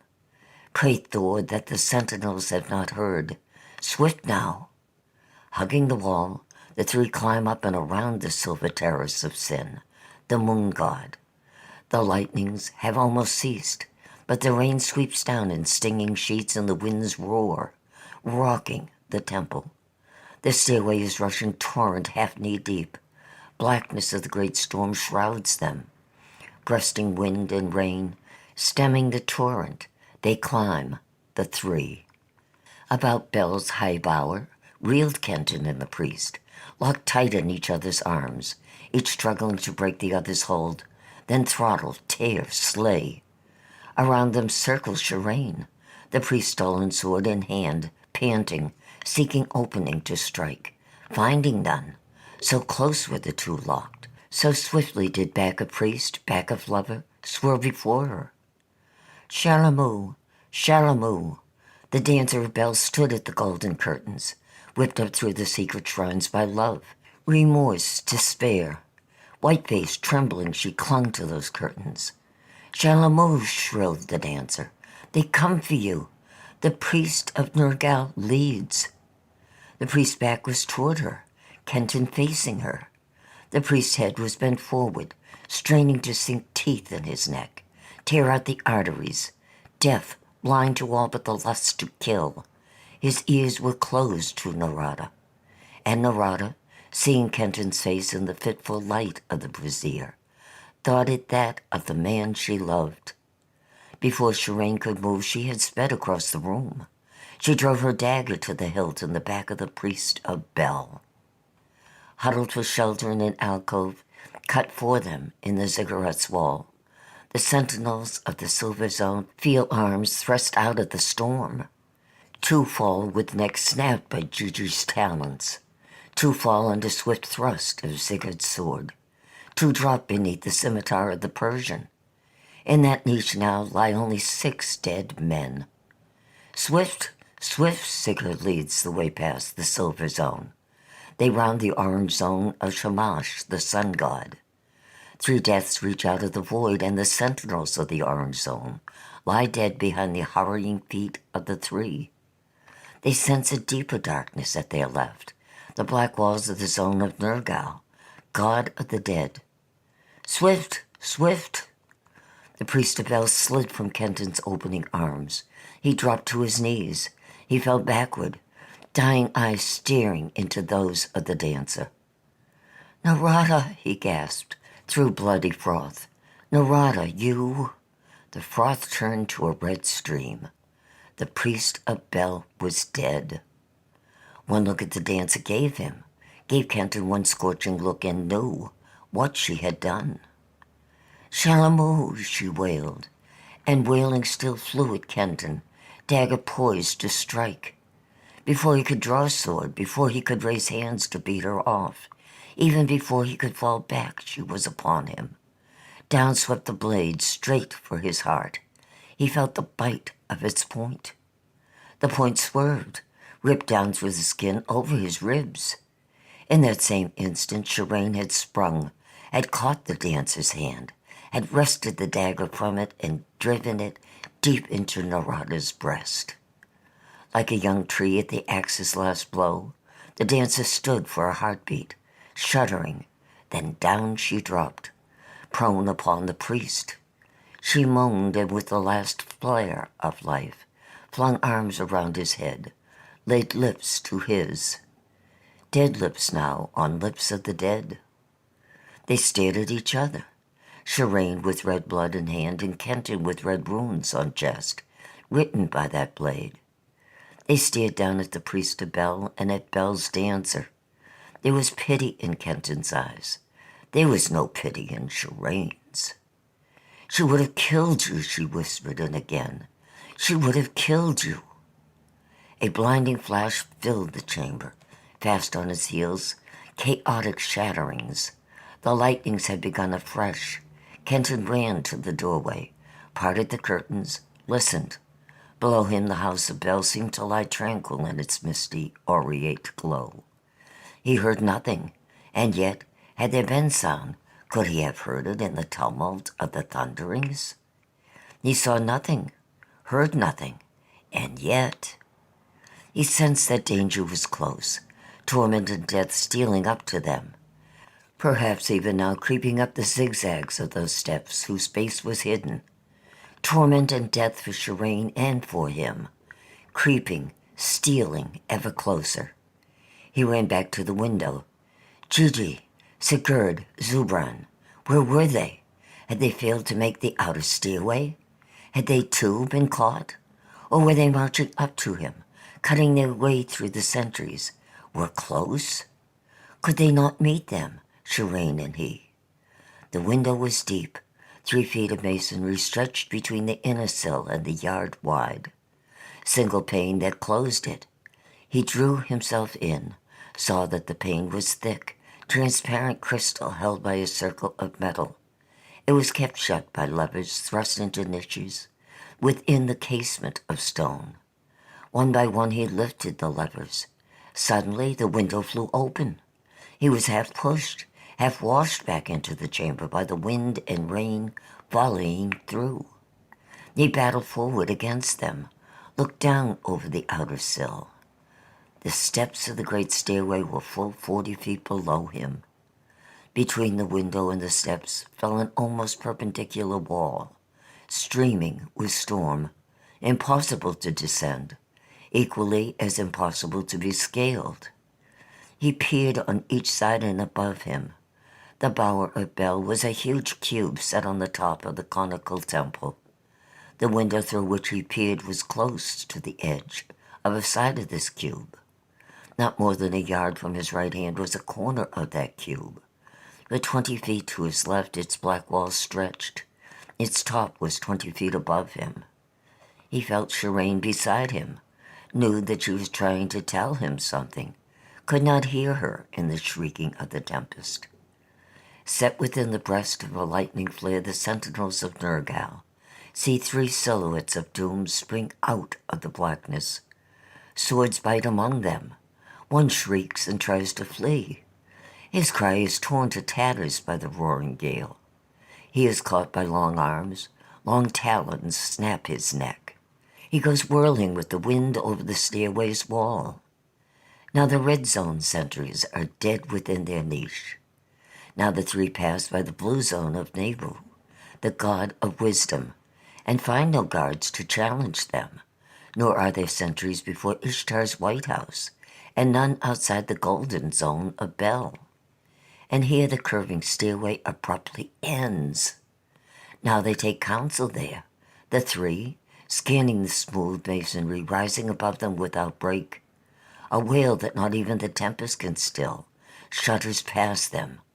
The heartbroken, mad wailing of Bel's dancer as she hurls herself on Kenton. That cry came from there. The Sigurd, pointing outward where the window of Bel's bower, hidden to them, faces the lightnings. And now they see that the wall of the great stairway merges into the side of the topping structure, close to its corner. But the wall slope is such that none may stand upon it to peer round that corner, nor can one standing on the highest step see round that corner's edge. Use your long arms, Gigi, grunts the Viking. Stand close as you can to stair wall end. Here, grip me by my knees and thrust me outward. My back is strong and I can twist round that corner. Gigi takes him by the knees, lifts him, throws one muscle-gnarled dwarf leg over the wall for balance, thrusts Sigurd out with mighty arms, and Sigurd, held against the side by the wind like a leaf, looks straight into the face of Kenton, little more than a foot from him. "Wait there," howls the Viking, and signals Gigi with a kick of the foot to draw him back. "The wolf," he tells them, "there, in a window so close he can draw me through to him. Lift me again, Gigi. When I kick, let me go. Then let Zubrin follow by the same road. Stay you here, Gigi, for without you to draw us back there will be no return.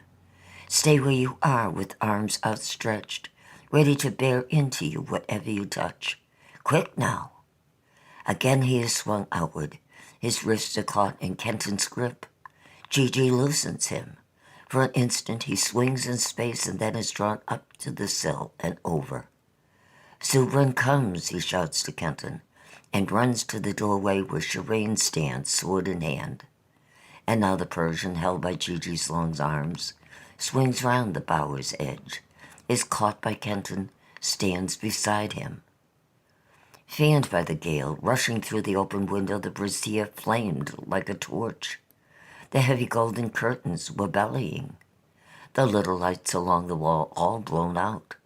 The Persian leaned back, found the levers, and snapped enough of them down to hold the window shut. He gave Kenton's hand one swift clasp, looked curiously at the bodies of priest and dancer. "Gigi," cried Kenton, "is he safe there? Did none follow you?" "None," answered the Persian grimly. "Or if they did, their hands are too shadowy to hold swords, wolf." "Gigi is safe enough. He waits to swing us to him as we crawl from the window. All except one of us," he added under his breath. Kenton, thoughts on Gigi, the way to freedom, did not hear that last odd phrase. He leaped to the door on one side of which stood watchful Shireen, on the other tense Sigurd. He drew her to him in fierce caress, loosed her, and peered through the curtains.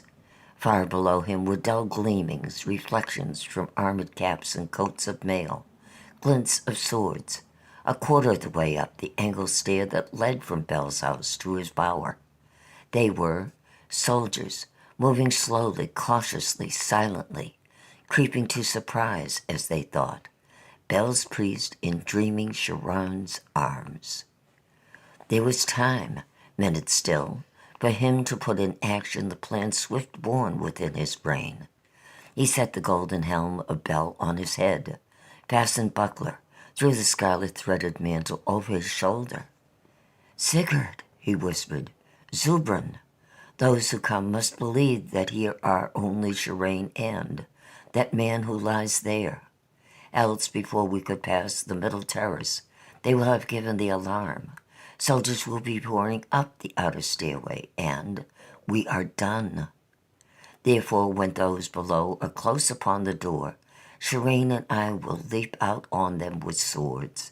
They will not try to slay us, only capture us.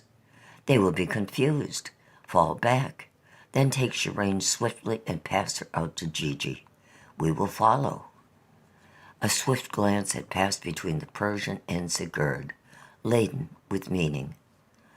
The first part of the plan is good, Wolf, interrupted the Persian smoothly, but not the last. Nay, one must remain here until the others are safely away from the temple. Else, when they have entered here, quickly will the Black Priest's wit tell him what has happened, and there will be a ring around the place through which a regiment could not break. Nay, one must remain. Stay behind for a time, Wolf. I will stay, said Kenton. Beloved, whispered Shireen, you go with me or I go not at all. Shireen, began Kenton. Dear lord of mine, she stayed him, serenely. Do you think that ever again I will let you go from me? Be parted from you? Never, in life or death, never. Nay, Wolf, I stay, said the Persian. Why, listen, Shireen will not go without you, so that bars you, since go she must. Gigi cannot well remain, since he cannot get here to remain. That, you will admit, good, and Sigurd must go to show us the road back, since none but him know it. Who is left? Zubrin. The gods have spoken. Their argument is unanswerable. But how will you get away? How find us? Groaned Kenton. You say yourself that without Gigi's help, you cannot swing from the window. No, answered Zubrin, but I can make me a rope out of these bed coverings and the hangings. I can slip down that rope to the steps I glimpsed beneath me, and one may escape where 5 could not. I remember the road through the city and that road we took when we came out of the trees. Wait you there for me. They're very close, John Kenton, called Shireen softly. Kenton ran to the doorway. A dozen steps below crept the soldiers, a score of them, treading noiselessly 2 by 2, small shields ready, swords in hands. Behind them a little knot of priests, yellow-robed and black-robed, and among the black robes, Claneth. Crouched against the wall at Shireen's right was Sigurd, hidden but set for swift guarding of her. The Persian dropped at Kenton's right, pressed close to the wall where those who came forward might not see him. Cover the brazier, whispered Kenton. Put it out. Best have no light behind us. The Persian took it, but he did not touch the cover that would have killed the fires within. Instead, he shook it, covered the flame with embers, set it in a corner where the faint glow of the coals could be seen. The feet of the first pair of soldiers were almost on the top step. Their hands reached out to draw aside the coverings of the narrow door. Now, breathed Kenton to Shireen, took fleet, proud note of her fearlessness. He tore the curtains down. They stood, she in her white robes of priestess, he in the golden panoply of the god, confronting the soldiers, and they, paralyzed by that unexpected apparition, halted like automatons, gaped at the twain. Before they could recover from surprise, Shireen's blade flashed. Kenton's sword struck like a bolt of thin blue lightning. Down went the 2 leaders. Ere the man he had slain could fall, Kenton had snatched the shield from his arm, passed it to Shireen, slashed down again at the warriors behind. For Ishtar, he heard Shireen cry, and saw her sword bite deep. The woman, the priest, take them, came the roar of Claneth. Down bent Kenton, raised a fallen soldier in his arms and hurled him straight into the pack. The body flailed down, as though alive. Down they went before it, rolling, cursing, down the flight they fell, soldiers and priests. Some they were who crashed into the slender railing, tore gaps in it, dropped and plunged like plummets through the mist to be broken on the floor of Belle's house so far below. Back Kenton leaped, caught Shireen in his arms, pressed lips brutally, possessingly on hers, tossed her to Sigurd. To the window, he bade. Give it to Gigi. He darted before them, opened the pane. Far away now the lightnings glimmered. Blackness had given way to darkest twilight. The rain still hissed in sheets driven by the howling wind. In that dark twilight he saw the dripping arms of Gigi, stretched out round the bower's corner. He dropped back. The Viking slid past him, Shireen in his grip. For an instant she hung in air. She was caught by Gigi. She was drawn from sight. There came a shouting from the inner stairway. The soldiers had rallied, were rushing up. Kenton saw Sigurd and the Persian lifting the heavy couch, throwing off its coverings, tilting it. They rocked it to the doorway, shoved it through, sent it crashing down the steps. Came another shouting, cries of agony, groaning. The bed had swept the men before it as a well-hurled ball does the wooden pins. It had swept and crushed them, had swung across the stairway at turn of the highest lesser-angled ledge, and had jammed there against the golden roped rail, a barricade. "Go, Sigurd," cried Kenton. "Wait for us by the woods. I fight here with Surbran." The Persian looked at him, a light of affection such as Kenton had never before seen there, softening the agate eyes. He nodded to Sigurd. As though it had been a signal prearranged, the Viking's arms were instantly around Kenton. Strong as he had grown, he could not break their grip, and Surbran whisked the golden helm of Bel from his head and set it on his own, tore loose the golden buckler, dropped his own coat of mail and fastened it in its place, took the scarlet threaded mantle of the god and wrapped it half round his mouth, hiding his beard. Then Kenton was carried like a struggling child to the window by the Viking, was thrust out of it, was caught by Gigi, and dropped beside the weeping Shireen. The Viking turned and folded the Persian in his arms.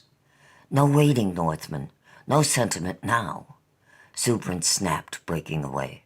"There can be no escape for me. You know that, Sigurd. The rope. Words to satisfy the wolf. I love him. The rope. Why, they would slide down it behind me like snakes. Am I trembling here to lead the hounds to the hiding places of my kind? Not I. Now go, Sigurd, and when you have gotten clear of the city, tell them, and quickly as you can, make for the ship." Said the Viking solemn, "Shield maidens are close. Odin takes the hero, no matter what his race. You sup with Odin, All-Father, in Valhalla soon, Persian. May he have better cooked dishes then than I have ever tasted," laughed the Persian. "Out of the window, Norseman."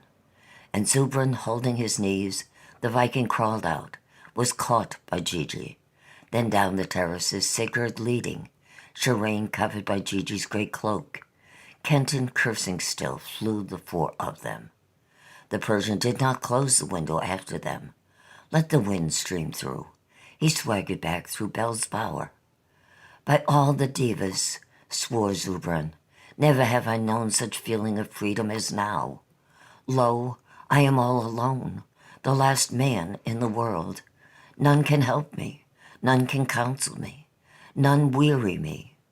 Life is simple at last. All there is to it is for me to slay until I am slain. By Ormuzd, how my spirit stands on tiptoe." He peered around the doorway. Never has that couch given men such trouble to mount. He chuckled as he watched the soldiers below working to clear away the barrier. Turning, he piled in a heap the silken clothes torn from the bed. He ripped down wall hangings and with them built the pile higher. One by one he took the lamps and emptied them on the pyre. The oil in the ewers beneath them he poured upon it. "That old world of mine," mused the Persian as he worked, "how it wearied me. And if the wolf's tale be true, the world that replaced it would weary me even more. And this world has well wearied me, by the flame of sacrifice, but it has." He stooped, picked up the body of the priest of Bel, carried it to the window. "It will puzzle the black priest more to find you without them than to find you here." He grinned and slid him out. He walked and stood over the dancer. "So beautiful," whispered the Persian, and touched her lips, her breast. "I wonder how you died, and why. It must have been amusing, that. I had no time to ask the wolf. Well, you shall sleep with me, and perhaps when we both awaken, if we do, you shall tell me." He laid the body of the dancer on the oil-soaked pile. He took the smoking brazier and placed it close beside her. There came a roaring from below, a trampling of feet on the steps. Up streamed the soldiers, stronger now by scores. An instant the Persian showed himself, mantle held before his face. The priest, they cried, and Claneth's voice over all. "Slay him!" The Persian stepped back to the cover of the wall, smiling. He picked up the shield Shireen had dropped. Through the narrow doorway a soldier leaped, a second close on his heels. The scimitar hissed twice, struck twice, swift as swiftest snake. The stricken men fell under the feet of those pressing on from behind, tripping them, confusing them, and now up and down, parrying, thrusting, slashing through the Persian's keen edge until his red bath dyed his arm to shoulder. "They should be off the outer wall by now and well away," mused Zubran. He flexed the weary muscles of his arm, peered out at the soldiers clustered on the landing below in angry argument with the priest, and stretching down from that knot as far as he could see, the steps glittered with other warriors, packed close. They mustered. They rushed up the steps like a great serpent. They pushed through the door, clambering over the pile of the dead. The red drip of the scimitar became a steady, running rivulet. An agony bit deep into his side above the hip.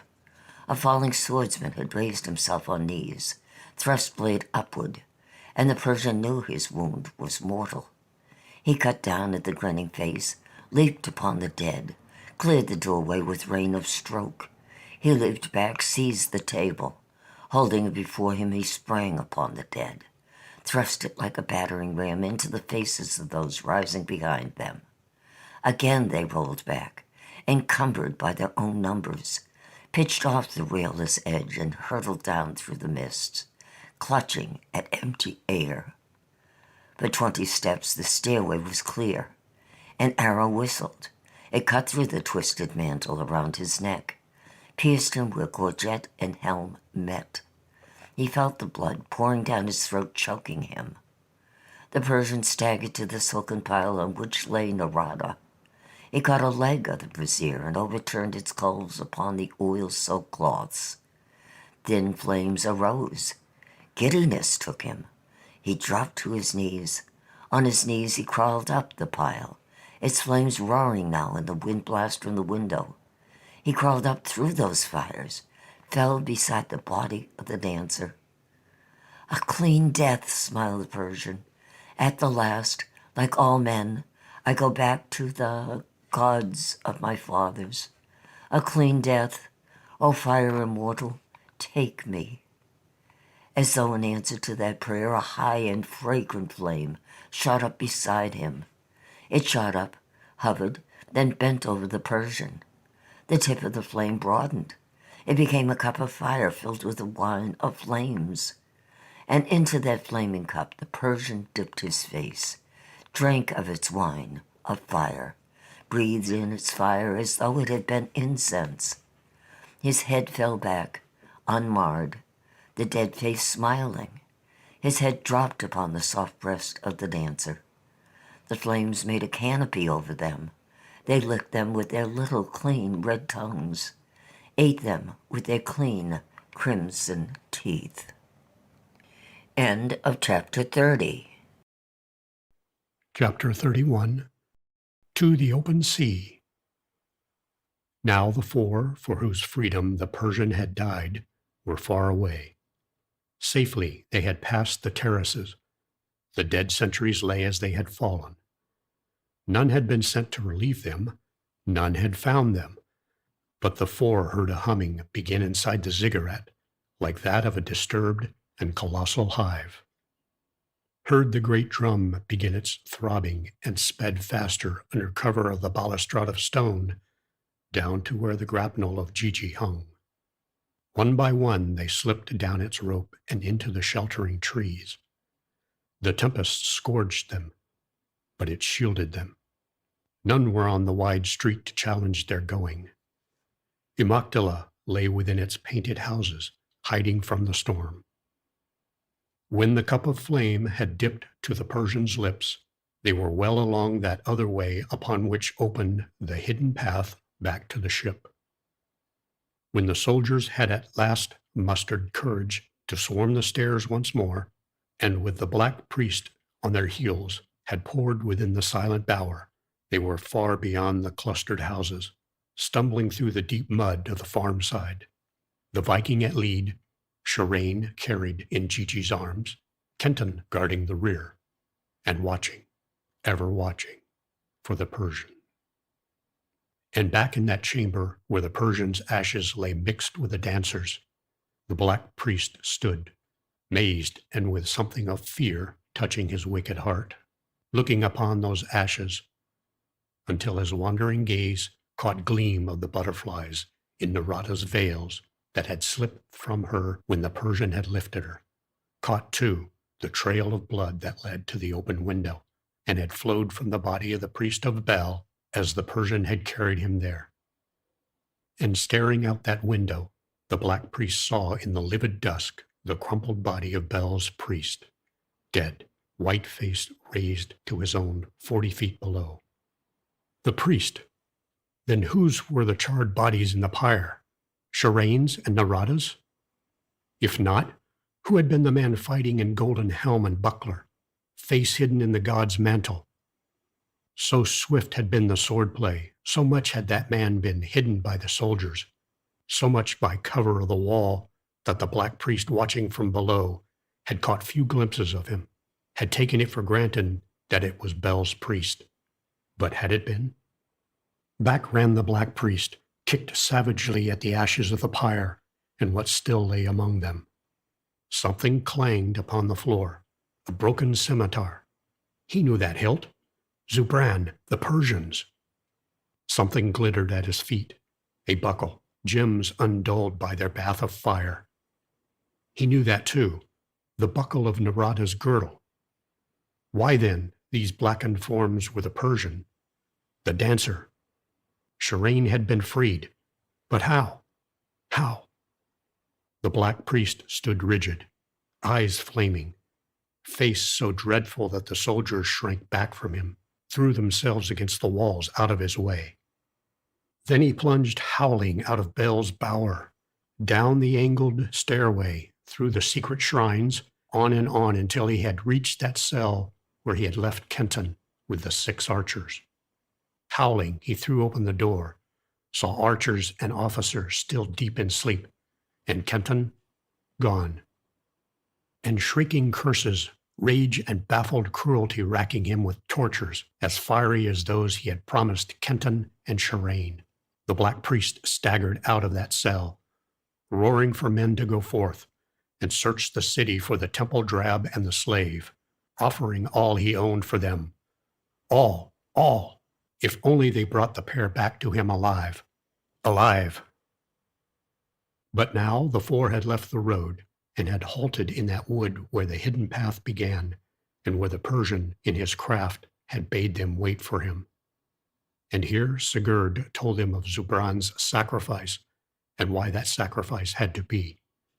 While Shirane wept, and Kenton's throat ached with sorrow, Gigi's beady black eyes grew soft, and his tears ran down the furrows of his wrinkles.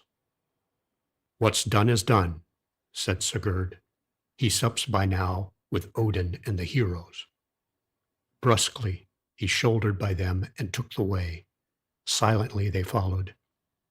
And for a little while, in his grief, Kenton hated his love, walking now before him, since through her he had been dragged from the side of his friend who had given up his life that Kenton might have his love. But hated her not for long. Again he saw her fighting beside him, knew that as gladly as he would, she would have stayed within the chamber, gone unshrinkingly to death beside him and the Persian, had she but known, and had he desired it. He strode beside her, took her in remorseful arms. She clung to him. On they went and on, along the hidden way. The rain drenched them, the wind beat them. When storm lightened, they went swiftly. When it darkened, so that the Viking could no longer see the trail, they halted. On and on, beating back to the ship. Now Shirane faltered and fell, nor could she rise again, and the three, clustering round her, saw that her thin sandals were in rags, and that her slim feet were bare and bleeding, and that for long each step must have been an agony. So Kenton took her in his arms and carried her, and when he tired, Gigi took her, and Gigi was untiring.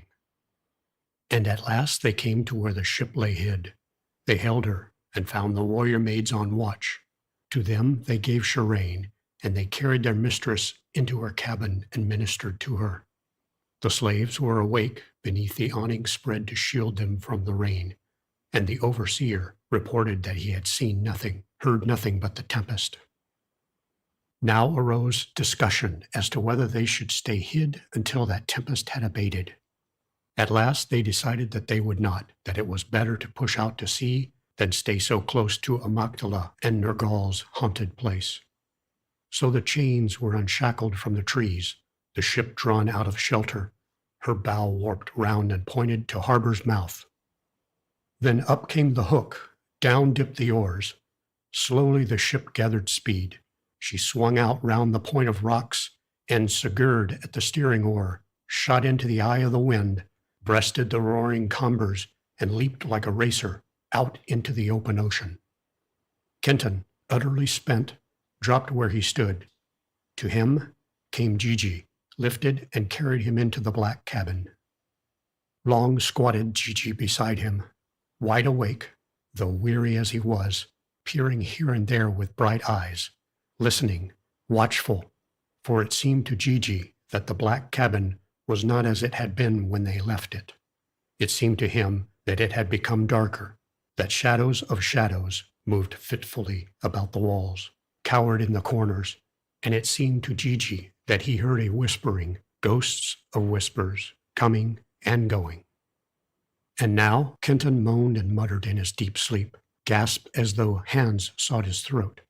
Gigi, pressing paw on Kenton's heart, stilled him. But after a time, the watchful eyes of Gigi dulled, their lids dropped, his head nodded. In the empty niche where the idol of Nergal had stood above the bloodstone slab of worship, a darkness gathered, a cloudy shape of curdled shadows. The shape darkened. Within it began to form the semblance of a face that brooded upon the sleeping pair, hate-filled, menacing, and gloating.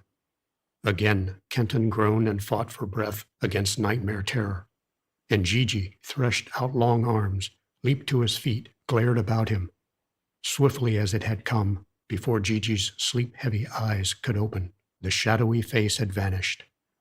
The niche was empty. End of chapter 31.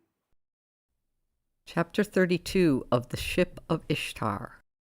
Let the strife end.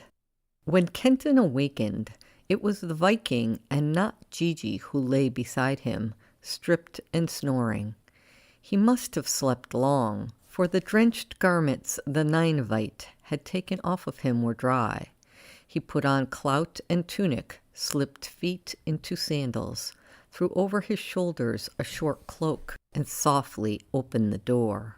Blackness and dark twilight had given way to a pallid dusk that turned the sea a sullen gray. The rain had ceased, but all the world of the ship vibrated to the steady roar of a mighty wind pouring over it. Before that wind, the ship was flying, riding like a gull on the crests of giant waves, slipping back as the swells passed, through smoothly onrushing floors of water like liquid slate, rising to fly again upon the crest of the next racing wave. He struggled up to the steersman's place, the spindrift stinging his face like sleet. To one of the rudder oars clung Gigi. At the other were 2 slaves from the rower's pit. The Ninevite grinned at him, pointed to the compass. He looked and saw that the needle which held constant Sorcerer's Isle pointed straight astern. "Far behind us now is that den," shouted Gigi. "Go below," cried Kenton in a pointed ear, and would have taken the oar from him, but Gigi only laughed, shook his head, and pointed toward the cabin of Sharain. "That is your course," he roared. "Steer it." And buffeting the gale, Kenton came to the door of the rosy cabin, opened it. Sharain lay asleep, cheek cradled on one slim hand, tresses covering her like a silken net of red gold. 2 maids, watchful, crouched at her bedside. As though he had called to her, she opened sleepy eyes that as she looked at him grew sweetly languorous. "My own dear lord," whispered Sharain. She sat up, motioned the girls to go, and when they had gone she held out white arms to him. His own arms were around her. Like a homing bird she nestled in them, raised red lips to his. "Dear lord of me," whispered Sharain. He heard no more the roaring wind, heard nothing but the whisperings, the sighings of Sharain, forgot all worlds save that which lay within Sharain's tender arms. Long they flew on the tempest's wings. Twice Kenton took Gigi's place at the rudder oars. Twice the Viking relieved him before the great wind died, and they sailed once more on dimpling, sparkling turquoise sea, with a perfumed breeze beating the sail with gentle hands. Began now for those upon the ship a hunted life and a haunted one. Far, far behind them must lie Emaktila by now, and yet on all the 4 rested clear certainty of pursuit. No fear, no terror, but untroubled knowledge that the ship was a hunted thing, knowledge that unless they could outsail the fleet they knew must be combing these strange seas until they found a safe and secret harbor, there could be but one end for them. Nor did one of them believe deep in his heart that there was such sanctuary. Yet they were happy. Full tide of life beat round Kenton and Sharain. They took their fill of life and love, and Sigurd sang old sagas, and a new one he had made of Zubran the Persian, while he and Gigi beat out huge shields and arrows for the bows. The shields they set around the bulwarks at the ship's bow, and pierced them with slits through which arrows could be winged. 2 they fastened on each side of the stern to guard the helmsman. "If we are slain, dear lord, we shall be slain together," Sharain would say, and always, always together. "From now, henceforth, beloved," Kenton would answer her. And Sigurd would chant of battle to come, and shield maidens who would hover over the ship, ready to bear the soul of Sigurd, Trygg's son, to his seat in Valhalla, where Zubran awaited him and Gigi. He sang of place for Kenton there, too, but not when Sharain was in earshot, since Valhalla was no place for women. Hunted and haunted. With the black cabin, the shadows thickened and faded, grew stronger, passed and returned. Something of the dark lord of the dead was there, had retaken season of his deck. Nor Gigi nor the Viking cared to sleep there now. They sought the open deck or the cabin of the warrior maids. And the slaves murmured of shadows that flitted over the black deck and clustered at the rail and stared down upon them. Once, while Sigurd drowsed over the tiller bar, he awakened to find that unaware to all the course of the ship had changed, that the greater needle of the compass pointed straight over the bow to Emaktila, that the ship was moving under the oars back to Sorcerer's Isle. Thereafter they steered 2 by 2, Kenton and Sharain, Gigi and the Viking. Nor was there power within Sharain to banish the shadows. "I will make my bed within the black cabin," she had said. "Once I was a vase for Ishtar, and it may be that something of her still lingers within me to cleanse that den again." But whatever evil it was gathering, there seemed only to grow stronger, banishing sleep from her or making that sleep dreadful. So Kenton forbade her. One isle they made and replenished food and water. There was good harbor there, a hidden cove, and beyond a great forest beckoned them.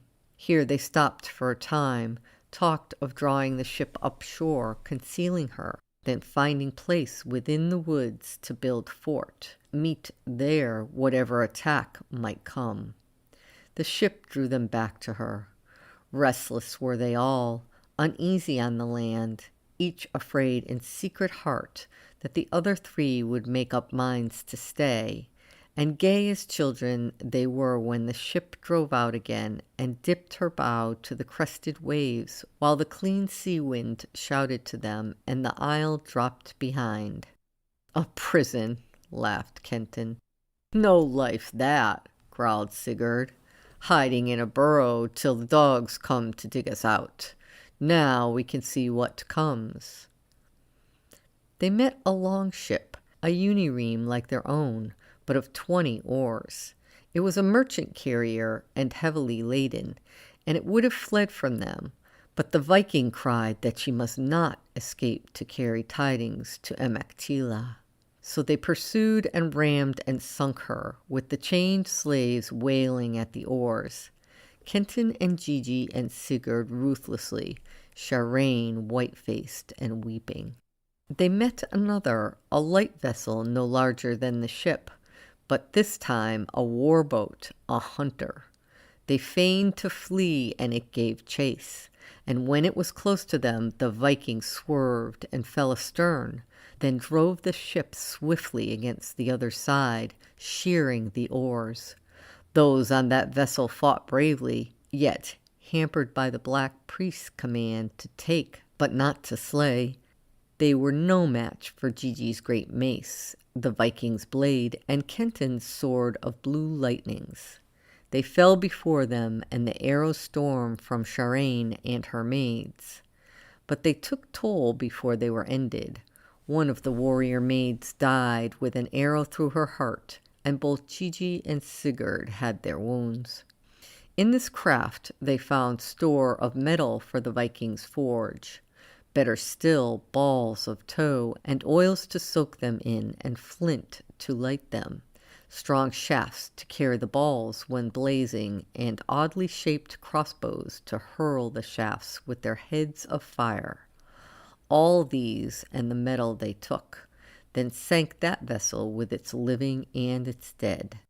On sailed the ship and on, while Sigurd hammered out his long shields, and Gigi and Kenton set the crossbows in place by rosy cabin and dark, with tow and oils and flint ready for the firing.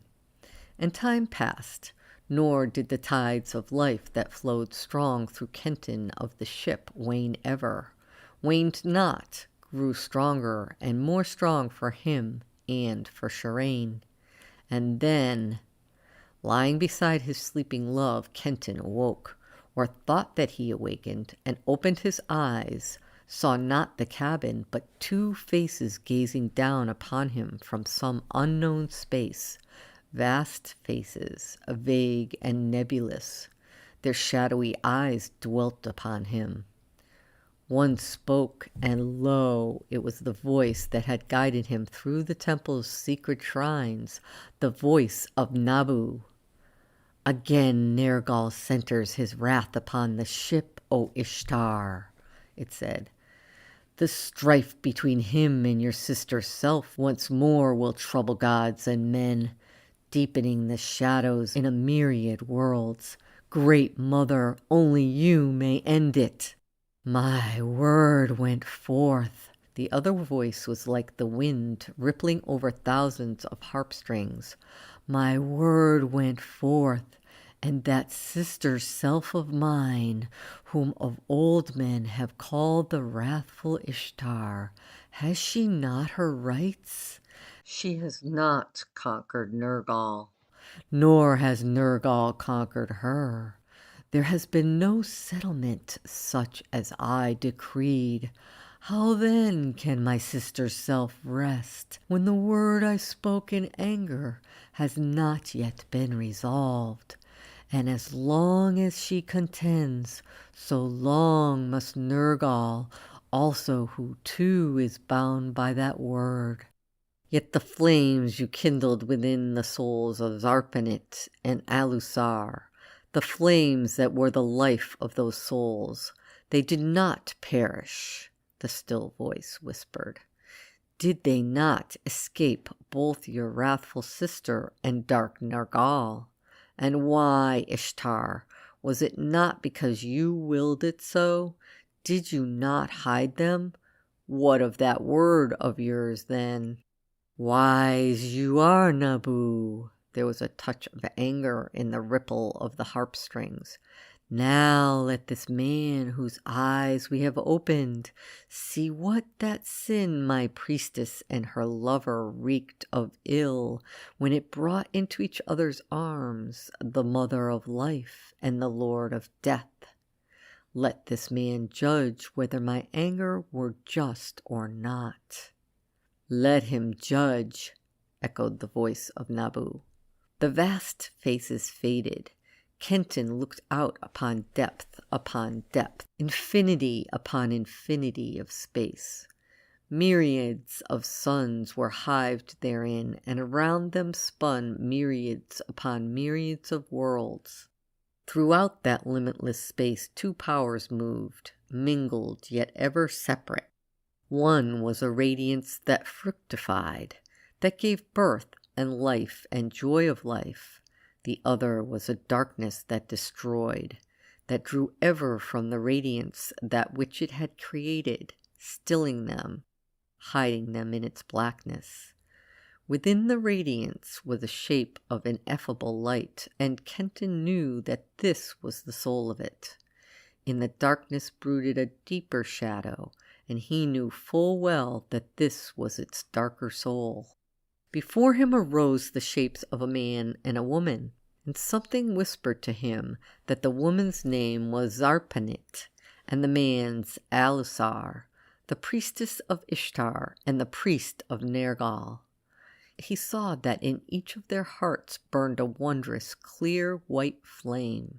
He saw the 2 flames waver, bend towards each other, and as they did so, shining threads of light streamed out from the radiance, linking the priestess with its spirit, while from the black core of the darkness, threads of shadow ran out and coiled about the priest. And as the bending flames touched, suddenly the shining threads and the shadow threads were joined, for an instant were merged. And in that instant all space shuddered, the suns rocked, the worlds reeled, and all the rushing tides of life paused. Sprang in the wake of that shuddering births, monstrous and evil, pestilences and wars, harvests of sorrows. Behold the sin, rippled the voice of harp strings. Open his eyes wider, came the still, cold voice. And now Kenton looked into a radiant chamber in which sat, as in judgment, dread powers, veiled in glories of light, all save one who hid in darkness. Before them stood the priest and priestess, and at the side of the priestess, Shireen. He knew he looked upon the gods within the temple of ancient Uruk, upon the gods as they judged between Ishtar and Nergal, and doomed Ishtar's priestess and the Dark Lord's priest. Again he saw the white flames within the hearts of those 2, untroubled, serene, indifferent to gods or angry goddess, bending towards each other, unquenchable, immutable, indifferent of wrath of gods or their punishments, immortal. That picture wavered, faded. Now upon the floor of that radiant chamber he saw priest and priestess, Sharain and Claneth, and around them the bodies of many women and men. There was a high altar half hidden by a cloud of sparkling azure mist. Within the mist, upon that altar that had been built by unseen hands, a wondrous ship was growing. And ever as that ship grew, Kenton saw far beyond it, as though it were its shadow cast into another dimension, another ship growing, a ship that seemed to build itself out of a turquoise sea in a world of silver clouds.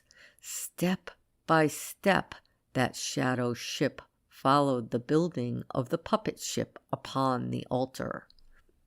He knew that the shadow was the real. The toy being shaped upon the altar was but the symbol. He knew, too, that symbol and reality were one, things linked by an ancient wisdom, things created by ancient powers, of which the fate and fortunes of one must be the fate and fortune of the other. Duo form, one a puppet and one real, and each the same. Now the unseen hands within the mists of azure had finished the ship. They reached down and touched, one by one, the bodies of Ishtar's priestess and Nergal's priest, Sharain and Claneth, and all who lay around them. And as they touched, those still forms vanished. The unseen hands lifted and placed, one by one, puppets on the puppet ship. Upon the decks of the shadow ship, on the turquoise sea, in the world of silver clouds, bodies lay. One by one they gathered there, as the toys were set in place upon the toy ship on the altar. At last there were no more still forms upon the floor of the council chamber of the gods. The ship was made and manned. A ray shot out from the radiance that veiled Ishtar and touched the ship's bow. A tendril of darkness uncoiled from the blackness in which brooded the Lord of the Dead, and his darkness touched the ship's stern. That picture wavered and fled. There appeared another chamber, small, almost a crypt. In it stood a single altar. Over the altar hung a lamp, nimbused by an aureole of azure, and the altar was of lapis lazuli and turquoise, and studded with sapphires of clearest blue. And Kenton knew that this was some secret shrine of Nabu, Lord of Wisdom. On the altar rested the ship. As Kenton looked upon it, it was borne to him again that this jeweled toy, this gleaming symbol, was linked inseparably with that other ship sailing in another space, another dimension, sailing on strange seas in an unknown world. The ship that he was on! And that, as the toy fared, so fared the ship. And as the ship fared, so fared the toy, each threatened when one was threatened, sharing each the other's fate. That picture faded. He looked upon a walled city out of which towered a high temple, a terraced temple, a ziggurat. A host besieged the city. Its walls were covered with its warriors. He knew that the city was ancient Uruk, and the high temple that in which the ship had been built. And as he looked, the besiegers broke through the walls, overwhelmed the defenders. He had a glimpse of red carnage. That picture fled. Again he saw the crypt of Nabu. There were 2 priests there now. The ship rested upon the floor on a lattice of silvery metal. Over the altar hovered a little shining blue cloud. It came to him that the two priests were obeying a voice in that cloud, saving the ship and those who sailed on it from the invaders. They poured over it from huge basins a fine mortar that was like powder of ivory flecked with dust of pearls. It covered and hid the shining ship. Where ship had been was now a block of stone. The cloud vanished. Other priests entered, dragged the block out, through corridors and into the court of the temple. There they left it. Into the court swarmed the victors, looting and slaying. But ever unheeding, they passed the rough block by, the block that held the ship. Now he looked upon another walled city, great and beautiful. He knew it for Babylon in the full moon of its power. Another ziggurat took its place. That melted, and Kenton looked upon another secret shrine of Nabu within it. The little blue cloud rested again upon the altar. The block lay beside it, and blue-robed priests worked on it, smoothing, polishing, cutting on a glistening surface the arrow-headed cuneiform. The warning of Nabu, god of wisdom! Flickered thereafter before him fleeting pictures of battles and triumphs, pageant and disaster, quick, broken scenes of temple and city lost and won and lost once more, destroyed only to be built again in greater grandeur, then fallen, abandoned by the gods, then crumbling, abandoned by man, the desert creeping on it, at the last covering it, then forgotten. But always, no matter what the passing fate of the city, he saw the block in which lay the ship endure, untouched by fire, shielded from destruction, passed by pillagers, ignored by conquerors. There came a whirlpool of images, gray and indistinct in the swiftness of their passing. They steadied. He saw men working in the sands that were Babylon's shroud. He recognized among them Forsyth. He saw the block unearthed, borne away by tall Arabs, saw it crated into a primitive cart drawn by patient little rough-coated ponies. Watched it tossing in the hold of a ship that sailed a sea he knew, watched it carried into his own house. He looked upon himself as he freed the ship.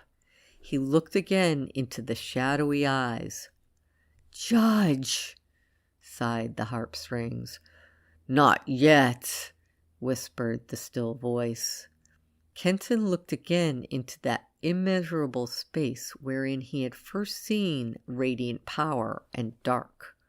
But now he saw within it countless flames like those which had burned in breasts of Ishtar's priestess and the Lord of Death's priest, saw infinity flecked and flaming with them.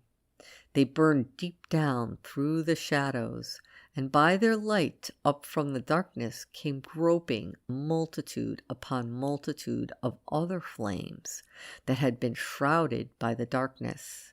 He saw that without those flames the radiance of itself would be but a darkness. He saw the ship as though it floated in that same space. As he gazed, a deeper shadow flitted from the soul of the blackness and brooded over it. Instantly something of the soul of the radiance rayed out and met it. They strove one against the other.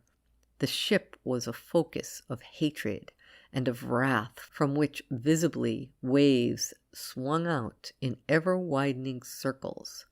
As they circled outward from the ship, the shadow lines that ran from the core of darkness grew darker, thicker, as though they sucked strength from those waves. But under their beat, the radiance dulled, and the countless flames flickered and swayed and were troubled. "Judge," whispered the cold tones of Nabu. Now Kenton, in this dream of his, if dream it was, faced dilemma hesitated. No trivial matter was it to indict this power. Ishtar, goddess, or whatever that power might be in this alien world where certainly it was powerful indeed. Besides, had he not prayed to Ishtar, and had she not answered his prayer? Yes, but he had prayed to Nabu too, and Nabu was Lord of Truth. He made up his mind, and his thoughts shaped themselves into words of his own tongue, his familiar idioms. If I were a god, he said simply enough, and had made things with life, things with lives to live, men and women, or whatever they might be, I would not make them imperfect so that they must, perforce, through their imperfections, break my laws. Not if I were all-powerful and all-wise, as I have gathered gods and goddesses are supposed to be, unless, of course, I had made them only for toys to play with. And if I found that I had made them imperfect, and that therefore they did wrong, I would think that it was I who was responsible for their sinning, since being all-powerful and all-wise, I could have made them perfect, but did not. And if I had made them for my toys, I surely would not heap upon them heartbreak and misery, pain and sorrow, no punishments. O Ishtar, not if they were toys that could feel these things, for what would they be but puppets dancing through their day as I had fashioned them to do? Of course, said Kenton naively, and with no ironic intention, I am no god, and most certainly could not be a goddess, nor until I came into this world have I had any conscious experience with either. Yet, speaking as a man, even if I had punished any one who had broken my laws, I would not let my anger run on and hurt any number of people who had nothing whatever to do with the original cause of my anger. Yet that, if what I have just beheld was true, is what this battle is about to be waged for the ship seems to bring about. No, said Kenton very earnestly, and quite forgetting the vague faces hovering over him. I can't see any justice in the torment of that priest and priestess, and if the struggle for the ship does the damage it appeared to, I certainly would stop it if I could. For one thing, I would be afraid that shadow might get too thick sometime and pull all the little flames out. And for another, if I had spoken a word in anger that made all the misery, I wouldn't let that word be stronger than myself. I wouldn't as a man, and if I were a god or a goddess, very certainly, indeed, I would not. There was a silence then. The man has judged, whispered the still voice. He has judged. The vast ripple of the harp strings was almost as cold as that other. I will recall my word. Let the strife end. The two faces vanished. He raised his head and saw around him the familiar walls of the rosy cabin. Had it been all a dream? Not all. Those scenes he had beheld had been too clear-cut, too consecutive, too convincing. Deep within him he knew that none of it had been dream. Beside him Shireen stirred, turned his face to hers. "What were you dreaming, John Kenton?" she asked. "You were murmuring and muttering strange words that I could not understand." He bent and kissed her. "I greatly fear, heart of mine, that I have offended that goddess of yours," he said. "Oh, John Kenton, but no, how?" Shireen's eyes were terrified. "By telling her the truth," answered Kenton, then unveiled to Shireen all of that vision. "I forgot she is a woman," he ended a bit ruefully. "Oh, but beloved, she is all women," cried Shireen. "Well, that makes it all the worse then," laughed Kenton, reckless. He leaped up, whistling gaily, threw cloak about him, and went out to talk to Gigi. But Shireen did not join in his laughter, sat thinking long after he had gone, with troubled eyes, at last walked to the empty shrine, threw herself before it, prostrate, praying. End of section 32. Chapter 33. The Ship is Freed. What began on the ship must end on the ship, said Gigi, nodding bald head wisely when Kenton had told him also of that vision of the two faces. Nor do I think we shall have long to wait before we see that end. And after? Asked Kenton. Who knows? Gigi shrugged broad shoulders. No rest for us, Wolf, while Clenneth lives. Nay, I think I know what this darkening of shadows on Black Deck means. By those shadows Clenneth watches us. They tell him where we are, or so it comes to me. They are the thread by which he follows us. Also, my skin is sensitive, Wolf, and it tells me the Black Priest is not so far away. When he comes, well, we conquer him or he conquers us, that is all. Also, I do not think that you can count on any help from Ishtar. Remember that in your vision, she promised only that the strife of the Wrathful One and the Dark One should end. She made no promises, I gather, as to Sharoneh, or you, or the rest of us.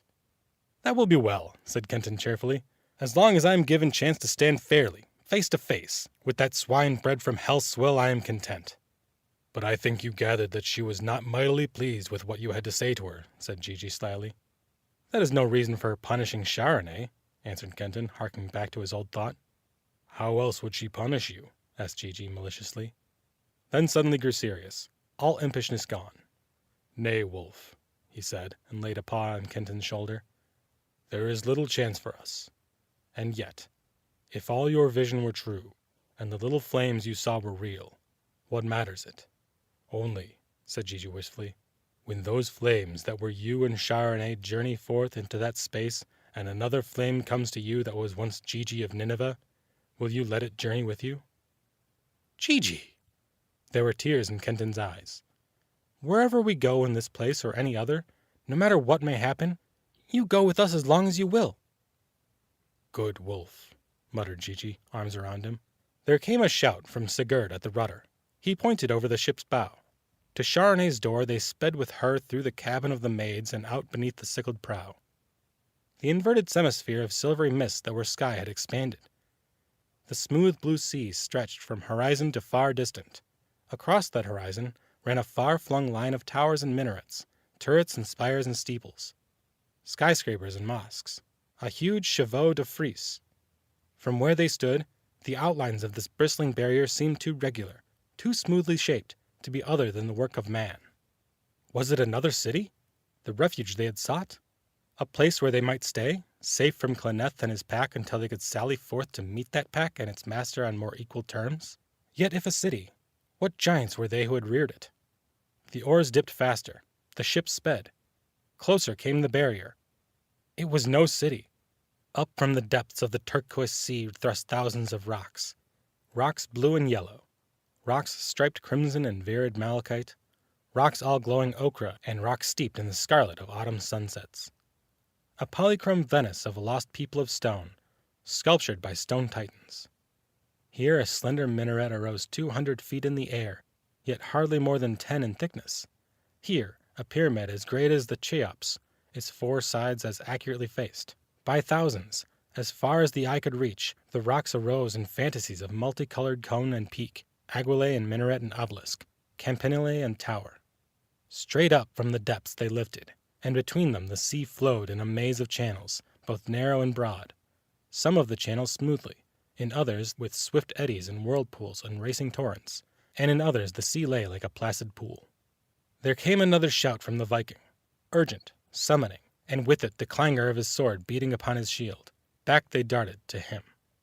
Down upon the ship, and little more than a mile away, rushed a long line of other ships, a score or more of them, both single and double-banked, boats of war racing on oars that dipped and rose with swiftness of sword-blade stroke. Between them and the ship, a lean and black bireme leaping the waves like a wolf. The pack of Clenneth with the Black Priest in the lead. The pack, breaking out of the mists, unseen by Sigurd, eyes like the others fast upon the colossal fantasy of stone that seemed to be on the end of this strange world. "In among the rocks!" cried Kenton. "Quick!" "A trap!" said Sigurd. "A trap for them as well as us, then," answered Kenton. "At the least, they cannot ring us there with their boats." "The only chance," grunted Gigi. The slaves bent their backs. Through a wide channel between two painted monolithic minarets flew the ship. Behind them, they heard a shouting, a baying as of hungry hounds in sight of a deer. Now they were within the maze, and the rowers must go slowly, and the Vikings' rudder craft was needed indeed, for the current swung them, gripping at bow and stern, and the sheer rocks menaced. Twisting, turning, on and on they went, until the painted rocks closed from the sight of the open sea. Yet now, too, Cloneth and his pack were in the maze. They heard the creak of the oars, the command of the helmsman, searching for them, ferreting them out. Abruptly, as though snapped out, light vanished, and darkness fell. It blotted out the channel they were following, blotted out the towering rocks. From the pursuing boats came horn blasts, orders with shrill and fear, outcries. A purplish glow sprang within the blackness. Dimly by it the four could see the outlines of the ship, their own tense faces. "Nergal! Nergal comes! Off the black deck while we can!" She gripped Kenton's hands, moved to the steps leading from the rudder to the post deck, Viking and Gigi behind them. Slowly they went, for the shadows seemed to cling to them, to coil themselves round feet and knees, hold them back. They passed through the clutching shadows as through undertow of nightmare. But not yet were the shadows strong enough to hold them. They passed black deck, stood panting, spent, upon the space before the cabin of Chardonnay. Now the whole black deck was blotted out again, as though an inky cloud had leapt upon it. And now, from every quarter of the horizon whirled pillars of darkness. Their feet were in the sullen sea, their heads lost in that pall that spread above. Ahead of them drove a charnel odor, the breath of death. "Nergal in all his might!" shouted Chardonnay's voice. "But Ishtar promised the strife should end," groaned Kenton. "But she did not say how it would end," wailed Chardonnay. "And, oh beloved, Ishtar comes no more to me, and all my power is gone." "Ishtar! Ishtar!" she cried, and caught Kenton in her arms. "Mother! My life for this man's, my soul for his! Mother Ishtar!" The van of the whirling pillars was close, the circle between them and the ship swiftly narrowing. Before they could roll over the ship, and on the echo of Chardonnay's cry, a blinding light, pearl white and pearl rose, flashed down upon them, on Chardonnay, the three men and the three warrior maids crouched white-faced at Chardonnay's feet. High over their heads, thrice the height of the mast, a great globe of moonfire hung poised, effulgent, serene, and brighter, far brighter than a score of moons at full. From its periphery, enclosing the whole forepart of the ship as in a tent of light, poured rays, a radiance that ringed them, and in whose center they stood as though prisoned in a hollow cone, whose top was the moon globe. Around that radiant tent, the pillared darknesses churned, pressing for entrance, finding none. Faint at first, and far away began a keen-edged shrieking. Louder it grew, as though from racing hordes of screaming fiends fresh loosed from abandon. The purple darkness lightened, turned to a lurid violet. It was pricked by countless points of crimson fire. And now the myriads of fiery points were at the ship, striking like little snakes of fire at globe and sides of radiant tent, shooting at them like arrowheads of fire, thrusting like little lance-tips of fire. Came the whir and rustle of thousands of wings. Around, calm globe and cone of light whirled the doves of Ishtar in thousands. And as the points of fire struck and stabbed, the doves darted to meet them. Like little living shields of shining silver, they caught the thrusts of the fiery javelins upon their breasts. Where were the doves coming from? Cloud upon cloud of them poured from above the embattled moon orb. Yet for each whose ashes were whirled away, a score rushed to meet in the striking fires. And all the air was palpitant with the tumult of their wings. And as each dove fell, blackened and blasted, the fire that had slain died with it. The hellish shrieking raised itself a full octave. The inky cloud that had leapt upon the black deck shot up, towering, gigantic, into the heavens. The countless points of fire rushed together, coalesced. They became a crimson scimitar of fire that struck and struck down upon the shining orb and ship. Before the first stroke could fall, the phalanxes of doves had wheeled, had formed themselves into a shield mighty enough to have been held and wielded by Ishtar's own arm. Ever as the scimitar of fire slashed and thrust at the radiant globe and ship, the shield of the doves met it. Fiery point and fiery edge struck and blackened the living agent, but could not pierce. And ever the seared wounds of that shield shimmered moon-white, as soft, untouched silver breasts darted in and healed them. The scimitar was dimming. No longer were its fires so crimson bright. The moon orb pulsed. Its radiance flamed wide, dazzlingly, blindingly, hurling back the darknesses. Swiftly as it had come, it vanished. With it went the doves. Kenton saw the gigantic scimitar pause, quiver uncertainly, as though the dread hand that held it had been stilled with sudden doubt. Then down it swept once more. In mid-sweep another sword met it, a sword of brilliant light. The light of those flames he had seen in his vision, and that were the life of that radiance that fructified the swarms of worlds. Their light? Why, it was forged of those flames. It was the sword of those flames. It met the scimitar, and the blade of the Lord of Death was shattered. He heard a voice, the voice of Ishtar. "I have beaten you, O Nergal. Your fires are no match for my flames." And Nergal snarling, "A trick, Ishtar. Not with you, but with your sister self was my warfare to be." And again Ishtar, "No trick, Nergal. I never said that I would not fight you. The strife is ended. Yet this I will grant. Though you have lost the ship, I will not take it. The ship is free." Then Nergal, grudgingly, snarling still, "The strife is ended. The ship is free." For one beat in time, Kenton seemed to see a vast vague face gazing down upon the ship, a face in which were all the tendernesses of all mothers, all loving women beneath the sun. The shadowy eyes dwelt softly on Sharoneh, softly but enigmatically upon him. The face was gone. As when a shutter is dropped before a closed lamp, so the darkness had fallen, and abruptly, as when the shutter is lifted, so the darkness fled. Light took its place. The ship lay in a wide channel. Around it, the phantasmagoria of the sea floored the city of stone. At port, a thicket of obelisks, all dull greens and glaring vermilions, raised tops on high. 3 arrow flights on starboard, a painted monolith arose, pyramidal, its pointed tip hundreds of feet in air. Around an edge of it crept the black bireme of Claneth. End of chapter 33. Chapter 34. The Ship's Last Battle. Sight of that lean boat that like a lank hound now came leaping at them was like wine to Kenton, like strong wine to all. Heavy upon them had hung the dread conflict just past.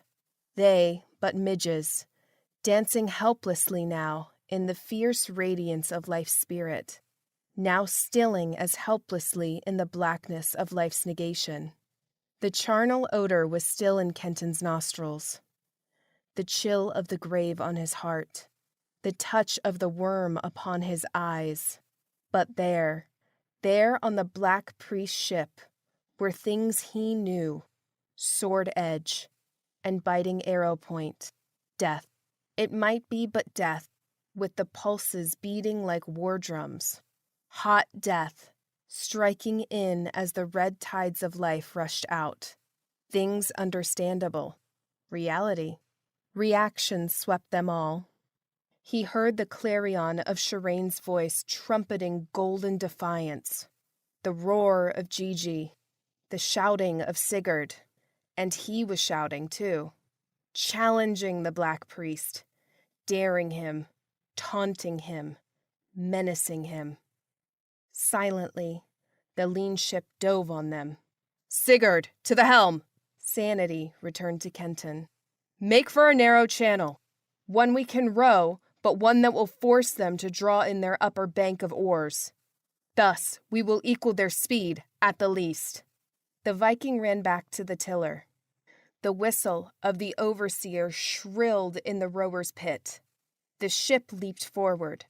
It swept round the obelisks, the bireme now only 2 arrow flights behind, and into a wide lake of blue water bordered by 100 magenta domes set on huge cubes of damask. The turquoise tides ran between the mathematically spaced sides of the cubes in 100 canals, each barely wide enough for the oars of the ship to dip without touching the stone. "In there! Take any channel!" shouted Kenton. The ship heeled, darted to the closest opening. A flight of arrows from the bi-ream whistled into their wake, 5 ship lengths short. The huge blocks with their moss tops bordered the narrow canal, into which they had passed.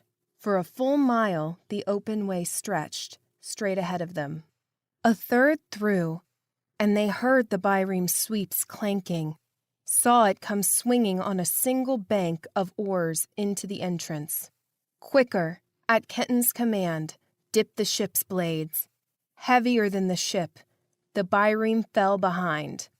And as they flew through the blue water, Kenton and Shireen took swift counsel with Gigi and the Viking back at the stern. "Ravens gather!" chanted the Viking, eyes brightening with fey battle fires. "Shield maidens ride from Valhalla! I hear the feet of their horses." "They may return empty-handed," exclaimed Kenton. "Nay, Sigurd, now we have our only chance. None but the Black Priest has yet smelled us out. Let us pick our place and give battle to him." "We are but 7, and there are many times 7 on that bi-ream, Wolf," said Gigi, doubtful it seemed, although his little eyes sparkled. "I run no longer from the black swine," cried Kenton hotly. "I am weary of dodging and skulking, Gigi. I say let us play the game out now. What does your thought tell you, Shireen?" he asked. "My thought is as yours," she answered him tranquilly.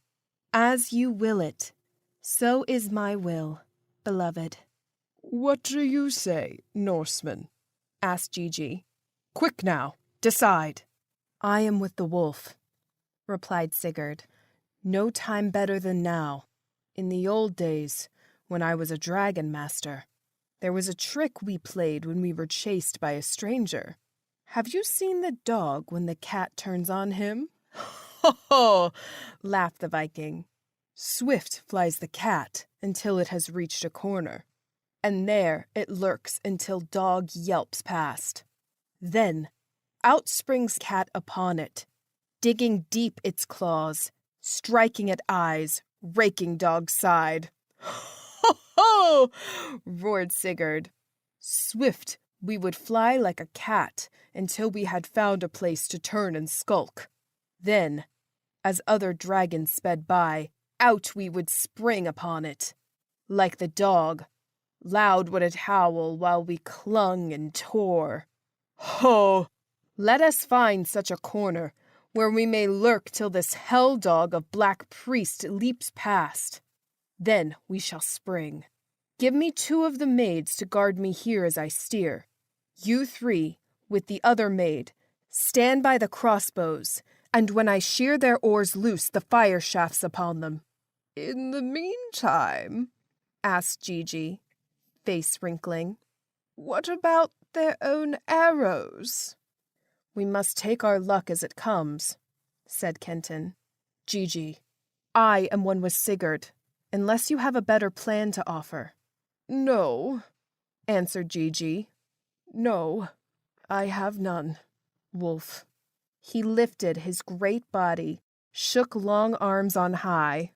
"By the hollowed hells and Ishik their keeper," roared Gigi, "I, too, am weary of running away. I ran away from my princess because of my bald head, and what luck did it bring me? By Nazor, the eater of hearts. Nay, by Zubran," his voice softened, "who gave his life for us. I run no more. Pick your place, Wolf, you and the Norseman, and let us fight." He waddled away, then turned. "The end of the channel draws close," he said. "Shireen, between hearts of you and your maids and arrow points are only soft breasts and a fold of cloth. Don coats of mail like ours, and caps and buckskins, and greaves for your knees. I go to put on another link shirt, and get me my mace." He dropped down the steps. Kenton nodded, and after Gigi trooped Shireen and her 3 women to doff their robes and kirtles, don battle garb. "And after you have shorn their oars, if you do?" asked Kenton of the Viking, lingering. "Then we return and ram," said Sigurd. "So we did in the old days. The ship is lighter than Black Priest's galley, and far more quickly can she turn. When we ram, be all of you at bow ready, to beat off any who try to drop aboard. After the galley is both shorn and rammed, we can tear at it as we will, like the cat." The end of the canal was near. Half a mile behind, the Byrene clung to the ship's wake. Out of her cabin came Shireen and her 3 maids, 4 slender warriors in coats of mail, hair hidden under brown linked caps, leathern buckskins on legs and greaves at knees. They piled arrows on stern and bow, with Gigi seeing to it that crossbows were in order, tow and oil and flints ready. The ship swept out of the canal, hung on reversed oars while Kenton and the Viking took survey. At left and right, in 2 great arcs, ran high walls of unbroken crimson rock. Smooth and precipitous, continuing, they would make a circle a mile or more in diameter. But whether they did so continue, Kenton could not see. Out of the waters they walled. In its center, if they encircled it, a huge pinnacle lifted, its needlepoint thrice the height of the walls, shutting off the further view. Its pedestal was one colossal block, octahedral, shaped like a star. Out from it rayed the star points, long and narrow like titanic wedges, their ends 50 feet high and edged like knife. "We go to the left," said Sigurd. "Let the black dog know which way we turn." Kenton leaped to the cabin's top, waved derisive arms, heard shouting. "Good!" rumbled Sigurd. "Now let them come. For here, Wolf, we make our stand. Look." He pointed as the ship drove past the first star point. "Between tip of stone and wall there is little more than room for ship and galley to pass each other. Also the stone is high and hides us when we have passed. Yes, it is the place. Yet, not here beyond the first star tip shall we lurk. Claneth may expect that and come by it slowly and alert, nor beyond the second, for again he may come slowly, though surely not so slowly as before. But not finding us there, he will believe that we have but one thought, and that to escape.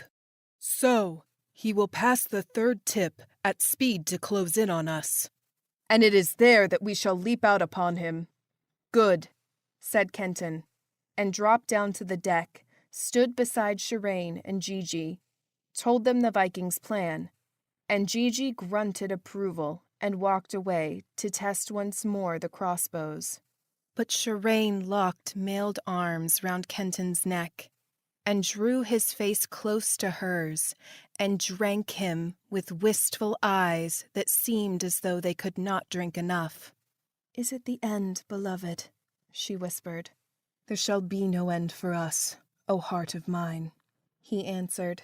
They stood, so silent, thinking many things, while the second star point wheeled by, and now the third leveled its tip at them, and Sigurd cried out to raise oars, and when the ship had swum 100 yards or so, brought her sharply around.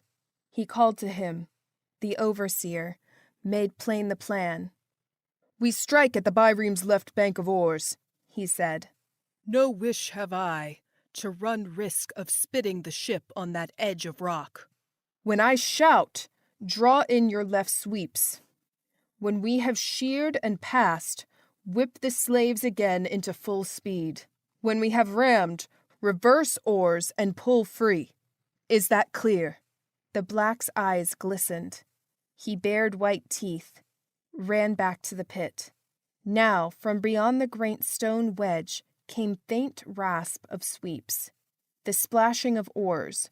2 of the warrior women sped back to Sigurd, crouched beside him, arrows ready at slits of the high shields. A tenseness gripped the ship. "One kiss, John Kenton," whispered Shirane, eyes now misty. Their lips clung. Nearer came the oar sounds. Closer, closer, faster, speeding. A low whistle from the Viking, and the rowers of the ship bent backs under sting of whip. A dozen strong strokes, and the ship leaped like a dolphin straight for the star tip. Past Tippet shot, heeled as the Viking vigorously threw rudder sharp to starboard. 10 ship lengths ahead of them was the byreme, racing on its forefold, multiple feet of oars like an enormous water spider. And as the ship flashed out, and at it a roar arose from its crowded decks, a shouting, confused and clamorous, medley of wild commands, and filling all that clamor, bewilderment and stark amaze. The oars of the byreme faltered, stopped at mid-stroke, held rigid, just touching sea. "Faster!" howled Sigurd, and as the pit's whip cracked, drove with a twist of the rudder the ship down parallel to the course of the galley. "In oars!" he howled again. The scimitar prow of the ship struck the byreme's sweeps. It swept through them like a blade through brittle stubble. Broken, splintered, the long shafts fell, holding back the rush of the ship, as little as though they had been straws. But in the galley, those who gripped the great handles fell back with ribs crushed, backs snapped, as the heavy stocks were flung against them. Up from the ship's side as it passed, up into the ranks staring down on it. Ranks turned wooden with surprise of that unexpected attack. Hissed the fireballs from the crossbows, hissing like serpents of fire, expanding as the air fanned them. The fireballs struck, hurling back the soldiers, searing them, flaming up as they fell on deck and into open hold and touching with fingers of inextinguishable flame all that would burn. Again, the galley roared, and now with touch of terror in its voice. The ship was clear. Down thrust the withdrawn oars of it. Straight ahead she flew into the wider space beyond star tip of stone and circling wall. Swift once more the Viking turned her. Back raced the ship upon the byreme, and the byreme swung helplessly, sidled grotesquely like a huge spider from one of whose sides all legs had been cut, slithered like that same spider toward the knife-edged tip of the Stone Star ray. From hold and deck, little columns of smoke swirled.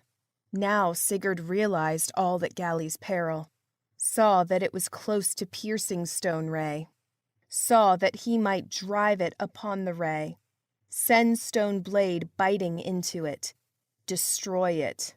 "Guard bow!" shouted Sigurd. He threw back the rudder, made wider turn, hurtled upon the galley, not at stern as he had planned, but far toward midship.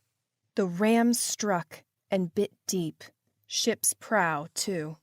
Under the impact, Kenton and the others toppled over, and before they could set foot on bow, fell prone on faces, clutching at deck. Beneath the blow, the byreme reeled, heeled under the seas, sucked over its farther side. Down dipped its starboard oars, seeking to thrust back from the menacing stone. The sweeps churned, but under the weight of the ship, clinging to its flank, its bow turned sharply in, It struck the knife edge of the rock. There was a crackling as the rock bit through the hull. "Ho!" roared the Viking. "Drown, you rats!" Down upon the ship whistled an arrow cloud.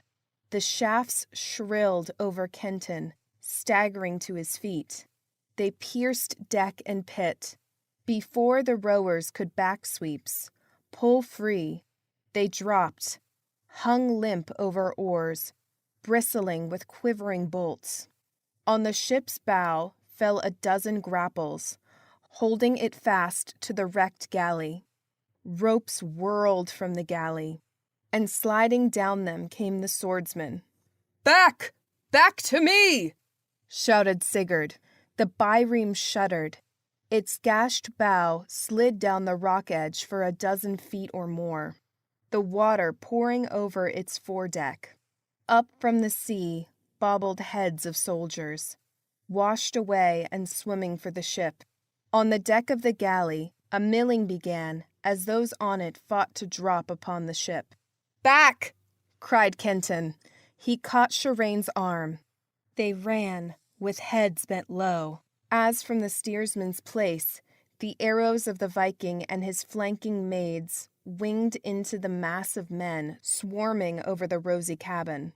The galley slipped again along the cleaving edge of stone, checked fall with bow, half under water, yet held by the ship's ram. But that last slipping had wrenched sharply down the ship's own prisoned bow.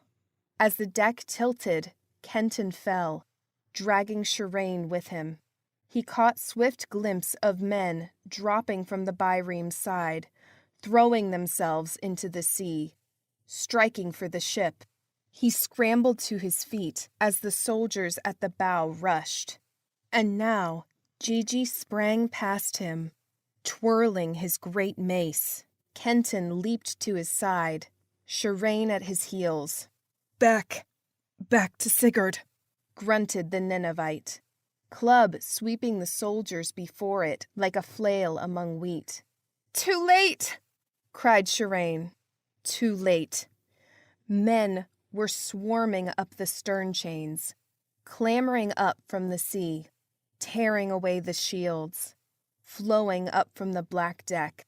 From the byreme came a howling, frenzied, beast-like. At its sound, even the soldiers halted. Gigi's mace hung in the air. Then upon the ship leaped the black priest. Pale eyes, pools of hellfire, mouth an open square from which hell's own blackest hate flew screaming. He hurled himself through the swordsman, dived under Gigi's falling mace, and flung himself on Kenton.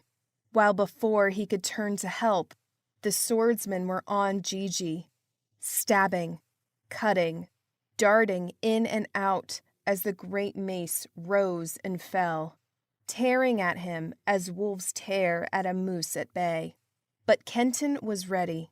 Out flashed the blue blade and met the thrust of the black priest's sword. Yet, quicker than he, that sword swept back, bit with a paralyzing agony into that old wound in his side. Kenton staggered, hilt half dropping from his hand. Howling now in triumph, Clenneth swept down the death blow. Before it could fall, Shireen had thrown herself between Kenton and priest, had parried the stroke with her own sword. The left hand of the black priest shot out, dagger in its grip, buried that dagger in Shireen's breast. Now all the world was but one red flame before Kenton. One red flame in which was nothing but Clenneth's hellish face. Ere the black priest could move, swifter than the lightning stroke, Kenton had struck. The blue sword bit down, shearing away half the black priest's face, leaving in place of cheek and chin, eye and ear, only a red smear. Bit on down into his bull neck and half through his shoulder. The black priest's sword clanged upon the deck. He stood for an instant, the one eye glaring, terror, agony dulling the hell flame in it. The sword of Kenton bit again, straight through the Black Priest's neck, and still, with that one eye glaring hideously, the head of Clenneth leaped from his huge shoulders, struck the rail and whirled into the sea. For another instant, the gross hulk of the body stood, the neck spouting, then crashed. No further heed paid Kenton to him, nor to the Byreem's men. He bent over his love, raised her in tender arms. "Shireen! Shireen!" he called, and kissed the pale lips, the closed eyes. "Beloved, come back to me." The eyes opened. The slim hands made effort to lift, to caress. "Follow me, beloved," whispered Shireen. Her head dropped upon his breast. And now Kenton, standing there with his dead love in his arms, looked about the ship. All around him were what were left of the galley's crew, fierce faces staring at him, but silent, making no move. "Sigurd!" he called, and sought the Viking with his gaze. On the helmsman's deck was a great heap of slain, and under them, the Viking. "Gigi," he whispered. There was no Gigi. Where Gigi had wielded his giant flail, the dead were thick, and under them, as under the dead that were the Viking's shroud, lay Gigi. "Shireen, Gigi, Sigurd!" Kenton sobbed. "Gone, all gone." The ship lurched, shuddered. He took a step forward. Shireen clutched to his breast. A bow twanged. An arrow caught him in his side. He did not care. Let them kill him. Shireen was gone. And Gigi? Why was it that he could no longer feel Shireen's loved body in his arms? Where had the staring soldiers gone? Where was the ship? There was nothing around him but darkness. Darkness and a roaring tempest sweeping toward him out of farthest space. And through that darkness, seeking in it as he fled for sight of Shireen, reaching out, faltering hands for touch of her, whirled Kenton, and swaying, sobbing with weakness and with heartbreak, opened eyes to look again upon his old room. End of chapter 34. Chapter 35 of the Ship of Ishtar. The Broken Toy. For a little time he stood, half in stupor, seeing less the room than swift, fleeting pictures of that last battle. His gaze caught at last the long mirror, held there. With a faint stirring of curiosity he looked at the white, pain-drawn face staring from it, the haggard, sorrow-filled eyes. So that was he, the arrow in his side? Ah, yes, that at least he had brought with him from the ship, that and the greater wound from which his life was flowing. There was a chiming, a bell was striking, 1, 2, 3, the clock, of course. This was a world of time, not like that world of the ship. The ship! He staggered over to where lay that shining craft of mystery that had given him all his heart and mind had craved, and at the last had taken all away. Shirane! There she lay, on the platform beside the rowers' pit, not far from the deck of ivory, a gleaming little 3-inch toy, a gemmed puppet with tiny dagger hilt fast in her white breast. Shirane! Shirane, who had held for him all joy, all sweetness of life, all desirable delicious things, a witched toy. He shook his head. Never would that doubt assail him again. And that black headless mannequin so close, the Black Priest. Toys? He set his hand again to the wound in his side, felt of the arrow, and laughed. No toys had made that wound, no toy sped that shaft. But where were the soldiers from the Byreem? He looked upon the ship's stern. There lay another puppet, one with yellow hair and chipped and gashed armor, sword still clasped in hand. Sigurd! And the 2 slim warriors stretched beside him. Why, they were the maids of Shirane who had fought there with him. And there beyond the headless body of the Black Priest, was Gigi. Gigi with his great arms asprawl, his dwarf legs under him. Gigi with his little bald head shining under a ray of the electrics. Gigi. Kenton's hand left Shirane. The toy caressed the grotesque puppet. But where were the soldiers? Where that other maid of his lost love? He bent forward, incredulous. The whole bow of the ship was gone. It had vanished even as he had knelt there, melted away, and with it the rosy cabin of Shirane's and his delight. And as he looked the ship seemed to lurch. As cabin had gone, so went ivory deck up to the rowers' pit, and with it Gigi. Even the toy going? Was that, too, to be taken from him before he followed Shirane out into that flame-lit space of his vision? If such place there was. Longing for her kisses, the touch of her hands, the sound of her voice shook him. Loneliness and the pall of the utterly forlorn. "Shirane," he whispered, and gripped the little puppet with trembling hand. "Shirane," he called again. "Shirane, beloved, wait for me." The ship crumbled to within an inch of where she lay. "Shirane!" wailed Kenton, and above him the servants heard that agonized cry and came hurrying to his door. And now he threw the last of his strength into the gripping fingers, wrenched loose the little figure, held it to his lips. And now where ship had been was nothing but the oblong base of foam-crested turquoise waves. Down had gone the galley of the Black Priest into the depths of that strange sea, dragging with it, as it went, the Ship of Ishtar. So Kenton knew, and knowing that as ran the fate of living ships, so must run the fate of the toy which was its symbol. The bell-chime echoed back into his brain. 3 o'clock. 9 hours of the time of this world into which he had been born had passed since first he had set foot on the ship's deck. 9 hours only. Only 9 hours. In those 9 hours he had been both slave and master of the ship, had been lashed and loved, had drunk his fill of life, lived as it is given to but few men in tens of centuries, had possessed Shirane. Shirane! He pressed the toy to his lips, weakened, death-close. That toy held to his lips and breast was to him. Shirane! There was a knocking at the door, rappings and cries. He gave them no heed. "Shirane!" he called again, but now with voice that sang with joy. He fell, the toy at lips, gripping tight in stiffening hand. "Break down the door!" shrilled Jevons from the hall. There came the thud of shoulders against the heavy wood. Where ship had been something stirred, a shadowy great bird with silver wings and breast and feet and bill of scarlet. It arose, it hovered over Kenton. A dove of Ishtar!